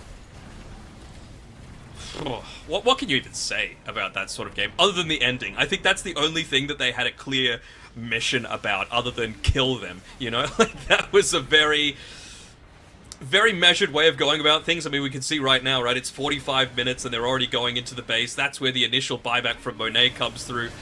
Yeah. Just able to finally take one successful team fight, but they just needed one more, unfortunately. I like the fact that Falcons were able to hold those buybacks as well, realizing the importance of Crit having the rapier so that he could go for that play at the very end. With that, oh my god, I mean, there's so many highlights. Usually at this time it'd be over. We'd speak about what we thought, and the highlights still going. Okay, there we go. 74 minutes in. This was where JT had the Aegis, didn't he? They pretty much ganked him and died there, but then meanwhile in the back lines, the supports had got themselves a double hex, and they attempted to use the level 2 boots of travel to try and get the jump, which they did. They got a dieback there onto Snaking on the Phoenix. I didn't see very many supernovas at the end of that game, that was for sure. It seemed to not be as impactful. It was a little scared, and once again, it was just a case of them running out of juice, right? It's a very different task if you're fighting next to your fountain, if you've got that health reset, if you're able to wait for the flat cannon to come up online again. But you can just see with those buybacks being used, with JT buying back inside the base, just trying to defend those creeps. That's when Monet died that first time at the 75-minute mark, and is this the end? This might be the end. This might be, yes, it kind of feels like it, right? They go for the smoke. I was just watching Crit the entire time, and as soon as I see him go for this long wraparound, I'm like, here we go. He wants that pirate hat to go to work. He wants the rapier to go to work. And that he did. They panicked. They all got back as quickly as they could, but... Yeah. Even just look at Nothing to Say's buyback. It comes up with, like, literally as the game is ending as well. Such a harsh way for them to be able to end, and the GG easy on top just to rub salt into the wound. But, well, it was a really entertaining game for sure. And hopefully we have ourselves an interview very soon, folks. So we are indeed going to go for a break. We have got confirmation that we do have an interview with someone from Falcons. I'm not going to ruin it yet, but we'll jump in upon you once we have finished our break. So stay tuned, because in around about 2 or 3 minutes, we'll be back with an interview from someone from Falcons.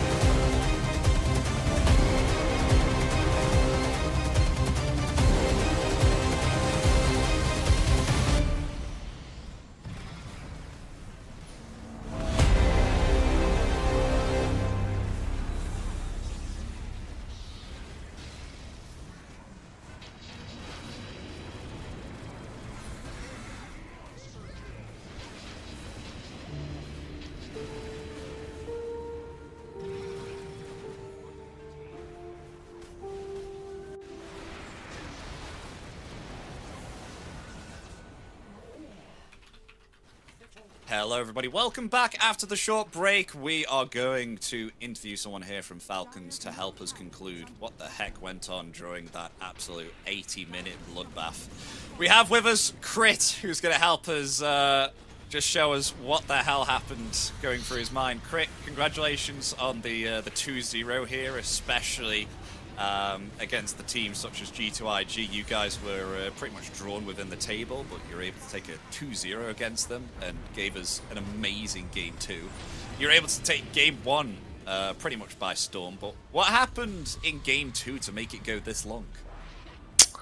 I think a bunch of things, honestly. I mean, it was a long game. I can't really remember all of the early game. I think it went pretty smooth for us for the first like 20-25 minutes, and then there was some Roshan situation where they ended up getting both the Aegis and the cheese, and it kind of just stalled out the game.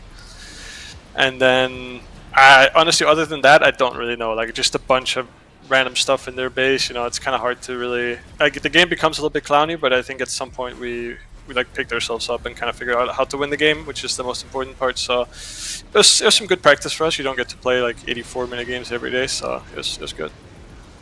You don't. Yeah. No. Amazing stuff. Amazing stuff. Congrats on the win, Crit. It must have been really frustrating to play that sort of thing, right? You had Megas for like 40+ minutes. When did the game plan go from just kill them to actually having something solid where you said, look, just expend the glyph once and then I'll hit the throne again with Rapier and land it? Yeah, I mean, it was a bit hard because we didn't really have the building damage to force the glyph without dying. So it's like, we can reach the throne in a smoke and maybe we can get a jump on one hero that has buyback, but then we can't really do anything else than that, and we're kind of committed, and we can't hit the throne, we don't have the building damage for it. So then I think at some point we realized, like, at least I realized, like, if we force the glyph, like, I can probably hit the throne. And then Amar made a call that we can just hit the throne until they glyph, and then we can TP out with BKBs because they didn't have anything for that. So that was like the second to last play that happened. And then, yeah, after that it was pretty simple. You know, it's still a bit stressful because you don't actually know what's going to happen. Like, maybe I'll just die in 1 second because Gyro has 2 rapiers or something.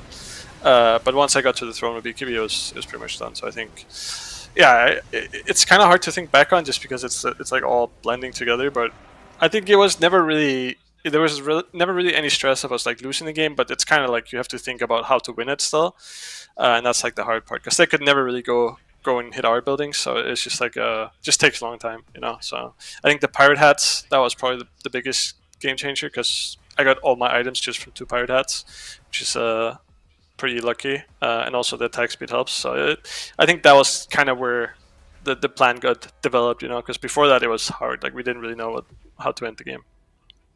Yeah, cool. Really quick follow-up question on that. Obviously, you're playing with Amar. Obviously, he likes a little bit of old chat going on. Is there any beef between the 2 teams or any individual players, or is that just Amar being Amar? I didn't even notice that he did that. I mean, for me, I've just kind of lost track of it. Like, both my core players randomly just like to throw out some alt chat, you know. So it just doesn't even register for me when I see alt chat. I just assume it's like they're pinging like a ward, or like somebody's missing, or like they're making some random ping. So I don't even notice it. Like, I didn't see he did that. I don't think there's any beef. I think he's just, you know, he's just in that mood. It's same with Malrine yesterday against Azure. It's just random. I talked to them about it too. They were like, I don't know, I just felt like it. So there's no. Easy. Well, again, you have to back this one up for a series later today, going up against OG. Hopefully, you guys are able to relax and reset, because it looks like you're already exhausted after just that one, but putting yourself at the top of the table, congratulations once again. Thank you. Have a good day. You too. Andrew, great, thank you. What a game to end on. I mean, that was our last cast now, Danog, too, and we're pretty much done. I mean, I'm done. You're still going to be on panel, and I hope you enjoy that, but we're done in regards to commentating now, and that was an amazing game to end on, wasn't it? It was. Hopefully we get a lot more throughout the rest of this tournament, and I wouldn't be surprised, you know, with that result, like I said before, They are in the lead in Group A and putting themselves in a really good spot to be in one of those top 2 upper bracket positions once the end of this this group stage finishes. And we can see there what it actually means. That's a big separation that they've now put between them and honestly even Azure, right? All you want is top 2 essentially for the double chance. And in the meantime, we've had some other results in other matches. I think Tundra and Liquid went 1-1 as well. I think Aurora might have been a 1-1.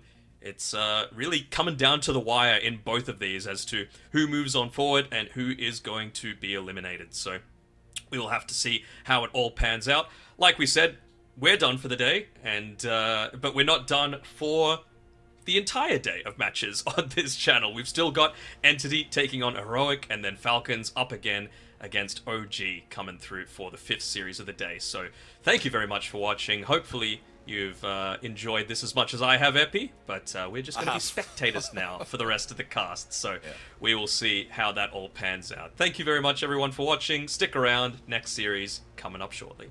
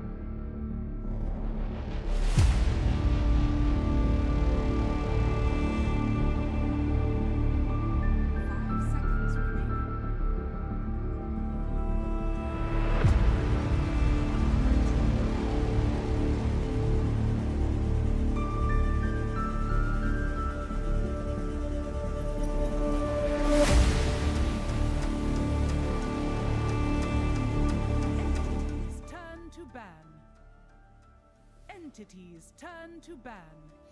Welcome back, everybody, to the Elite League. It is time for some more Dota, as we've got Entity and Heroic lined up as our next series. Now, you're joined by us, Cryptic and Z Quixotics. How you guys doing? Zach, how you feeling today? 5 seconds. I'm ready. I was ready a while ago, but man, that last game, that was a long one. We got stuck in a time loop of watching Falcons try to break that final ancient, but they finally did it, bringing us up to a new series, Entity versus Heroic. This one should be pretty fun too, though. I don't know if we'll be seeing a 90-minute game.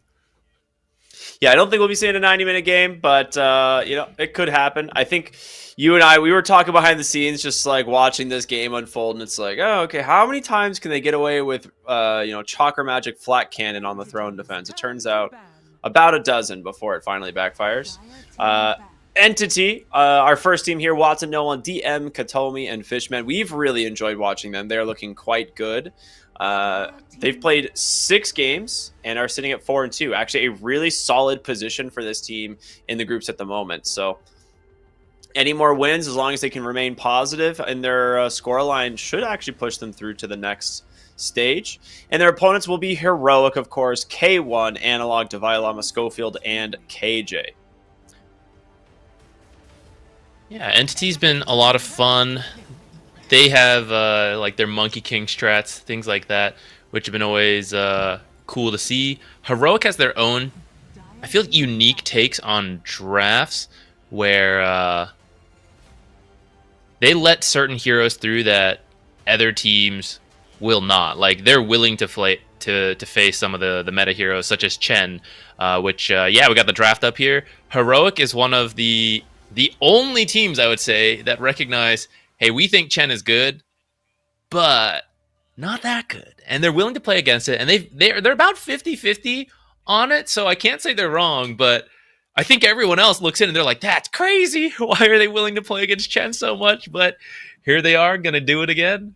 See if it works out for them. Because they kind of need the wins here. I think they're at 3-7, so any more losses is really looking like it's going to get them eliminated.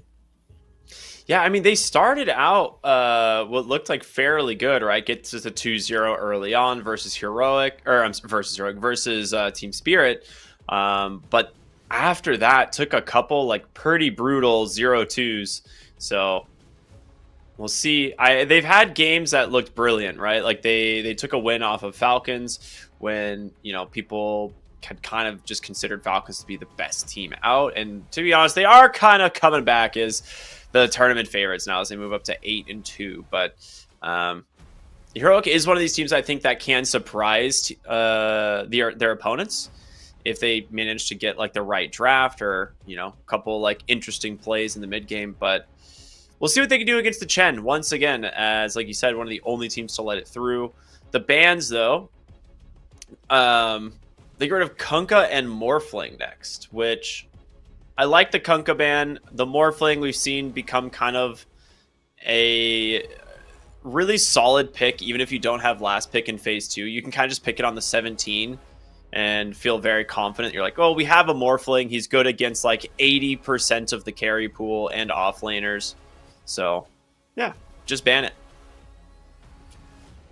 Yeah, we see Centaur banned out. Entity has been prioritizing Centaur and Brewmaster for DM quite often. The Monkey King is still in here, but it's often paired with the Centaur. I think only once I saw it ever paired with another offlaner. So I don't know if we'll see that, especially because we've already got a Chen in the game. I feel like they can go for a pretty fast-paced lineup here, which I don't know if Brewmaster...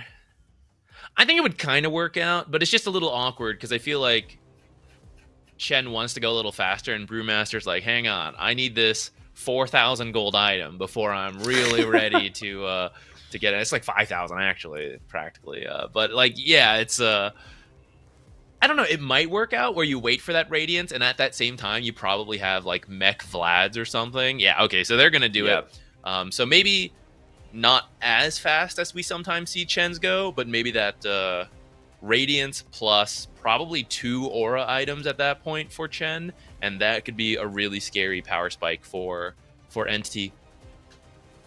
Yeah, I think that's exactly what you play for, right? You allow your Chen to kind of jungle a little bit. I think Batrider here has some playmaking potential where he can try and follow the Chen through the jungle. Like, if you can pick an off lane here that can also do something similar to Brewmaster, where you just kind of leave him and he farms, then you have this Batrider that can follow Chen through the jungle and maybe slow down the item progression there. Or your alternative is you just stack like crazy and have an offlane hero that can take advantage of it. So we'll see what Devi Lama wants for himself. But Chen Brewmaster, this is like the wheelhouse of Entity. This is, you know, if they could play this every game, they would.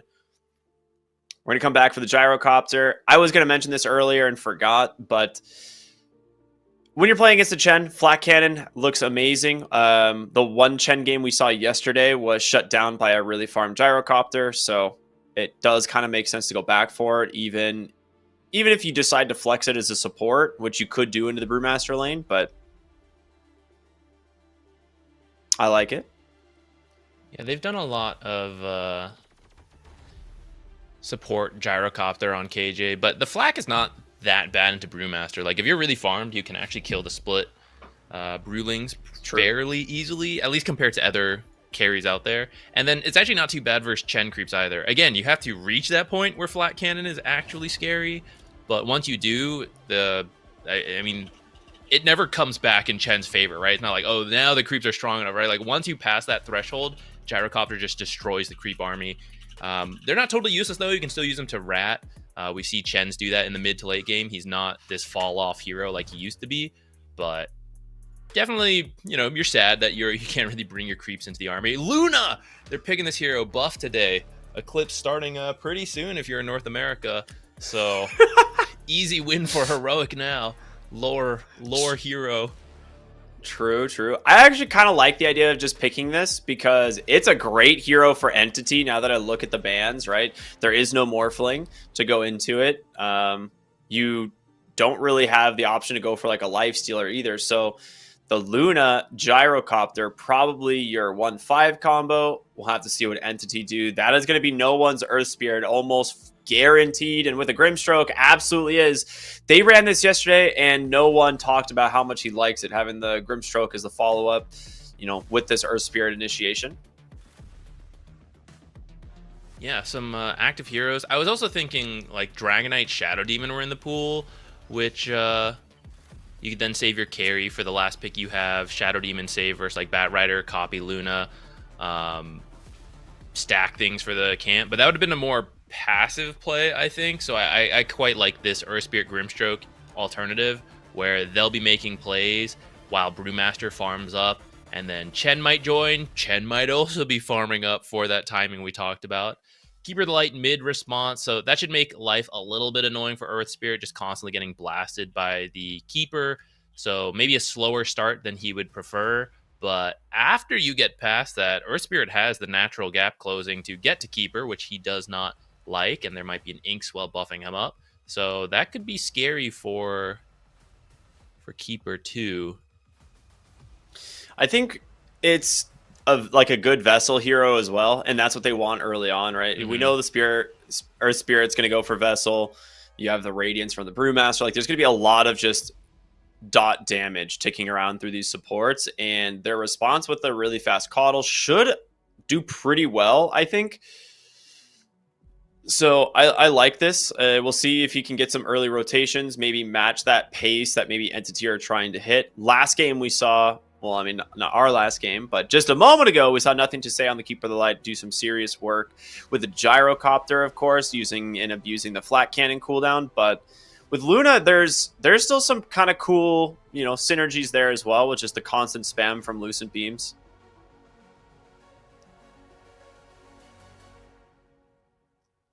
We'll have to see, though. Faceless Void ban. I'm trying to think what other, like, actual major carry matchup you're worried about. Sniper looks pretty brutal, but we don't really see it in the safe lane, to be honest. So I don't know if they want to go for it on Entity. I'm trying to think Watson what plays other a lot hero. of different stuff. I wouldn't be surprised, but for Heroic, I think they need an initiator from their off lane. So if you can predict what, like, the best initiating hero left, you could try to already plan for a carry. trying to see what that would be. It's tough for Heroic because your initiator needs to have a decent game, but since you're getting counterpicked by the carry, I mean, you could be set back depending what entity wants to run. They banned the Mars, yeah. Yeah, 2 initiating Axe Mars offliners. both very good. That's what makes sense. Does that mean they're looking for something like a Weaver here on Entity? I mean, obviously they're gonna like counterpick, but these all scream ranged heroes to me, right? Like that's what you're worried about. It's like a fragile ranged hero if you're gonna ban out Mars and the Axe. Now they could just grab the Dragon Knight themselves and go offlane DK without seeing the matchup. Yeah, that's like one of the heroes left, I think, that would have fairly neutral matchups. We've seen Drow become more popular. I feel like she has a decent matchup into Luna, at least later on. Maybe early game, if Luna is like out-farmed you, she could be pretty scary. That might be something. They're going to ban the Slark. Yeah, I think you go Doom here if you're banning Slark.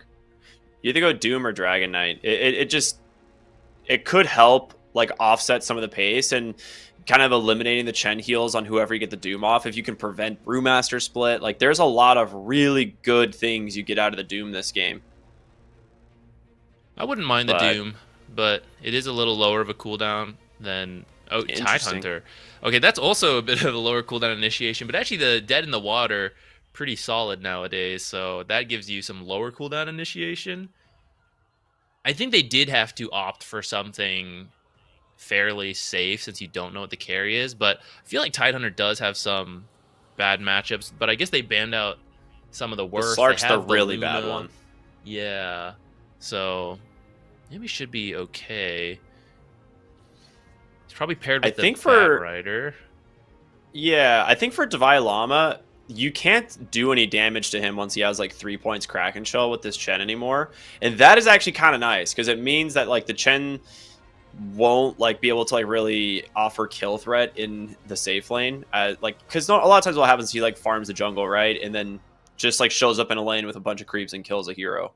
But dude, this is not the matchup you think it is. I mean Watson Ursa. Dude, this is not a good Ursa game in my mind. I don't know how you feel, but if Entity maybe are really far ahead, it works. But I don't like Ursa does not beat Tidehunter in lane anymore, and I don't see how it's good against the Keeper of the Light. That's the first Ursa of the tournament. I will say he's with a Chen, so I would kind of agree that Ursa used to be a stronger laner, which like straight off level 1 would just beat tons of offlaners. Now it takes a couple levels before he does get really scary, and nowadays at that point Tidehunter can also be pretty scary, especially paired up with this Batrider. But Chen could turn that.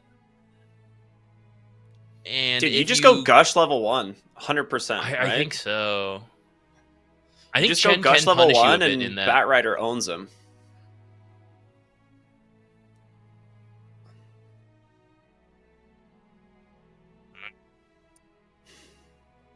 I don't know, man.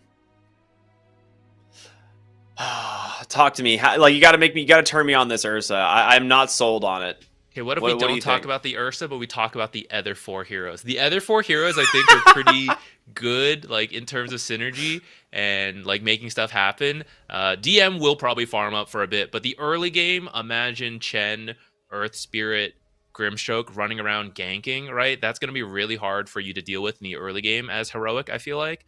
And with that, especially if you gank to Watson's lane, which you don't often gank to the carry because you usually give him space, but Ursa's a slow farmer, so you want him to help get like some early kills, and Brewmaster's just going to be farming. So maybe you gank to the Ursa, help speed him up, tip the matchup in his favor, and if Ursa does get ahead, Ursa will get back to that point where we know him as this like physical burst hero who can kill off like the Tidehunter, the Luna, stuff like that. But if he has a bad game and you can't reach that point, it does look pretty rough. Ursa is definitely super annoying, like you said, as the like into the late game, especially if you decide to go like the Octarine, Ags, and Shard build where you basically just can't die. I think if you go that route, you will lack some damage, at least the burst potential. We'll have to see. I would like to see this hero, you know, pop off because I think Ursa is a really fun hero, but it has been a little bit weak lately. As we're going to see both teams smoking up, and Heroic actually drawing the line to the bottom side. This is interesting because we usually see Heroic go for the late smoke, but this is the first time we've seen them actually kind of group up for a smoke right away. For now, they aren't spotted by the observer that Entity placed in their own jungle. And I think, yeah, it looks like they're all getting out too, so Entity won't know this happened until they eventually see that Watcher. Looks like it's a pretty quiet start at this rate. What's Kataomi up to? Looks like he's going to go block the camp. Or, not, sorry, not block. Oh, maybe he is blocking the camp. I thought he was going to go, like, do the sentry and the tier 2 tower trick. It doesn't work as well on the Dire, but you can just place the sentry at the last second, getting a similar effect, and then walk over. Was that just some kind of mind game? He just, like, did a loop and didn't actually do anything. Did he? Yeah, I saw some don't know. pings. Did he walk into like the tower vision? I don't think so, right? But no, was it like some mind game, like flash up there, like I'm totally doing stuff up here? Actually, isn't. You know, I don't know what just happened there. Just taking a stroll. Maybe around. he's like, maybe he's just scouting too, hoping to find someone like back behind a tower, like just chilling to give some info for his team. It's hard to say. It seems so weird though with like how scary First Bloods are. I feel like he changed his mind on something. Like he was thinking of sentrying or I don't know. I gotta look back at that later and like see. Well, into the lanes we go as we can talk about this top lane. So the Luna Gyro versus the Grimstroke Brewmaster. KJ, he's had a lot of time playing the Gyrocopter lately for this team, and it's not going to surprise me that he gets it again. His positioning in the lane right now is perfect. He just wants to sit back and zone out Kataomi, and Kataomi does not really want to run forward as you have, you know, Luna that can hit you as well. So he will be able to reconnect onto his salve, which will be great there. Talk about bottom though, because this is the lane where I'm mostly interested in, because Watson does go for the Ursa, and Divine Llama opens up Gush, picks up Anchor Smash at level 2 on Batrider. I think you actually have some serious kill threat, but unlucky for Heroic, you actually get the Harpy, and that's going to do a ton of damage to the Batrider. He's trying to get away from him. He barely gets it in time, and that cost Divine Llama a ton of health here as well.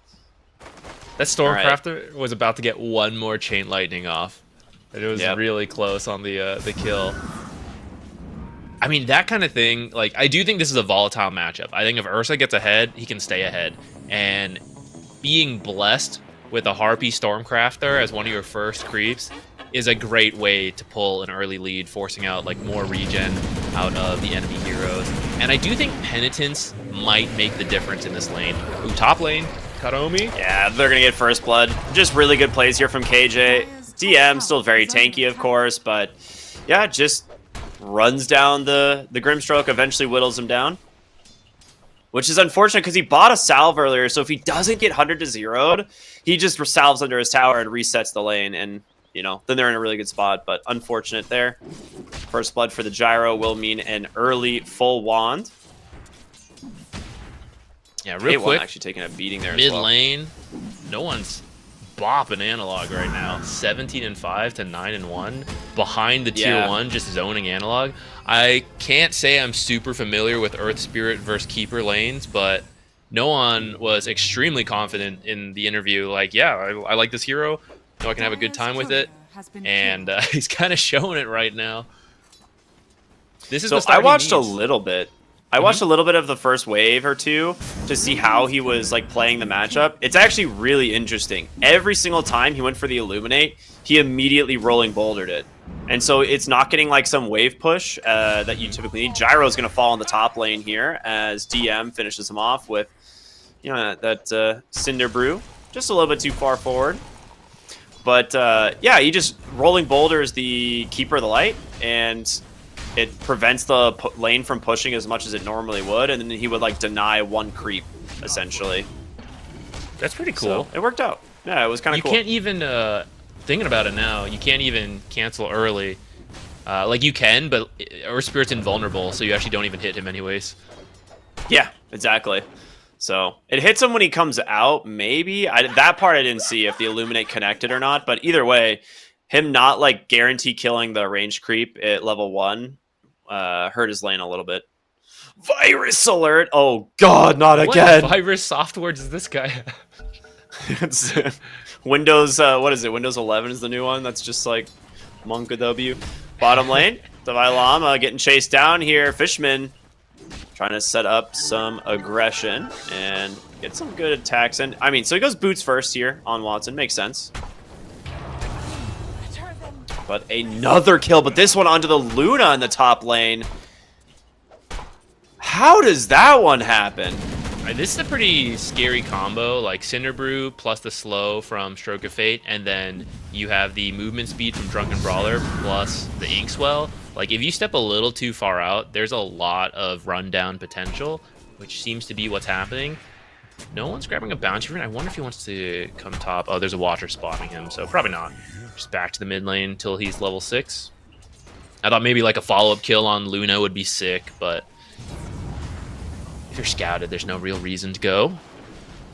Yeah, looking for KJ here in the bottom lane. Missile does come out. Gyrocopter, I mean, he's got a lot of damage with the 2 points in the Rocket Barrage, but DM much stronger here with the double bracer, almost 1200 HP. Dude, this is scary. Right, this top 3 lane's doing kills great. on... Yeah, he's got 3 kills. He already has 1,000 gold. He's going to buy his boots, and then he's probably just going to go straight for the Sacred Relic. Oh, they're going to find the courier too. More money. That is really rough. The thing is, you have to kill the gyro, right? But or not the gyro. low, I feel like you have to kill the Grimstroke, but they're just gonna get aggressive again here. The Cinderbrew's out. The silence. Here comes Fishman as well. Luna falling incredibly low. She's not gonna make it out. Katomi finishes the job. A rolling from no one. He's got magnetized. Oh no. Big wins here in the top lane. Analog gonna rotate in, look to try and finish off the Chen. Should be able to. And this guy's quick. DM, you actually have to be a little bit careful yourself. Turns out, Solar Bind. Does he get the last auto? He actually misses! Oh my goodness. I think that was evasion, or maybe it was just he was that tanky with the bonus armor. They even placed an observer for the vision on that fight, so that's going to be killed off. That's a big win for Entity, that series of events, though. I guess Analog at least picked up a couple kills, and he is some of the early playmaking for his team, so that's kind of nice for them. But off that death, no one has a free time mid, grabs an amplified damage rune, so they can just run that play back, and this time it'll be even immediately just TP's top. Go get her, boys. K1's dead. I've got amplified damage. Yeah, there's no way out of this one. Like the long range Cinder Brew just set up with the Stroke of Fate or like Phantom's Embrace Inkswell. That's all they need. Ooh. Oh yeah, Watson kited out in the bottom lane. Tried to finish off the Llama, doesn't quite work. Yeah, eventually this is going to happen with how much focus they're putting on top, right? Fishman here, also in trouble. There's an urn available. He's just going to hold it. Llama, though, dies! Oh, the double shard golem, just boulder tossing him. Got a big wave pushing bottom now, too. I don't know if they want to come defend this. They have Brew Split if they want to bring him down there. I can't believe Divine Llama dies there. That is a really rough death.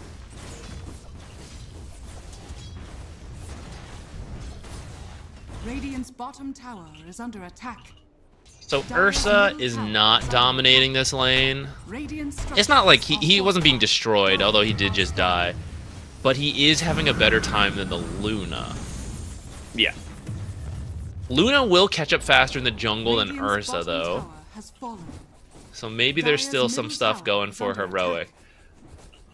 We'll have to see how many plays they can make off of Brew Split plus this Earth Spirit, who's pretty much online. Did not go Spirit Vessel this game. Not that amazing in this draft. But he is working on a pretty quick Blade Mail, which will be very good. So here's the thing about like the heroic draft is like, yes, that series events top was brutal. Like you said though, the Luna can recover fairly easy, especially since she's on the Mighty Mines side. Never has to worry about her HP ever again. They do have a good ward here that will scout her whenever she's on this like medium camp near the Watcher. You've also just got the ability to plant, keep her the light mid. Oh, no one? He gets the TP out. He rolls in, misses, and is like, I have to leave. Never mind. I'm just kidding. Bottom lane. KJ gonna get ran out here from Watson. Pops the enrage, and he should be able to close the gap. Trying to juke him out through the trees here, and it's kind of working. Watson leaves as he sees the TP in from Devialama. Blessings upon a loyal warrior. Bad Rider and Analog are trying to connect. I mean, they might get Fishman, but he just TP's down at the last second. Katomi gonna turn around with an Inkswell, try and do what damage he can. Can he finish off the Gyrocopter? It's close, but not enough. DM here now. Oh, boulder kick from downtown. Dude, nicely done from no one. TP out from Analog. He's gonna make it to Violama. You're in a rough spot. He TP'd in for this. He can't get out. Eventually, the damage from Watson will stack up, and they will bring down the Watermelon. Dude, that boulder kick was sick. They didn't even use Primal Split for that, so I think they'll just walk mid now. See what they can force. They have Magnetize too. Chen does not have a lot of creeps to work with here though, so maybe they'll wait for that.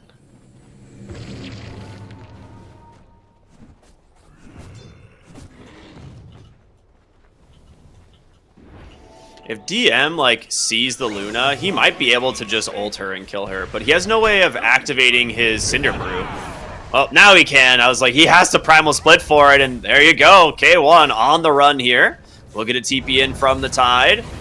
And are rolling as well from no one, and that is it. Yeah, solo kill onto K1. Now Katomi here as well. They should be able to look for the Gyrocopter. They get him with the Soulbind. Nice Ravage connecting onto 3. Analog's here as well. Big Illuminate, but he gets the rollout DM. He's just going to TP again. No, just barely finds the kill. On the backside, Katomi gets a courier as Batrider looking to chase down Katomi, and with this Solar Bind, they got him. There's no escape here for the Grimstroke. Can you get to the creeps? This would be amazing. Another kill for Analog. Right. It's 4-1 and 2. A decent punish. Yeah, yeah. Luna still died, which is a little sad for them, but I feel like kills going to Analog, like that is pretty good because you need him to be strong right now, and Luna's just going to farm anyways. It was good patience from Devialama on the Ravage until after the Brew Split. You know, a much worse player like me would have just instantly Ravaged on the TP, been like, I'm gonna save you!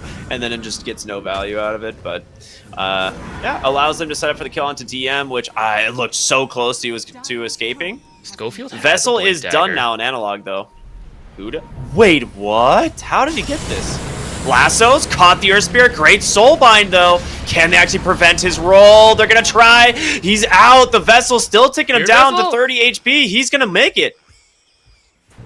That was almost the greatest blink reveal you could possibly get. I mean, I don't think anyone expected an 11.5-minute blink from the Batrider, but he just stayed at Brown Boots, didn't go for the Tranquils, picked up a couple kills and assists through the rotations, where like his Luna was dying, but he was having a good time, so... if they could have completed that kill, that would have been so good. 50 damage short, just about. All right, I want to get back to the point I almost made like 8 minutes ago, which was that even though Entity are making these really good plays in that top side of the map, you do have two really good heroes for slowing down the push, right? You have Caudle as well as the Tidehunter. So they're gonna struggle at taking towers, and that might give Luna the space to recover here.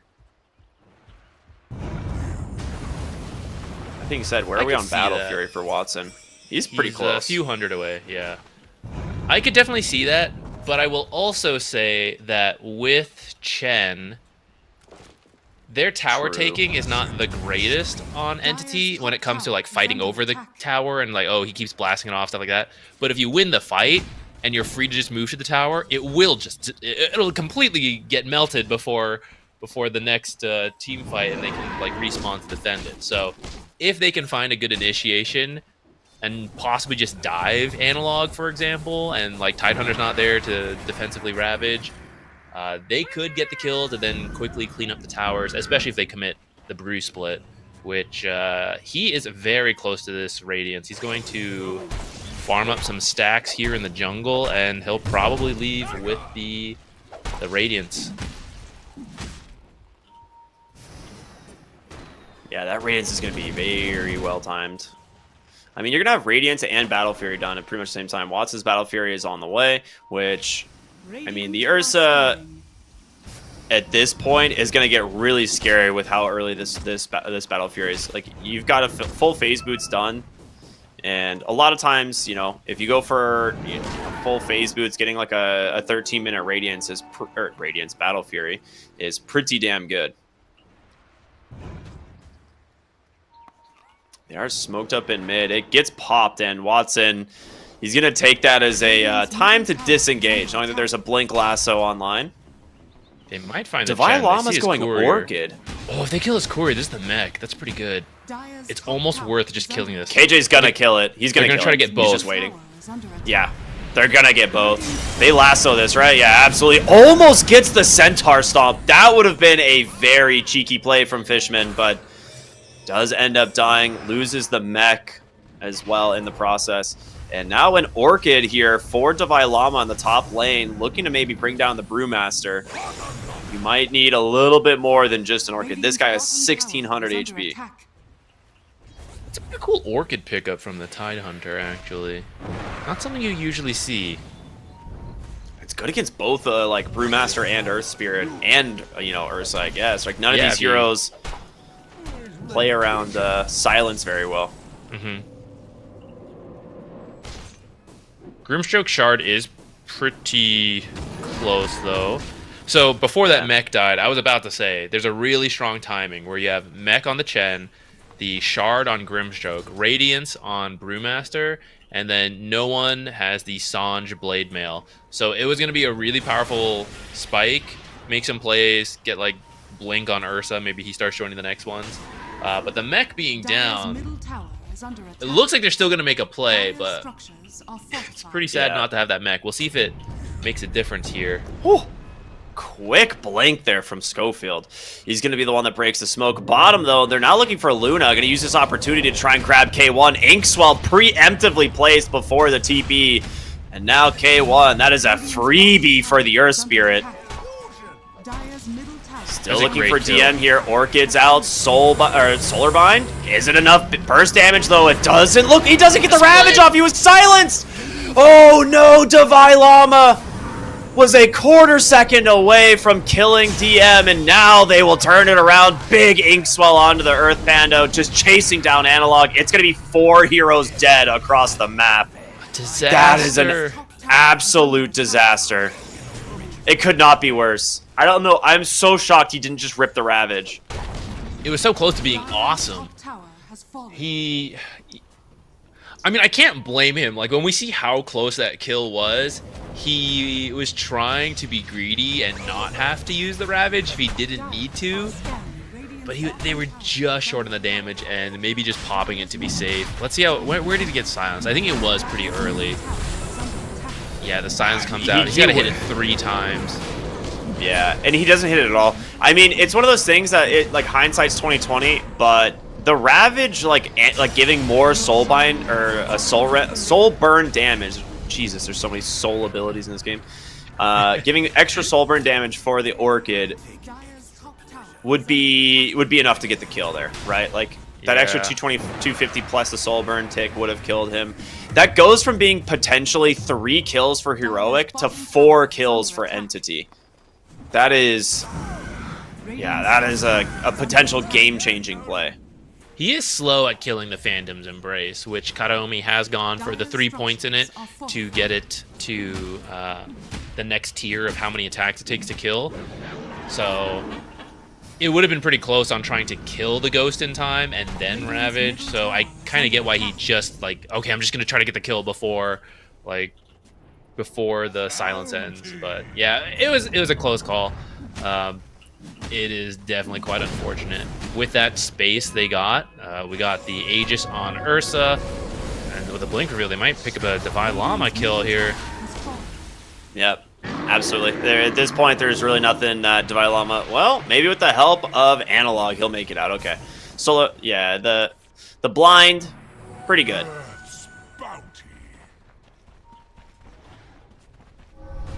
But now you're really far behind on Divine Llama, right? You pick up this early Orchid to try and find some kills. It backfires not only once, but twice. And you are not having like the game impact that you were hoping for. Right? If you have like a Blink Dagger at this point, maybe it's different. They're going to look for Fishman here on the bottom side. Analog with the Solar Bind into the Vessel. The missile should connect. And yeah, they get themselves a nice pick off. I mean, Chen kills are big. He is worth some decent gold. Top lane.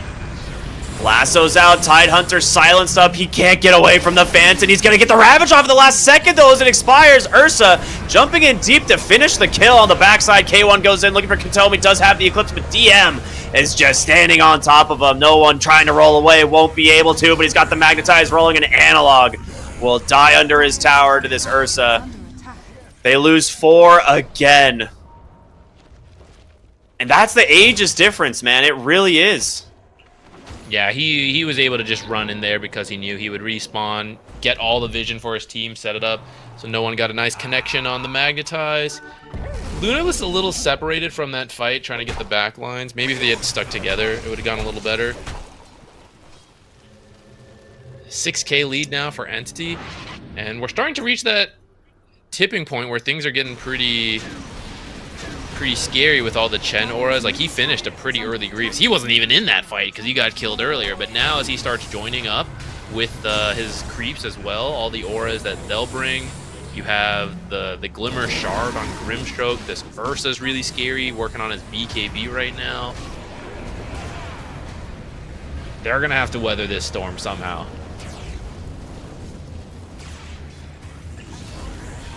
Yeah, it's also just so hard for Luna to fight without BKB right now, right? Like, DM pulls the Primal Split, and he just sits all 4 of his Brewlings on the Luna. You can either just Cyclone her and ignore her, which he'll do once the BKB is available, right? But for now, the Radiance Burn and just the Boulder Toss, the Void, Pandas, I don't know what you want to call it, but you know what I'm talking about. No clue. Is there a good shard that changes the dynamics here? Gyrocopter shard's pretty good, I guess. He gets it. And he needs this. He's actually really underfarmed for what we normally see on his Gyrocopter. Hasn't really had the game impact. He's got a couple good ganks, right, with Coddle, but the shard will actually help him a decent amount in terms of offering some kill threat.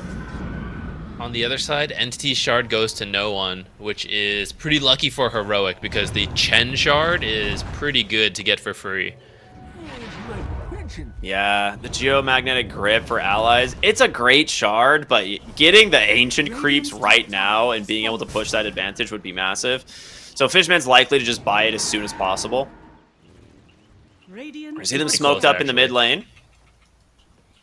They might connect with Analog. There's a ward here. KJ should be the one to break the smoke, and he does. K1's going to use this opportunity to run. Nice boulder kick. Ends up connecting to K1, but he TP's out in time.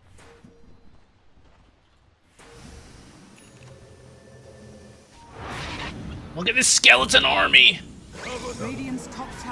Tide. I was like, Coddle and Tide are salivating right now. They just one-shot all of these. They're like, he has 3 trolls. I want all those creeps. Wow, he actually does have 3 trolls. That is nuts. 3 trolls and a cloak aura. This is probably the optimal. Well, I don't know about optimal. Like, you could probably get some other stuff, but in terms of like, if we win the fight thanks to the aura and then like the punish after with the skeletons, this is the hardest punish possible. It's pretty funny. I like it.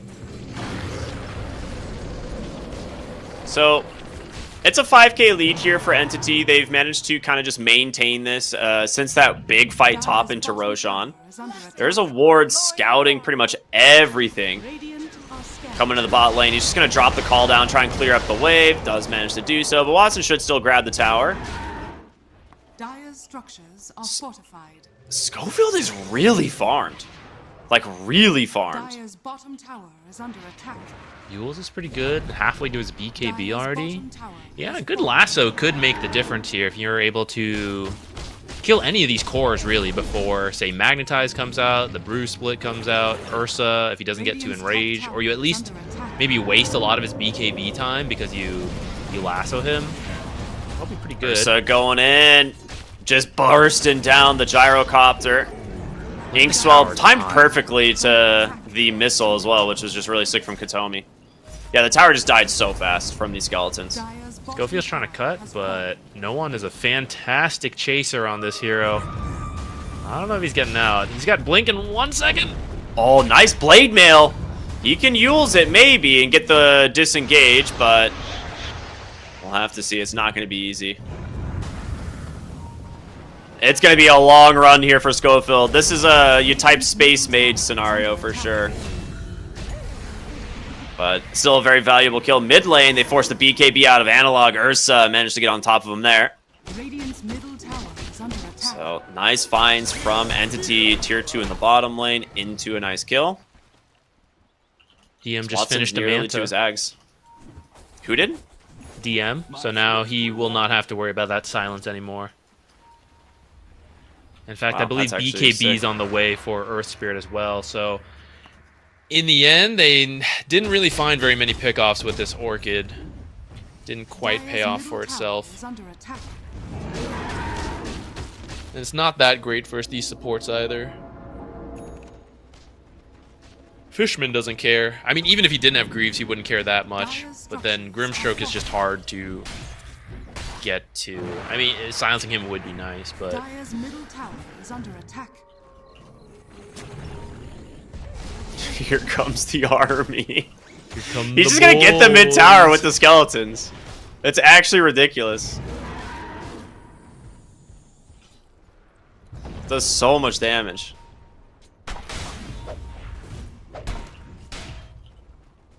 Is there any big item on Heroic that they are looking for? I mean, they're looking for K1 here, potentially. Ursa Is under attack. just barely off the mark with the blink there, so he's going to survive. That's giving them a ping here. Analog wants to go. He's looking for something. The bottom side, no one gets scattered from Schofield. There's going to be a Yules. Good setup for the lasso, but he gets the BKB off in time, and Analog trying to chase here. The Solar Bind is on him, but it's not going to stay. And you're not catching this Earth Spirit at this point. He is way too fast.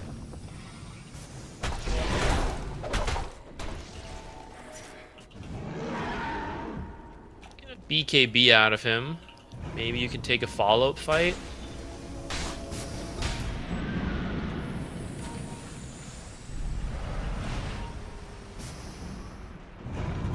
Divine Have some Llama, pretty dude, good they're vision. all under wards right now. They see everything. Analog needs to run. Ursa's coming for him, the BKB immediately. And that's a real value grab as super low commitment from the side of Entity. You still have BKB and Ags on Watson.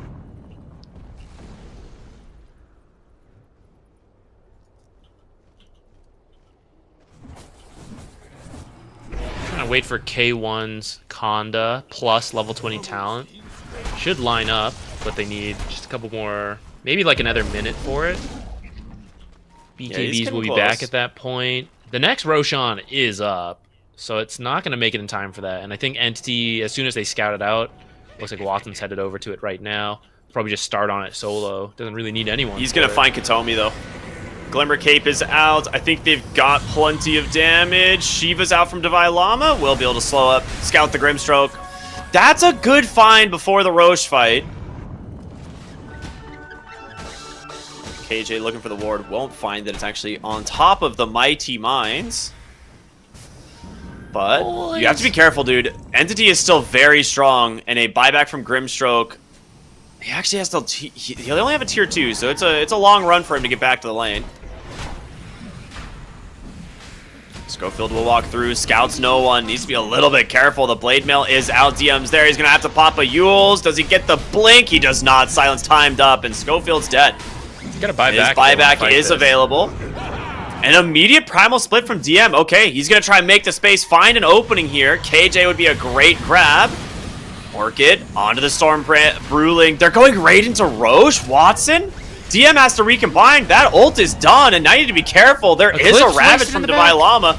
In comes no one, rolls in, gets on top of Coddle, and the Luna. She's got the BKB. No one. His BKB is out. Ravage comes through. Divine Llama takes the Aegis away.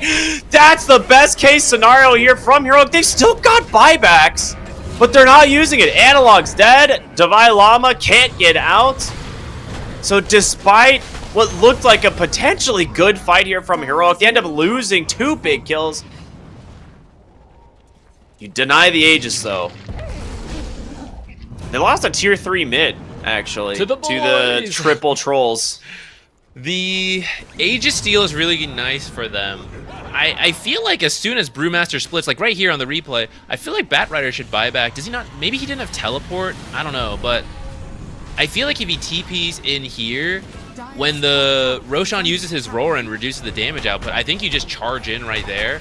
Ravage and like Eclipse. Unfortunately, Eclipse activated early in the back. Maybe thinking he could get the Brewmaster, but Brewmaster just, I think it was, just walks out of there like really quickly. So I don't know. It some stuff didn't quite connect there for Heroic.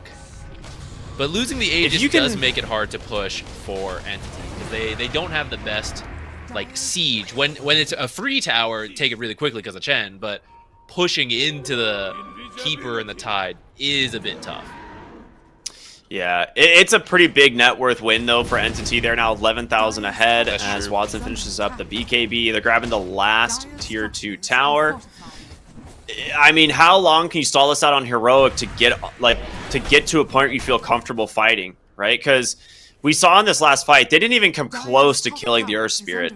He has Cheese now. He has a whole nother item on top of it. His Shiva's Guard nearly completed. And Watson's just going to get tankier and tankier, right? That's what Ursa does. The longer the game goes on, he eventually gets to a point where he has, like, you know, Octarine and Ags consumed, and he's, like, invulnerable for half the fight.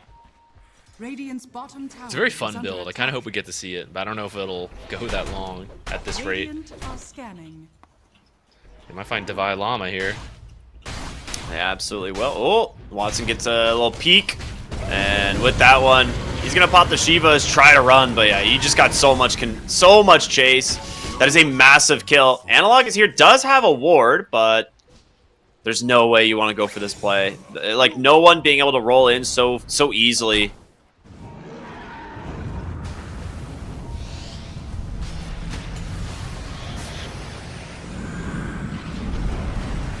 See what they do is they're attempting the high ground, but K1, I mean, these Lucent Beam spams can be pretty scary. It is a decent chunk of damage. You have Coddle to clear the wave constantly as well. You pointed out, man, it's not an easy high ground to take by any means. But one mistake off Heroic could be all that's necessary. So look With the Octarine on Brewmaster, and he's actually already level 21. I mean, they're closing in on that point where you just keep sending in the Brewlings. And was it DM yesterday? We saw someone who just kept sending in the it was, Whisper on OG. Yeah, he just kept sending in the Brewlings and letting the Earth Spirit die, and then keeping the Storm one out on the map. And it's very difficult to deal with that. Fortunately, we have a Luna who does kill the creeps or the Broodlings pretty quickly, but oh, Luna might be killed pretty quickly here. Half the health already gone before she pops the BKB. This is really funny in how this worked, because Luna missed 9 attacks in a row onto a Brewmaster illusion. And because of that, just was sitting there for 9 attacks, and it gave Entity all this time to walk up and force her BKB. Someone do the math on that. He's got, what, 30 evasion from the passive, and then the Radiance. No Luna BKB, so they just feel super confident to do this. Like, why not? Divine Llama goes in, does manage to find the Storm Panda. Yules does come out. Divine Llama will get the space he needs to survive, but without Luna's BKB, this high ground defense just doesn't exist. They're going to lose the melee barracks here in just a matter of moments. Divine Llama goes in, hits the Ravage onto the Earth, so the BKB comes out. K1 is back, but Divine Llama is low, and no BKB Luna. That's just a green light for no one. That's just game, I think. You just lost the Luna for 80 seconds. As they're trying to make their way back into the base, you lost the entire top barracks to a Chen. And he's just going to relocate them bottom. The Fountain Dive begins. Earth Spirit silenced up with the roll. They do manage to bring down no one. But you got Mega Creeps in this process. The boys are doing work this game. They opened up the tier 3 mid to begin with to make that push easier for them. Ratted out top, and now while your cores are diving in the fountain, you're like, classic game here. I got Dude, this. you just I'll lost to a finish the Brewmaster barracks. illusion. Like, that's actually what happened. You just lost because you missed 9 attacks on a Brewmaster illusion. That is crazy. Sometimes that be how it is. He was trying to not Lucent Beam it for some reason because he wanted to like go farm with it. And he just kept attacking and then like kept attacking and finally has to Lucent Beam the illusion. And then at that point, Ursa just blinks in, bashes her, and she has to BKB. Wow, what a game from Entity. And you were correct, man. Give them Chen. They feel comfortable as all hell. They get themselves Brewmaster, man. Very good game 1. Yeah, we weren't sure how the Ursa would play out. I mean, what's your take on it? Because to be honest, when I think back to that game, I feel like the most... Okay, actually, what the Ursa did provide that game is the Roshan that Chen can help with, but you need a good Aegis carrier, and I feel like that is kind of what Ursa gave them, along with that like burst potential. It does feel like a lot of work here was done by the other 4 heroes, and that kind of think there was probably several carries you could have grabbed who would have had a similar impact. Yeah, I think you're right in the fact that he just helps get Roche, and that's good enough. Because honestly, Divine Llama's lane went worse than it should have, and rushing the Orchid was definitely it was a good idea. If you get this Orchid and you find an immediate kill onto like Brewmaster or Earth Spirit, it's massive for your team. But this death here actually costs him so much, because not only does he die and give a ton of gold to Fishman, but he misses out on the XP. He's not in lane for the next like 45 seconds. It's like his game was unnecessarily slowed down. And because of that, you have a Tidehunter not having as much contribution, and no one on his Earth Spirit, and you have DM on Brewmaster. These guys play super active early. They made a lot happen. Yeah, the Ink Swell and the Phantom's Embrace were a lot of value this game too. Just for example, throwing an Ink Swell here, just the follow-up stun for either Brewmaster or Earth Spirit. That were making the early plays, and then the silence is actually really good versus Tidehunter, who can't dispel it. Like we see here, he cannot dispel this silence, but his attack speed is pretty slow, especially now that he doesn't build Mage Slayer anymore. So it takes a long time to remove it, and you're forced to choose: do I just sit here and take off the silence, or do I just try to like fight without it? But it can just be reapplied after. So just a very value Grimstroke pick this game. And this is why I kind of just felt like your play was something like a Doom as opposed to the Tidehunter, right? It's like, it is a long cooldown ultimate as well, but it guarantees you kills on important heroes, right? Whereas the Ravage, not so much. Like, the Ravage is not a guaranteed, kill. So it may be just a different idea of what they're hoping to accomplish on it. I also have to say, when you see this Earth Spirit and Grimstroke come out, I'm surprised that they went... I thought the Coddle would do quite well in mid. It was kind of a draw, though. So maybe needing a bigger punish for no one, who seems to just be owning everybody on this mid lane Earth Spirit. Yeah, I'm not really sure how that matchup is supposed to go. I'll have to go read Twitch chat. I'm sure they were informing us. They're so smart. No one... He did really well there, which maybe is outplaying, or maybe that's just how the matchup goes. Like what you mentioned with the roll just interrupting all the illuminates, like that's really cool play once I hear about it. But off of that lane, he definitely did what he needed to do. He showed up to multiple lanes, just constantly ganking, getting really active, had some great initiations for his team. Just great play from Entity as a whole. Like I don't even know who to point out. Maybe a quieter game from Watson than what we usually see, because this guy's usually absolutely popping off with the carries, but this draft just made it easy for him, where everyone else was just doing so much. He just got to farm and then show up and kill things. Yeah, he's really just being enabled. Also, just hilarious play from Fishman this game on the Chen, where he just goes triple Troll Summoner, and he just rats. Like, he knows Heroic is an all-in team that can only really focus one fight at a time, right? You, like, Keeper of the Light has to be next to your Tidehunter. He's going to go for a Ravage. Your Luna needs to be there. Like, there's no one that can deal with 3 Troll Summoners just split pushing on the other side. And, yeah, it took... I want to point out his tower damage this game is more than every other hero in the game combined on both teams. Like, Fishman actually passed everybody in the game in tower damage combined. Like, it is absurd. So, yeah, when we talk about Chen having impact, you know, that's definitely one way to do it. 14,000 building damage from the boys.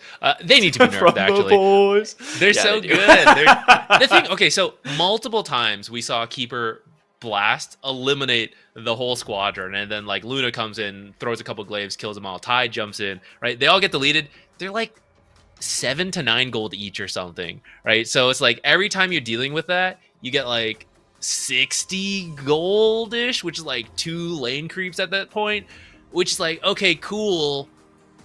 But if you don't deal with them for 2 seconds, you're like, half my tower's gone. That's super cool, you know? Just, or more, or it is gone. Yeah, it's very hard to deal with. It's one of the strengths of Chen, which is like, okay, you can crush the laning stage in the right matchups. If you can't, you can bring the creeps and auras for early pushes. If you can't do that, you can rat with them, right? There's so much to this hero.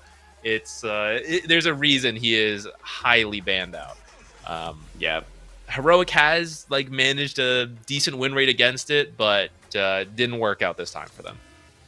I think they might let it through again in game 2, because I would say that they're likely more afraid of the Monkey King Centaur than they are of the Chen, and they might actually instead ban out the Brewmaster. So we'll see.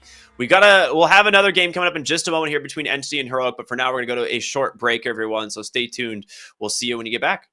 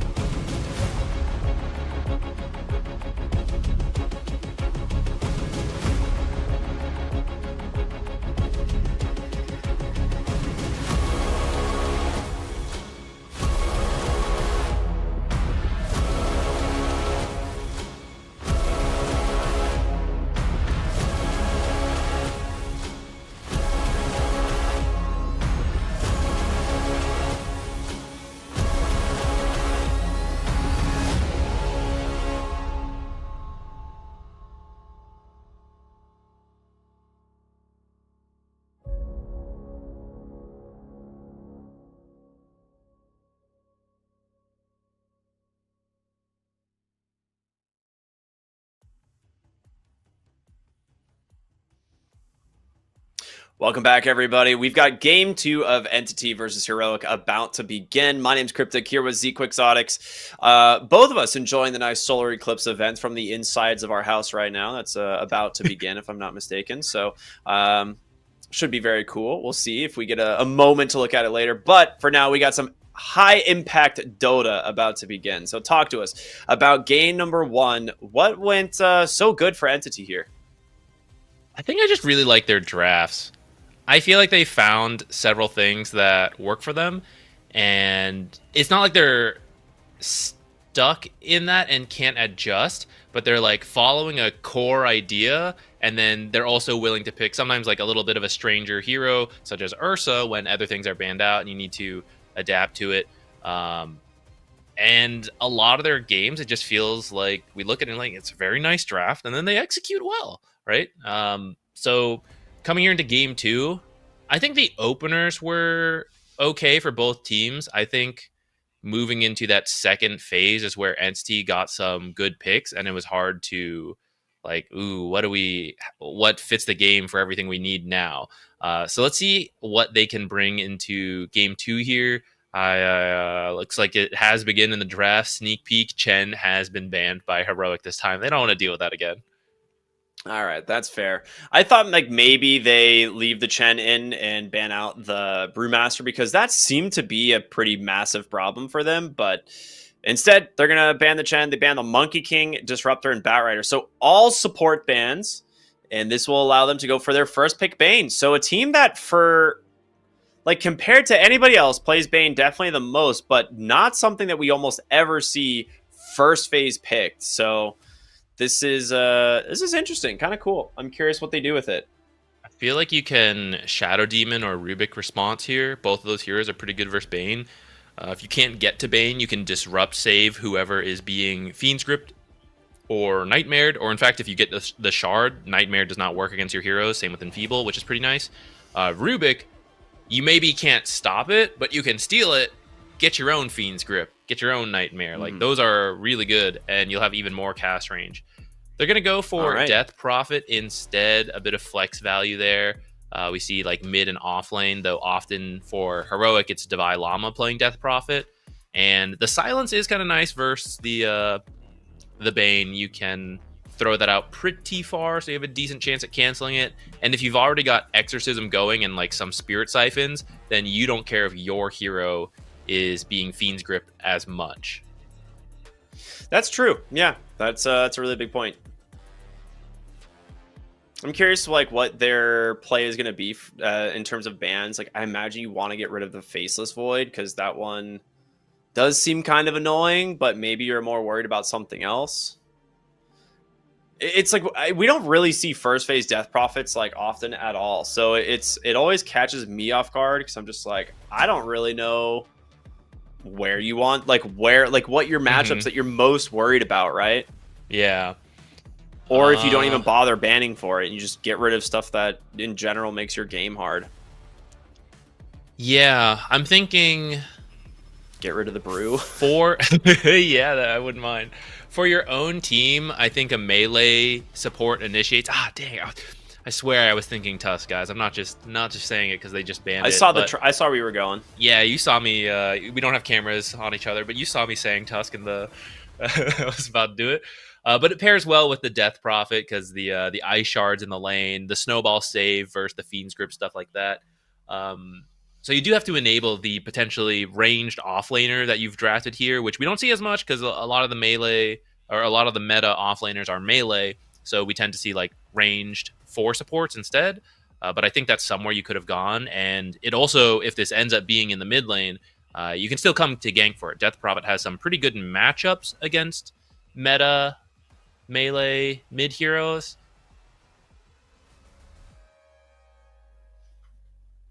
They got rid of the Morphling again. Maybe they're still thinking of going for the Gyrocopter. So we might just see the Gyro picked up again here.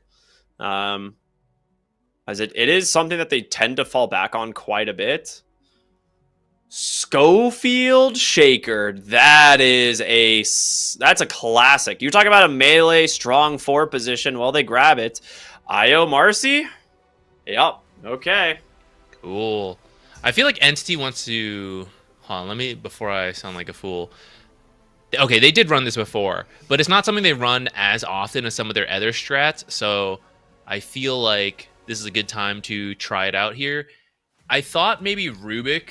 Okay, so first, instead of the Earthshaker, I was thinking maybe you could steal Earth Spirit from Entity. They've been looking really good with it, and Earth Spirit's a nice hero to get to Bane. It does something similar to what Tusk does, which is like the melee matchup as the to pair with the Death Prophet. Thought Rubik could look good here, but obviously if you pick Rubik, you can't run the IO Marcy, which has been looking pretty good when teams pick this duo together. Yeah, I absolutely agree. I think it looks really strong here. That does mean we're going to be seeing a 4-position Bane. I mean, it could still be like a little bit of a greedier IO, and Bane plays the 5 position. I think when we saw Entity do this before, it was still Fishman on the Bane, Katomi on the IO, and they just lane swapped. Mm-hmm.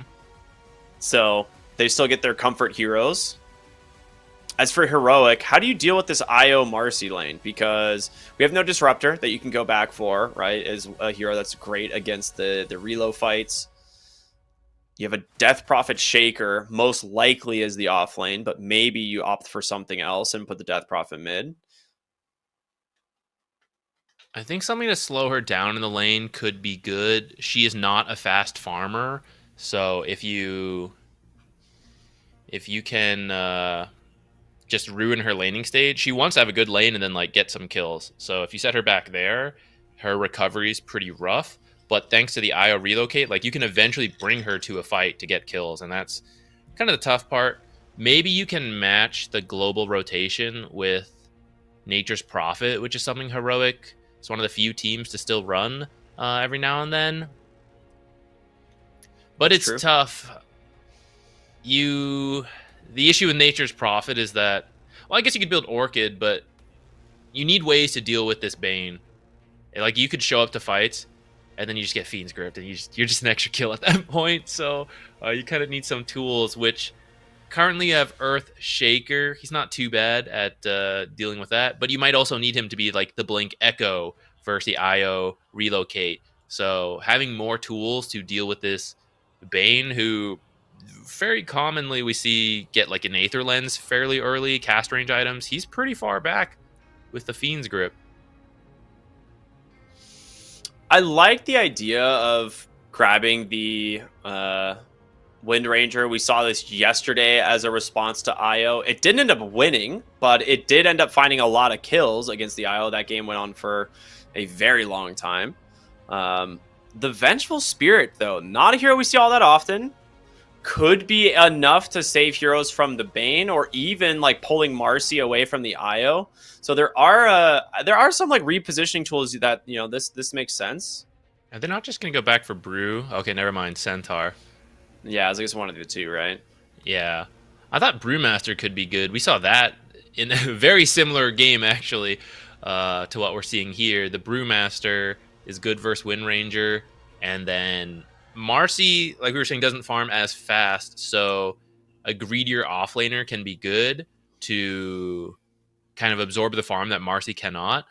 Centaur can still farm pretty fast, so he still kind of fits that bill, but what he offers that Brew doesn't is that you come online earlier with the like Blink Hoof Stomp, for example, and that sets up for easy IO relocates to get kills for Marcy. So that might be more the direction they're aiming for, as well as the Stampede to run away from a Death Prophet who's just used Exorcism, reposition after being swapped, which we didn't really get to talk too much about it, but Venge being able to swap break the IO tether is pretty nice, and she has some good cast range, especially if she gets the Shard. Maybe she can get the Bane channel canceled.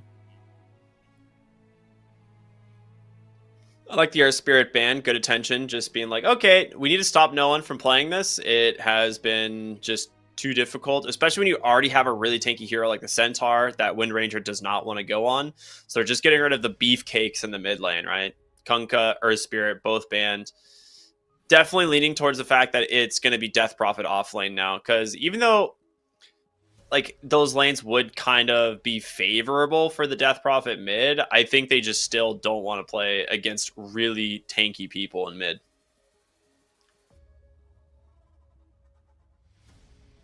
Heroic has last pick, and you can still flex. I do agree that Death Prophet in the offlane probably looks pretty decent here. So we're going to get the Pango, which is a pretty safe pick to grab when you don't know your matchup for sure. He'll do fine in pretty much any lane. Classic Pango things. Swap can be annoying for you, though. Sometimes you get thrown into like a weird place you're not expecting. You get stuck in the role, but should still be fine overall. Bloodseeker? It could be interesting. Yo! Oh, they go back for that Analog's Huskar. So I was going to mention it because I saw it earlier, but I was like, we haven't really been seeing teams go for the Huskar because it's too risky. But yeah, they will grab Analog's Huskar, a very annoying hero for the Pango to deal in the mid lane.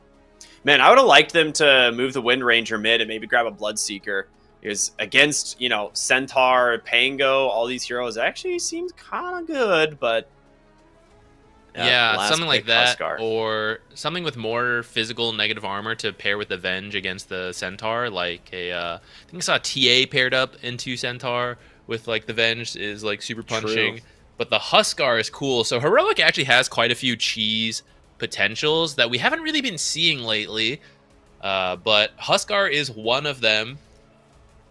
We have seen this go well for Pangos, well for Huskars initially, where kind of shut down the Pango, but Pango with a little bit of help, maybe some rotations, can still eventually come back into this.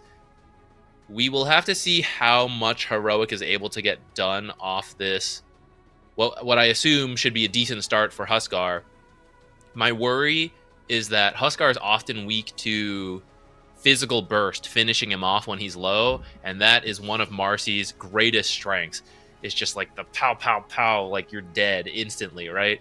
And there's also like the Fiend's Grip Enfeeble stuff from Bane, so that is the scary thing for Huskar. And I think if he slips up, dies once or twice, a ton of momentum is lost off of this. This has to be a really clean performance by Heroic here to win the mid lane, do fine in the off lane, like at least hit a level 6 timing with the Death Prophet, and then bring these two things together to get the momentum going for your team. And if in that process, that first like 15-20 minutes, you slip up and feed away a couple kills, I think Huskar is going to lose his game, and Entity is going to have pretty big window to win for themselves. Yeah. I think there is a point in this game where like Huskar is easily the strongest hero on the map, but going late game, I have to say, it's not as scary as the side of Entity. Like these guys have, like Pango, we've seen, even if he loses his lane, it doesn't really matter. He eventually gets Diffusal and an Aghanim Scepter, like at pretty good timing. So we'll have to see what happens. We're gonna see them smoked up on Entity. Io trying to get a ward placed. Will walk right into KJ. So doesn't get the ward. And KJ wondering about placing a sentry. Not going to do it. I've actually never seen this like offhand shield on Huskar before. And why did they get rid of the showcase button? It's the only thing that matters is the item showcases, man. Come on. If you go to the scoreboard, you can hover over the pictures to see the item itself, but... Wait, what? Oh! Sacred Chamber Guardian.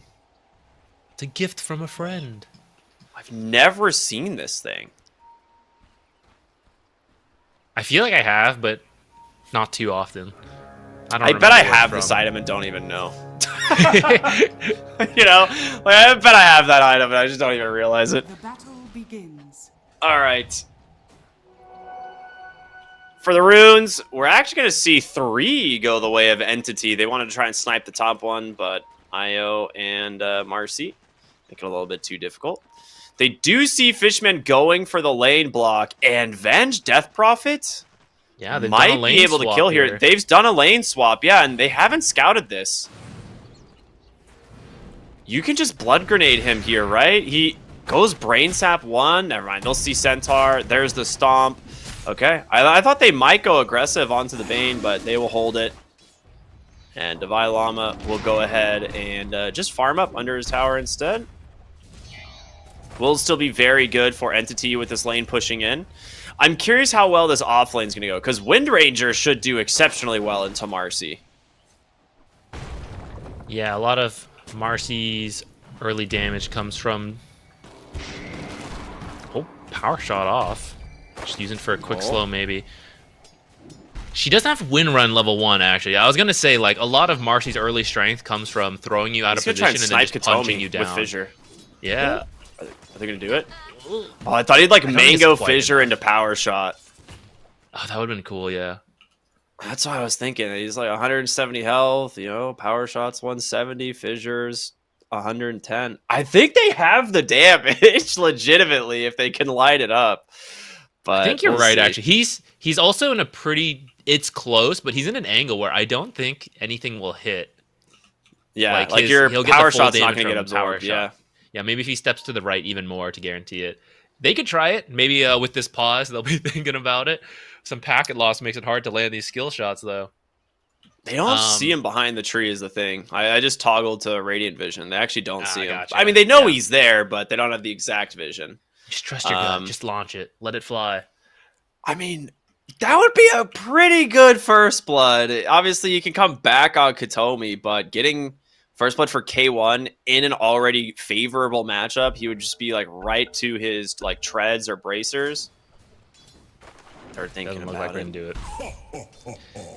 Where are you walking? Now, Wind Ranger, once she's level 2 and has Wind Run, she'll be fine. Schofield this is like what you do. You like pull them back. At some point, when Marcy and Io are leveled up, they'll have Sidekick, they'll have Overcharge, and you just like throw people back and punch them.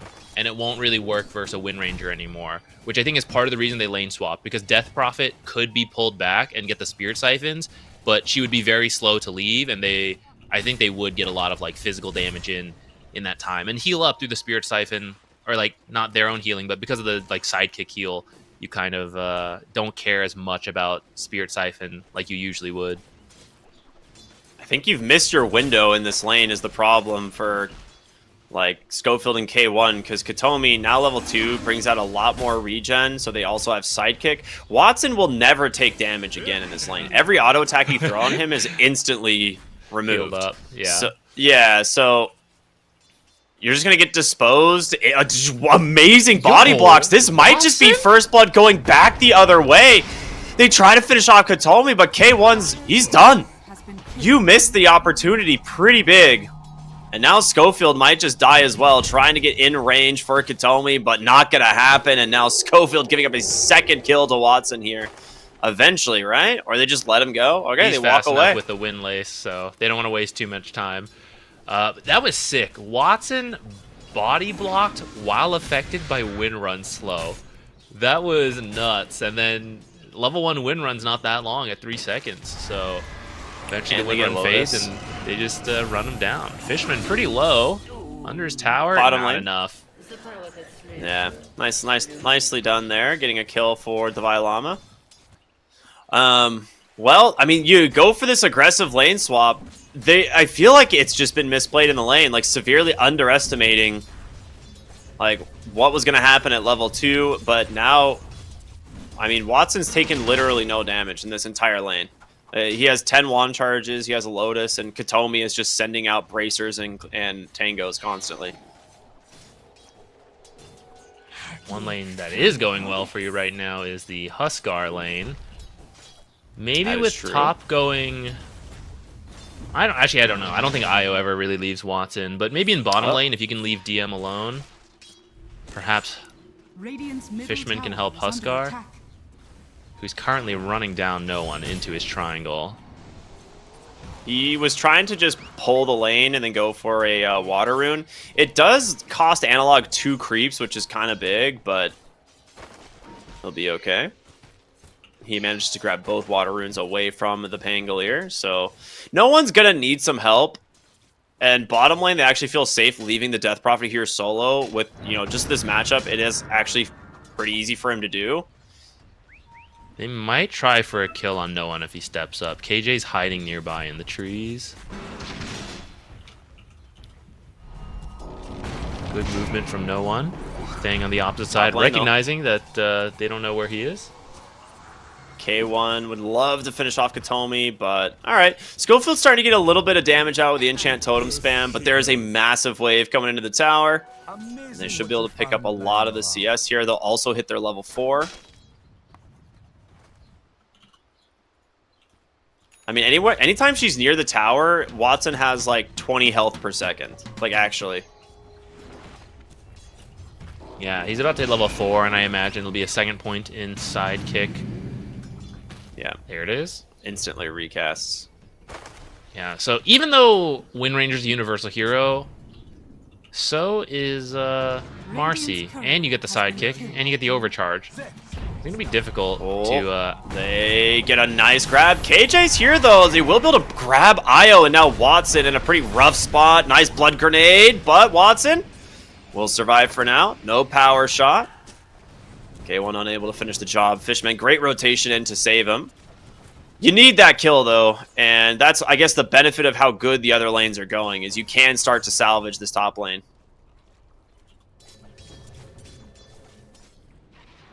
I wonder if we're going to see some tri-lane action up here. You can, probably, but I don't know if that's actually good for Entity. Oh, no one might be dead. There's an invis rune on Schofield. Oh, what a shield crash! All right, well, but he can still see him from the low ground, though, and the creeps are hitting him. He's okay. I was like, he's got to get the last hit. Yeah, nicely done. Almost sick from no one there, but a little unlucky that he got stuck there. Schofield has an invis and was holding the fissure just in case he had like TP or something. Divine Llama bottom lane might be baiting DM, but I hate to break it to you, DM. You are right underneath the sentry. Schofield is right underneath the sentry, so he sees everything. He could use this to go find their wisdom rune, though. Fishman's trying to do the same thing. He'll definitely win this if he gets Nightmare off. Well, there is also KJ on the Wind Ranger, though. And now he's like, oh god, this is not where I want to be. So they'll eventually, I imagine, slowly but steadily bring down the Bane here. You have Wind Run still available. Okay, they're actually not going to go for it. I thought he'd go for the body block on the bridge. But just with Watson and Kataomi getting close. Oh, actually, they might turn on K1 a bit here. K1 in a lot of trouble. Great shackle. There is a Huskar coming, and Analog will punish the Marcy. Nightmare buying him some space. They're trying to burn him down. He's going to live. They didn't toggle the Nightmare. Oh my god. Power shot missed, too. That's the packet loss right there.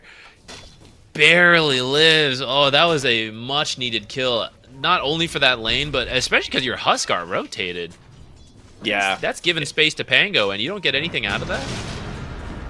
Yeah, that needs to be a kill. Like, those are the types of things that you can't... Those are the mistakes you can't make with a Huskar lineup, right? Like, you need to make each one of these rotations count. Be able to punish the side of Entity. Because you got to build an early lead. Your Death Prophet is really farmed. She's top of the net worth. She has taken the offlane tower. She's doing great with that first exorcism. But I do worry. You are against Io Marcy, and we've seen the type of a timer this can put on the game. Divine Llama's coming top, though. He's made the rotation through the portal. Doesn't have a point in silence, but it is a 4 versus 2 here. Okay, they brought Fishman as well, so it's a advantage for Heroic if they can find the opening. He's going to go for the Spirit Siphon. Watson, not level 6 quite yet, so no Unleash. But there's a Centaur coming. Divine Llama with multiple Spirit Siphons, has a wand and a Lotus, but they're just going to let him die instead. Okay, and now Heroic on the run as no one has the Rolling Thunder. Pumping through great fissure from Schofield. Will stop the engage. Okay, well that is a massive kill. Not only was he the top net worth, but it goes to a core on Entity. That was weird. I thought he had Exorcism. Also, he needs committed to move it for his bottom courier. tower. He has his Veil. He sent it through the Twin Gate to follow him, but I think he's forgotten about it. It's currently just sitting at the enemy Twin Gate.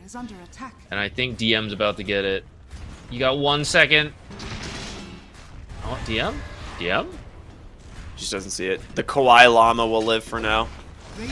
Mid lane tier 1 tower being pressures. They've brought pretty much everyone that was alive to try and secure this, so tower should fall. They have the tower aggression for sure, right? It's just these types of like deaths that are happening and the missing of kills might cost them. Top tier 1 tower being taken from the Unleash of Watson. Radiant's top tower has fallen. Wait, this is the perfect courier for Divine Llama. I never noticed. That's so funny. Yeah, it's one of he has had this courier for years, like actually like 6 or 7 years. That's so good. Nothing will be better.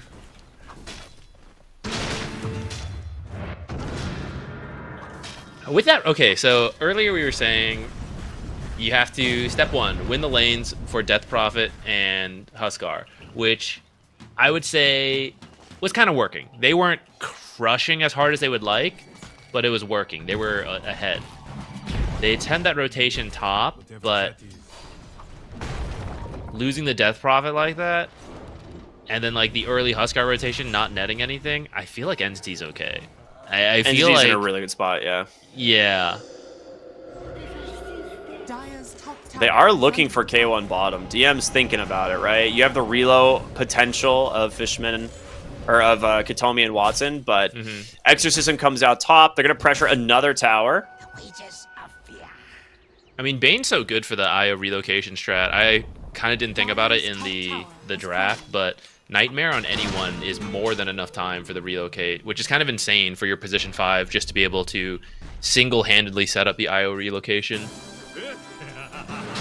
We're almost to defusal on the Pango, about 400 gold away. It's definitely slower than what you normally see on the Pangolier, which is expected considering the lane, but he's not like in a terrible spot. He's only 1,000 gold behind the Husker, which I think you're pretty happy about.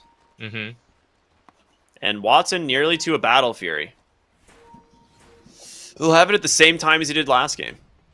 Maybe faster, actually, because he also has full treads and raindrops.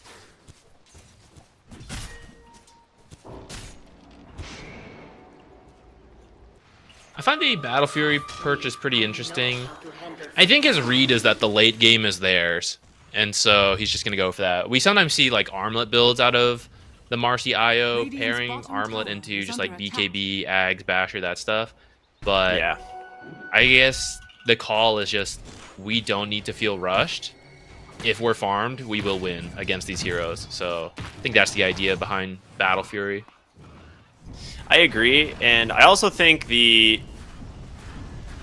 that's weird.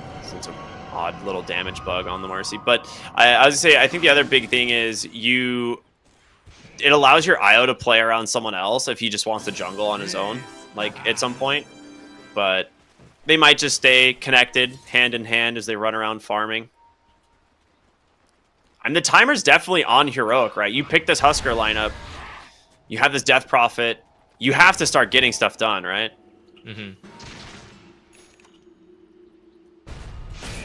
They should be looking for Roche soon on the side of Heroic, and Analog might be coming through the gate now to do it. Yeah, I think so. That's exactly what they're doing. Blink on Earthshaker. Getting pretty close, about 700 gold away. Sanj is almost done for Death Prophet, and she's going to go Halberd, which is pretty good versus early game Marcy. So they do have some stuff lining up. But I don't know if they're ahead enough. Battle Fury to clear giant ancient stacks? That's why. That's the only reason he bought it. There's just so many ancients. Hog. Money. So Huskar will get Roshan, assuming he does not get triple bashed. It's the only way you actually ever lose this. So Analog grabs it. Uncontested. And Entity knew, right? They scanned it out. They're like, okay, yeah, give him first Aegis, whatever. Keep farming. We have Battle Fury on Marcy. Katomi accidentally blocks the Ancient camp there. And he steals the Wisdom Rune, though, with the reload, so that's fantastic. Well, that's pretty nice. And no one's there to punish this, actually.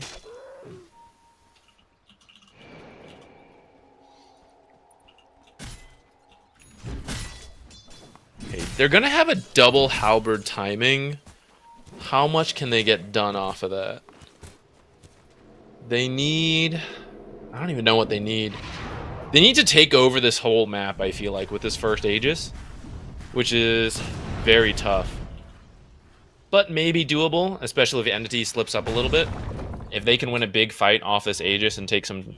I think you need at least like 2 tier 2 towers while getting some kills. If you survive this first Aegis without losing that much on the side of Entity, you're in a great spot. I'd also like to point out that we are about 20 minutes from the peak full coverage solar eclipse, if anyone has been keeping up to date with that. Doesn't it depend where you're I think it depends on the path, right? If you're in North America, like Texas, kind of central states, or there you go, bottom lane. Yeah, they're just gonna stampede away. I can get back to the real important things. If you're in North America right now and you have the ability to see the solar eclipse, it's gonna peak in about 15 to 20 minutes. Of course, do it safely. You know. There's also just a live stream from NASA if you don't want to leave your house like us, because we're gamers. I understand. We don't go outside. I mean, if you look at the game right now, you see how it's nighttime. It's gonna look like that outside. It was daytime earlier, but now it's nighttime, and then it's going back to daytime. That's the eclipse in Dota right there. It's getting a little dark. A gift from the goddess. All right, Blink Dagger on Schofield. It's done. He wants to smoke up, find a kill. It's gonna be popped potentially by Io. No, just barely doesn't. Centaur would be a great find. Scan is out. They know someone's here. There's the potential he blinks away. It's a tough one. Yeah. He's got Watcher Vision now. Oh no! Yep, that is worst case scenario. Yeah, Watcher Vision actually makes a massive difference. Dire's middle tower is under attack. Radiant's bottom tower is under that's attack. rough. That's rough. Radiant's bottom tower has fallen. Yeah.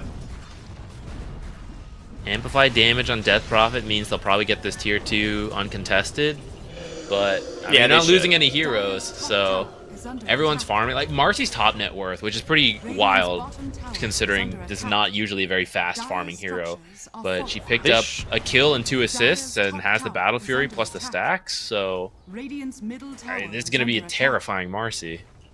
Yeah, she's almost a BKB.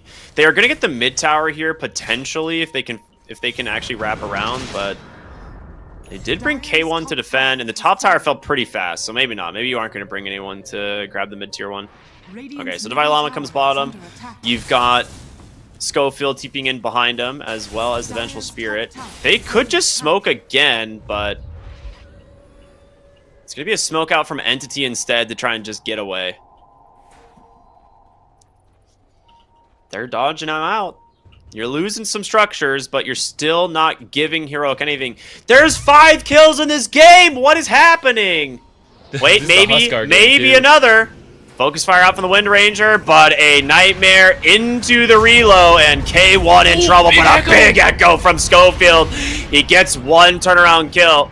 They will be able to finish off Marcy. Never mind. They get the reload out. They should be safe. Now got to look for the Pangolier. He gets stunned up here by KJ. Schofield's got a nice enchant totem as well. The silence connects. The swap for the damage. Okay. I just had to yell at them to find some kills. We're now at 4 to 4. That was a great echo by Schofield. Oh man, they desperately needed some kills on the side of Heroic here.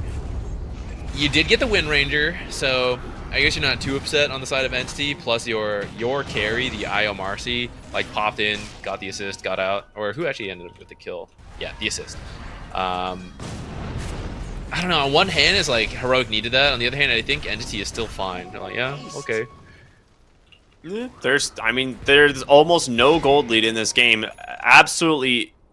That's funny. The Dota Plus win graph is exactly 50-50. They're like, who knows? You know, one way or the other, one of these teams is going to win.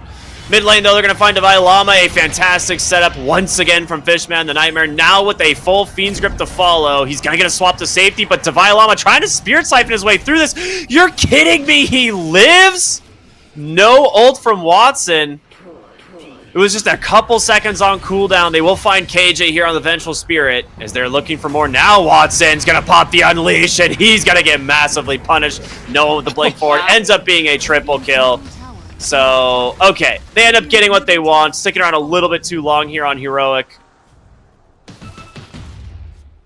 Watson's hitting for 300 damage.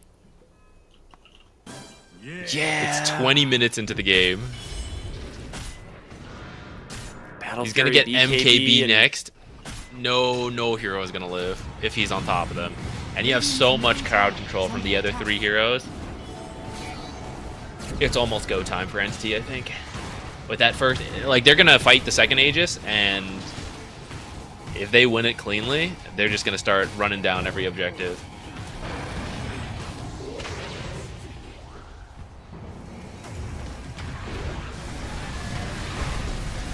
Well, they're going to go for Tormentor, and they will get it eventually. A little bit slow. Has to swap for the extra damage shield so they don't die.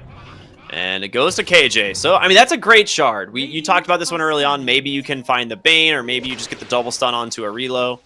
If you throw it on the Marcy, it's likely to redirect to the IO. But, yeah, you're in a pretty rough spot here for Hook. And it sounds weird saying that. Like, there's almost no gold advantage, but you're running this Huskar lineup that was supposed to kind of crush Entity early. And now you're just dead even or behind. Another Relo in to steal the Wisdom Rune. Katomi has gotten away with this now twice. The Echo as well. Do they even kill him? They do. Dude, that's a 5-man rotation, though.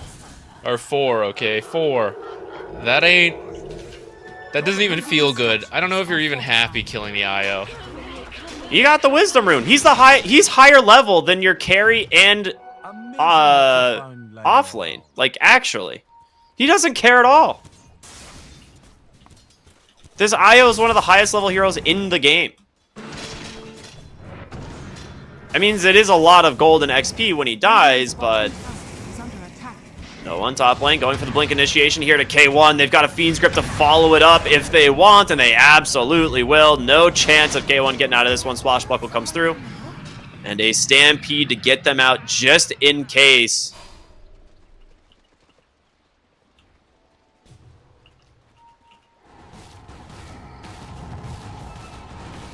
I don't know what you do for Heroic.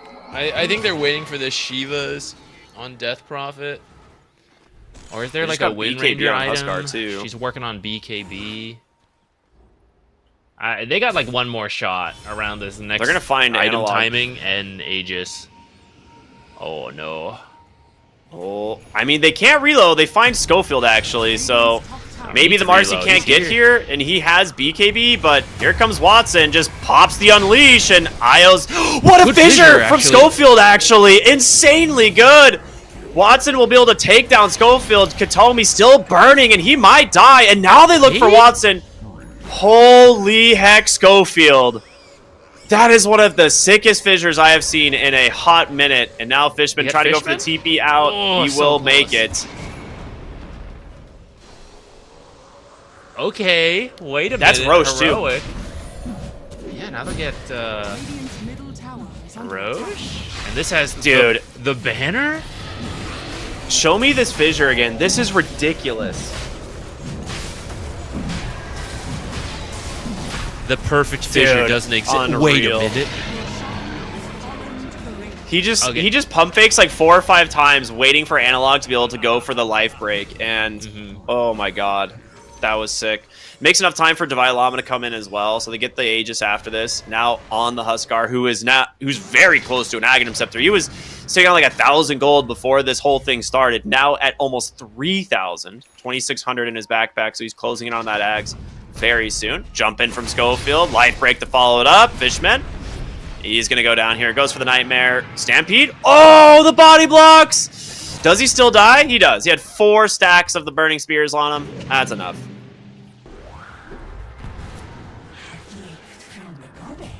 Radiant are scanning.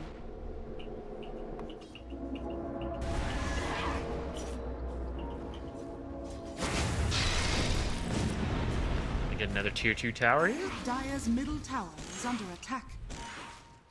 Yeah, just gonna work on the items, it looks like.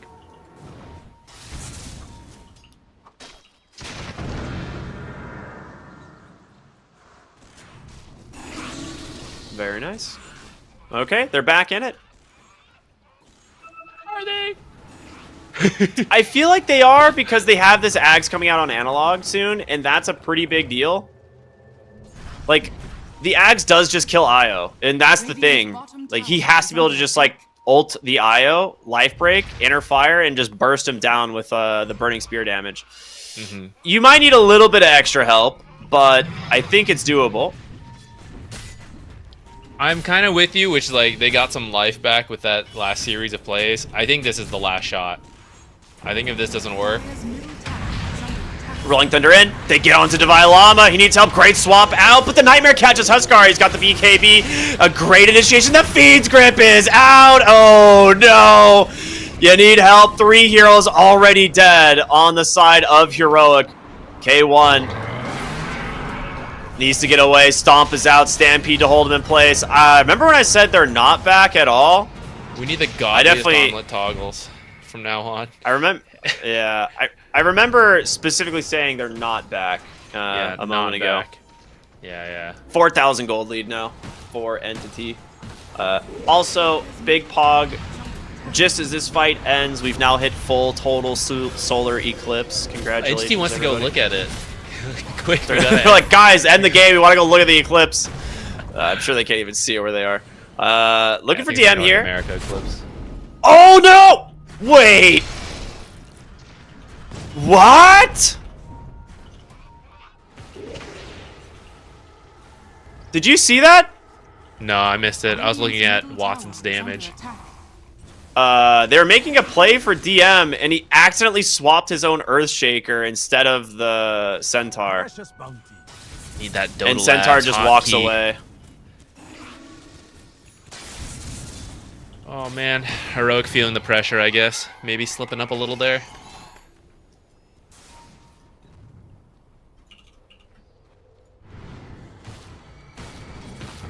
Okay, well, I feel like Heroic has like this. Like, there's been a lot of those types of scenarios this game. There's just some like, it feels like they're just a little bit off today. And maybe this comes back to their earlier series against Azure, where they took like an 0-2, and now they're just not kind of firing on all cylinders. It's hard to say, but seems very different from what we saw like during the Swiss stage, right? Like this team actually getting some sick plays. Now mid lane, Divine Llama in some trouble. No one with the Rolling Thunder. Follow up from DM.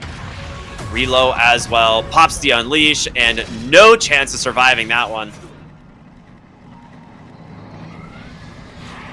Damage check. Let's do a little bit of math here. So Marcy casually at just about 400 damage. Along with that, you then have procs from Monkey King Bar and the Skull Basher. What's the Stampede for? Oh, just saving Fishman. Just to get Bane out of there, yeah. Back to damage. So then Unleash, 6 strikes, like every pulse. Let's not even talk about the pulse damage, which by the way is 150. In 6 attacks, Marcy does like 3,000 damage. With like, there's some reductions then, right? But I mean, if you go through the health of like all the different heroes, no one. Okay, Huskar has 3,000 health. Everyone else is like 2,000 to 2.5. It is one set of punches from Marcy to kill just about any hero in this game. That's pretty good. Pretty good. And if they're clumped, she's got Battle Fury. She might kill all of them in one go. Also, she has teammates, by the way. Who needs those? Katomi grabs the shard, so a little bit of slow resistance and spell life steal. It's not a great shard this game, but it's definitely value. Might as well have it. Dire are scanning. Now, Rolling Thunder coming through. They find KJ. One little auto attack here from Watson would be more than enough, but instead, it's just going to be Io. Finishing him off there with the Wisp. Nicely done.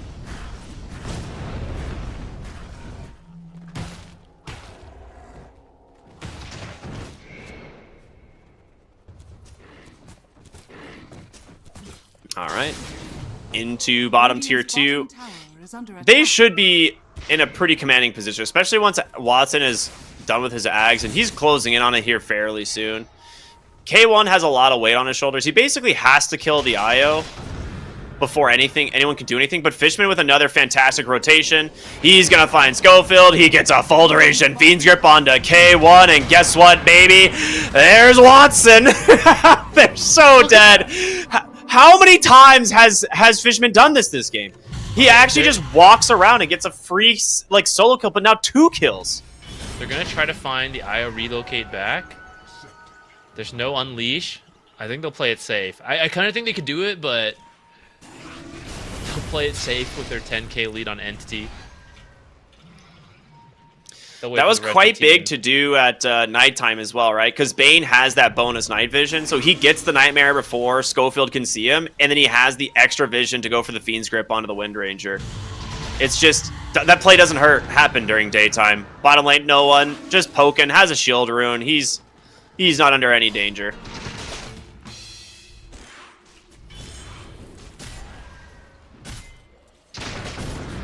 This is the 3rd Roche coming up, right? It's going to have a refresher for this Marcy.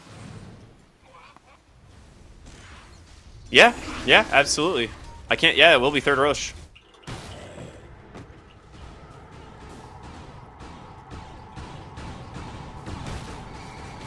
Well, that'll be fun for them to deal with. I'm sure they'll hang on.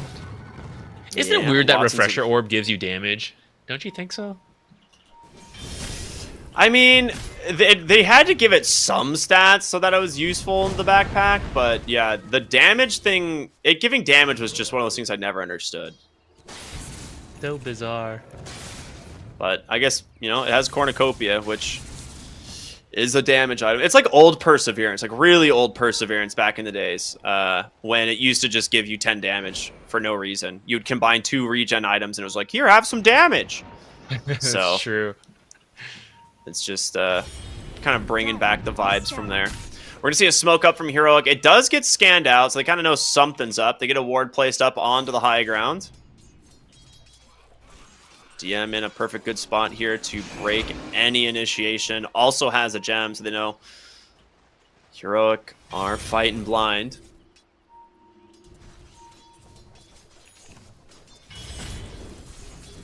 Radiant are scanning. Scan connects.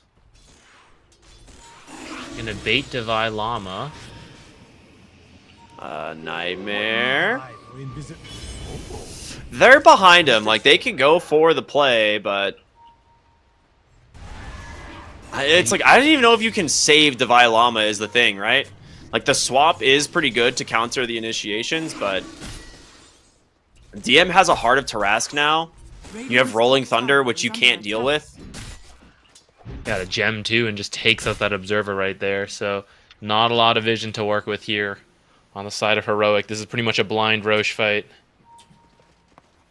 I guess Entity, kind of the same for the vision they have inside the actual Roche area. They're just smoked up. They're like, maybe we find the initiation, but no. KJ's smoke will pop, has to blink back on the Pango. The Echo comes out. No one gets the roll up though, and the Echo misses completely. A great stomp onto the front side, finds Huskar. He pops the BKB, but guess what, baby? Watson will clean you up so dang fast. Devi Llama, he's trying his best to survive, but it's just one after the other. Target sighted. Yeah, it's 5-hero wipe. This game's not even close. Bro, Watson literally ran in circles around Death Prophet while waiting for the Ghost Scepter to fade. This is yeah. It's not great. It's pretty unfortunate the Echo did not connect there. I think no one caught a glimpse of the Earthshaker and immediately started the roll up. So I mean, maybe if you kill no one, the fight looks a little better, but I still think pushing in here was probably a mistake because after losing their observer, they had no vision. Entity doesn't have vision like in that Roche area, and I think you just sit there. When you push into this area, Entity does have a ward on the cliff, or maybe it's somewhere in the lane you don't know on the side of Heroics. I feel like they should have just held in the Roche pit area. Middle tower is under attack. Yeah, looks like they'll pick it up now. They'll just pop the Unleash for this, right? Yeah, no reason not to. Io, get the relocate Wisdom Rune Steal again. It's on cooldown. It's close. It's close. Actually, as soon as it's up, he can do time. it. Bring Watson. Oh, Aegis refreshers as well. Roshan's banner, which an amazing item. We saw it used earlier as a deterrent for creeps hitting the throne, and instead hoping that creeps would hit the Roshan's banner, just proving it's such an incredible item. Whoa, wait a minute here. Refresher Shard has different stats than Refresher Orb? Oh, yeah. This is unplayable. What is this? When did it change? I thought they were the same. Why did it have 10 extra damage and slightly less regen? Don't ask. It's fine. I had no idea. Game's I'm the still in- support. I never get the Refresher Shard. I've never even looked at the Radiant's middle stats. tower is under attack. Now you guys know if you're holding a refresher orb and a refresher shard for some reason, because they don't stack anymore, you want the orb in your inventory. Radiant's middle tower. They don't Better stack, but they stats. both go on cooldown at the same time, so you can't actually have two. Yeah. All right. Well, time to go high ground here. We've seen games get delayed by hours because of the impossible task of going high ground. But I think with the lead Entity has right now, they can do it. Well, they go for a swap. They get the taunt onto Watts. Okay, I didn't just cast or curse that. It's fine. But he does have BKB. They do manage to actually find K1 onto the backside. Pango stuck off on the side of the map. That is rough. He could just TP, right? They're confused. They don't know where he is either. No, he actually has no idea where he is. Alright, he's back. Refresher, second roll. They're like, wait a minute, I thought he was gone. And now Watson will just clean them up. Alright, 3 dead inside the base. Divine Llama on the run. Well, now we know there is a pocket for him to play in that, you can't get out of. 4 dead without buyback. That should be the game. That was about the best initiation you could possibly get, deleting Watson right off the bat. But unfortunately, it's the Aegis. I thought it was going to screw them over when Pango got stuck, but actually it turns out it is the Pango surprise. Heroic thought he was gone. Came back in with a second roll. The new map, the ledge along the side, it's actually possible to get stuck in some spots with Pango. It's like a little weird, but... Alright, GG's There's fall. GG's out. There's like a higher cliff over there with another wall behind it that he was bouncing between. But yeah, GG's out. I mean, this was honestly Entity just knowing that if they just wait, they will eventually win. They just stall it out. And then it was on Heroic to push the objective. And those like couple big mistakes early on cost them huge. Yeah. I think Entity's drafts are looking great. I feel like they give themselves clear win conditions from their own drafts while also adjusting to the enemy. I mean, that sounds obvious, right? Of like, oh yeah, of course you would draft that way. But it's easier said than done, and oftentimes there's more question marks. But so far from all the drafts we've gotten to see of Entity, it's always looked pretty good. I think Heroic... I think they had a working idea here of like, I can see what they were going for and how it could win, but the lanes did not go the way it needed to, and then the early rotations didn't work out. I think you mentioned in the game itself, like, we have seen much better performances from Heroic. That's not meant to be like harsh or anything, but like something happened here. I feel like, it didn't look the same they usually do, which is unfortunate for them. I think with this loss, it's looking pretty rough. I think they may be eliminated. Yeah, they're gonna fall to 9 losses now, at 3-9, and I think with that, I don't know if they're mathematically out, but it's gonna rely on some really weird things to happen in this group in order for them to even have a chance at tiebreakers, because they have to 2-0 OG on the final day if they want any hopes of staying in. Yeah, it's looking pretty rough for them. We can see all these early game plays. Again, this was like the best thing we saw come out of Heroic, right? And it was just Schofield with the sick fissure to block off Watson, and they get the IO, and then his BKB basically wasted chasing this Earthshaker, right? And then at this point, you have Divine Llama with a full EXO, able to just finish the job. So this was a great fight from them. It looked like they were going to get some momentum, especially after the Roshan, but too many things have to go right for Heroic for them to have the good fights, it looks like. Yeah, because I mean, at that stage, it's like 20 minutes into the game, with a Huskar and with their overall game plan, they want to be like 5 to 10k ahead, not like in an even game. Especially with the Marcy being at the top of the net worth, like that's a really scary spot to be in. So I'd have to maybe like look back into the lanes, a little deeper dive to see exactly like what went wrong, but it feels like they just came out of the lanes not strong enough. This is so funny. He's just stuck there for like 8 seconds or something. He just pops refresher. He's like, I guess I'm back. Funny. But yeah, it just feels a little bit unfortunate for Heroic after like a pretty solid performance in the Swiss stage, and this was just not their day. Going 0-4, first versus Azure, now versus Entity. Two very strong teams, but definitely seemed a little off their game in this final series for sure. Mm-hmm. Well, I think, yeah, here they just close it out. There's like nothing to do at this point right after that fight.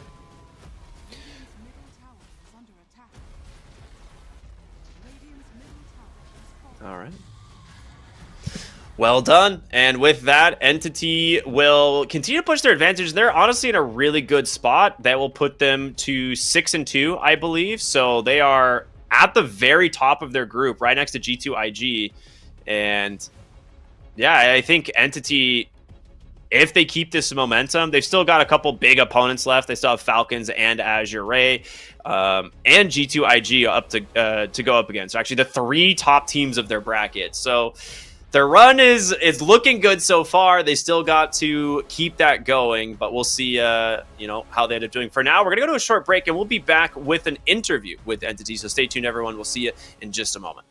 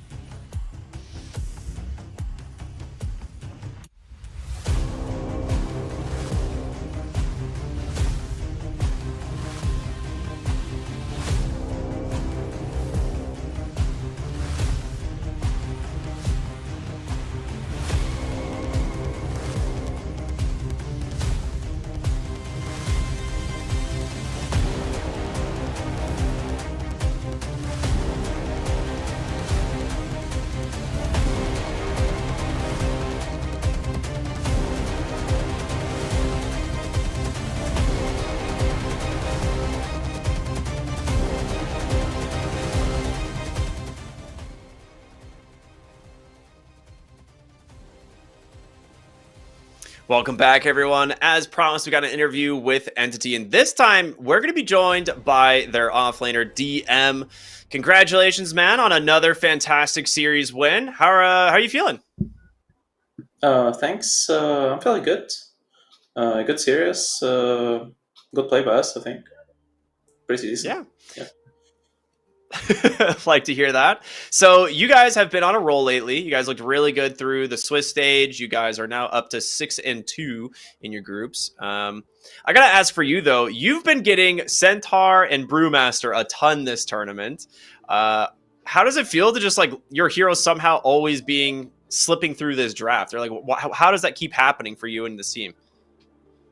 It keeps happening because other players have good heroes themselves. So if they ban all my heroes, other players are going to play their best heroes and they will do overperformance, in my opinion. So they have to deal with other heroes also. All right, that's fair. Do you enjoy playing the Centaur or the Brewmaster more then? Which one do you like personally playing? To be honest, I hate playing both of them. So I hope one team just bans all of them and they'll play other heroes. Oh, I mean, no. OG did it. OG did it, and I did enjoy playing Darkseer, I would say. Yeah, OG Steel Kentaur and Van Brewmaster. and I really enjoy playing different heroes in Dota 2. So I respect the it. curse of your heroes making it through, I guess. But that's fun, at least. Hopefully you get to play some other fun heroes besides these two. Zach, what kind of questions you got? So sounds like you're being the team player, doing the stuff that's needed, even though you may not like the heroes as much. That makes me want to ask. So it's been banned out against you guys, your Monkey King strat. I'm sure Kataomi's having a blast killing couriers. How about you? Are you having a fun time having to run that like 1v2 lane every time? Yes, I love it. I actually love it. Because it makes Dota much more interesting, in my opinion. Like, casual 2v2 makes me feel like just play for CS, play for camps, all this stuff. But 1v2 is like play for resources, sometimes pull, sometimes just play aggro and drag the wave. So it's just more interesting. I like it more. If Dota make a woodsman role, I would love to play solo flame thing. Yeah. I'd love to see that as well. We've been in this like 2-1-2 meta for quite a while. In game 2 with the Huskar last pick, was that scary at all? Did your team feel worried about being cheesed like that, or did you guys had it in the bag the whole time? In my opinion, Huskar last pick was hit the grief by them. It's making them be on the timer at some point, in my opinion. At least in our heroes. So yeah, I felt actually relaxed when he last picked Huskar. I knew that he gonna win mid lane, obviously, but in this game, this hero will just downscale. At minute 30, no one, not a single player cares about Huskar in our team. We have Stampede to run away, we have good Fit Grip, we have Marcy, we have Wisp safe and heals. Yeah, so felt good to see a last pick Huskar against myself. Awesome. That's not usually the perspective I feel like we would hear from people getting Huskar, but that's cool insights there. Ricky, you got anything for the end here? Sure. So you guys got some big matches coming up. You're sitting at the top of your group, and the last 3 games you have are against the other 3 teams at the top of the group. How do you guys feel like going into these, and are you like looking forward to any one of these teams in particular? No, I'm just curious how these teams actually play against us. So we'll just play the games to see is our performance against the last teams we played enough to beat the grants of the Dota, like Team Falcons, Azure, all these guys. Yeah. Awesome. Well, I do want to say thank you, of course, for joining us. Is there anything you'd like to say before we let you loose for the day? Just keep supporting us, and I hope we bring some good games in future. It's going to be interesting ones against good teams, so keep supporting, keep watching. We're going to try to show some good Dota for you guys. Yep, that's it. Awesome. Well, hey, man, you are definitely an interesting team to watch. You guys have given us some very enjoyable games, but again, congratulations. Hopefully we'll be talking to you soon, and maybe you'll get to play some more fun heroes for yourself next time, so... Yeah, I really again, hope so. congratulations. Actually. Awesome. All right. Thank you so much for joining us, DM. Thank you. See you guys. All right. Another successful series for Entity. They take it 2-0. They're looking good, man. This is the team you and I have loved watching for the last month. We've been able to cover a lot of their games, surprisingly. I don't know how that keeps happening, but they've been our most covered team for the last month, and they're a joy to watch. It's so funny hearing DM be like, I actually hate playing these heroes, but I don't have a choice. Right? Sometimes you gotta do what needs to be done, right? Winning solves all. If they weren't winning as much, he'd be like, guys, this is not working, it's time to switch. But yeah, sometimes someone's got to do it, and I think it's a great point from him. They aren't banning my heroes because they have to ban other people's heroes. And I think a cool thing about Entity is, for example, their Monkey King draft, not a lot of people are doing that. And that means you don't have a lot of experience playing against that. And so we've seen some teams try, it doesn't work. And now one of their dedicated bans always has to be aimed at that Monkey King, the Centaur.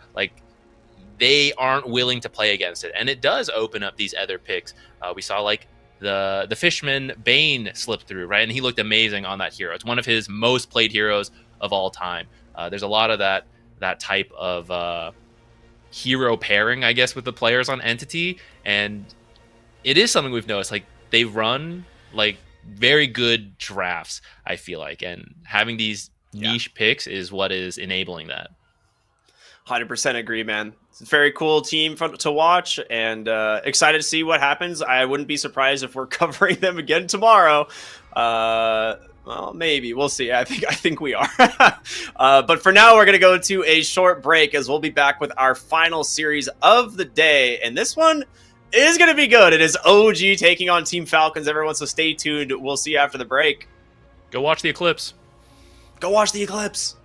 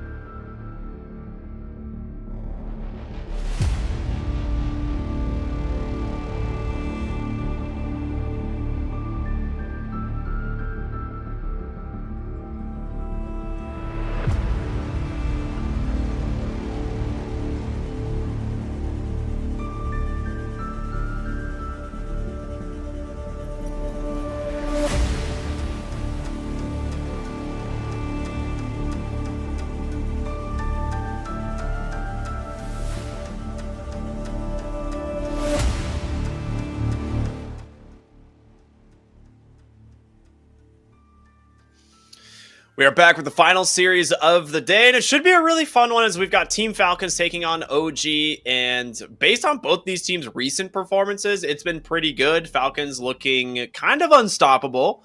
OG, however, had a little bit of a rough first series today up against Team Spirit. We'll see if they can bounce back, give themselves a shot at staying in this tournament. But Zach, talk to me, man. How are you feeling about these two teams? I think Falcons is looking great from every game we've gotten to see of them. They have some pretty